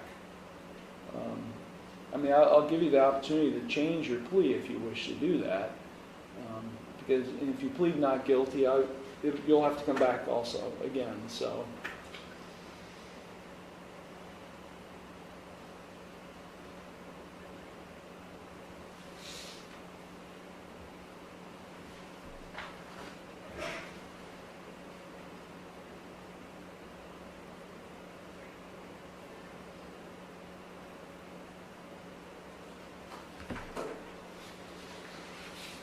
Okay, the court does find that Mr. Wolf has executed in open court the written waiver or written acknowledgement of rights and waiver of counsel document. I do find the defendant's, well, before I accept your no contest plea, can you tell me what happened on May 14th that led to this charge? I was driving with cruise control on. I was going to speed limit on Lake Road. The curve right by Park, Lakeshore Park. I don't know. Can't remember the name of it now. And I felt kind of heavy, hands clammy. And I remember feeling my steering wheel. I looked down at my hand, sweaty hands, steering wheel residue on it. And I remember just keeping my hand straight, looking down at it, going like this, looking up, and that's what happened. Went over lanes because of the curve, And what happened? The front end of my car, whenever I was going around the curve, hit the driver's side of another vehicle, and then I turned and ended up on the roadside. Okay. Okay, I do accept the explanation of circumstances. I do find the defendant's plea of no contest to this charge to be knowing, voluntary, and intelligent. The court will accept the no contest plea, and I will therefore find him guilty of this offense. As was indicated, because there is another person or victim involved in this case, and there was an accident, I am going to defer sentencing for a later date to allow the law director or prosecutor and the victim to be present at the sentencing hearing. So the ticket has you located at 7783 Autumn Lane, Is that North Kingsville or is that North Kingsville? Okay. Okay, I'll set bond in the amount of $1,000 personal recognizance. And again, as I said, I'll set this for a hearing or sentencing hearing in the near future. Okay, Mr. Wolf, when you leave the courtroom, you're going to go to the clerk's window. They're going to give you a date and time for that sentencing hearing. That will be the only notice you receive from the court, so make sure you're here on that date and time, okay? Do you have any questions for me? No, sir. Okay, you can go to the clerk's window. They'll take care of it. Okay.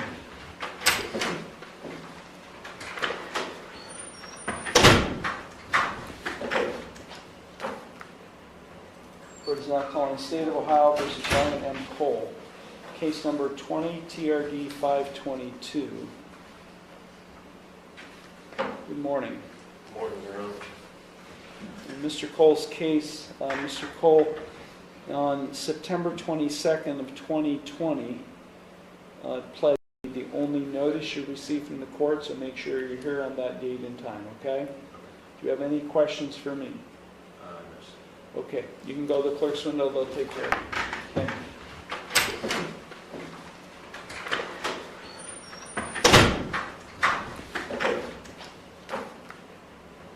Court is now calling State of Ohio versus Brian M. Cole. Case number 20 TRD 522. Good morning. Good morning, Your Honor. In Mr. Cole's case, Mr. Cole, on September 22nd of 2020, pled not guilty to one count of driving under suspension. The case was set for, we conducted a first pretrial conference on October 26th, 2020, and then it was scheduled later for a second pretrial conference for December 21st, 2020. Mr. Cole was given notice of that hearing. We do have a signed receipt in the file indicating he did receive notice. The attorneys were here, I was here, but Mr. Cole failed to appear at that second pretrial conference, and as a result, we issued a bench warrant for his arrest. And that warrant has remained outstanding for 4.5 years. Mr. Cole did contact the court to turn himself in on that outstanding warrant. Okay, Mr. Cole, can you help me understand where you were or why you failed to appear at that pretrial? The quick explanation on drugs. So I don't know, I just didn't tell them that I was on drugs. Then I got sober 2 years and 7 months ago. I forgot, honestly, all about the warrant. But I had other warrants, so I went and started taking care of those. And this one that came up. I'm currently on probation in Lake County. They're trying to release me though because I've completed it, but I can't with the warrant and I need to take care of it. I'm trying to get my license. That's like the last thing I need to do to get my life back in order. So I've been just trying to find time to come out here. And I called. Well, I've been trying to get in contact with a lawyer. I had a lawyer, but he was making like no progress. I called the public defenders, and they're like, if you call up there, they'll let you turn yourself in. So I did. Well, you were, I know it's been a while, but at that time you were represented by the public defender's office. So I do have a completed financial disclosure form, which we completed today. So I will go ahead and reappoint the public defender's office. I will lift the bench warrant and warrant block. I'm going to set bond. This has you located at 1821 Brain Place in Toledo? That's correct. How long have you lived there? That address I've lived there for going on 2 years. I've been out in Toledo ever since I got sober.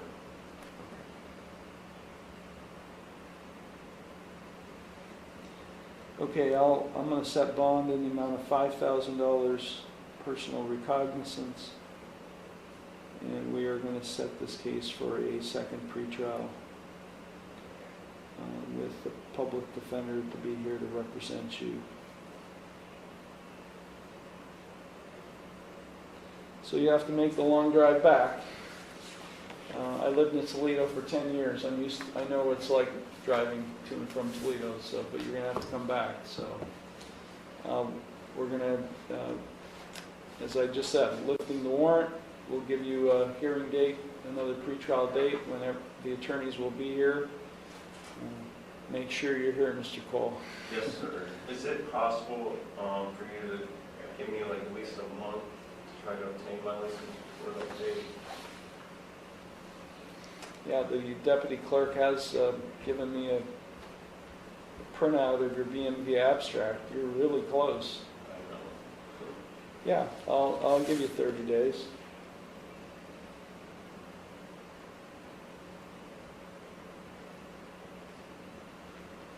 Okay, anything else? That's it. Thank you. Okay, you can go to the clerk's window. They'll take care of you, Mr. Cole. Thank you. Have a good day.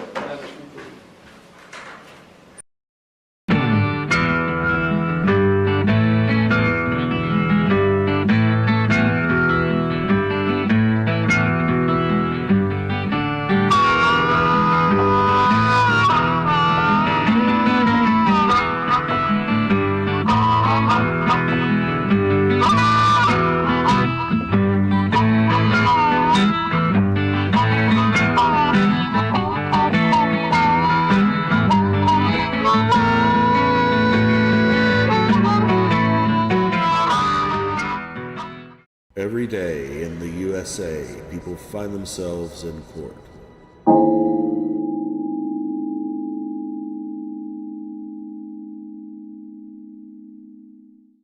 Okay, on your cases, those being 1074-0152-5507, he is waiving, is that correct? Yes, Judge. Waiving up to seek drug court.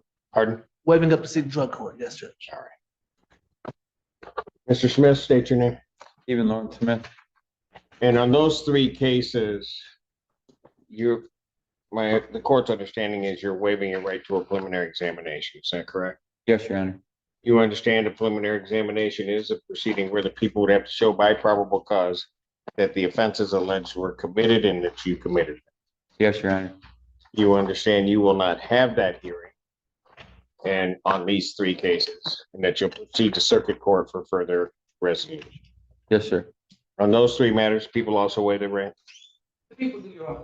Preliminary examination having been waived, defendant is bound over on the one count in case ending in 0152, on one count with two following in the case ending in 1074,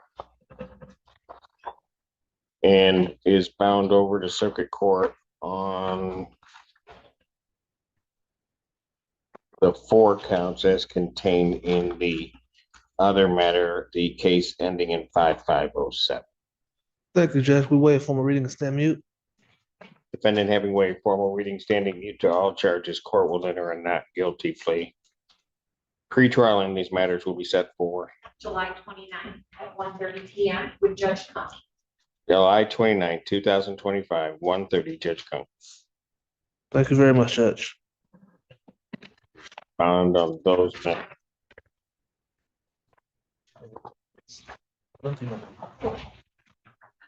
And as to his other matter, are we ready to proceed to prelim? We are ready, Your Honor.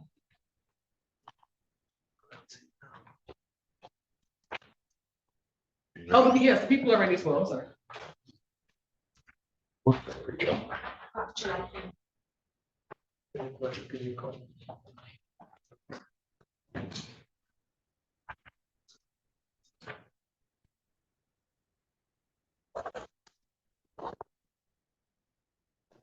All right. They call you first witness. Thank you, Your Honor. The people will call Officer Michael Stanky to the stand, please. Sir, please come forward and be sworn.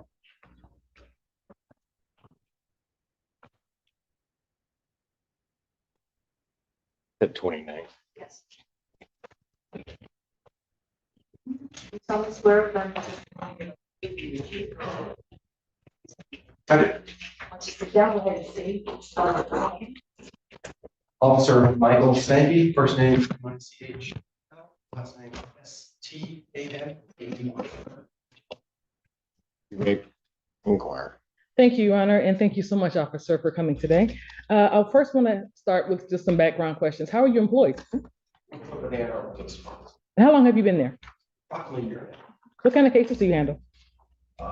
Wide range, drugs, violence, assaults, thefts. Okay, so I want to get a little more specific now and turning your attention to August 17th of 2024. Do you recall responding to an incident on that day? And what area was that? It's on the east side of Ann Arbor, Arizona Drive, Arizona. Okay, now without getting into what anyone said, can you just generally describe what the reason was for you going to that location? Sure. I believe the dispatch call was welfare check on a man who was assaulted over a moped seat on. Okay, so did you in fact respond to that location yourself?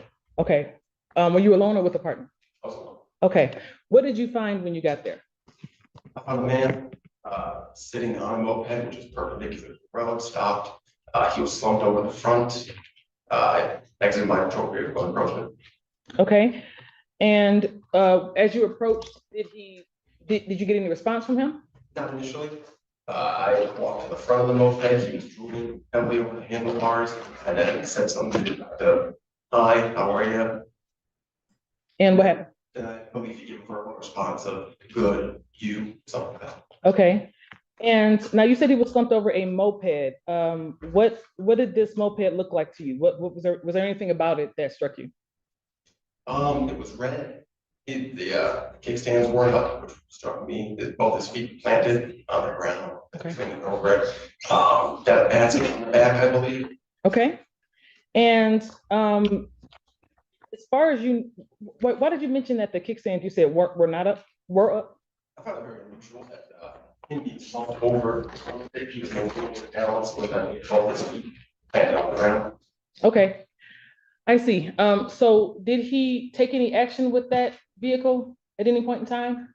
He raised his body up, looked at me, then began to slowly back away, and stop moving away from me. He continued to move away, and then he got off the moped and started running. Okay, now I understand you just said that he started running, but I want to back up just a bit from the point where you said he slumped over to starting to respond to you. Why did you need him to respond to you? What reason did you have for continuing to interact with him? Well, I believe he was one of two things, either suffering or a medical emergency or some sort of drug or alcohol necessitating an investigation. Okay, so what did you do after, as you stated, he began to run away? I laid the moped on the ground and then I gave chase. Okay, how were you dressed at this time? Full patrol uniform. Okay, so when you say you gave chase, is that on foot? Yes, ma'am. Okay, and what happened after that? He ran for approximately 40, 50 yards or so and then tripped. I was able to catch up to him where I tackled him to the ground and then was able to get the handcuffs. To be clear, I understand you're chasing him. Are you saying anything or asking him to do anything? Yes, I believe I yelled at him to stop and I then stop, police, and he kept running. Okay, and so at the point where he fell, what happened then? I believe he fell onto his stomach and I was on his back. I then was able to bring his hands behind his back where I placed him in cuffs. Okay, and after you placed him in cuffs, what happened then? I briefly searched his pockets, I believe. I located a knife, some other personal items. I then brought it back to my vehicle. Okay, and I'm sorry, pardon me. Now, you originally said that you were concerned that he might be under the influence. Is there any other reason that you were concerned about him being under the influence in terms of that moped? Oh, that he was operating it while under the influence? Okay, what makes you think he was operating it? both his feet planted on the ground, like as I said, so it wasn't, you could say it wasn't parked kickstand up where it'd be immobile. So kickstand was down. Okay. And was there anything, you said that you recovered a knife and you said personal items? Yes. Was there anything else that you took from him or found related to the moped itself? Any other items? Those are the items that I found on a person after placing them in my vehicle. I went back to the moped. I found a black bag, which I believe had been in the basket on the back of the moped. I looked inside that bag and I found numerous drugs, both illegal and prescription. Okay. Now, at the point where you went to this bag that was on the moped, that is after that is after this individual was placed in the handcuffs, correct? Yes. So was he under arrest at that point? Yes. Okay. So what reason did you have for looking into what the bag had in it? I believe we were taking him to jail. Okay. Incident to arrest. Okay.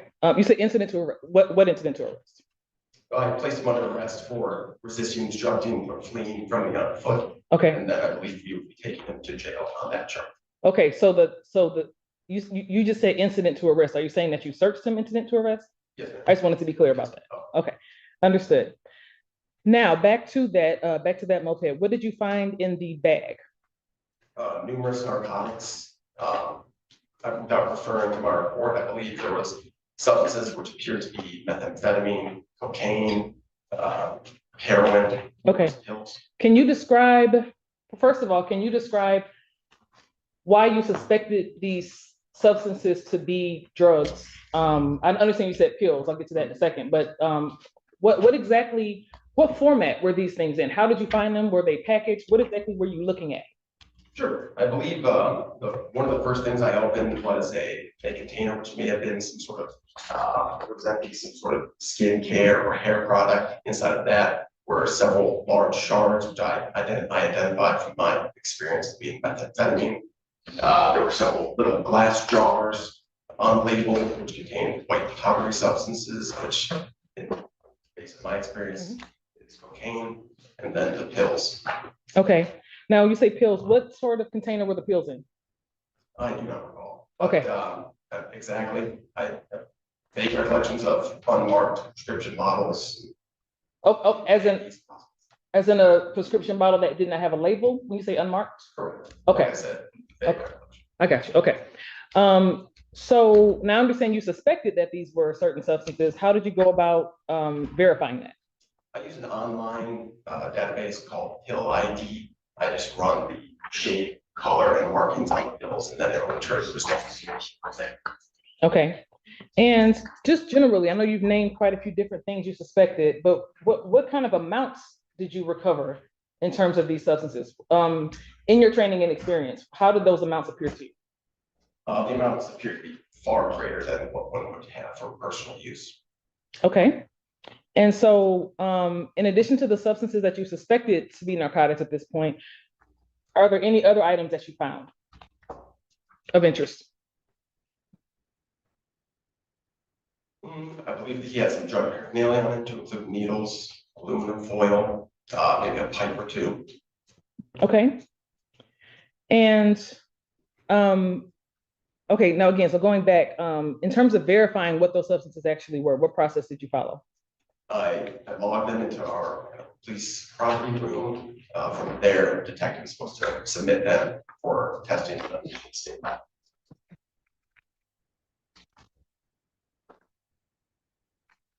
And did you get results back? I believe we did. Okay. Now, I'm sorry, I'm jumping around a bit. I have to kind of go back and forth. So you submitted the substances that you found in the bag to the lab. Yes. Okay, but you started out also by saying that you suspected that this individual was potentially operating under the influence. What did you do to follow up on that concern? I called HVA and paramedics come evaluate him after he continued to appear to be unresponsive or under the influence of some sort of narcotic. Okay, and what happened after that point? HVA paramedics were out the scene. They loaded him onto a stretcher. I believe they stated that. Objection, hearsay. Understood. Officer, remember that you can testify as to what you directly observed. And if the defendant in this case happens to say something, you can always testify to what he said. But aside from that, I have to have you limit your answers to what you personally observed, not what somebody else said, okay? So again, you can describe what happened. You said HVA loaded him into a stretcher. And what happened after that in terms of following up on the operating concerns? I don't recall any further steps I took on that front. Okay. So just to be clear, did you receive results back from what you submitted to the lab? I believe so, but I don't have that information. Okay. Oh, understood. I just wanted to know, but you recall getting results back? Okay.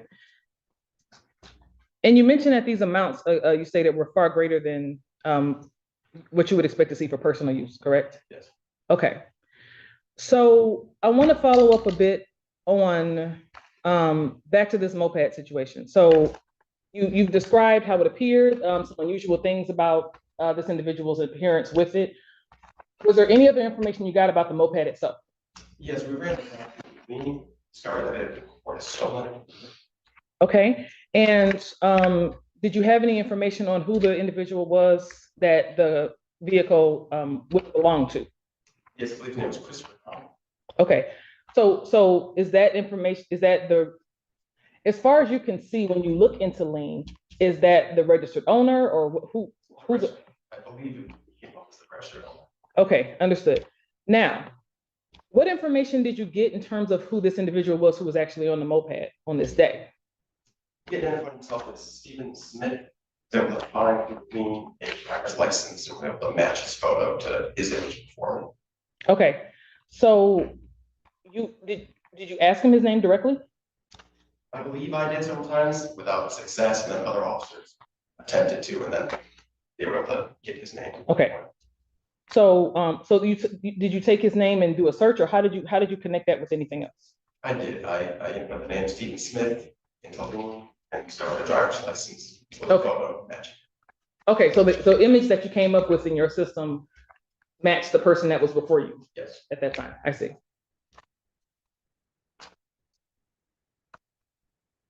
And as far as you know, no one by the name of Stephen Smith had any affiliation with that vehicle? Okay.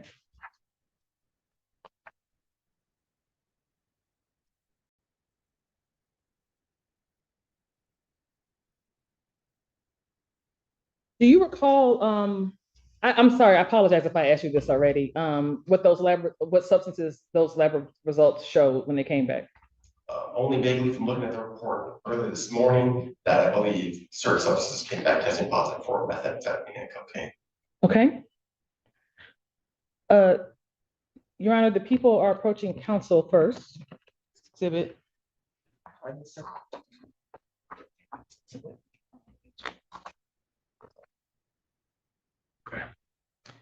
Your Honor, unfortunately, the people tried several times to print this exhibit out in hard copy for the court. Unfortunately, the printer refused to do so. Can I display it on the screen?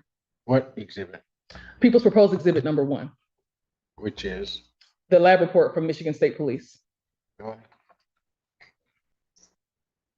I'll just state that although I did file a lab objection, I'll waive that objection for purposes of preliminary exam. Thank you. All right.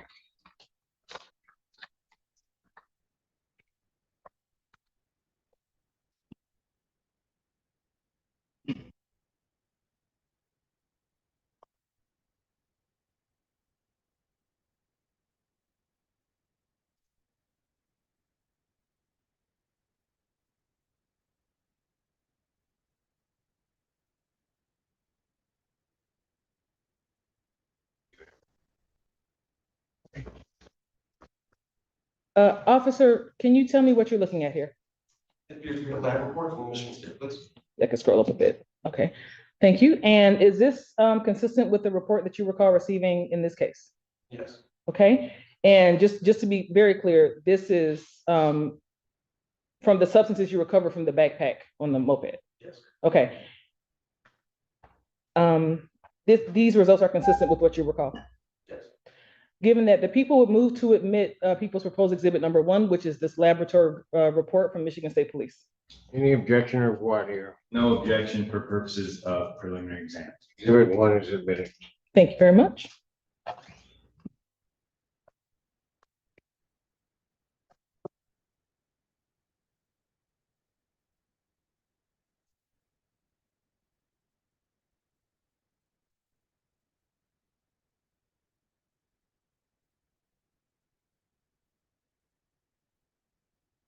So you described the individual that you saw and the steps that you took to identify him. One of my last questions is that individual in the courtroom today, sir? Yes. And can you please just describe him based on what he's wearing and where he's sitting? Sitting at the defendant's table wearing a white t-shirt.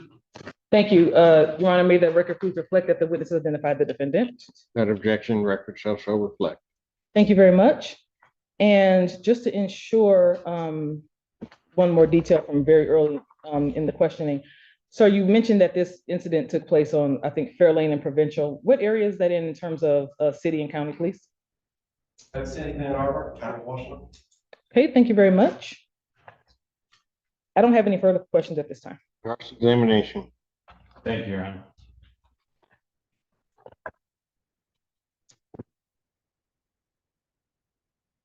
Good morning, officer. If you don't hear one of my questions, let me know. I'm going to try to move through this relatively quickly. The first thing I want to ask you before I forget, you came up with information that the moped was stolen, correct? But you did not get any sort of admission or confession from Mr. Smith that he was aware that the moped was stolen. Isn't that correct? Correct. Did you gather any other evidence in your investigation to show that Mr. Smith knew the moped was stolen? No. Okay. Now, you first testified your reason for being in the area where Mr. Smith was, dispatch called out for a welfare check, right?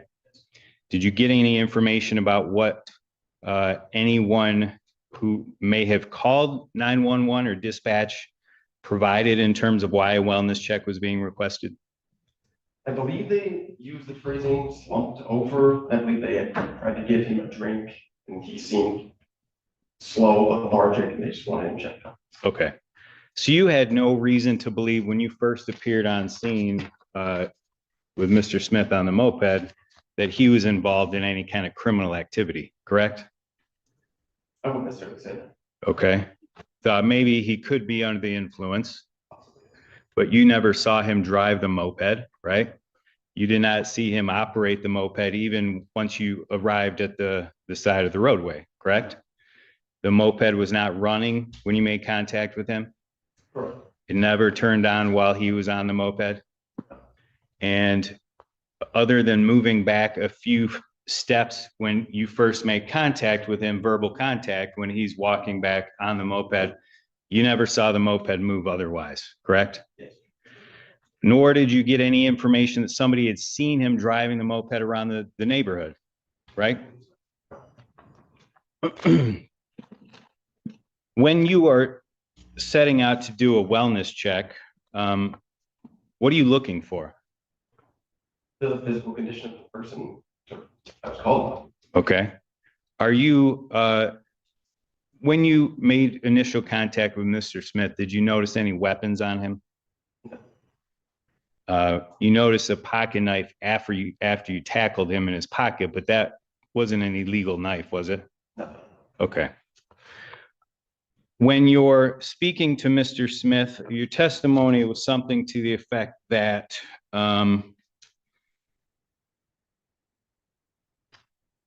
either you or he said, "Hi, how are you? Fine, good," something like that. What do you remember about him actually saying to you? I approached him, I asked him how I believe, and he legit said it was very normal. I believe he tried to say, "Good, you," as in, "How are you?" Okay, but he did say good. Good. Did you have any reason to believe that he was a danger to other people in the area at that time? Did you believe he, at that point in time, was a danger to himself in the immediate sense of the term? That he could do something to harm himself while you're next to him? No, not besides being on the influence of a drug and being medical. Okay. And sometime shortly after you make contact with him, he gets off the moped and begins to run. Is that correct? Okay. You had a body cam operational at that time, is that correct? I did. And have you viewed that to just verify it is what you remember seeing that day? And that's been provided to the prosecutor's office, as far as you know? Okay. This is defense proposed exhibit A. I would seek admission of this and just want to ask the officer to view a few moments and then follow up questions. Any objection? Do you have a specific time? Just starting at the beginning, the body cam. Approximately maybe 30, 40 seconds. Okay. Seek admission of exhibit A. Objection. Objection. Exhibit A is admitted. Thank you, Your Honor. I plugged in and we'll press go once we're up.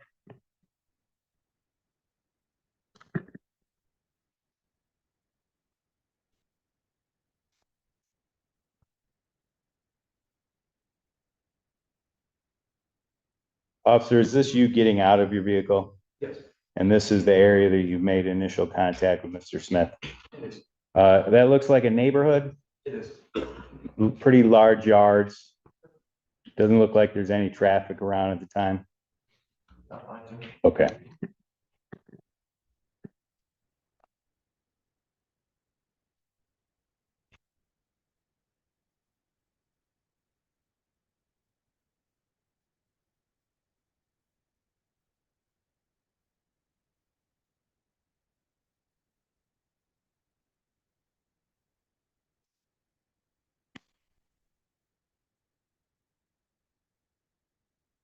Yeah, whoa.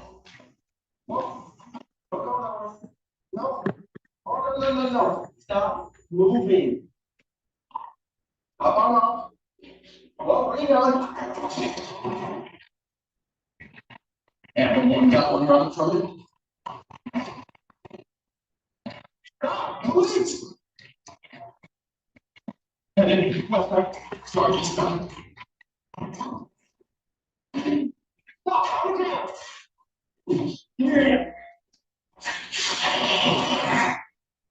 All right, I'm going to stop it there, officer. Is it fair to say that in that short time frame you're talking to Mr. Smith, when he's on the moped, that you did not observe? Let me ask it this way. Did you smell any alcohol on his breath? Did you see any drugs or drug paraphernalia on his person? Did you see any drugs or alcohol bottles, what have you, in the basket of the moped? No. Did you have any actual evidence other than your suspicion that he might have had a medical or under the influence of something, like you said before? Do you have any other evidence that would lead you to believe he actually had consumed alcohol or drugs? I believe his behavior was evidence that he. Okay. Have you ever dealt with people that have seizures? Yeah. Could it have been that his appearance was that of a person having a seizure of some sort? No, not a professional. I didn't testify. Okay. So until HVA showed up, you would not be able to determine whether he actually could have been involved in a medical emergency. Same thing if he had low blood sugar. Are you familiar with diabetes? People that have low blood sugar, really low, can look like they're under the influence. But you had no information one way or the other whether or not this actually could have been some medical situation for Mr. Smith, right? Right.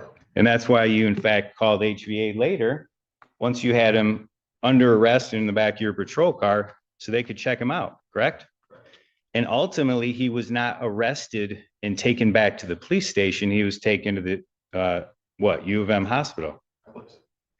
So you didn't actually book him in order to inventory his property, right? Not ultimately. No, I'm not booked in inventory of property. Not even after he went to the hospital? Booking, no. Yes, okay. So in other words, you didn't have any of his property. If somebody is arrested and booked, then you inventory their property to make sure you have everything checked off, right? No. You don't do that when somebody's arrested? And booked? No, not the and booked. No, just arrested? Yes. Okay. You, at the time, you told us earlier in your testimony that you arrested Mr. Smith for resisting you as a police officer, correct? Correct. But isn't it fair to say that you can't arrest someone for refusing to get medical assistance? He prevented me from conducting an investigation into whether he was needing medical assistance or under the influence of drugs. Okay, but if you see a gentleman who begins to walk away and then run, doesn't that tell you that he seems to be fine? No, I would not say it seems fine. Okay. He tripped after a short distance. But he wasn't asking for your help, was he? What's the point of this question? To understand why he arrested Mr. Smith the way that he did. Just a handful more questions, Your Honor. So you arrest Mr. Smith, place him in the back of your patrol car, right? He did not resist you putting handcuffs on him, did he? I don't believe I was called to be only going on. I didn't at the time. Okay.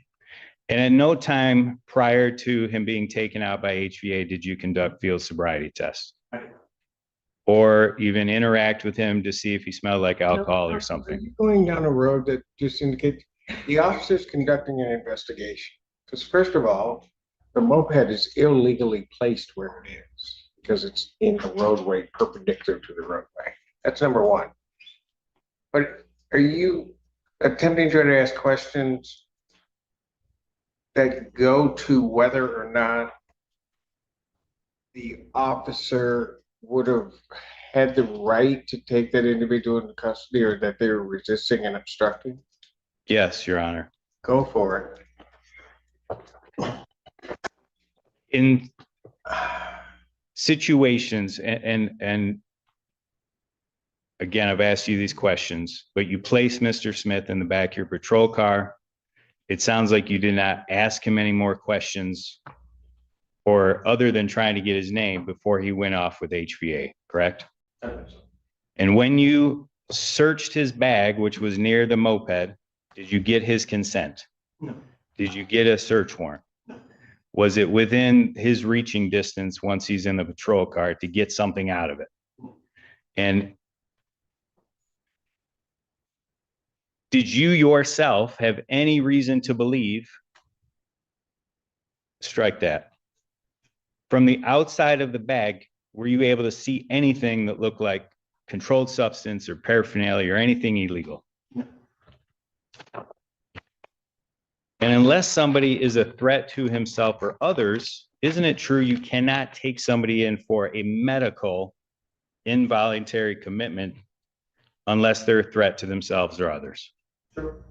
And in this particular case, isn't it also true that you did not seek any sort of petition for him to be involuntarily committed, even after he was taken into custody and gone to the What is hospital? the relevance of that?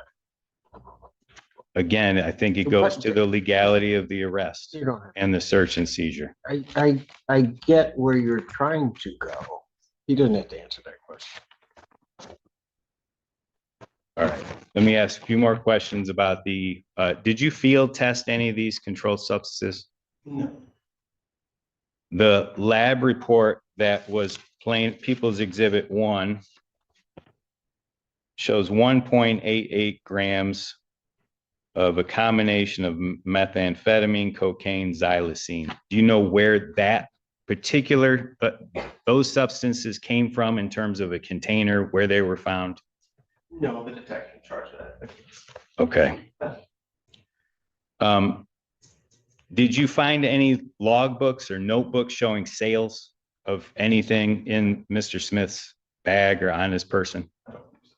Do you ever see him selling drugs to anybody? Do you have prior contact with him selling drugs? Do you find any scales inside of the bag?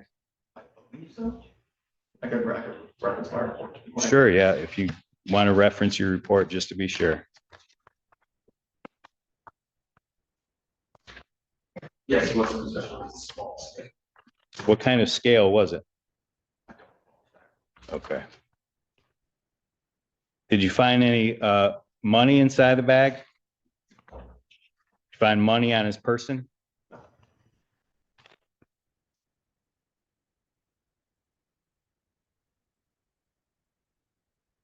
No further questions, Your Honor. Thank you. Will you redirect? Very briefly, Ron.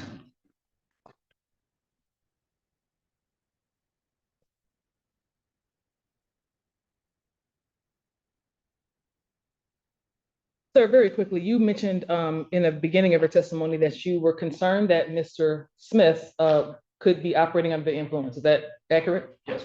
Is that a crime as far as you know? It is. Okay.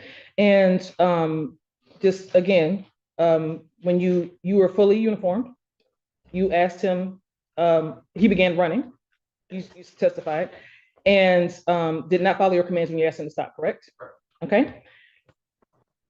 You stated that you took him into custody, or handcuffed him rather. And what is the phrase you use about the search for the bag? What was the reason for it? Incident to arrest. Okay, can you just explain very quickly what that means? Sure. Up until the point that HBA tells me that. Why am I getting an explanation on search incident to arrest?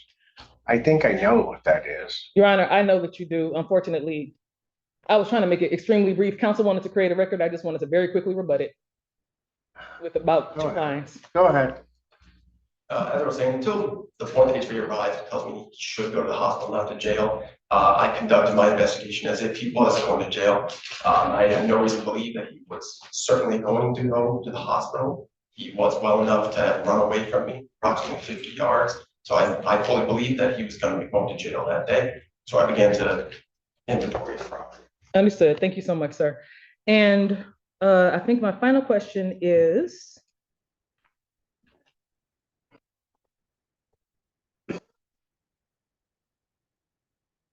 when you spoke earlier to the amount of the drugs that you found, you mentioned that it was not for personal use, correct? I do not believe there was. Okay. And in your training and experience, what is having an amount of drugs similar to what you observed in this case consistent with, as far as you know? Distribution of narcotics. Okay. I don't have any further questions. Thank you. Real quick, officer. The positioning of that moped in the street parallel to the curb, that's improperly parked if it were parked. Is that correct? Sort of hard to say as it is. I believe a dirt road is not very well marked in that residential area, but I would. Well, but it's parallel. It's Yes. parallel in the road. I see. It's not going with the roadway, correct? I believe you need to be parked. Pardon? I believe you need to be parked parallel to the roadway. Okay, thank you. Any questions based upon the court's question? No, for the people. No, Questions? You may step down. Thank you. Any additional witnesses? No, for the people. Any witnesses for the defense? No, Your Honor. You have a motion.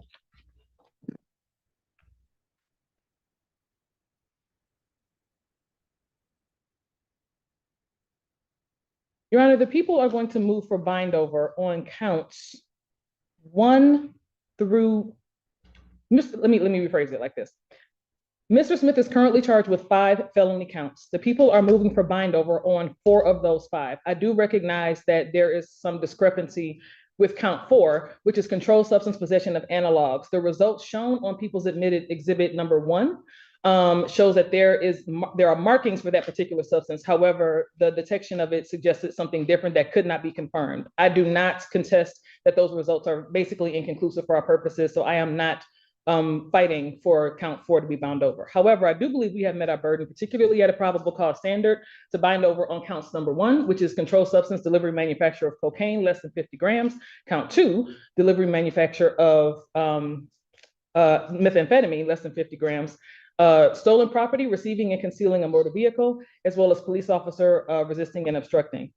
Officer Stanky testified, I believe credibly and reliably so, that he's an officer with AAPD, Ann Arbor Police Department, that this incident took place within the city of Ann Arbor, County of Washtenaw, that he eventually identified the individual who was on this moped as Mr. Stephen Smith by him, number one, responding to his own name and stating so, as well as him getting identification, matching him up in lean with that photo and identifying him here in court today. His reasons for stopping were obviously of a concern, given that he was passed out, slumped over the handlebars, as we saw in the video that counsel admitted, and that he clearly had a concern about him being under the influence, as well as potentially operating as well, but certainly being under the influence of some sort of substance at that time.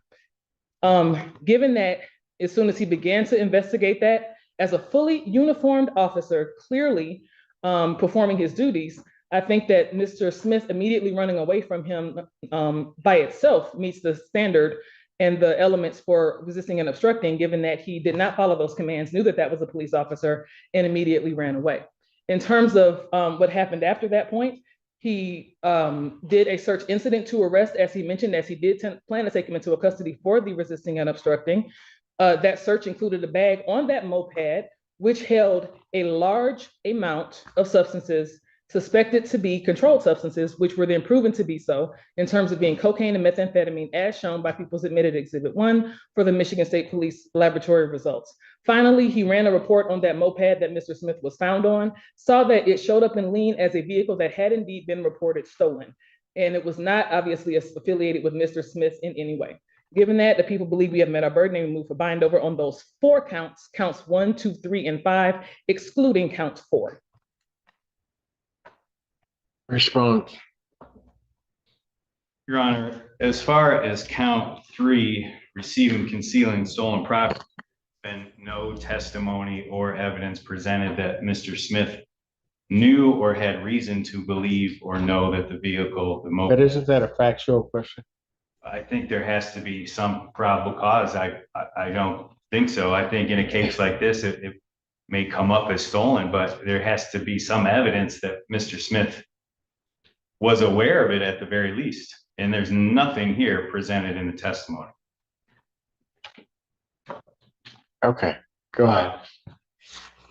I think more importantly, and I think that cuts to the heart of 2 different issues, is that under the resisting and obstructing police officer, one key element is that the officer gave the defendant a lawful command, or was making a lawful arrest, or otherwise performing a lawful act. I don't see how the law or the Constitution allows a police officer to turn what is a wellness check. You need to give me some case law, because I'm not going to argue law by Fifowski. I sat there and watched your exhibit. Your exhibit clearly indicates the officers in the performance of his duty, tells him, hold on, hold on, hold on. It's grabbing the front of the bike. The officer is in the middle of the investigation, and your client gets off the bike, takes off.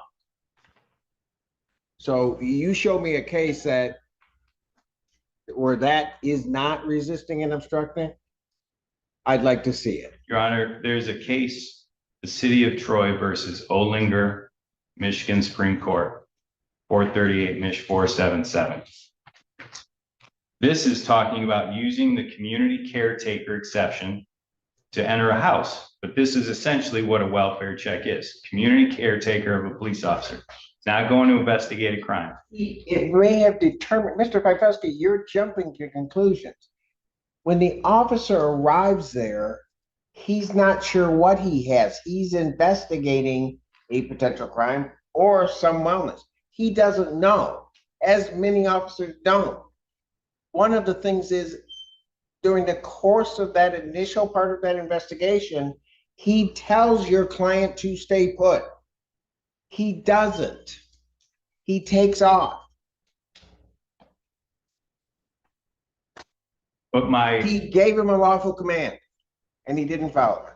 But I think the question comes up as to what authority does a police officer have to detain someone on what initially starts as a medical check, a wellness check, if the observation of the individual is that he gets up and is able to move around, He I would doesn't think know he's that free to though. leave unless he's a threat to somebody else. You can argue that at trial. Go ahead with your argument. Well, Because I'm gonna tell you, you're just wrong. For purposes of the record, I'm making that argument. I don't believe it's a lawful arrest. And I believe that the ultimate search of the bag that yielded the controlled substance was equally unlawful, since Mr. Smith was already in the back of the patrol car, could not reach the bag, and therefore it's not search incident to arrest under Gant, Arizona versus Gant. And lastly, the lab report tells us there's 1.88 grams of a combination of methamphetamine, cocaine, and xylazine. We have charges of possession with intent to deliver less than 50 on counts 1 and 2. And while the officer testified there were other drugs, we don't have any indications of amounts. So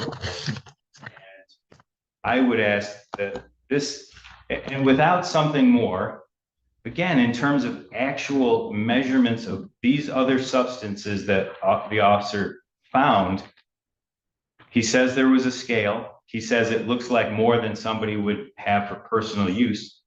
But without some more evidence, that is more speculation than I think it is for probable cause for bind over on possession with intent to deliver. So I've made my request that the evidence should be suppressed and all the charges should actually be dismissed. Anything else on that?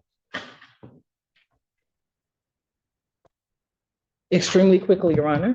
Not that this is going to be outcome determinative, but the case that counsel cited, City of Troy versus Olinger, concerned whether or not an officer may enter a home without a warrant when he believes that the person inside that home may be injured in terms of that community caretaking function. I don't think that case has anything remotely relevant to the facts presented here. It's not applicable. Factually, it's not applicable. Court, having heard the testimony in the case, the court believes that the people have indeed sustained their burden of finding the defendant over. It may be a factual question as to the amount, but certainly you can argue that in circuit court.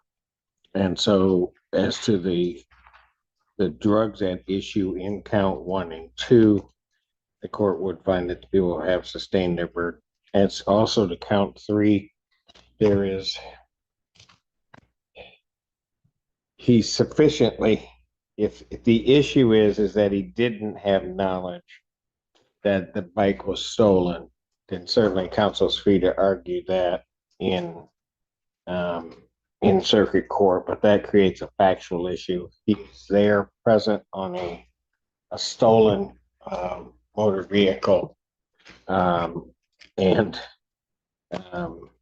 then when questioned by the officer and held by the officer, takes off, but later on it's determined that that vehicle is stolen. I think that's sufficient enough evidence regarding the count 3, the receipt and concealment of stolen property, motor vehicle. As to count 5, the resisting and obstructing, I don't even understand, quite frankly, defense's argument, because the cold-hearted reality is the officer gets there, and what negates defendant's argument more than anything is their own exhibit, defendant A, or exhibit A, which clearly lays out what the officer is doing. The officer is investigating a circumstance, and as I indicated, like with many officers, they don't know exactly what they're running into or what they have in front of them, but he's noticing certain things. He has gave him a lawful command to remain where he was and not back that vehicle up, and then he proceeded to take off. Even when he took off and the officer then says, "Stop, police," that in and of itself can constitute the offense of a resisting and obstructing after he began to run, because that was indeed, in this court's opinion, also an additional lawful command. So for those reasons, and because anything else in dispute creates a factual dispute which needs to be resolved by the finder of fact, court would find that people have sustained their burden and would bind the defendant over to stand trial on counts 1, 2, 4, and 5. Acknowledge receipt of the information and waive formal reading and stand mute as to counts 1, 2, 3, and 5. Defendant having waived formal reading, standing mute, court will enter a not guilty plea. Pre-trial in this matter will be set for July 29th at 1:30 PM with Judge Conklin. July 29, 2025, 1:30 before Judge Cook. Thank you, Your Honor. As to his bond, I have a violation report. Yes, Your Honor. Mr. Well, how come he hasn't reported to community Well- corrections after his release from custody? He had been in custody since about January of this year. And in speaking to Mr. Smith, he was only released from the Jackson County Jail about 2 weeks ago. He had bonded out on all these cases. When he was arraigned, I believe he was told, because he was also on probation in Monroe County, that If he goes over there and tests right now, is he gonna test clean? he should be clean, Your Honor. Go over and test. He needs to come back. You'll need to remain here and then I'll set his bond. How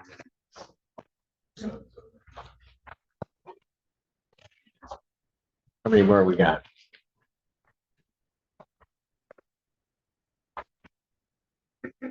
Oh, that's 3 more for sure that we're holding. Haven't heard from Mr. Brown yet. Don't know. Mr. Brown? But Mr. Brown was the recall on Mr. King. So I don't know what we were waiting on.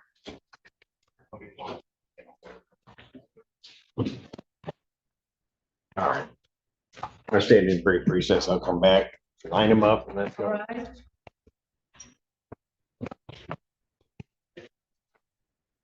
Maybe people.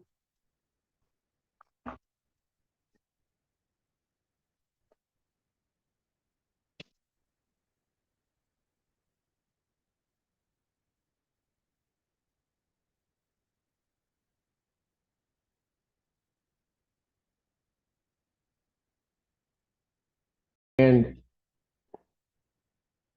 is everybody down here on Taylor on this? Oh, I got Smith still. Court does recall the case, People versus Stephen Smith.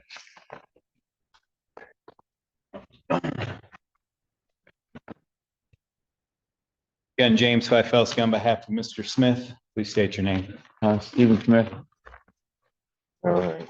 Your Honor, my client has a script for the Suboxone. He was actually receiving this in custody and they gave him a script when he left. So I can present that to the court. Does he have a medical marijuana card? He did, Your Honor. It's my understanding that it was taken into police property or something in one of these arrests. So I would certainly advise him not to consume marijuana. He's not to if be. he didn't have a. I'm looking at the bond conditions. He's not supposed to be using marijuana at all. Okay. So He just, as I told the court earlier, he just got out of custody after about 5.5 months. I think it was 2 weeks ago. He is doing group treatment at Catholic Charities, I believe up in Fenton, Howell. He certainly is aware of his dependence issues and treating those as best he can. I would just ask the court to continue him on bond. you're gonna need a new order for him. Okay. All right. Yeah, All right. I've been on probation with the Department of Corrections, and they've allowed me to smoke marijuana with my I'm telling medical. you what the order reads, and what you can do is you can bring that up. I'm telling you, you cannot. I understand now. You can bring that to I understand. Judge Kunke's attention if you wish to do so. I understand. All right. So no marijuana unless ordered by Judge Kunke or permitted by Judge Kunke. Got that? Yep. All right. Thank you very much. I'm preparing a new order consistent with the previous order so that he shouldn't have a problem testing. Okay. All right. And he's gonna, I believe, go back to community corrections right now to get on board with testing. Thank you. Thank you, Judge. All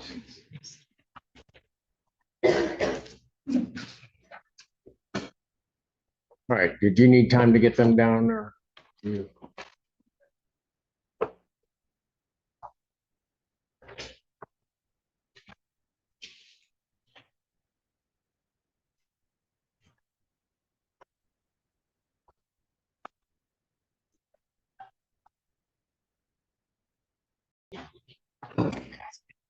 I'm gonna do this one. Brown, he go someplace and take a nap. He'll be back. A lot of important meetings on this. Is that right? All right, we're ready on Gatlin. Right. Andrew Childs appearing on behalf of the people, Your Honor. Assistant Public Defender Ben Dunham on behalf of Mr. Gatlin, who stands to my right. Can you state your name for the record, sir? My name is Montel Gallo. Thank you. All right. 8 times up. Oh, yes, sir. Hey, John, before we proceed, I would like to just take accountability for what I've done. I would like to plead guilty. So Hold up. No, Mr. Gatlin. No. Hold on a second. Okay, hold on. There's a process to it, okay? And so I hear what you're saying, not discounting it, but this would not be the place to do it, to do that right now. The question would be today, given what you kind of just said, as to whether or not you want to have this preliminary examination. I would like to hold it, and I would like the court to hear me out. That's it. So you want to hold your preliminary examination? Yes, I would like to hold it. Okay. Did you want to speak further with your counsel, given what you just said? And I would not like to speak further with my counsel. I feel like my counsel is what? Who he is. Okay. All right. Okay, but I just want to make sure, and I'm doing this because I want to make sure things are fair for you, that you understand this isn't the point at which you would testify typically. You understand that? Yes. Yes. Okay, that's what I'm trying to. So here's the thing, Scam. You said something to me or said something out loud, stopped you, right? Yes. Then when I asked whether or not you wanted to have your preliminary examination, you then stated that you want to be heard. Yes. Okay. This proceeding, the preliminary examination, not saying it hasn't happened before, but this particular proceeding is not one where you would typically be testifying or saying things to the court. I would love to if you would give me a chance. Okay, well,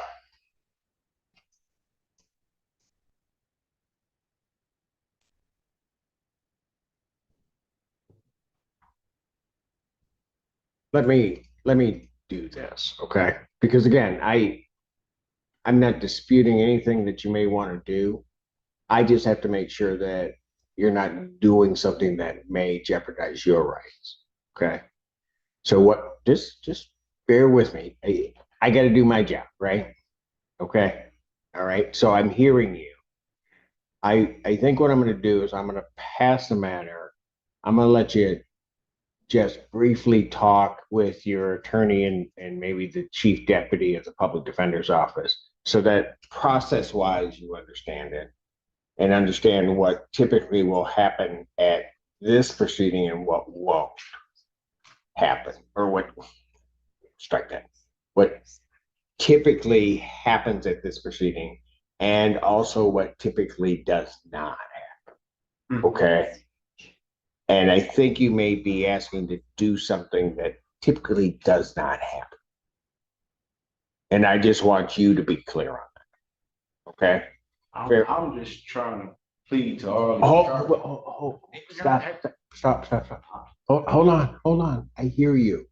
If that's what you want to do, there's a way maybe to go about doing that. Okay. I don't think they want to help me. I don't. Well, hold on. I hear you. Okay. I'm trying to say it in a way. Here's what I'm going to do. I'm going to pass the matter. We'll find Mr. Brown. I'm going to have you talk to Mr. Brown. All right. With the PD's office. just to make sure you're clear on everything.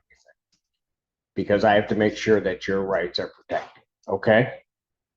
So we're gonna do it that way. We're gonna do it that way, all right? That may mean you might come back up, we might be in the same boat, but I just have to make sure, okay? Fair enough? Okay, so let's take him back. Your Honor, real quick. Okay, yeah, matter of fact. Take him back. Council approach, please.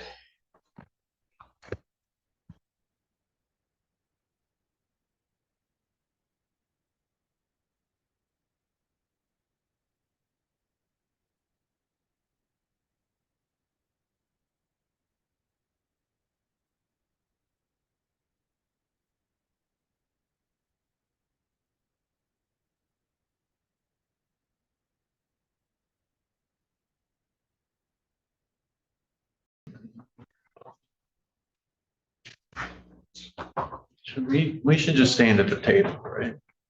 Pardon? For Mr. Gatlin, we should just stay on. Yeah, just stay over that way. Okay.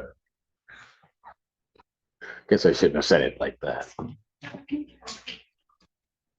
Yes. Court does call the cases of the people versus Montel Gatlin.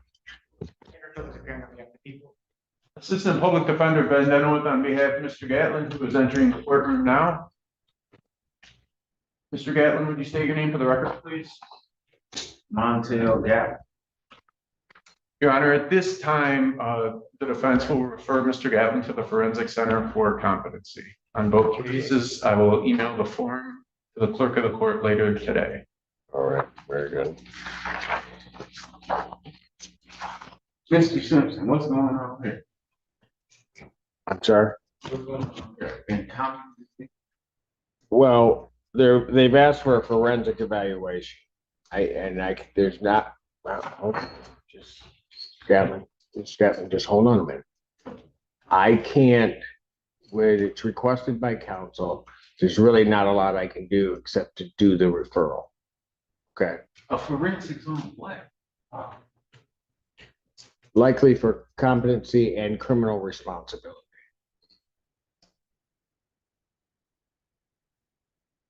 I'm just saying, what's their reason for trying to even do this just because I was trying to say something? Well, What's their reason? no. I don't. Okay, so I'm not privy by design to all of the conversation that you have with counsel. You have conversations with counsel. And still state what I wanted to state on record. And I'm gonna tell you something, Mr. Gatlin. That would.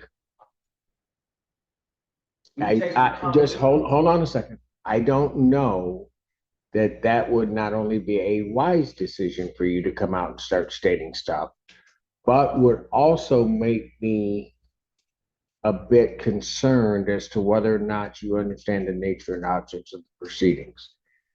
That is why I stopped it where I did the first time.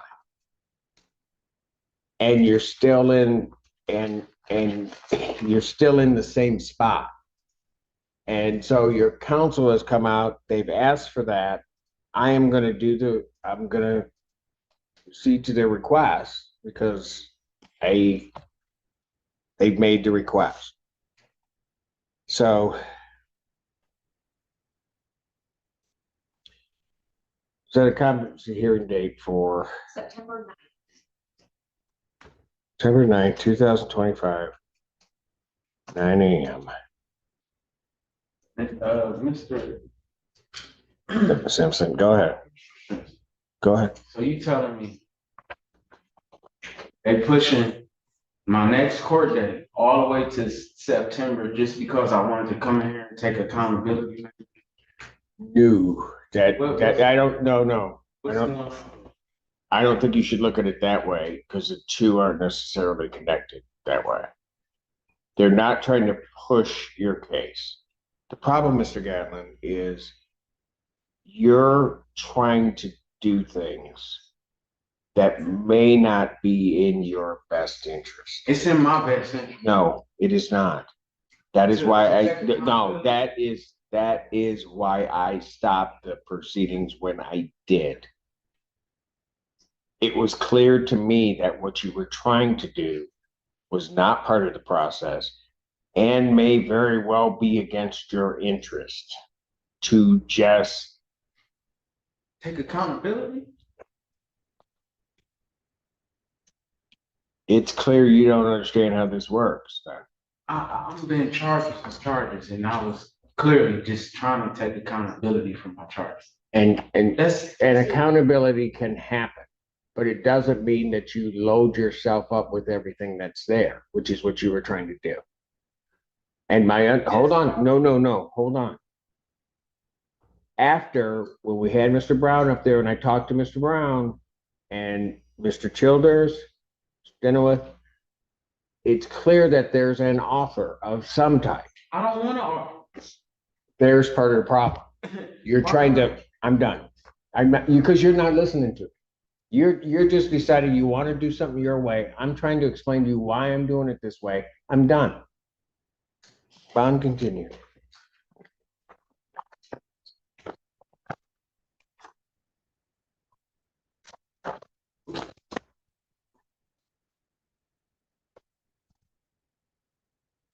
That was September 5, No.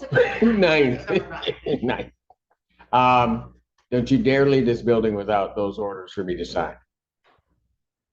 Yeah, I was gonna email them to a clerk. Yeah, you better get them today. I want to sign off on them. I'll go type it. I need to have a peaceful summer. All right. And is everybody down here on Taylor on this? Oh, I got Smith still. Court does recall the case, People versus Stephen Smith.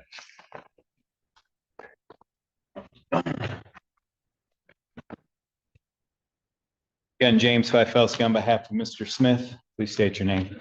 Stephen Smith. All right. Your Honor, my client has a script for the Suboxone. He was actually receiving this in custody and they gave him a script when he left. So I can present that to the court. Does he have a medical marijuana card? He did, Your Honor. It's my understanding that it was taken into police property or something in one of these arrests. So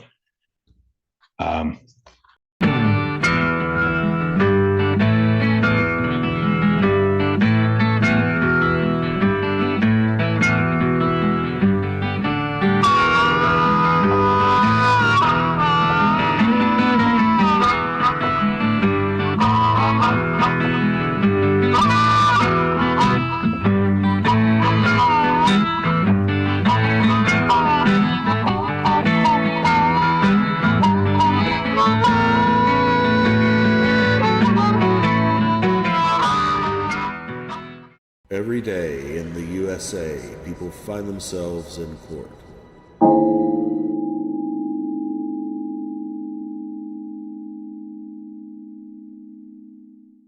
There is a personnel session. Michael came in now. Be seated, please.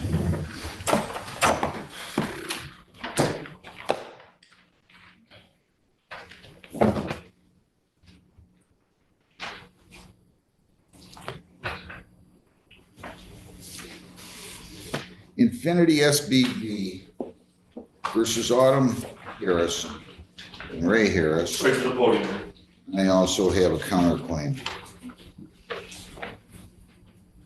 For Autumn and Ray Harris are counterplaintiffs against Infinity. Man. Okay, good morning. Everybody's name? Good morning, Judge. Cullen Reisler, P6902, on behalf of the plaintiff. Please state your name.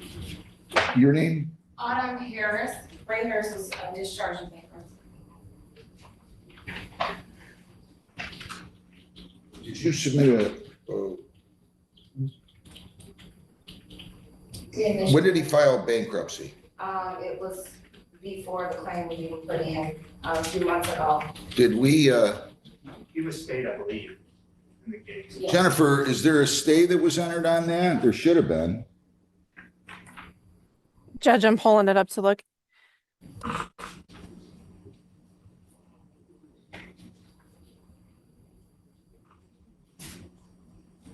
Is the bankruptcy still pending? No, it's not, it's completed.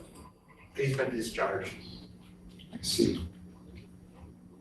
Yeah, I do see a discharge filed. on March 27th, but I don't see the stay. Okay. You don't see the stay. Well, we may not have gotten the initial bankruptcy filing paperwork, but we got the discharge paperwork. Okay, so this case was never stayed because it was filed before, am I understanding? Yeah, I thought we filed the case and then got notice. I thought the court had automatically already done it.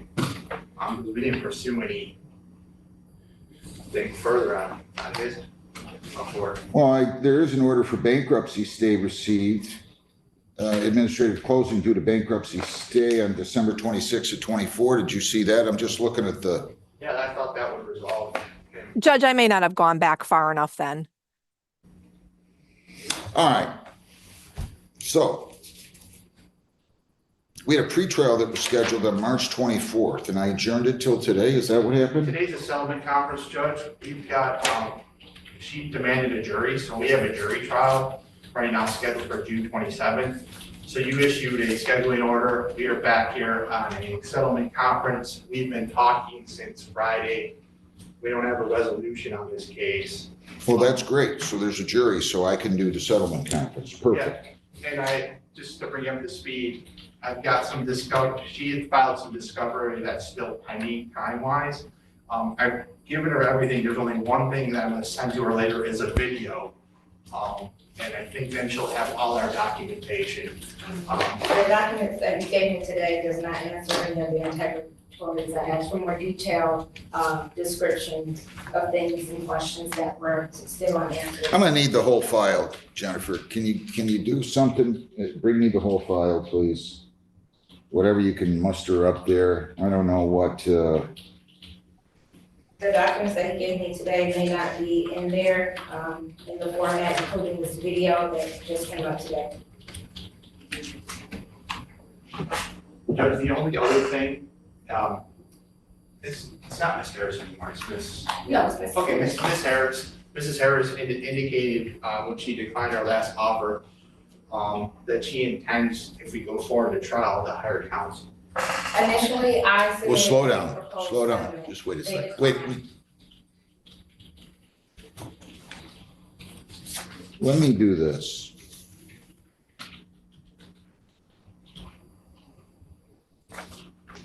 Let me get through a couple of these others. And I'm going to conduct the settlement conference like I do any other with lawyers. So I'm going to bring you both back in the chambers.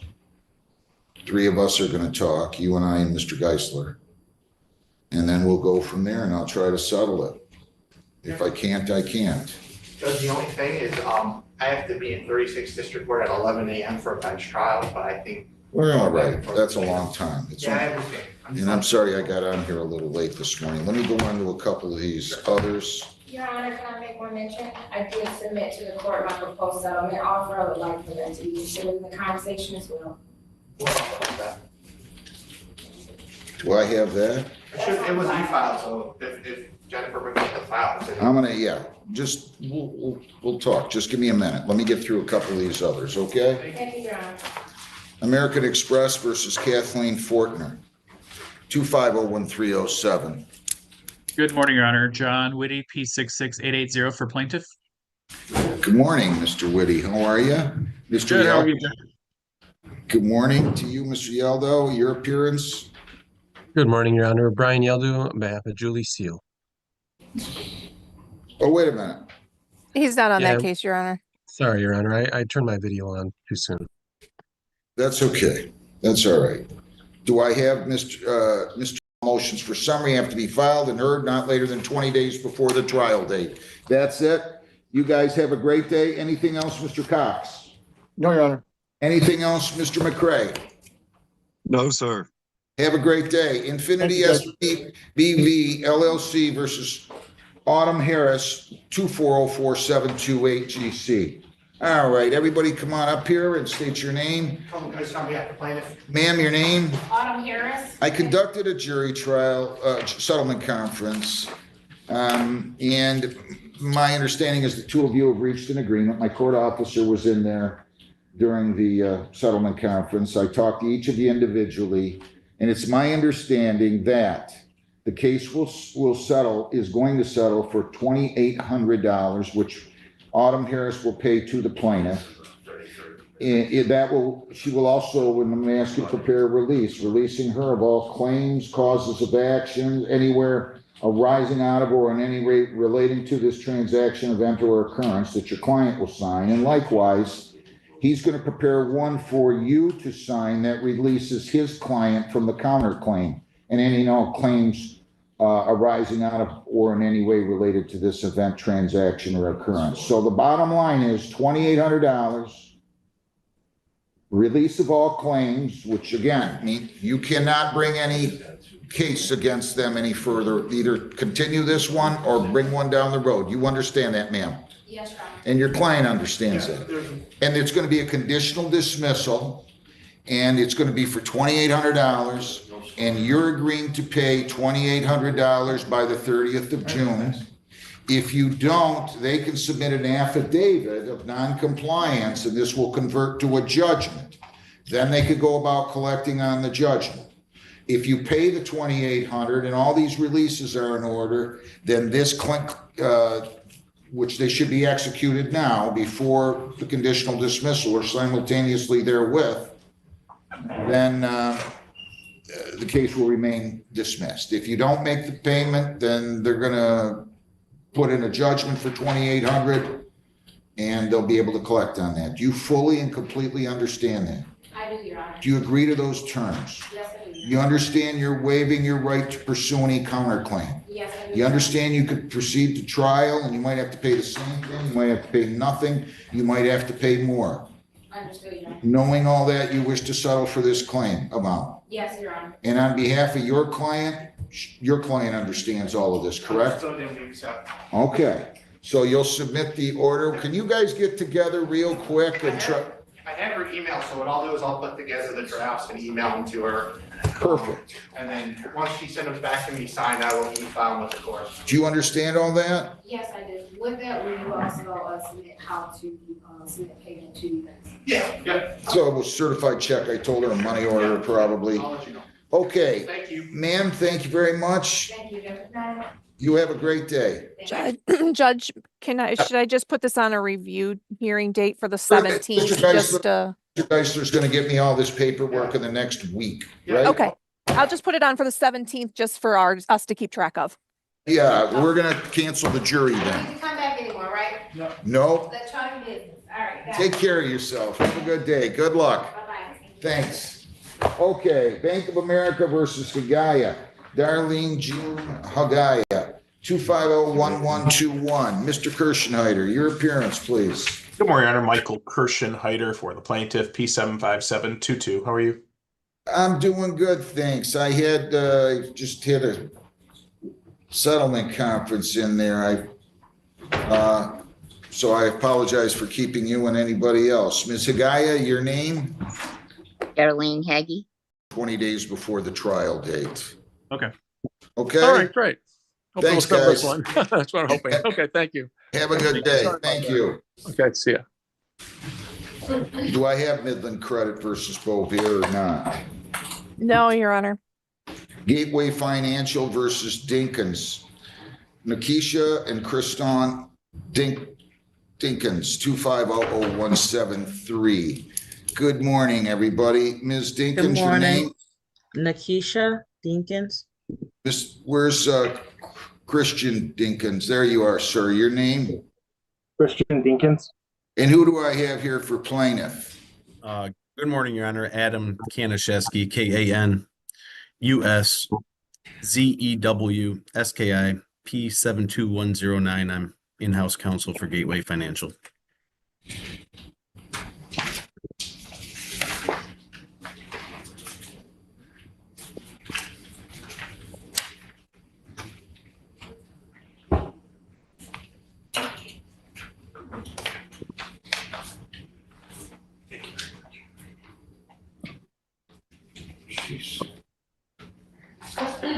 All right, give me 1 second, please.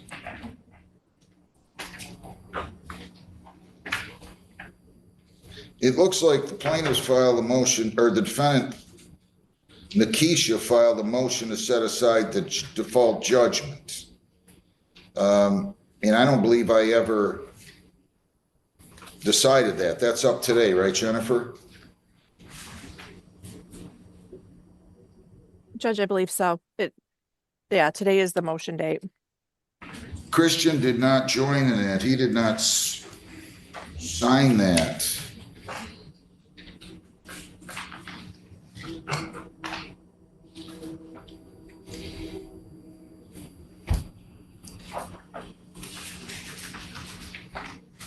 All right, you want to start? You two can go ahead and start. Why did you not answer the complaint when you were supposed to? Ms. Dinkins, you filed a motion to set aside default. I'm going to listen to you, and then I'm going to listen to Mr. Kanaszewski. Why didn't you file an answer to the complaint? Because I was not aware of their court hearing. When I got notified that you had already granted that hearing, me and Christian both received the same letter the same day, and by that time it was already over with. So therefore, we didn't even have a hearsay. You didn't even have what? We didn't get a hearsay. We didn't get a letter until after the fact. I don't know what you mean by hearsay. You didn't get a hearsay. What do you mean? I'm not trying to. You muted yourself. I didn't get hold on. We did not receive any letter stating that we had to go to court or respond to anything. So therefore we didn't. You should have received the summons and complaint. Yeah, after you had sent us a letter stating that it was granted. That's the only letter that we received. Well, you were served with the summons and complaint, ma'am. It says right on there you have to answer the complaint within 21 days. And if it's by certified mail, you have 28 days, basically. Counsel, any objection to setting aside this default judgment? Your Honor, I'll just say I didn't see there was good cause or a meritorious defense. Some defenses were claimed. I'm looking at the proof of service. It was personal service on both of them by Brian Hopp. So I would oppose it, Your Honor. What is your, you what? I would oppose their motion, Your Honor. What kind of defense do you have here, ma'am and sir? One of you two have to tell me what kind of defense you have. Can I speak? Yeah. You didn't join in the motion, but for all intents and purposes, I'll allow you to join in the motion verbally. Why don't you, what kind of a defense do you have here? I had a list of. Okay, come on. Mr. Kanaszewski, what's the nature of this debt? Your Honor, we're a lender on an automobile. They purchased an automobile as co-buyers. They defaulted. The vehicle was subsequently repossessed, resold. The proceeds were applied. There remains a deficiency balance. We're suing on that deficiency balance. So what's your defense, folks? Come on. Mr. Dinkins, Ms. Dinkins, somebody needs to start talking to me and tell me why you have a defense, why there is good cause to set it aside, even if I forgive the fact that you didn't answer the complaint as you were supposed to. You still have to show you still have to have an affidavit of fact showing a meritorious defense. What is your defense? I have it written down. I have brought all these papers and I don't have it, but if you can I go get it real quick?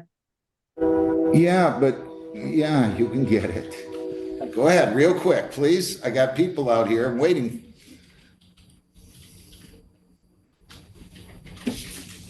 Do I have Midland Credit versus Bovair here? No, Judge, I don't have either party checking in.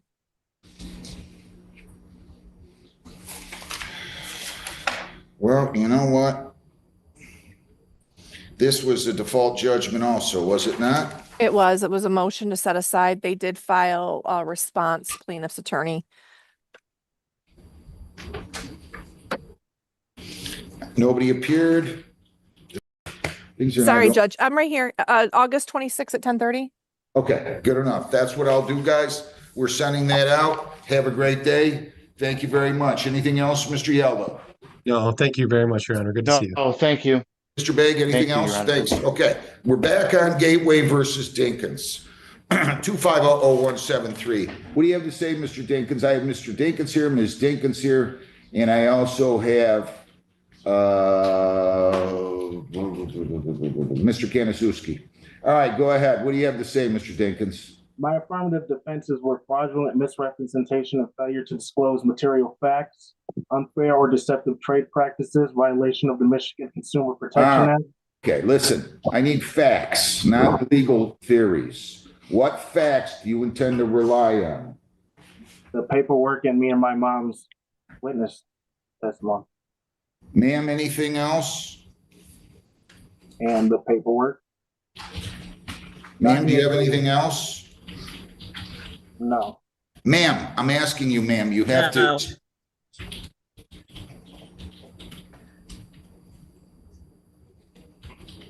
Doesn't appear there's any defense here. And there was no good cause and there's no affidavit of fact showing a more meritorious defense. Motion to set aside default judgment is denied. Judgment to remain in full force and effect. What was I? You were served personally, I was told, and you're coming up with theories, but they're not. No, listen. You lost. And if you want, you can appeal. You can get a lawyer, appeal. Maybe they'll say I did the wrong thing here, okay? But you got to answer the complaint timely.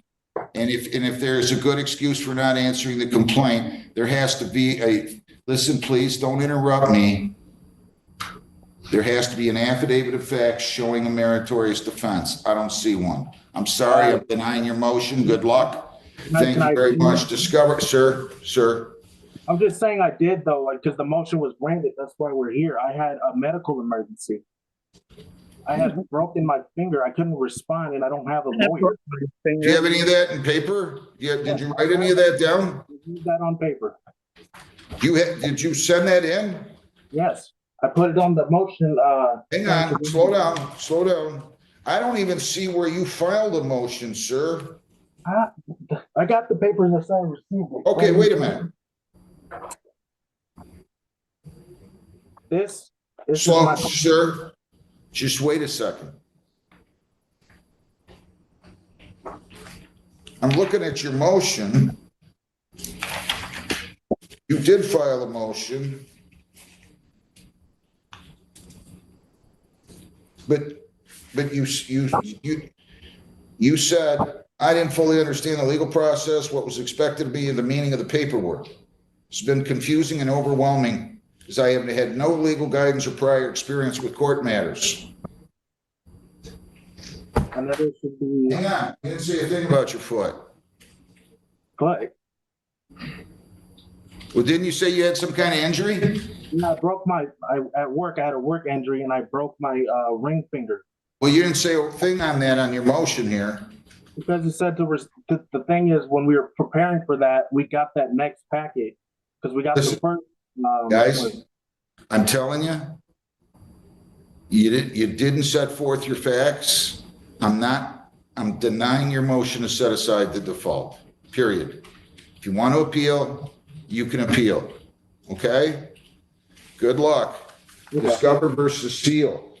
I've already called that, right? Yes, Your Honor. LVNV versus Denise Tillman. Present. 2500605. Morning, Judge. Francesca Sturvey for plaintiff, P87205.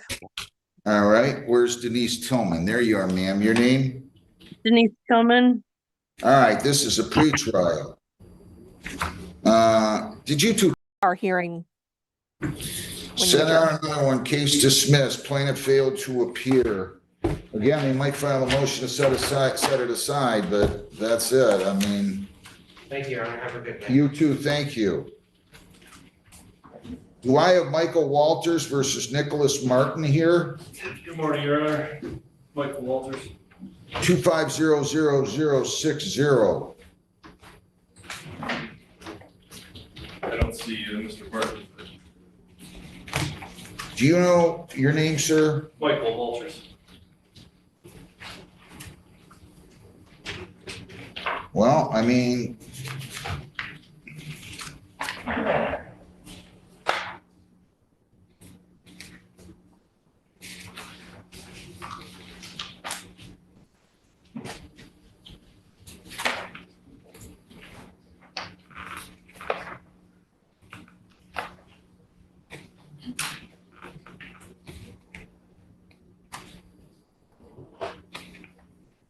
what in the world is this? Where's your, This is a transfer from the 27th in Wyandotte. well, I know that, Oh, but okay, sorry. Just assuming I knew your you're question. suing for $7,000. Correct.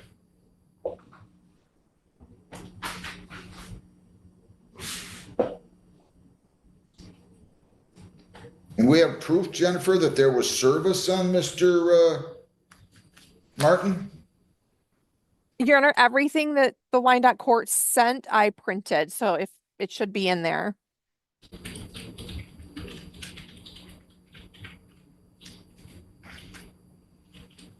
Well,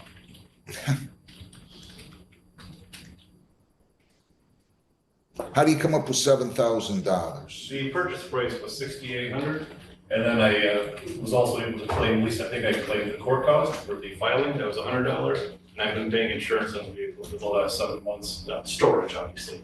So it's more than that, but I guess for small claims, I can only go to 7,000, is my understanding. What, the car did not run? I don't know if you saw the paperwork that I submitted. I have not. I didn't. I'm Okay. just picking it up for the first time. Okay, gotcha. So, I can hand you this if you want to look through. I got a Let me ask you to raise your right hand. Solemnly swear affirm under penalties of perjury that the testimony you've given these proceedings be the whole truth, so help you God. I did. Go ahead. Now tell me just real quick what you have. Okay, so my son is a sophomore at Michigan Tech up in the Upper Peninsula, and he's been looking for a vehicle to take up with him, right? So all summer we spent looking for vehicles. Unfortunately, we didn't find one, so back in October, he found this one on Facebook Marketplace with Mr. Merton. It was a 2004 Chevy Colorado. It was advertised in clean condition with rust. I looked at the vehicle, gave it a quick inspection and drive. And we said there was a transmission leak. And Mr. Merton, he denied that, I guess. He said he never saw any drips on the driveway, in the garage, whatever. He has a small business down in Flat Rock where he has hoisted multiple things. Long story short, my son's like, Dad, it's a good deal. He goes, I think we should buy it. Okay. An hour after I looked at the vehicle, Mr. Merton contacts my son again through Facebook Marketplace, says, hey, your dad just left. I had another guy look at it. He offered me, I think he wanted $7,500. He goes, the guy offered me $6,800. He goes, your dad's here first. If you'd like to purchase the vehicle for $6,800, I'll give you the same price. So come Monday, I went over and looked at the truck again and said, okay, my son really wants the truck. We'll agree at the $6,800. One thing I did notice when I looked at the vehicle on Friday, November 1st, the back end was sagging a lot. But he's in construction, he does excavating. So the whole back of the truck was full of concrete saws and other tools and things of that nature. I'm guessing maybe 1,000 pounds worth of stuff, right? So on Monday, I go look at the truck again, the truck's still sagging. And something just doesn't seem right. Purchased the truck. The very next day, I take it to our mechanic, who also lives in Flat Rock area, has a business, put it up on a hoist, and the entire frame is running out. Okay, so what month was that? Back in November. And you paid insurance for how long? I'm still paying it out, so from November 1st until. Is the car been drivable? Nope. Yeah. Car has 18 miles on it right now. I haven't driven it since the second day. Why are you still paying insurance instead of just getting storage coverage or It is, something? it's storage. That's what I'm, yeah. So I don't have full coverage or, I'm gonna go ahead and give you, you know what, he didn't show up, I've heard enough, I'm gonna give you the $7,000. I'm also going to give you your filing and service fees. How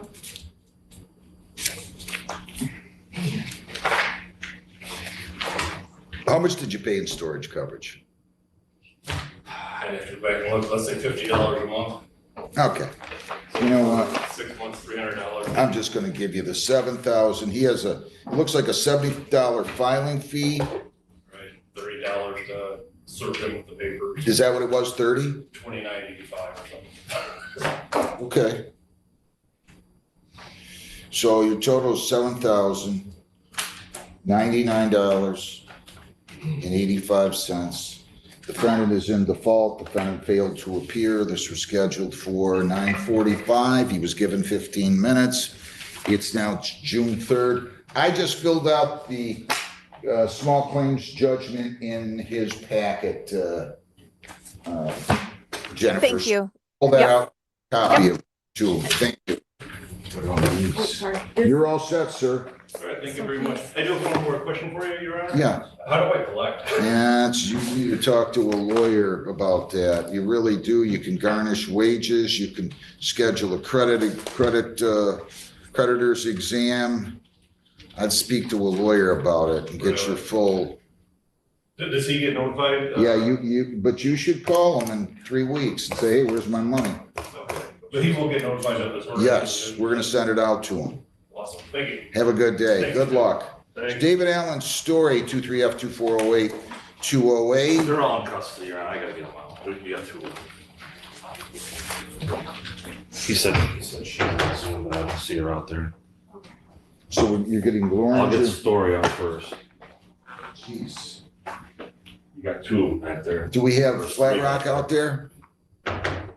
We have Flat Rock? I don't even know, Your Honor. I was out of the courtroom. I got. You don't see her out there. What about Loranger?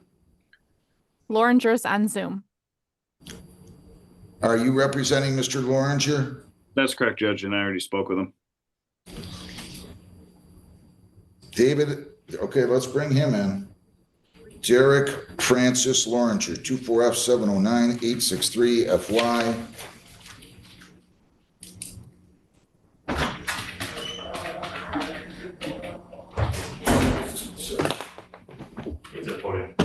Wait, he's not ready yet. Have a seat there. Let's see. Good morning. Morning.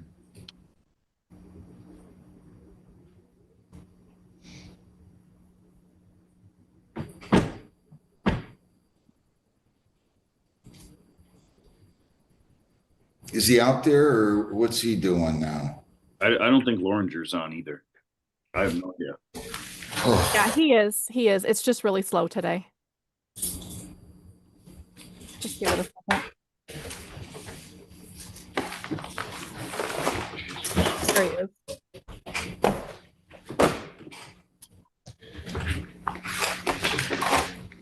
Derek Francis Loranger, 24F709863FY. Mr. Loranger, your name. How you doing, Judge? Derek Loranger.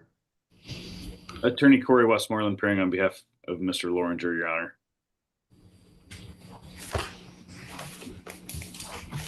Do I have Flat Rock coming in?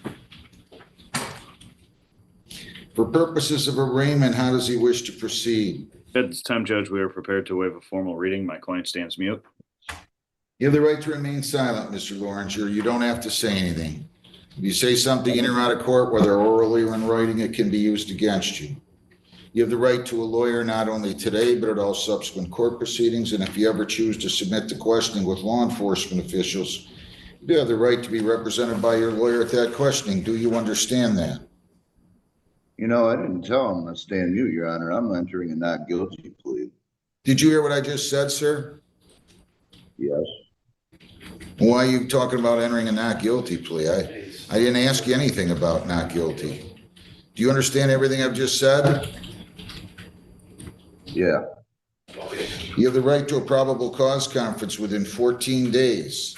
At the probable cause conference, your lawyer will discuss this case with the prosecutor. At the preliminary exam, the people have to show is to each one of these crimes that the crime was committed and that you were the one who probably committed the crime. If they prove that, you'll be bound over for further proceedings to the Wayne County Circuit Court. If they fail to prove that, then the case would be dismissed and you'd be discharged. But you have here 2 felonies, assault with intent to do great bodily harm less than murder or by strangulation. And you have felonious assault.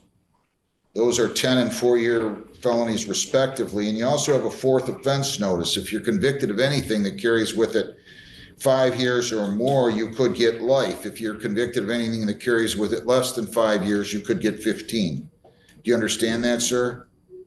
I do. I didn't hear you. I said, yes, I do. Wait, you got to get closer to the device. Do you understand everything? Yes, I understand. I didn't hear what you said. Did you hear what I told you and understand what I told you? Your Honor, yes, I hear you. Can you hear me? A little bit, but I didn't hear what you said. Do you understand everything I told you? Yes, I do, Your Honor. I'm sorry. We must have a, Just stay close to that device, okay? okay. All right. Now, so we're giving you those dates. June 17th at 9:30 will be the probable cause conference. June 24th at 11 a.m. will be the preliminary exam. Okay. I'm going to need somebody from Flat Rock. Lieutenant Rembes, your appearance? Let me write that down, Judge. You said June 17th. Lieutenant, your name? Morning, Your Honor. Detective Lieutenant Chris Rembes, Flat Rock Police Department. Do you know anything about this case? I do not, Your Honor.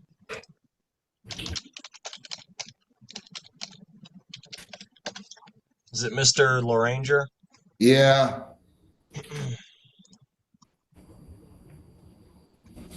Can you take a peek at the file and tell me if you think, I don't remember doing this, whoever did this.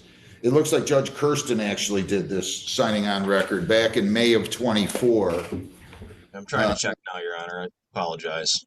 That's okay. Take your time.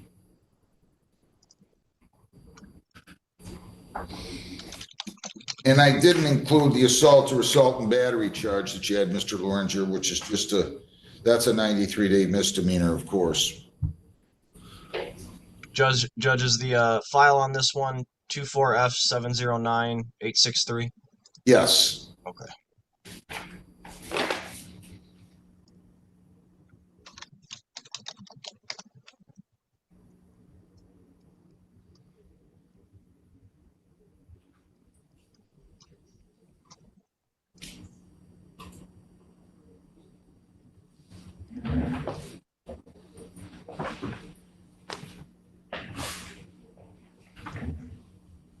All right, this was my partner's case, Your Honor. I apologize. I don't have intimate knowledge of it. I do have it pulled up, though, now.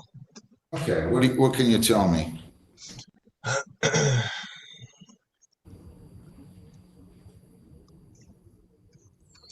Came in as a felonious assault, domestic violence case, where a allegation of a metal pipe was involved.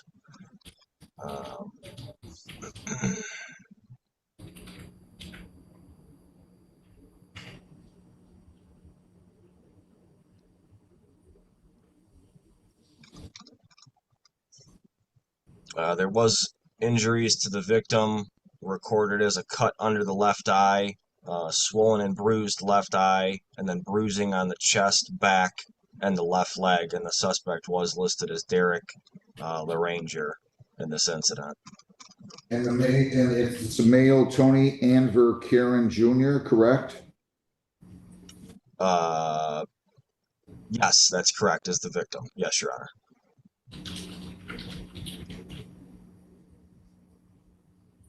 And it all occurred at 29335 Sheiks, right? 29335 Sheiks, City of Flat Rock. Yes, Your Honor. Do you have anything you want to say on bond, Mr. Westmoreland? Yes, Your Honor. I would like you to know that Mr. Loranger is currently residing in Brownstown, but he is at a treatment facility. He currently does collect Social Security disability benefits, so he is on a very limited income. He did appear here today, assured me he would be appearing at all future court dates, so I just asked that all that be taken into account. Lieutenant, he's in treatment. What is your position? Your Honor, as long as there's no contact with the victim in this case, we leave it up to the discretion of the court. $30,000 personal bond, Mr. Loranger. You cannot leave the state without the consent of the court or violate any law or ordinance. You must appear in court as directed. No contact with Tony A. Karen Jr. or prosecution witnesses. You're not to enter 29335 Sheiks and Flat Rock, no marijuana, no alcohol, no illegal drugs. You're not to purchase, possess, or consume any one of those. You're not to possess any firearms. You're not to possess dangerous weapons. He probably has not been fingerprinted yet, has he? I don't believe so, Your Honor. This was an out of custody case. Yes, I have been fingerprinted, Your Honor. All right, hang on. The question isn't whether you've been fingerprinted before. The question is whether or not you were fingerprinted on this case. I was, Your Honor. I'm checking now, Judge. Yeah, it looks like he was if it was, oh, wait a minute. I was, but then I went to the hospital. That's why I didn't see you. Your Honor, he has been printed on this case. That's correct. All right, so those are your court dates. You need to appear by Zoom on the first one, and then you'll have to appear in person for your preliminary exam. You are going to be in front of Judge Hessen, and that's it. Good luck. Thank you. Anything else, Mr. Westmoreland? Not at this time, Judge. Thank you. Lieutenant? No, Your Honor. Thank you. Thank you. Can you mail that information to me, Judge? Yeah, Lisa will get the information from you. She'll put you in a breakout room and she'll speak to you, okay? Okay, thank you, Judge. Thanks. Daniel Burton. Daniel Anthony Burton. 22F238838.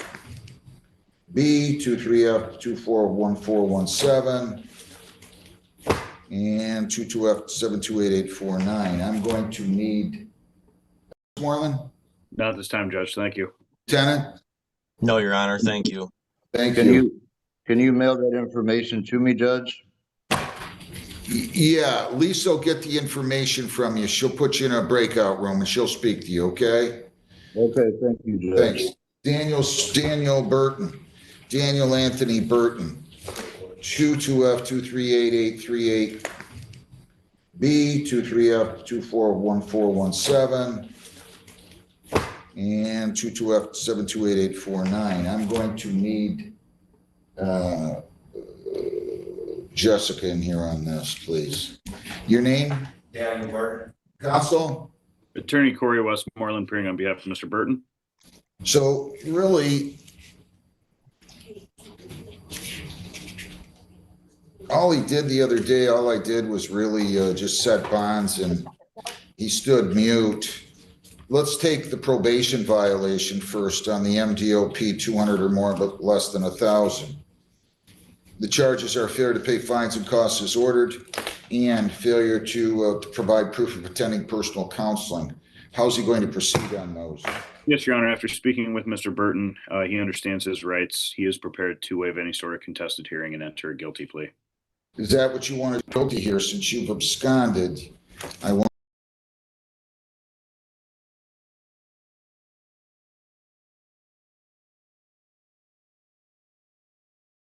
you to understand that you could get 90 days. You could get the maximum on. Actually, you could get 1 year on this. Do you understand that? Yes, Your Honor. All right. Yeah. You're presumed innocent. They have to prove you guilty by preponderance of the evidence. You have the right to question their witnesses, to bring in your own, to use the subpoena powers of the court to bring in those witnesses. If you plead guilty, you'll be giving up all those rights, and there will be no hearing or trial. Do you understand that? Yes. All right. To the charge that you failed to pay your fines and costs as ordered, how do you plead? Guilty. You failed to pay your fines and costs as ordered. Yes. To the charge that you failed to provide proof of attending personal counseling with Aguirre, how do you plead? Guilty. You failed to do that. Yes. Anybody force you to do that? No. Plea is accepted to that, both counts. And then I've got on a failure to pay on 22F238838B. He owes 305. How's he going to proceed on that? Yes, Your Honor. At this time, we are prepared to enter a guilty plea for failure to pay. Plead guilty to that, you could get 31 days. Do you understand that, sir? Yes. You understand all your rights that apply? Yes. To the charge you failed to pay 305, how do you plead? Guilty. Is it 305 or 205? It's 205, my mistake. Did you fail to pay? Yes. Anybody force you to plead guilty? No. And then on the charge that you failed to pay $405 on 241417, knowing that you could get 60 days, how do you plead to that? Yes. Did you fail to pay? Yes. Anybody forced you to plead guilty? No. Plea is accepted to failure to pay 405. So I've got him on 405, 205, and then on the probation violation. What do you have to say, Mr. Westmoreland? Your Honor, my client's apologetic. He was actually under the impression that he was released from probation. It's my understanding that he did serve 21 days already in custody. He thought he was done after that because he hadn't heard from probation in about 3 months. So he understands that he does owe this money. He needs to get on a payment plan, and that's his goal at this time. Anything you want to say, sir? That seems about right. The only part that he's probably missing out is that I did end up going to a mental health treatment program at Samaritan Hospital in Detroit after receiving the probation violation letter, and I'm back on my medicine. You are now? Yes. When did you go back on your medicine? I was released in early May. And Yeah, but you weren't, were you on your medicine the other day in front of me? actually, no, I haven't taken my medicine. My follow-up date to receive the rest of my medication is today. You actually seem, how do I say it? Slightly respectful today. The other day you were just like a, Just a little bit upset that I wasn't informed that I wasn't on probation still, that I could have been locked up. I apologize for my actions.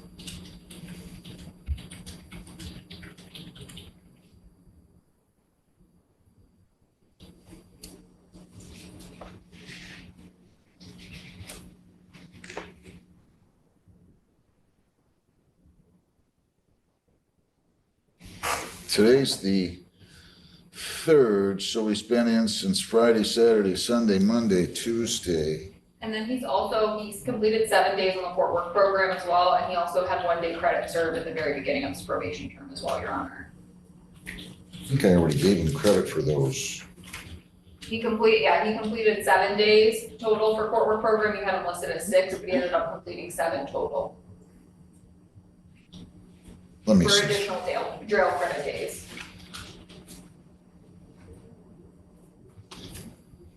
Okay, those were the court work program days that I gave him. So I already gave him credit for those, I Okay. believe.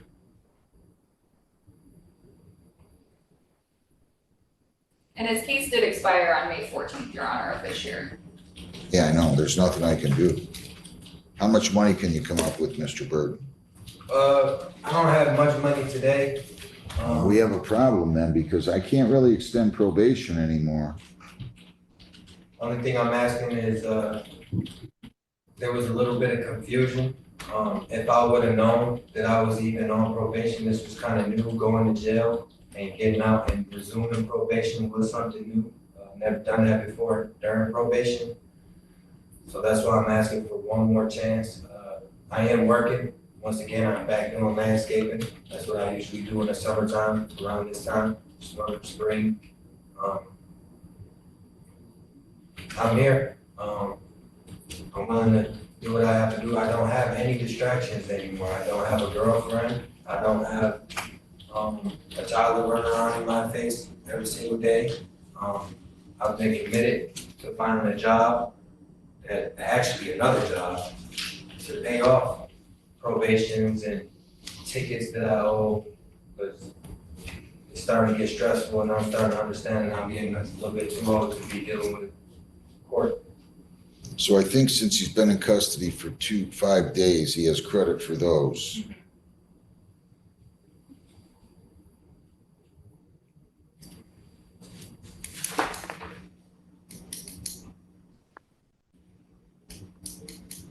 Why didn't you attend the personal counseling like you were supposed to? Once again, I go back to the point where I did not understand that I was still on probation after being released from the county jail. especially knowing that I didn't have a single phone call or I didn't have any extremities in there. I bare knuckled that county time. I couldn't do anything. I missed meals even. I stayed even extra days that I was in, because the system was down. I know it's not your fault, it's not my fault, but I am here and I am trying to be responsible for my actions. Judge, I never got any report from the therapist when the last time he was scheduled for an appointment or anything like that. They were difficult to contact always. I usually always had to reach out to them. I reached out to them back in November, never heard anything from them since, Your Honor. So I don't know when he stopped going or when the last appointment even was, because they haven't reached out to me. So I stopped going after I got out of jail. And then you guys sent me a letter in the mail saying that I violated probation. And then once I got the letter that I violated probation, I actually took myself into a hospital to get put back on medicine. I've been on medicine ever since. And that is concerning that he, you know, it's good that he's back on his meds. That was a concern for a long time.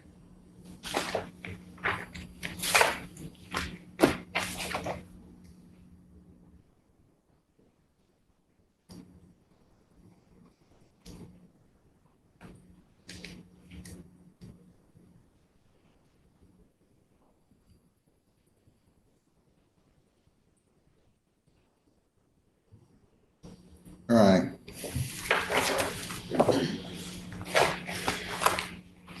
I'm gonna revoke your probation on 22F728849. You was served 21 days, credit 21. I'm closing that case. I'm gonna let, on the speeding, Lisa, 838B, I'm gonna give him credit for time served the last 5 days and close the case. On 241417, he's going to have to pay 405 or serve 5 days, credit 5. I'm closing all these cases. Next time be a little nicer, will you? Grow up a little, come on. Good luck. You're all set with me. I don't know what's gonna happen across the hall, but good luck to you, sir. Thank Thank you, Judge. I really do appreciate that. Good luck. David Allen's story, is he here? I gotta get him on, Your Honor. Okay, all right, well, that's He's still gotta go. According to my, yeah. All right, thank you. You might have Shemaya Lewis out there, Lisa? No, Judge, she never showed back up. All right, so I'm just sending this back down. Okay. And I would just re-enter the warrant and write that down if you would. Defendant here, warrant canceled. Defendant here on Zoom, we're sending this back down. Okay. And I would just re-enter the warrant and write that down if you would. Defendant here, warrant canceled. Defendant here on Zoom, warrant canceled and then left.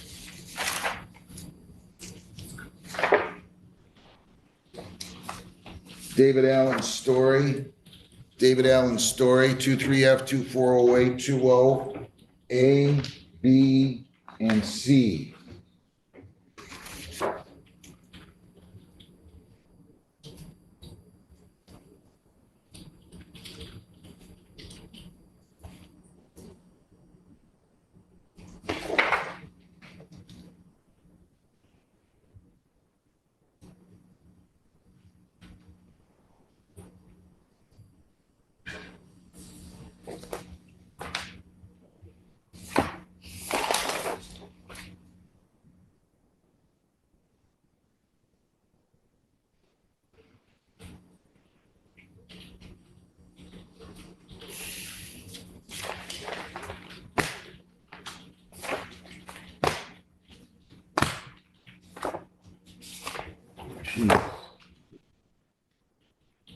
You know what? I'm going on to this one. Melvin Antonio Gonzalez, 25B711067. Detective, your name?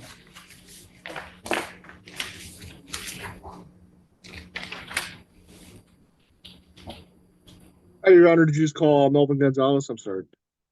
I'm calling Gonzalez. That's fine. Okay. Your name? Detective Renal Latar, Brownstown PD.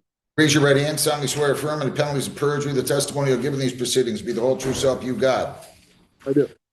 Have a seat there. In the wing circuit. Yes, Your Honor. Based on your testimony, I find the crime, plea and elude Third was committed, there's probable cause to believe the crime was committed by the defendant. I'm going to authorize the issuance of the complaint and warrant. You sign the complaint, court is signing and dating the complaint and the warrant for the arrest of the defendant. Have a great day. Thank you. David Allen Story, 23F240820. A, B, and C, your name? David Allen Story. Counsel, your appearance, Mr. Westmoreland? Attorney Corey Westmoreland appearing on behalf of Mr. Story. He stands mute, waives formal reading. That's correct, Judge. Where's he been? I'm asking your lawyer, where has he been? Oh, Your Honor, Mr. Story has been in custody for a couple weeks now. He doesn't have an exact date, but we would just be asking for credit for time served and waive any sort of costs and fines on his behalf at this time. Well, I thought he was just standing mute and waiving formal reading, right? Correct, but he's going to enter a guilty plea for fail to pay off his costs and fines. Well, he doesn't, well, we've got two of these civil infractions here. If he wants to plead to those, whatever, I got to set the other one for pretrial then, right? That's correct, Judge. So we're going to set that for pretrial. Where you been in custody? Wayne County. Since when? Since I got picked up a couple weeks ago. When? I'm not sure the exact date. It's been over 2 weeks. I got a court date coming up in this city for a drunk driving felony. I got felony courts that I'm going for. I'm just asking for your leniency. Let me try and take care of my business because I got drunk driving. I need help. I am a drinker. All right, okay. You shouldn't be talking about another case here. I'm just asking for your leniency so I can get this. Well, I want to know why you don't show up in court. This has been 2000, hang on. It's 2023 case. You're still playing with it. Why would I be lenient? Tell me why I'd be lenient that somebody. I moved, Your Honor. I haven't gotten this mail. All right, 5,000, 10%. I'll just take care of all these. June 12th, $2,000 cash or surety on the B file, $282 cash or surety on the C file, and I will simply see how this plays out. June 12th. So you owe 500 plus 282 is 782 plus 213 is 982, 995. June 12th will be the court date at 9:30 in the morning. We'll make sure we get you a lawyer. What does that mean if I pay this, I can be released or? If you pay that amount, you'll be released in terms of these cases. All right, which cases are these? This has nothing to do with the other one? This is a Flat Rock case from 2023. No insurance, avoiding traffic control device, and driving on a suspended. Okay, and you said those are how much? I don't have a pen and paper. Those come out to 5,000, 10%. You have to post 500 on that. You have to post 213 on the B file. That would make it 713. And then you have to post 282 on the C file. That would make it 995. You post it. Can I ask for a cheaper bond? No, you've been playing with us, Mr. Story. Okay, stop doing that. Nasha Nicole Smith. I gotta take another shit. 24B 7163362. Is Nasha Smith here, Lisa? No, not on Zoom. What's that?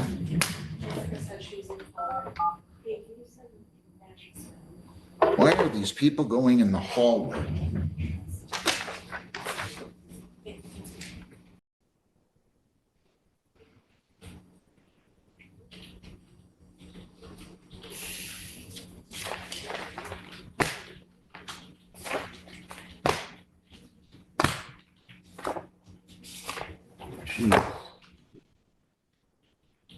You know what? I'm going on to this one. Melvin Antonio Gonzalez, 25B 711067. Detective, your name?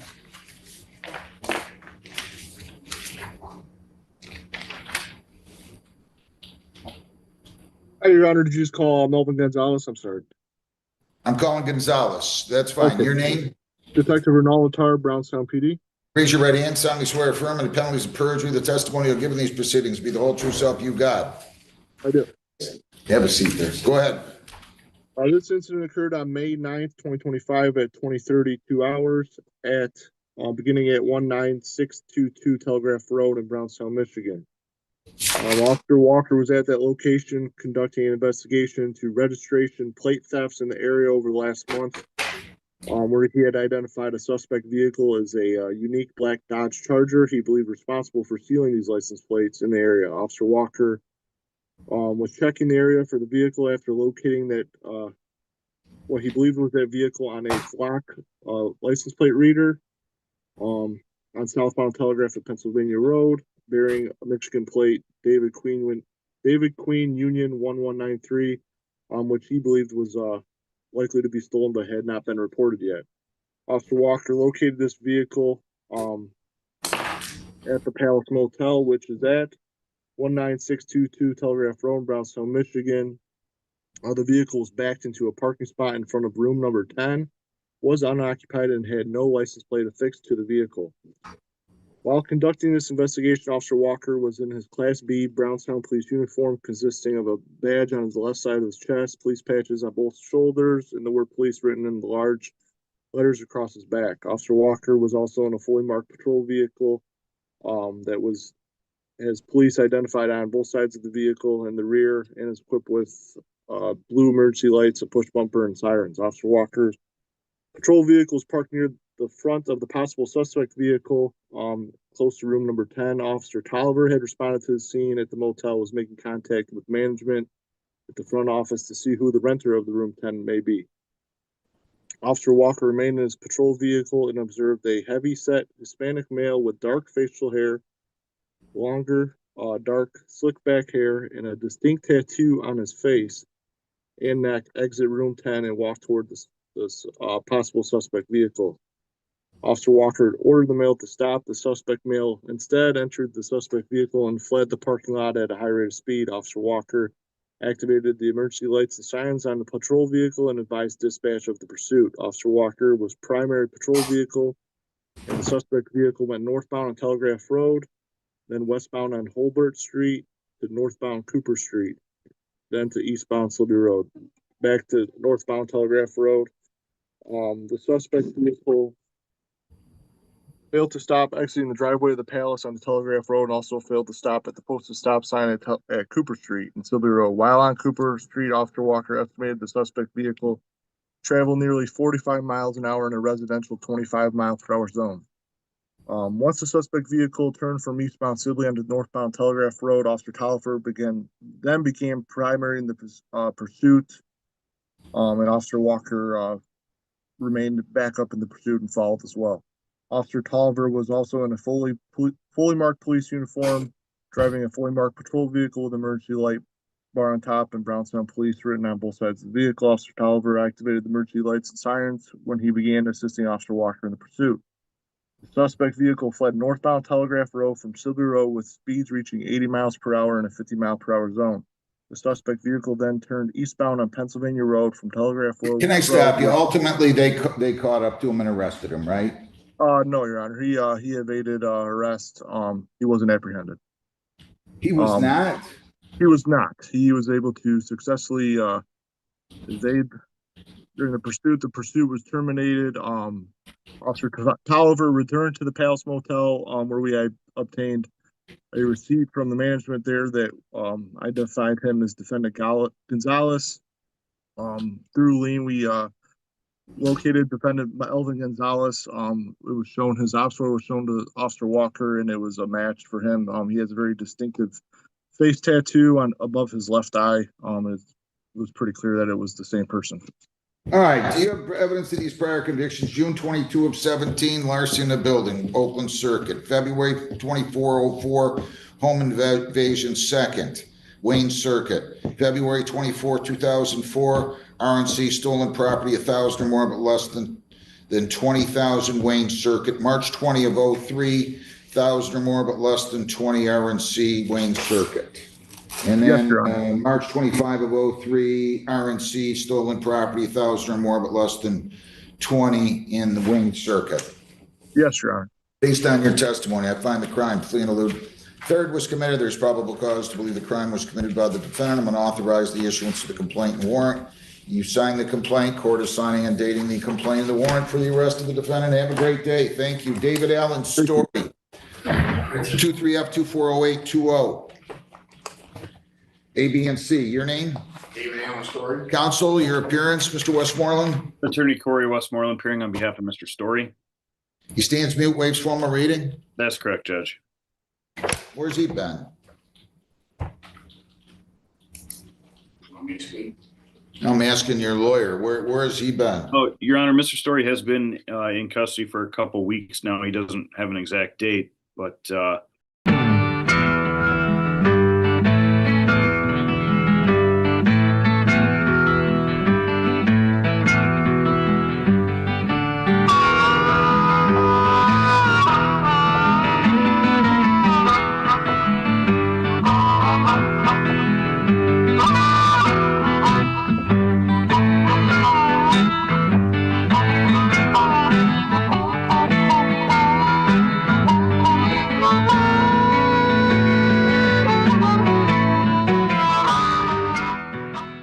Every day in the USA, people find themselves in court.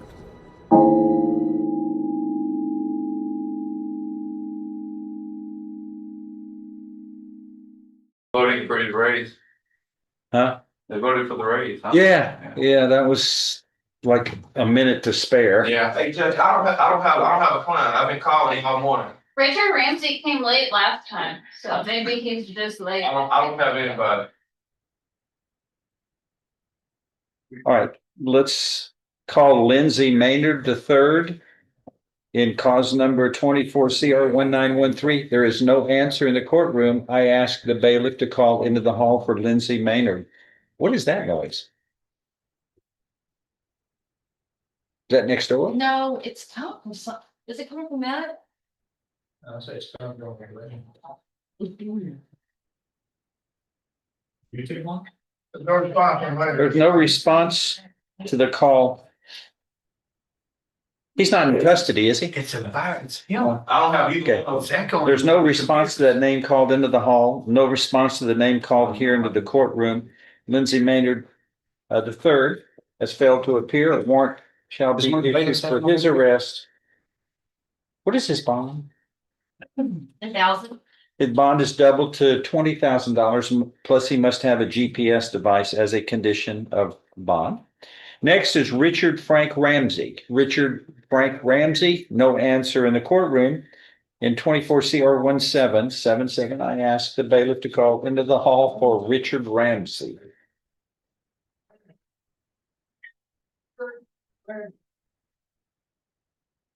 That's Yeah. One of those that you muted. I think it was this one.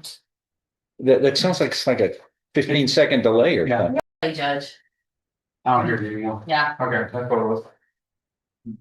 What's gonna worry me when I say, What? listen, just heard news Pearl Harbor has been bombed, then that's really, you got a real problem there with the audio. Little bit of a delay. Hey, Judge, the wife of Lindsay Maynard is outside. She's sitting right here. If you want me to bring her in here, she's saying that he won't come in the courtroom and that he won't put his socks on, shoes on. He not coming. Well, he was deemed competent by, Right. so. You do want me to ask her to come in so she can take it herself? No, a warrant is issued for his arrest. All right. Where is he, out there? No, he's not in the building. He won't come into the building. Oh, okay, well, a warrant will be issued, that's all we can really do.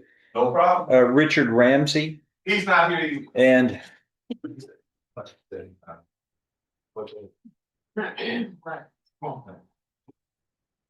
every lawyer's nightmare. No clients. Judge, this is I know who it is. I heard what the lawyer said, and the orders stand. The defendant, there's a warrant for the defendant's arrest, and you can't interrupt.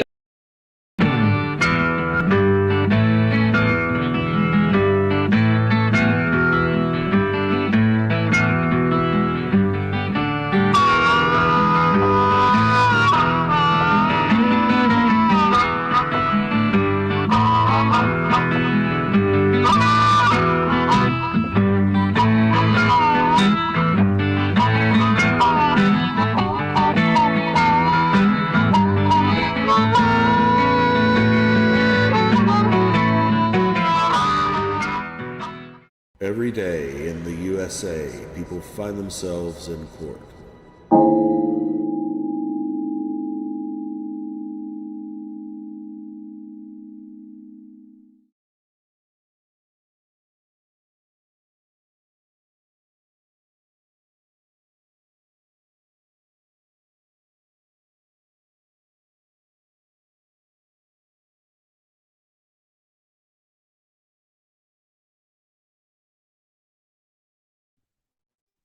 Good morning, everyone.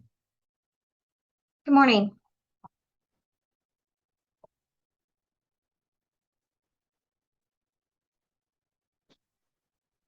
Good morning. Morning. Good morning, Your Honor. Good morning. All right, looks like all parties have appeared, so we'll go on the record. This is in the District Court of Butler County, Kansas. Cases entitled in the matter of the marriage of Stephen Michael Booth and Sarah Ashley Booth, case number 24 DM 128. Would the parties announce appearances, please? Elena Hoyle with Kansas Legal Services on behalf of Sarah Booth. She's present before the court. Shannon Cooper appears as guardian ad litem for the children. Mr. Booth appearing pro se. All right, thank you, everyone. We're set today for a status hearing. We last appeared back on April 7th and took up several issues regarding motion to compel, a contempt issue. We set today over for further hearing on the motion, the contempt motion. Since that time, each party have filed a number of motions as well.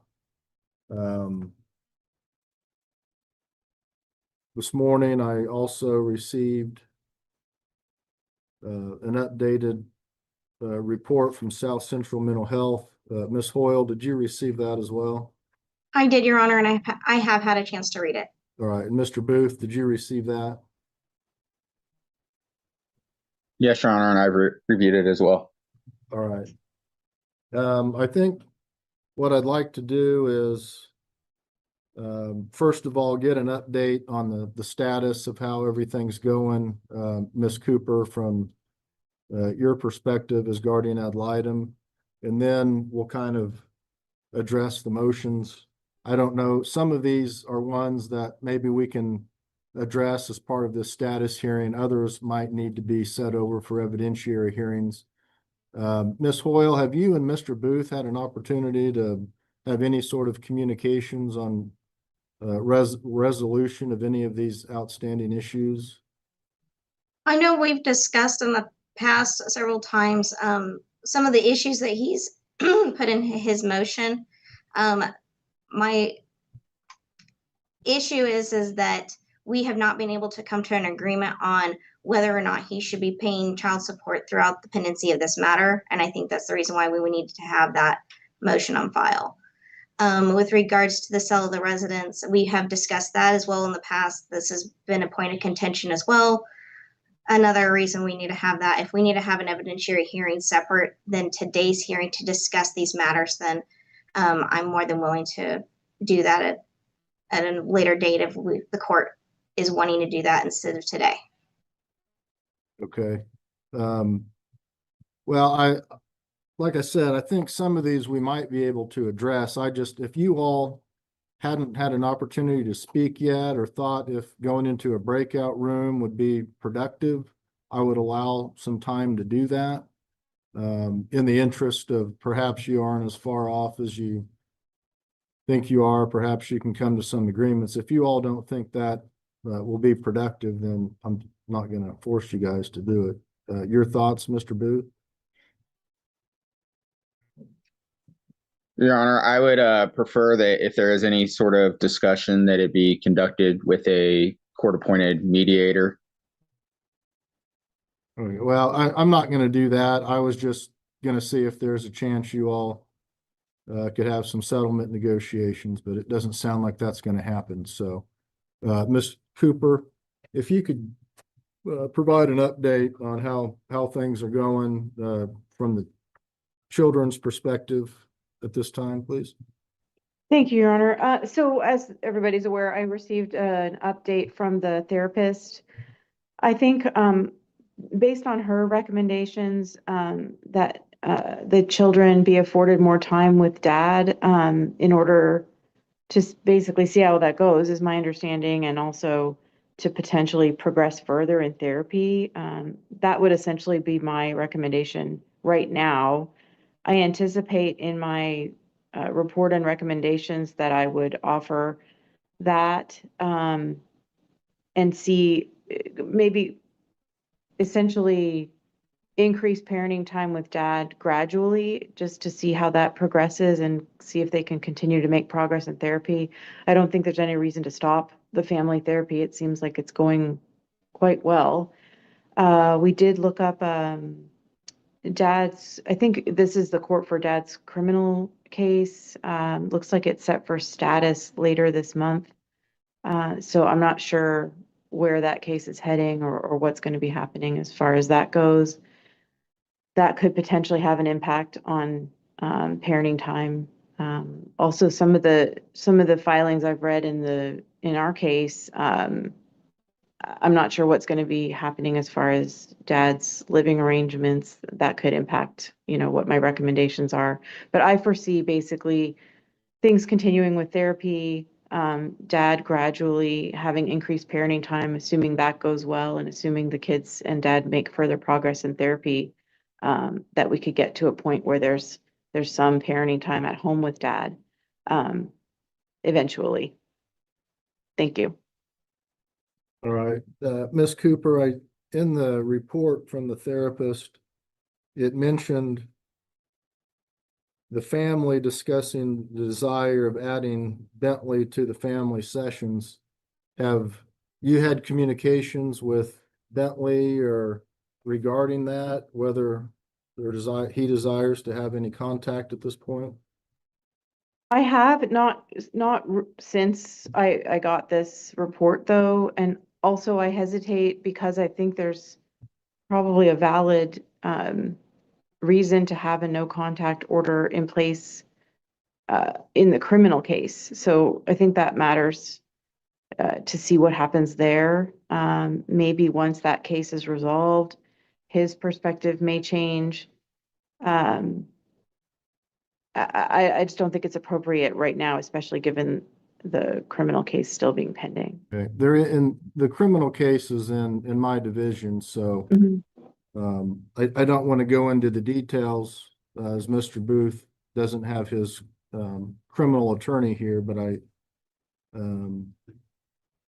I think it's okay just to give a status as it was announced in open court at a pretrial hearing back on April the 18th. It was announced that the state would consider dismissing the case if certain conditions were met by Mr. Booth, and then it was set for status on June 20th. So that's okay. That's where that case stands, if that's of any use. That's good information. Thank you, Your Honor. I couldn't tell that from looking at Odyssey. I did note that the jury trial was not, officially rescheduled. So I kind of wonder what was happening there.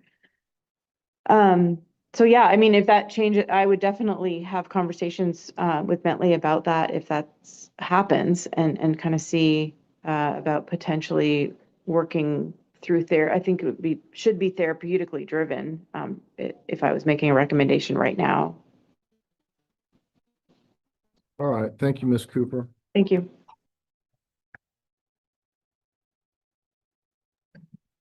Your Honor. Yeah, go ahead, Mr. Booth. If you want to tell them what the conditions of the dismissal were, I'm fine with that. All right. I just don't want you to provide any updates on anything, Mr. Booth, especially without your criminal attorney here. Yes, Your Honor. I just think it'd be prevalent to everybody knowing what the conditions were in this matter. The conditions, at least as far as my docket notes reflect, is that Mr. Booth completing a parenting class, continues family therapy, and writes letter of acknowledgement. So that was what was announced on the record as reflected in the court's docket notes.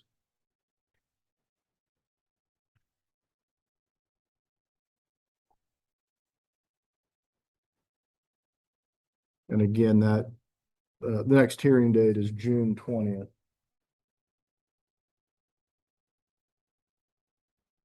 All right, let me go through these motions and make sure I've got everything.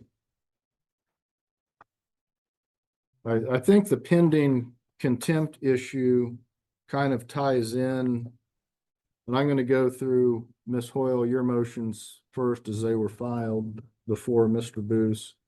There's a verified motion to sell the marital residence, which based on my recollection would tie into the issue that's before the court regarding the contempt. Is that accurate? That is accurate. We're waiving the contempt, but we would like to go forward on the verified motion to sell the marital residence. Okay, then you filed a motion to establish child support and a motion to settle order on the motion to compel. Were there any other motions that you filed that are currently before the court? Not before the court, Your Honor. Okay, and Mr. Booth, I have before me a motion for a protective order.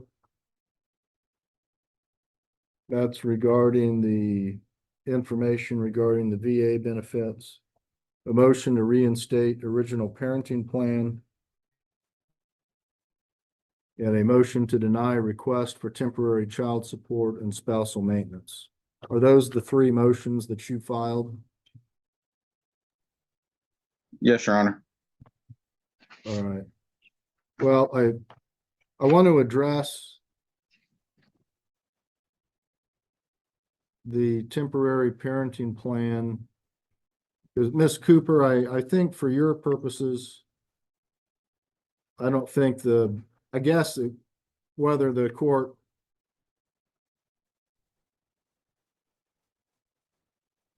what the court does with the marital residence may have some impact on visitations and so forth, but I don't think the child support issue is necessarily in the purview of the guardian ad litem. I don't want you to have to stay on here endlessly. So what would be your recommendation at this point regarding some increased parenting time for Mr. Booth outside of the family therapy? Or are you prepared to make such a recommendation yet? I don't have anything real specific, but I would hope that the parties could reach an agreement on something, expanding it, maybe an additional evening or time. Like, it is summer now, the kids' schedule is pretty wide open. I don't know if that would work with dads, but I'm hoping they can at least spend an extra couple hours a week together. All right, I'll tell you what I'm thinking initially is I think we're at a point where we need to, I think things are going well according to these therapist updates where there needs to be some time outside of that setting to see how things go. I don't know what everybody's schedules are this summer, but what I would anticipate is, you know, some blocks of time either on an evening or on a Saturday or a Sunday where Mr. Booth can spend, you know, several hours for a period of time, or at least enough time to have some meaningful parenting time. I usually consider a minimum of 4 hours to be at least a minimum requirement to be able to do something meaningful with the children. At least do that initially. I still would want to see Ms. Cooper's final recommendation report before making any sort of final orders, and I want to see how the criminal case develops, because that'll certainly impact parenting time with Bentley. So Again, I don't want to just issue an order because I don't know what your schedules are like. So that might be a time, knowing what I'm anticipating, perhaps Mr. Booth and Ms. Hoyle can suggest some times when they're available, and we can establish that now. Do you need I to, think we can do, do you I don't want know to visit with your client, Ms. Hoyle, to see if she has any suggestions on when the best times to do that might be on a temporary? yes, I would need basis? that. Okay. We can allow you to go into a breakout room to do that if you wish.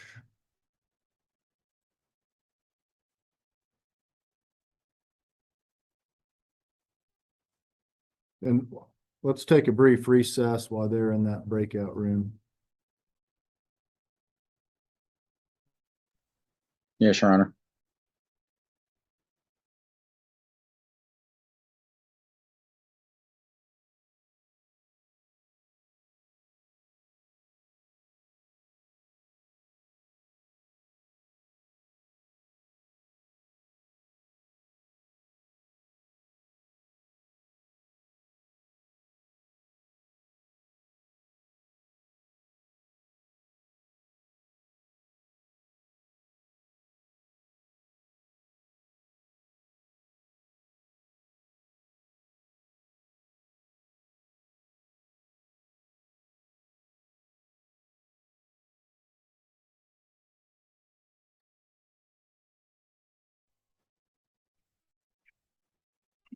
Judge, schedule wise, during the week, the kids have a, Right, let's wait and go back on the record, Ms. Hoyle. sorry.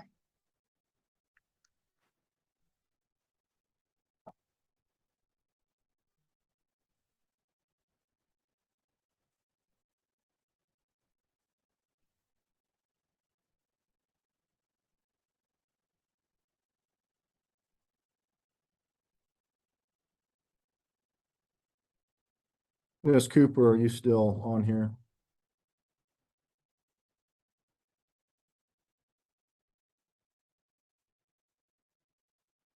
Yes, I'm here, Your Honor.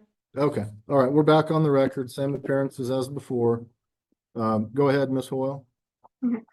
Um, right now, the kids are in activities Monday through Thursday until 3 p.m., which doesn't give us a lot of time because it would take an hour to transport either way. And it might be better to use either a Friday, Saturday, or Sunday for a 4-hour block of time. And we're okay with either any one of those days, just knowing the block of time ahead of time. All right, remind me where your client is living in Cowley County or Winfield? Yes, in Winfield. And Mr. Booth, you're still in the Douglas area? Yes, Your Honor. It's only a 30-minute drive between the two of us.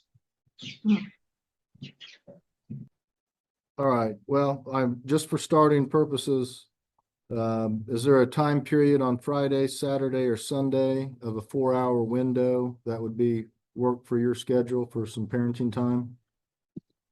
Yes, Your Honor. I do want to emphasize, though, that the kids have asked for overnights to stay here and that type of visitation, not just 4 hours. They were wanting. I understand. I'm just talking about a minimum of 4 hours at this time. I'm not ready to consider overnights based on where we're at. I want to see how these initial visits go before we move in that direction. Yes, Your Honor. So, and then my other question would be, would these be supervised still, or would they be unsupervised? I'm not going to require that they be supervised at this point. These would be unsupervised visits. Okay, Your Honor, then any Friday, Saturday, or Sundays, good with my schedule.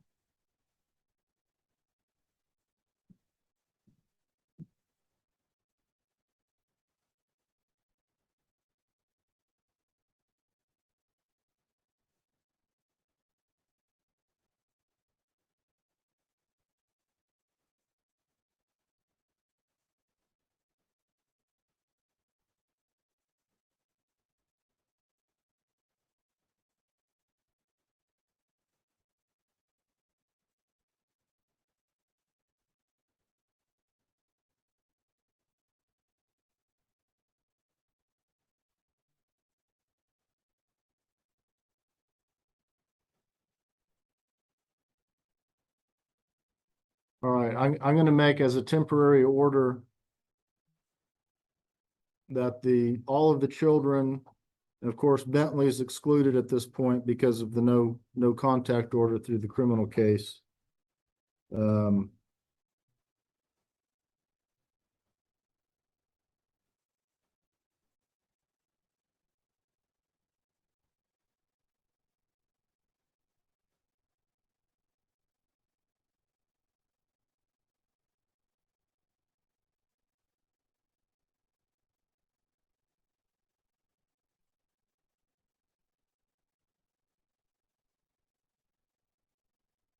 All right, this Friday, which would be June the 6th, starting at 1:00 p.m.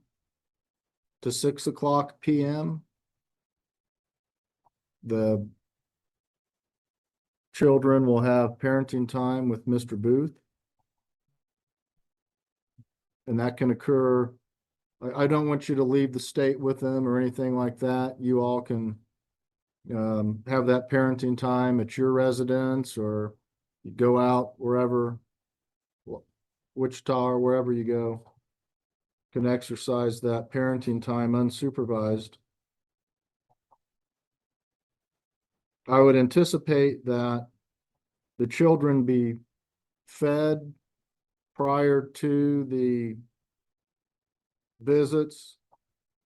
And then Mr. Booth, I would expect you to feed them dinner. And if you all make some modifications to that by agreement, that's certainly allowable. Now, I'm trying to remember in the criminal case if there's what our no contact restrictions are regarding Mr. and Mrs. Booth. Is it just communication for the purposes of the parenting time? Your Honor, in the criminal case, it was established that everything would be handled through the domestic case for any form of communication with Miss Booth or the children. Are you all using an app? Yes, They Your are, Honor. Your Honor. Okay, the communication regarding these visits will continue to be through the app. I guess I'm a little more concerned with the transportation back and forth, and there's going to be some obvious contact that will have to occur at these exchanges. But Ms. Hoyle, do you have any suggestions on If exchanges occur at maybe a quick trip or something like that, that's somewhere in between, I think that would be the most appropriate. All right. I'm not exactly sure the best location. There's the Casey's in Douglas, which is right on the highway, or down in Winfield. Isn't there a restaurant in like the old train depot? Right Yes, there, Your Honor. the northern part of town. Perhaps that would be a exchange location. Thoughts, Mr. Booth? Your Honor, that's fine. There is also halfway, or about roughly halfway, there is a Rock Cafe. Yeah, the Rock Cafe, or Route 66 Cafe, whatever the name of it is now, or Route 77. Well, that's probably not a bad location. That Ms. Hoyle, do you want to visit with your client about that being an exchange point? Each party drives to Rock for the exchanges. I can visit with her about it. I don't think that, finding a halfway location is not a bad idea. Okay. If you think you need to, if we don't. I don't think so. I think Okay. I think just having a location that they can exchange at would be. I know Rock's not exactly a metropolis, but it is a restaurant that I'm pretty sure is open at those times. But Okay. All right, so that'll be the exchange location. Mr. Booth, obviously. I don't want any discussion about the case, and this applies to Miss Booth as well. But I know you haven't had unsupervised visits, so I don't want any discussion about the case, about the parenting plan, about what's going to happen in the future. I don't want there to the kids to be exposed to any of that kind of talk. Your visit should be just spending time with them, reestablishing appropriate activities with them. I don't want them to be involved in where they might go or what might happen with this case. Is that understood? Yes, Your Honor. All right, and I want to do. Your Honor, I do have one other question. Go ahead. So currently Harley is in a PRTF in Salina, Kansas. Per the temporary orders that were established, I haven't been able to have any visitation with him because it would be supervised for 2 hours on Saturday mornings. With this, is there any way I can have that exemption that if any child is in the hospital that I can do a visit with them while they're in medical care? Is Harley still hospitalized? Yes, Your Honor. All right, so he wouldn't be able to participate in the Friday visits? Not at this time. I think that they do establish, so for parents to be able to come up and visit and have some sort of visitation, I think that we may need to, if my understanding of what Mr. Booth is saying is that with the current order, he wasn't able to go and visit because the order established specified parenting time. But I think if we unspecify the exact time where he's to be allowed a certain amount of time during the week up there, then he would be able to visit with Harley separately. I don't necessarily think that's, it's kind of up to the facility realistically of how they handle that. But I do know that they allow parent visits. All right, Ms. Cooper, do you have any thoughts on Mr. Booth having visits with Harley? I would hope that we could put language in the temporary order that allows that, or that the PRTF is comfortable with allowing it based on that language. And I think what Mr. Booth suggested is probably appropriate. Okay, well, I agree. I think Mr. Booth should be able to have some contact if the facility allows it.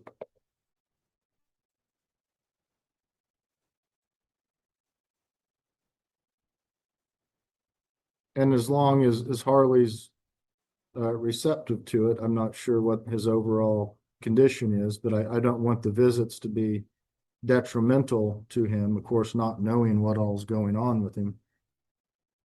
But perhaps visitations with Mr. Booth would be helpful. I just don't know at this point. So, need any further direction on that, council, as far as putting it in an order? I don't think so. I think if we just leave it kind of open-ended, that hopefully that'll allow the facility to figure out if it's appropriate or not. I think that because they are therapists dealing with his particular behaviors, that, I mean, I know that they do allow visitation. I don't know how much it's going to be receptive for the visitation, but I think that should be able to leave that open if I allow the facility to determine if it's appropriate in the order. All right, I think that would be fine. Okay. And then I want to establish, I want these visits to occur every Friday with these same what I'm wanting to do is set a hearing date, because by then we'll have a better idea of how these unsupervised visits are going. Hopefully, Ms. Cooper, you'll have produced your recommendations, and when we come back, hopefully there'll be a resolution on the criminal case. And then the court would be in a much better position to issue more permanent orders regarding the parenting time. But this at least keeps us moving forward in that regard.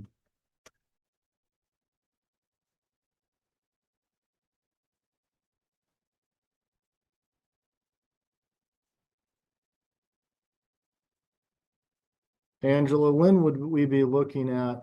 I want to allow at least 30 days for this to occur. Ms. Cooper, when do you think you'll be able to have your recommendations done? Well, I would like to see some of these Fridays, happen, have some progress in therapy. So I think 30 days or so would be appropriate. And then I could have, if we have a court date for review, I would be able to have my report in about a week ahead of time. Okay. Judge, I have July 17th. How much time do we have? I have the whole day. I'm sorry, I'm not available on July 17th.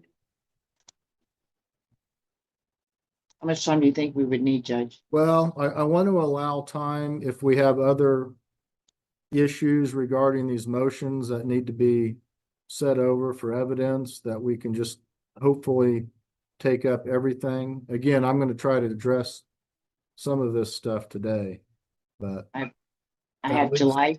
Oops, sorry, Judge. I was going to say at least a half morning or morning or an afternoon.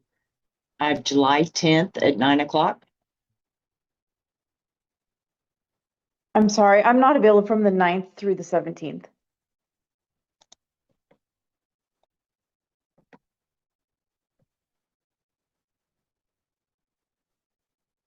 That puts us into August, August 6th.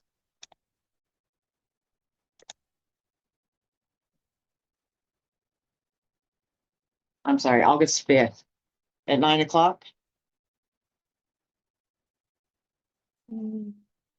I have a 9 o'clock that should only last about 15 minutes at the most. So I could do just after 9. 9:30. Sure. That works for me, the 5th, August 5th. And let's, Angela, that's a duty day? Yes. All right. Okay, and Person in Harvey County, so I would need some time to get to Butler County. what if we did it blocked off? Angela, can we block off that afternoon? Yes, Judge. We could do 1:15 to 5. Does that work better? That works for me. Does that, Ms. Hoyle, does that work for you? That does. I And can make Mr. that work. Booth? Yes, Your Honor. All right, so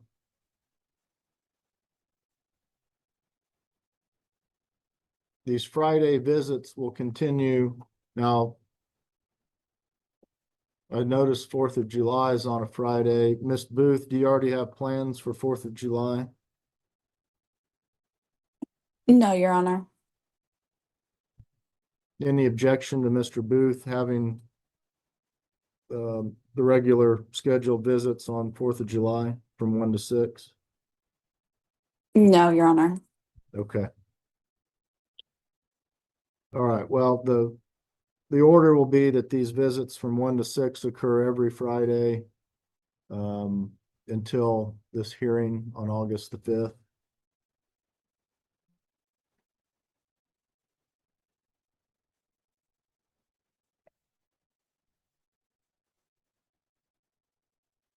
And then the therapy will continue during this time.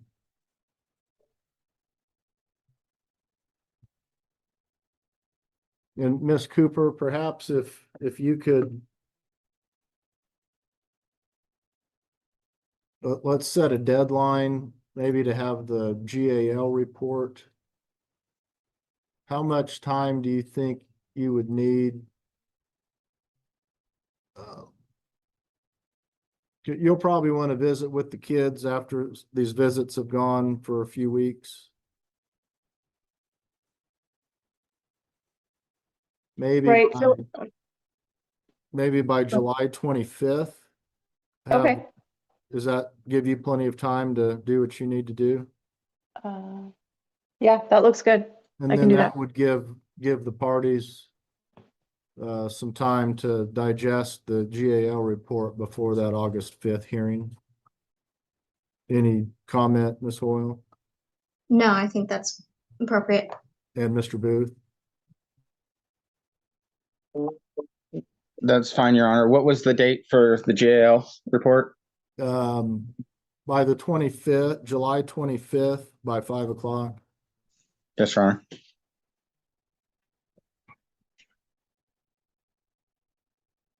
All right, any other issues regarding these temporary parenting time orders we need to address from your perspective, Ms. Hoyle? Not with regards to the visitation and parenting time, Your Honor. All right, and Mr. Booth? Not this time, Your Honor. Let me double check my motion to see if there was anything else in there.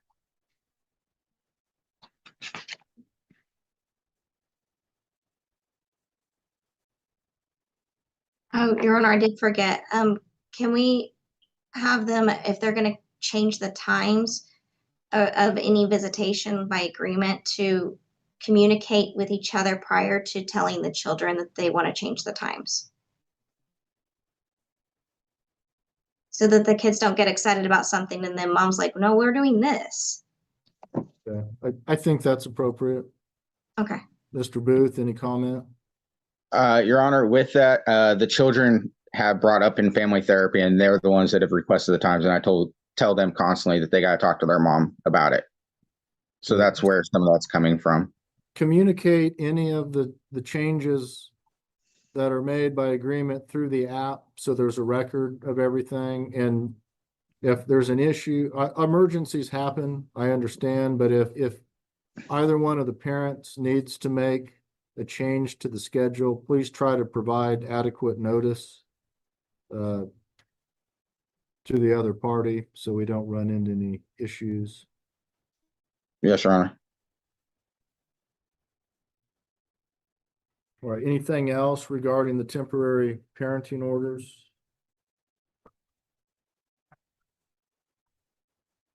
All right, Ms. Cooper, did you have anything else to add? No, I think that covers everything.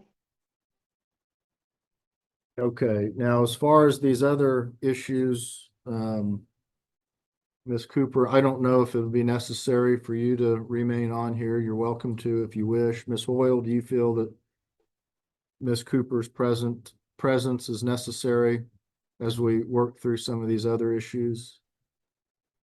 Not for the other issues. Do we need to set this for a pretrial at some point?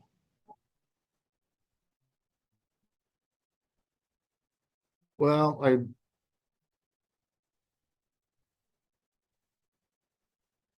where are we at on the property stuff?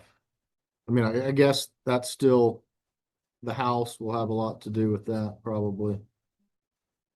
So. Yeah, sure. Are you wanting to go ahead and set a trial date? Yes, I'd like to be able to.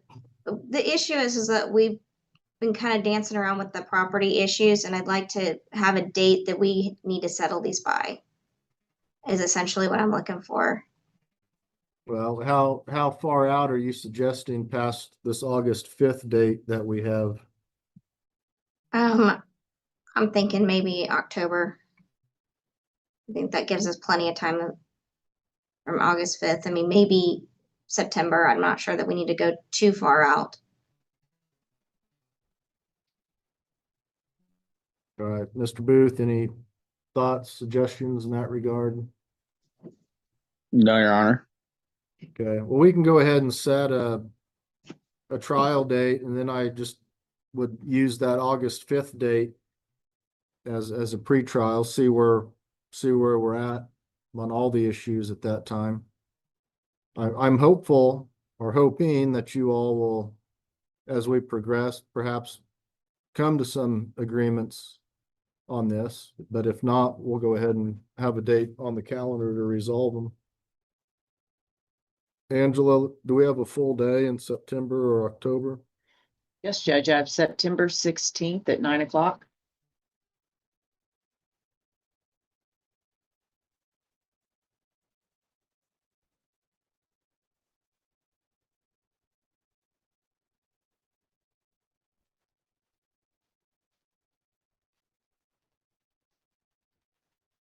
Does that date work for everyone? Yes, Your Honor. Yes, Your Honor. All right, and that'll So- be go ahead, Ms. Cooper. I don't know how much of it would involve me. I have a couple of hearings scheduled that day, but I could be available for part of the day. Okay. Well, again, if there's any parenting time issues that are gonna be in dispute still, obviously you need to be present for that. What time are your hearings? So I have an 11 o'clock, it's on Zoom. It's in Butler County on Zoom.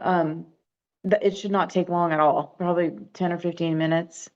I have a 1:30 that I could get coverage on in Sedgwick County. So I could maybe just need a break at 11 instead of worrying about the other one. In that case, I think if we could put you if you're gonna need to testify, you could testify first. And then if we still need you after 11, could come back after lunch perhaps, or a different time. Okay. Okay.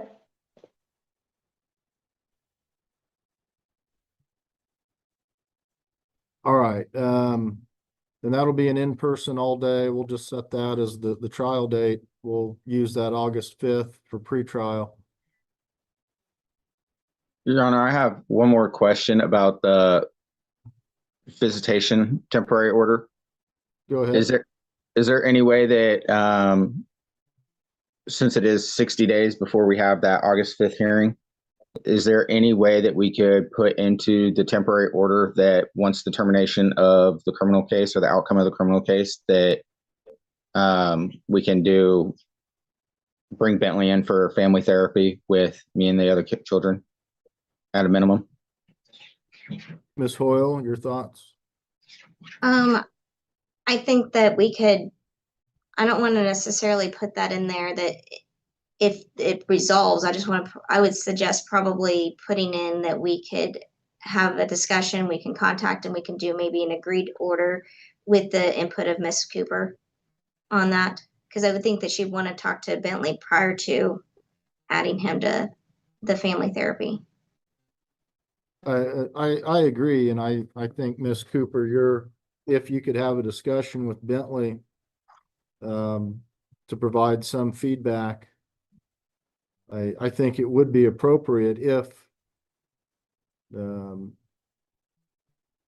Bentley's receptive to it, if the therapist is receptive to it, that go ahead and start happening. But obviously, that's going to depend on what happens in the criminal case, because as of now, that no contact order still remains until the criminal case gets resolved. So Right, and I'm happy to address that in the event that it's dismissed or that no contact order is lifted and that there's a recommendation for therapy. I think that's potentially appropriate at that point. okay. Ms. Hoyle, does that help you in crafting some language in the order? Yes, I think that could be helpful and we could address it kind of like as an agreed change of the order if we need to. I don't think that's what I don't want to do is put in something that just triggers based on one event without having the input of the ad litem in there. So I think we could probably put, if we all agree that this can occur at this event, then maybe I can craft something that works. Sounds good to me. I think that's a good way to do it.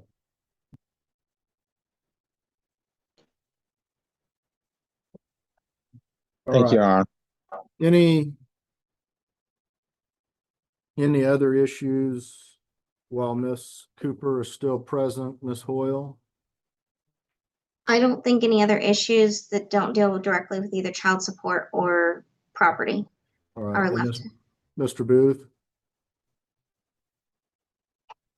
The only other request or the only other thing is in family therapy, we're kind of running. We've kind of hit a wall because we can't talk about certain things. Like we can't talk about any of the past, or we can't talk about like how the divorce, like how they're dealing with the divorce, you know, stuff like that. So there is a little bit of a barrier there. So I don't know if how anybody wants to address that, or if we want to wait and address it later. Well, I kind of leave those issues to the therapist.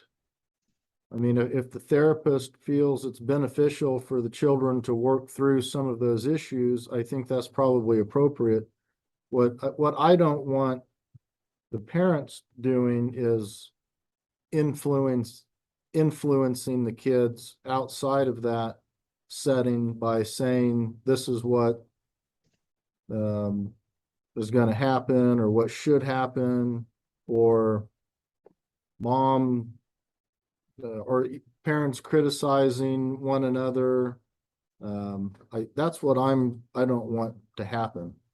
If the therapist thinks the kids need to work through some of those issues in therapy in that setting, I'll leave that to their discretion.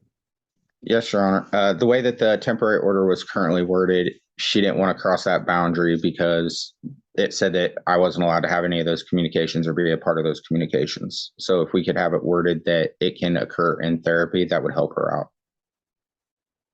And that was her request. Miss Hoyle, your thoughts? I can probably try and word it that therapeutic discussions can include, if deemed necessary by the therapist. I guess I could word it in some way that allows, if the therapist thinks that discussing it with Mr. Booth in therapy, I think that would be appropriate. And same thing with Mrs. Booth with her therapy, with family therapy with the kids. She's attending that as well. So Yeah, I definitely would want it to include both the parents. okay. Okay. Ms. Cooper, do you agree? That sounds good to me. Yes, Your Honor. Okay. All right. Ms. Cooper, I think you can probably exit the meeting at this point. Appreciate your input and your work on the case thus far. Thank you. All right. Have a good day.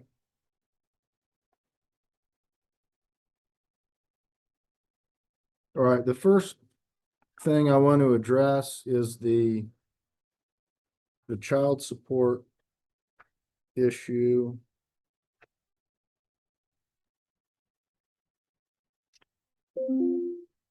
Ms. Hoyle, have you had an opportunity to review Mr. Booth's motion and the law and cases that he cites? I have, Your Honor, and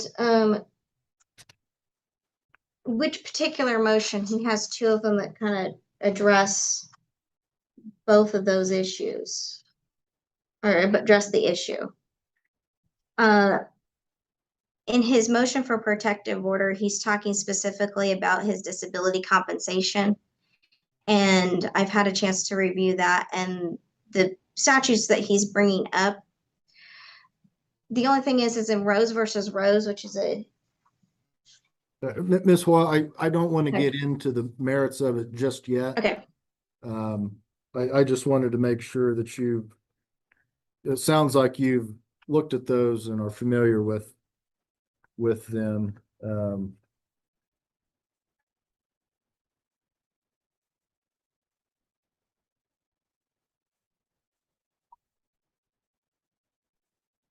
it's not an issue that I've seen very often. I did read through the motion. I haven't had an opportunity to go through any of the cases or the applicable law.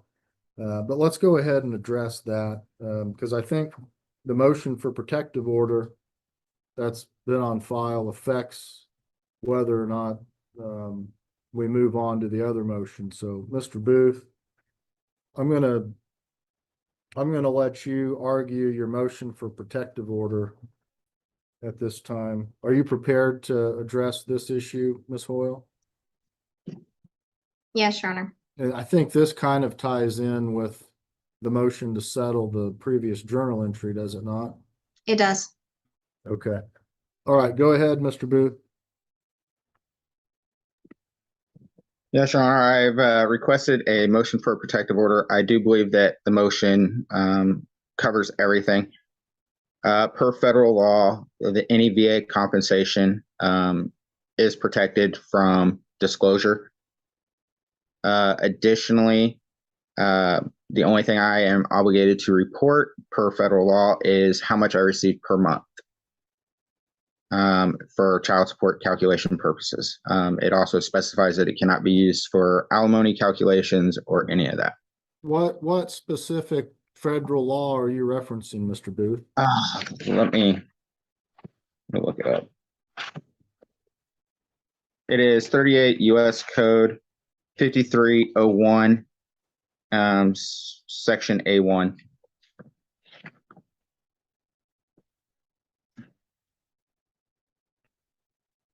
And your argument is that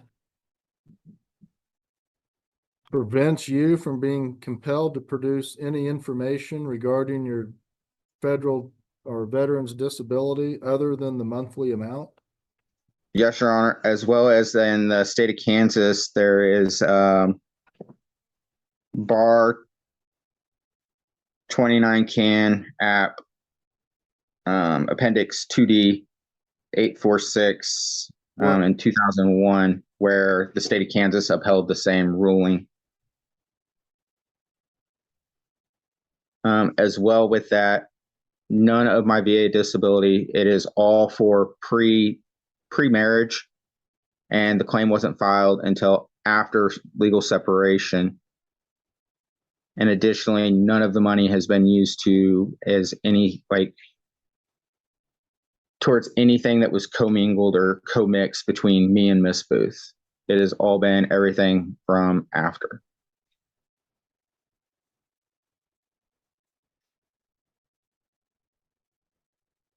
Okay, anything else?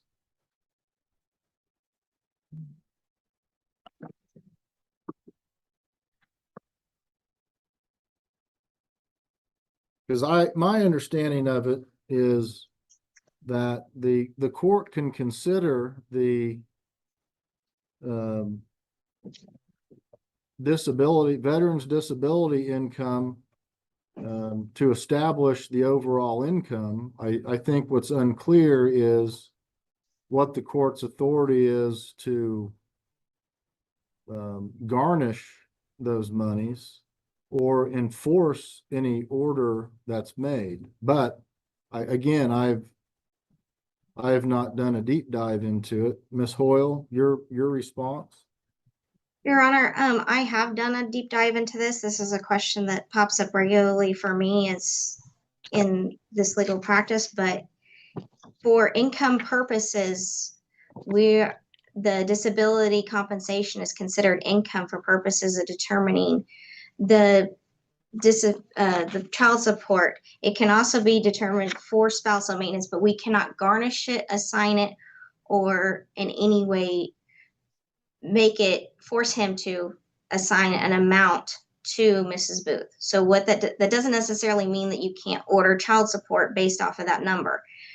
In Rose versus Rose, which is 481 U.S. 619 1987, and this is regularly used in determining that for purposes of child support, this is considered income.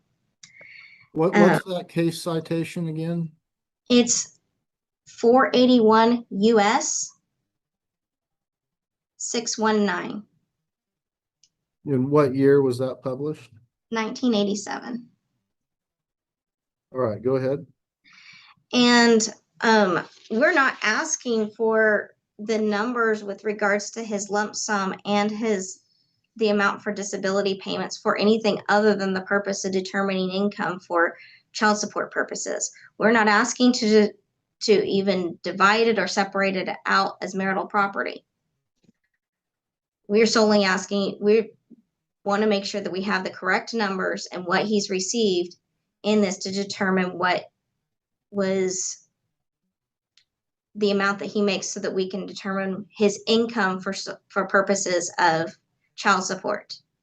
Now, we've included what we think to be the correct number based on what he has stated. But when he's talking about disclosures, the statutes that he cites, actually, the disclosure is the disability of the veteran, which is not something I've asked. I didn't ask what he was disabled with. I didn't ask for his service records. I didn't ask for any of that, which is protected. But I'm asking for the numbers so that we can determine his income for child support purposes. And that's what he's denying us by using this. And I think he's misinterpreting the law when he's stating that this is not disclosable purposes. So your request is simply to know what or confirmation of the monthly amount he receives in veteran disability payments? Correct. And the reason why we want the lump sum is because it determines how long he would have been receiving that and for what time period. Right. So there's a lump sum and a monthly? What? Okay.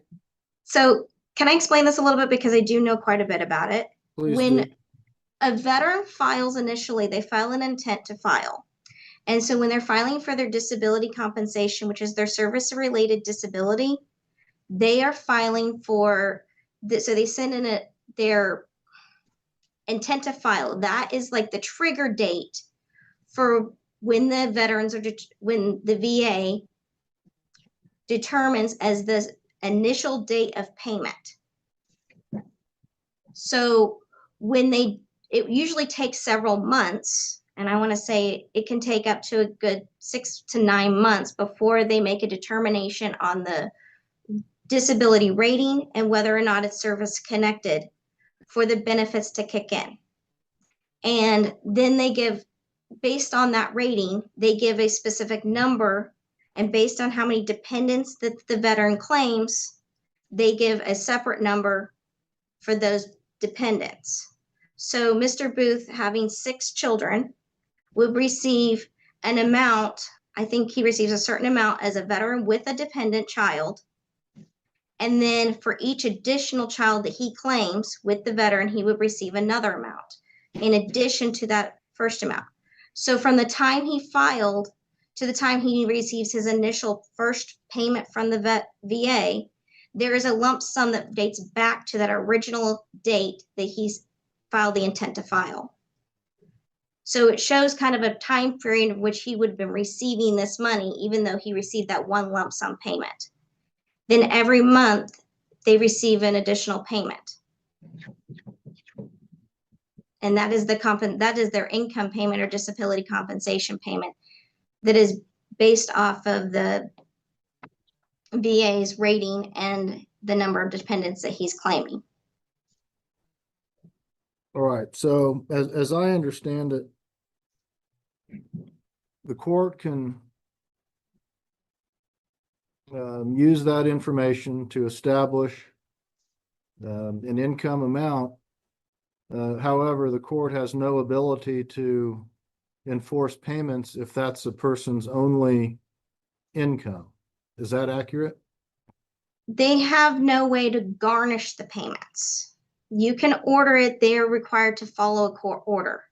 So if you were to order based off of their payment, if that was his sole income, that is income for purposes of determining child support. He would be required by the court to pay that amount. Now, you can't go in and say, well, I can I need to garnish this amount. So what that means is the VA will not take out a portion and send it to the Kansas Payment Center.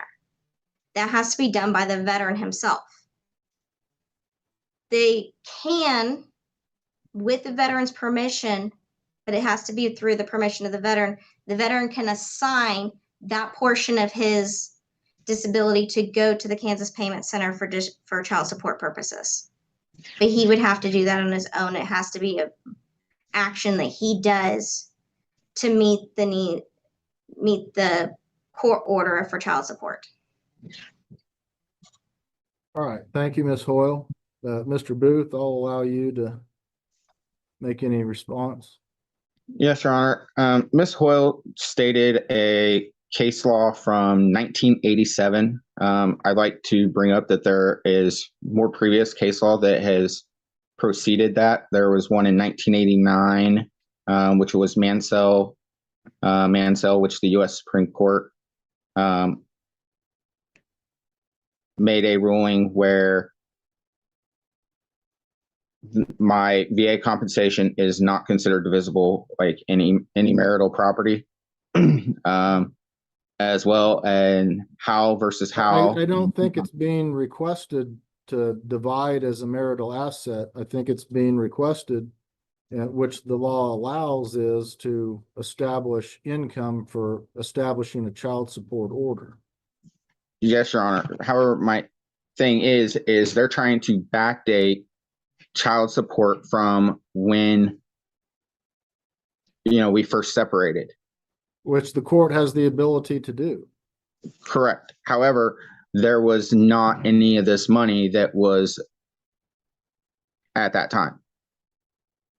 And that's what is I don't have, that's the information that is protected from disclosure of when all this. Why is it protected? You all were still married. Yes, Your Honor, but because we were legally separated, it is not considered disclosed. There was no order of legal separation. To my Your Honor, per the way the VA and the federal government looks at it, is the moment that a divorce was filed, that information is no longer relevant, especially when did absolutely nothing to pay for any of her bills. If the money still considered income during the marriage, Mr. Booth. What, Your Honor? It's still considered income during the course of the marriage. Well, if that's the case, Your Honor, then Miss Booth, all the money that she's made should be helping to pay for marital debt, which has not occurred. Those are issues that are yet to be resolved. The parties should be meeting their financial expectations, or obligations, but the request for a protective order in regards to the amounts that are being paid each month and the lump sum, I don't find to be protected, and those are to be disclosed. And I'm talking only the amounts, not any of the details regarding the disability, not any medical records regarding the disability, simply the amounts, the lump sum payments and the monthly payments.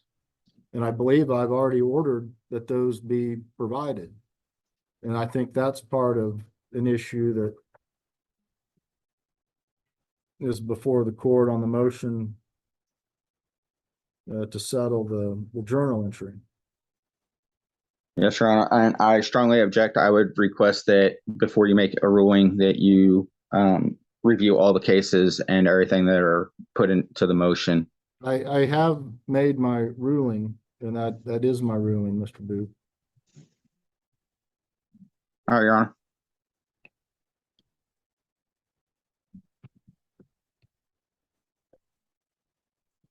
So I think I'm not going to order any particular amount at this time, because I don't think we have all the documentation needed to prepare a child support order. Obviously, the court can go back to the time of filing when making child support orders. But at this time, I don't think there's enough information before the court to issue an order. Yes, Your Honor. While we're on that topic, with Ms. Hoyle's motion to establish child support and the child support worksheet, I strongly request that you order proof of income for Ms. Booth, as well as to include the $2,000 in adoption subsidy into considered income, as well as documentation from pay stubs. Both parties are ordered to provide any proof of income to the other party. So that is an order. Correct, Your Honor. According to the child support worksheet, Ms. Booth states that she only made $12,000 last year, and the court already established that she gets $2,000 in adoption subsidy, which would be a minimum of $24,000 a year. Your Honor, the adoption subsidy is not considered income. It can be income for the child, and we can put that in the child support as a disability income for the child, but that's about the extent of where I can put that. It's not considered income of the parent. Well, that's an issue that will have to be, if you all can't get it resolved prior to trial, that's going to be an issue that we'll have to argue about it at trial. 'Cause I'm not issuing or approving any worksheet at this time, as we don't have all of the relevant information. Both parties are ordered to provide all documentation that proves income to the other party.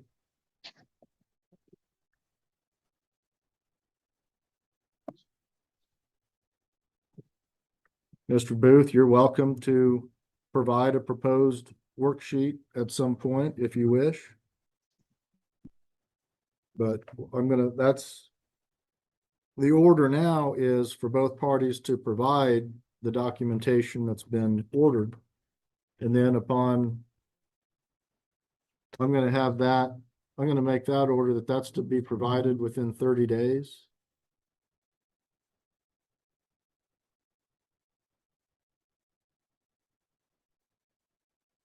Yeah, sure, and I'll make sure that I have her pay stubs to Mr. Booth within 30 days. And then if you both want to submit proposed worksheets, once you have all of that, you each have all of that information, I would encourage that. Yes, Your Honor. And then if the issue's not resolved, it can be teed up for trial.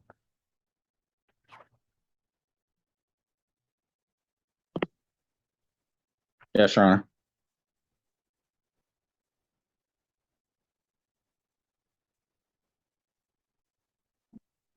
All right, let's address the marital residence issues.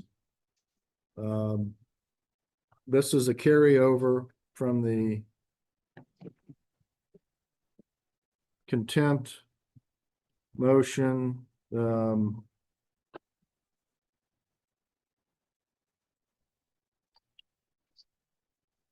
Ms. Hoyle, I'll allow you to argue your motion to sell the marital residence at this time. Your Honor. Yes, Mr. Booth. Also in the protective order, it was requesting to protect information such as, let me find it.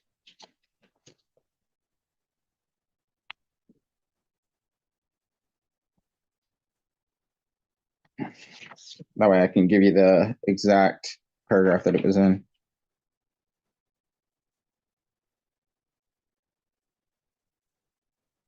I also requested to protect from inquiry into DCF investigations, alcohol use, as there has been Ms. Hoyle and Ms. Booth, neither one have established that there has ever been any concerns in regards to alcohol use with the children or any form of like further inquiries into DCF. I mean, Miss Booth's been filing DCF reports against me this entire time. I guess I don't understand the issue. Is this a discovery issue? No, so like, for example, Miss Booth has continued filing DCF accusations against me, saying that I've been abusing the children during supervised visits. So the There court haven't been documents. supervised visits other than the therapist appointments. Yeah, between the therapist appointments and the supervised visits that have been occurring on Saturdays, Miss Booth has been accusing me through DCF by filing reports saying that I'm abusing the children during these visits. Ms. Hoyle, what your response? Your Honor, I don't know where Mr. Booth is getting that she's filing these reports. If he's been investigated by DCF, it's not, I don't think there's any proof or anything other than his word stating that he believes it to be my client that's initiating these reports at this time. So I don't think that in his protective order, he doesn't actually list it in his protective order. I've read that over. There's nothing in there about protecting from any DCF reports that have come in. And I believe that was one of the questions that was in the interrogatory that we requested be answered. Well, I can't order DCF not to investigate something. That's not within the court's purview. If they feel they need to investigate something, they can, and then the court will address that if something comes out of an investigation. But I can't order DCF not to investigate. Correct, Your Honor. I'm not asking you to say that DCF can't investigate. I'm asking you to put an order that Miss Booth can't sit here and make false accusations to DCF to try and get the outcome, to the point that I was accused of abusing physical abuse of Bentley during a visitation in March, and I haven't had any contact with Bentley in over a year. I hope there are not unfounded accusations being made just to cause a stir. If there are legitimate concerns, obviously those need to be addressed, but I'm not going to order somebody not to report something they believe may reasonably be occurring. Obviously, it'd be discouraged not to make false reports, as that will something the court will take into consideration in any further orders. So hopefully that's not being done, and that's how I'll address that, Mr. Booth. Correct, Your Honor. And just for the record, it is paragraph 8 of the protection order that is addressed. Yes, I just saw that. All right, let's address the motion to sell the marital residence.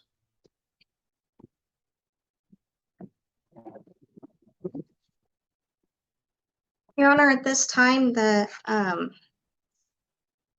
we filed a motion to sell the marital residence. This residence was purchased in 2020 at the time both parties were married. This is essentially the only asset within the marriage, and both petitioner and respondent lived in this marital residence up until March of 2024, at which time they were separated, and petitioner has since been in possession of that residence. The temporary order did indicate that Mr. Booth was to be responsible for any and all bills associated with the marital residence. And recently, as of January of this year, the respondent was served with a foreclosure notice on that marital residence. We do not have any indication that that has been caught up, other than Mr. Booth indicating at the last hearing that he has since caught it up, but we don't have any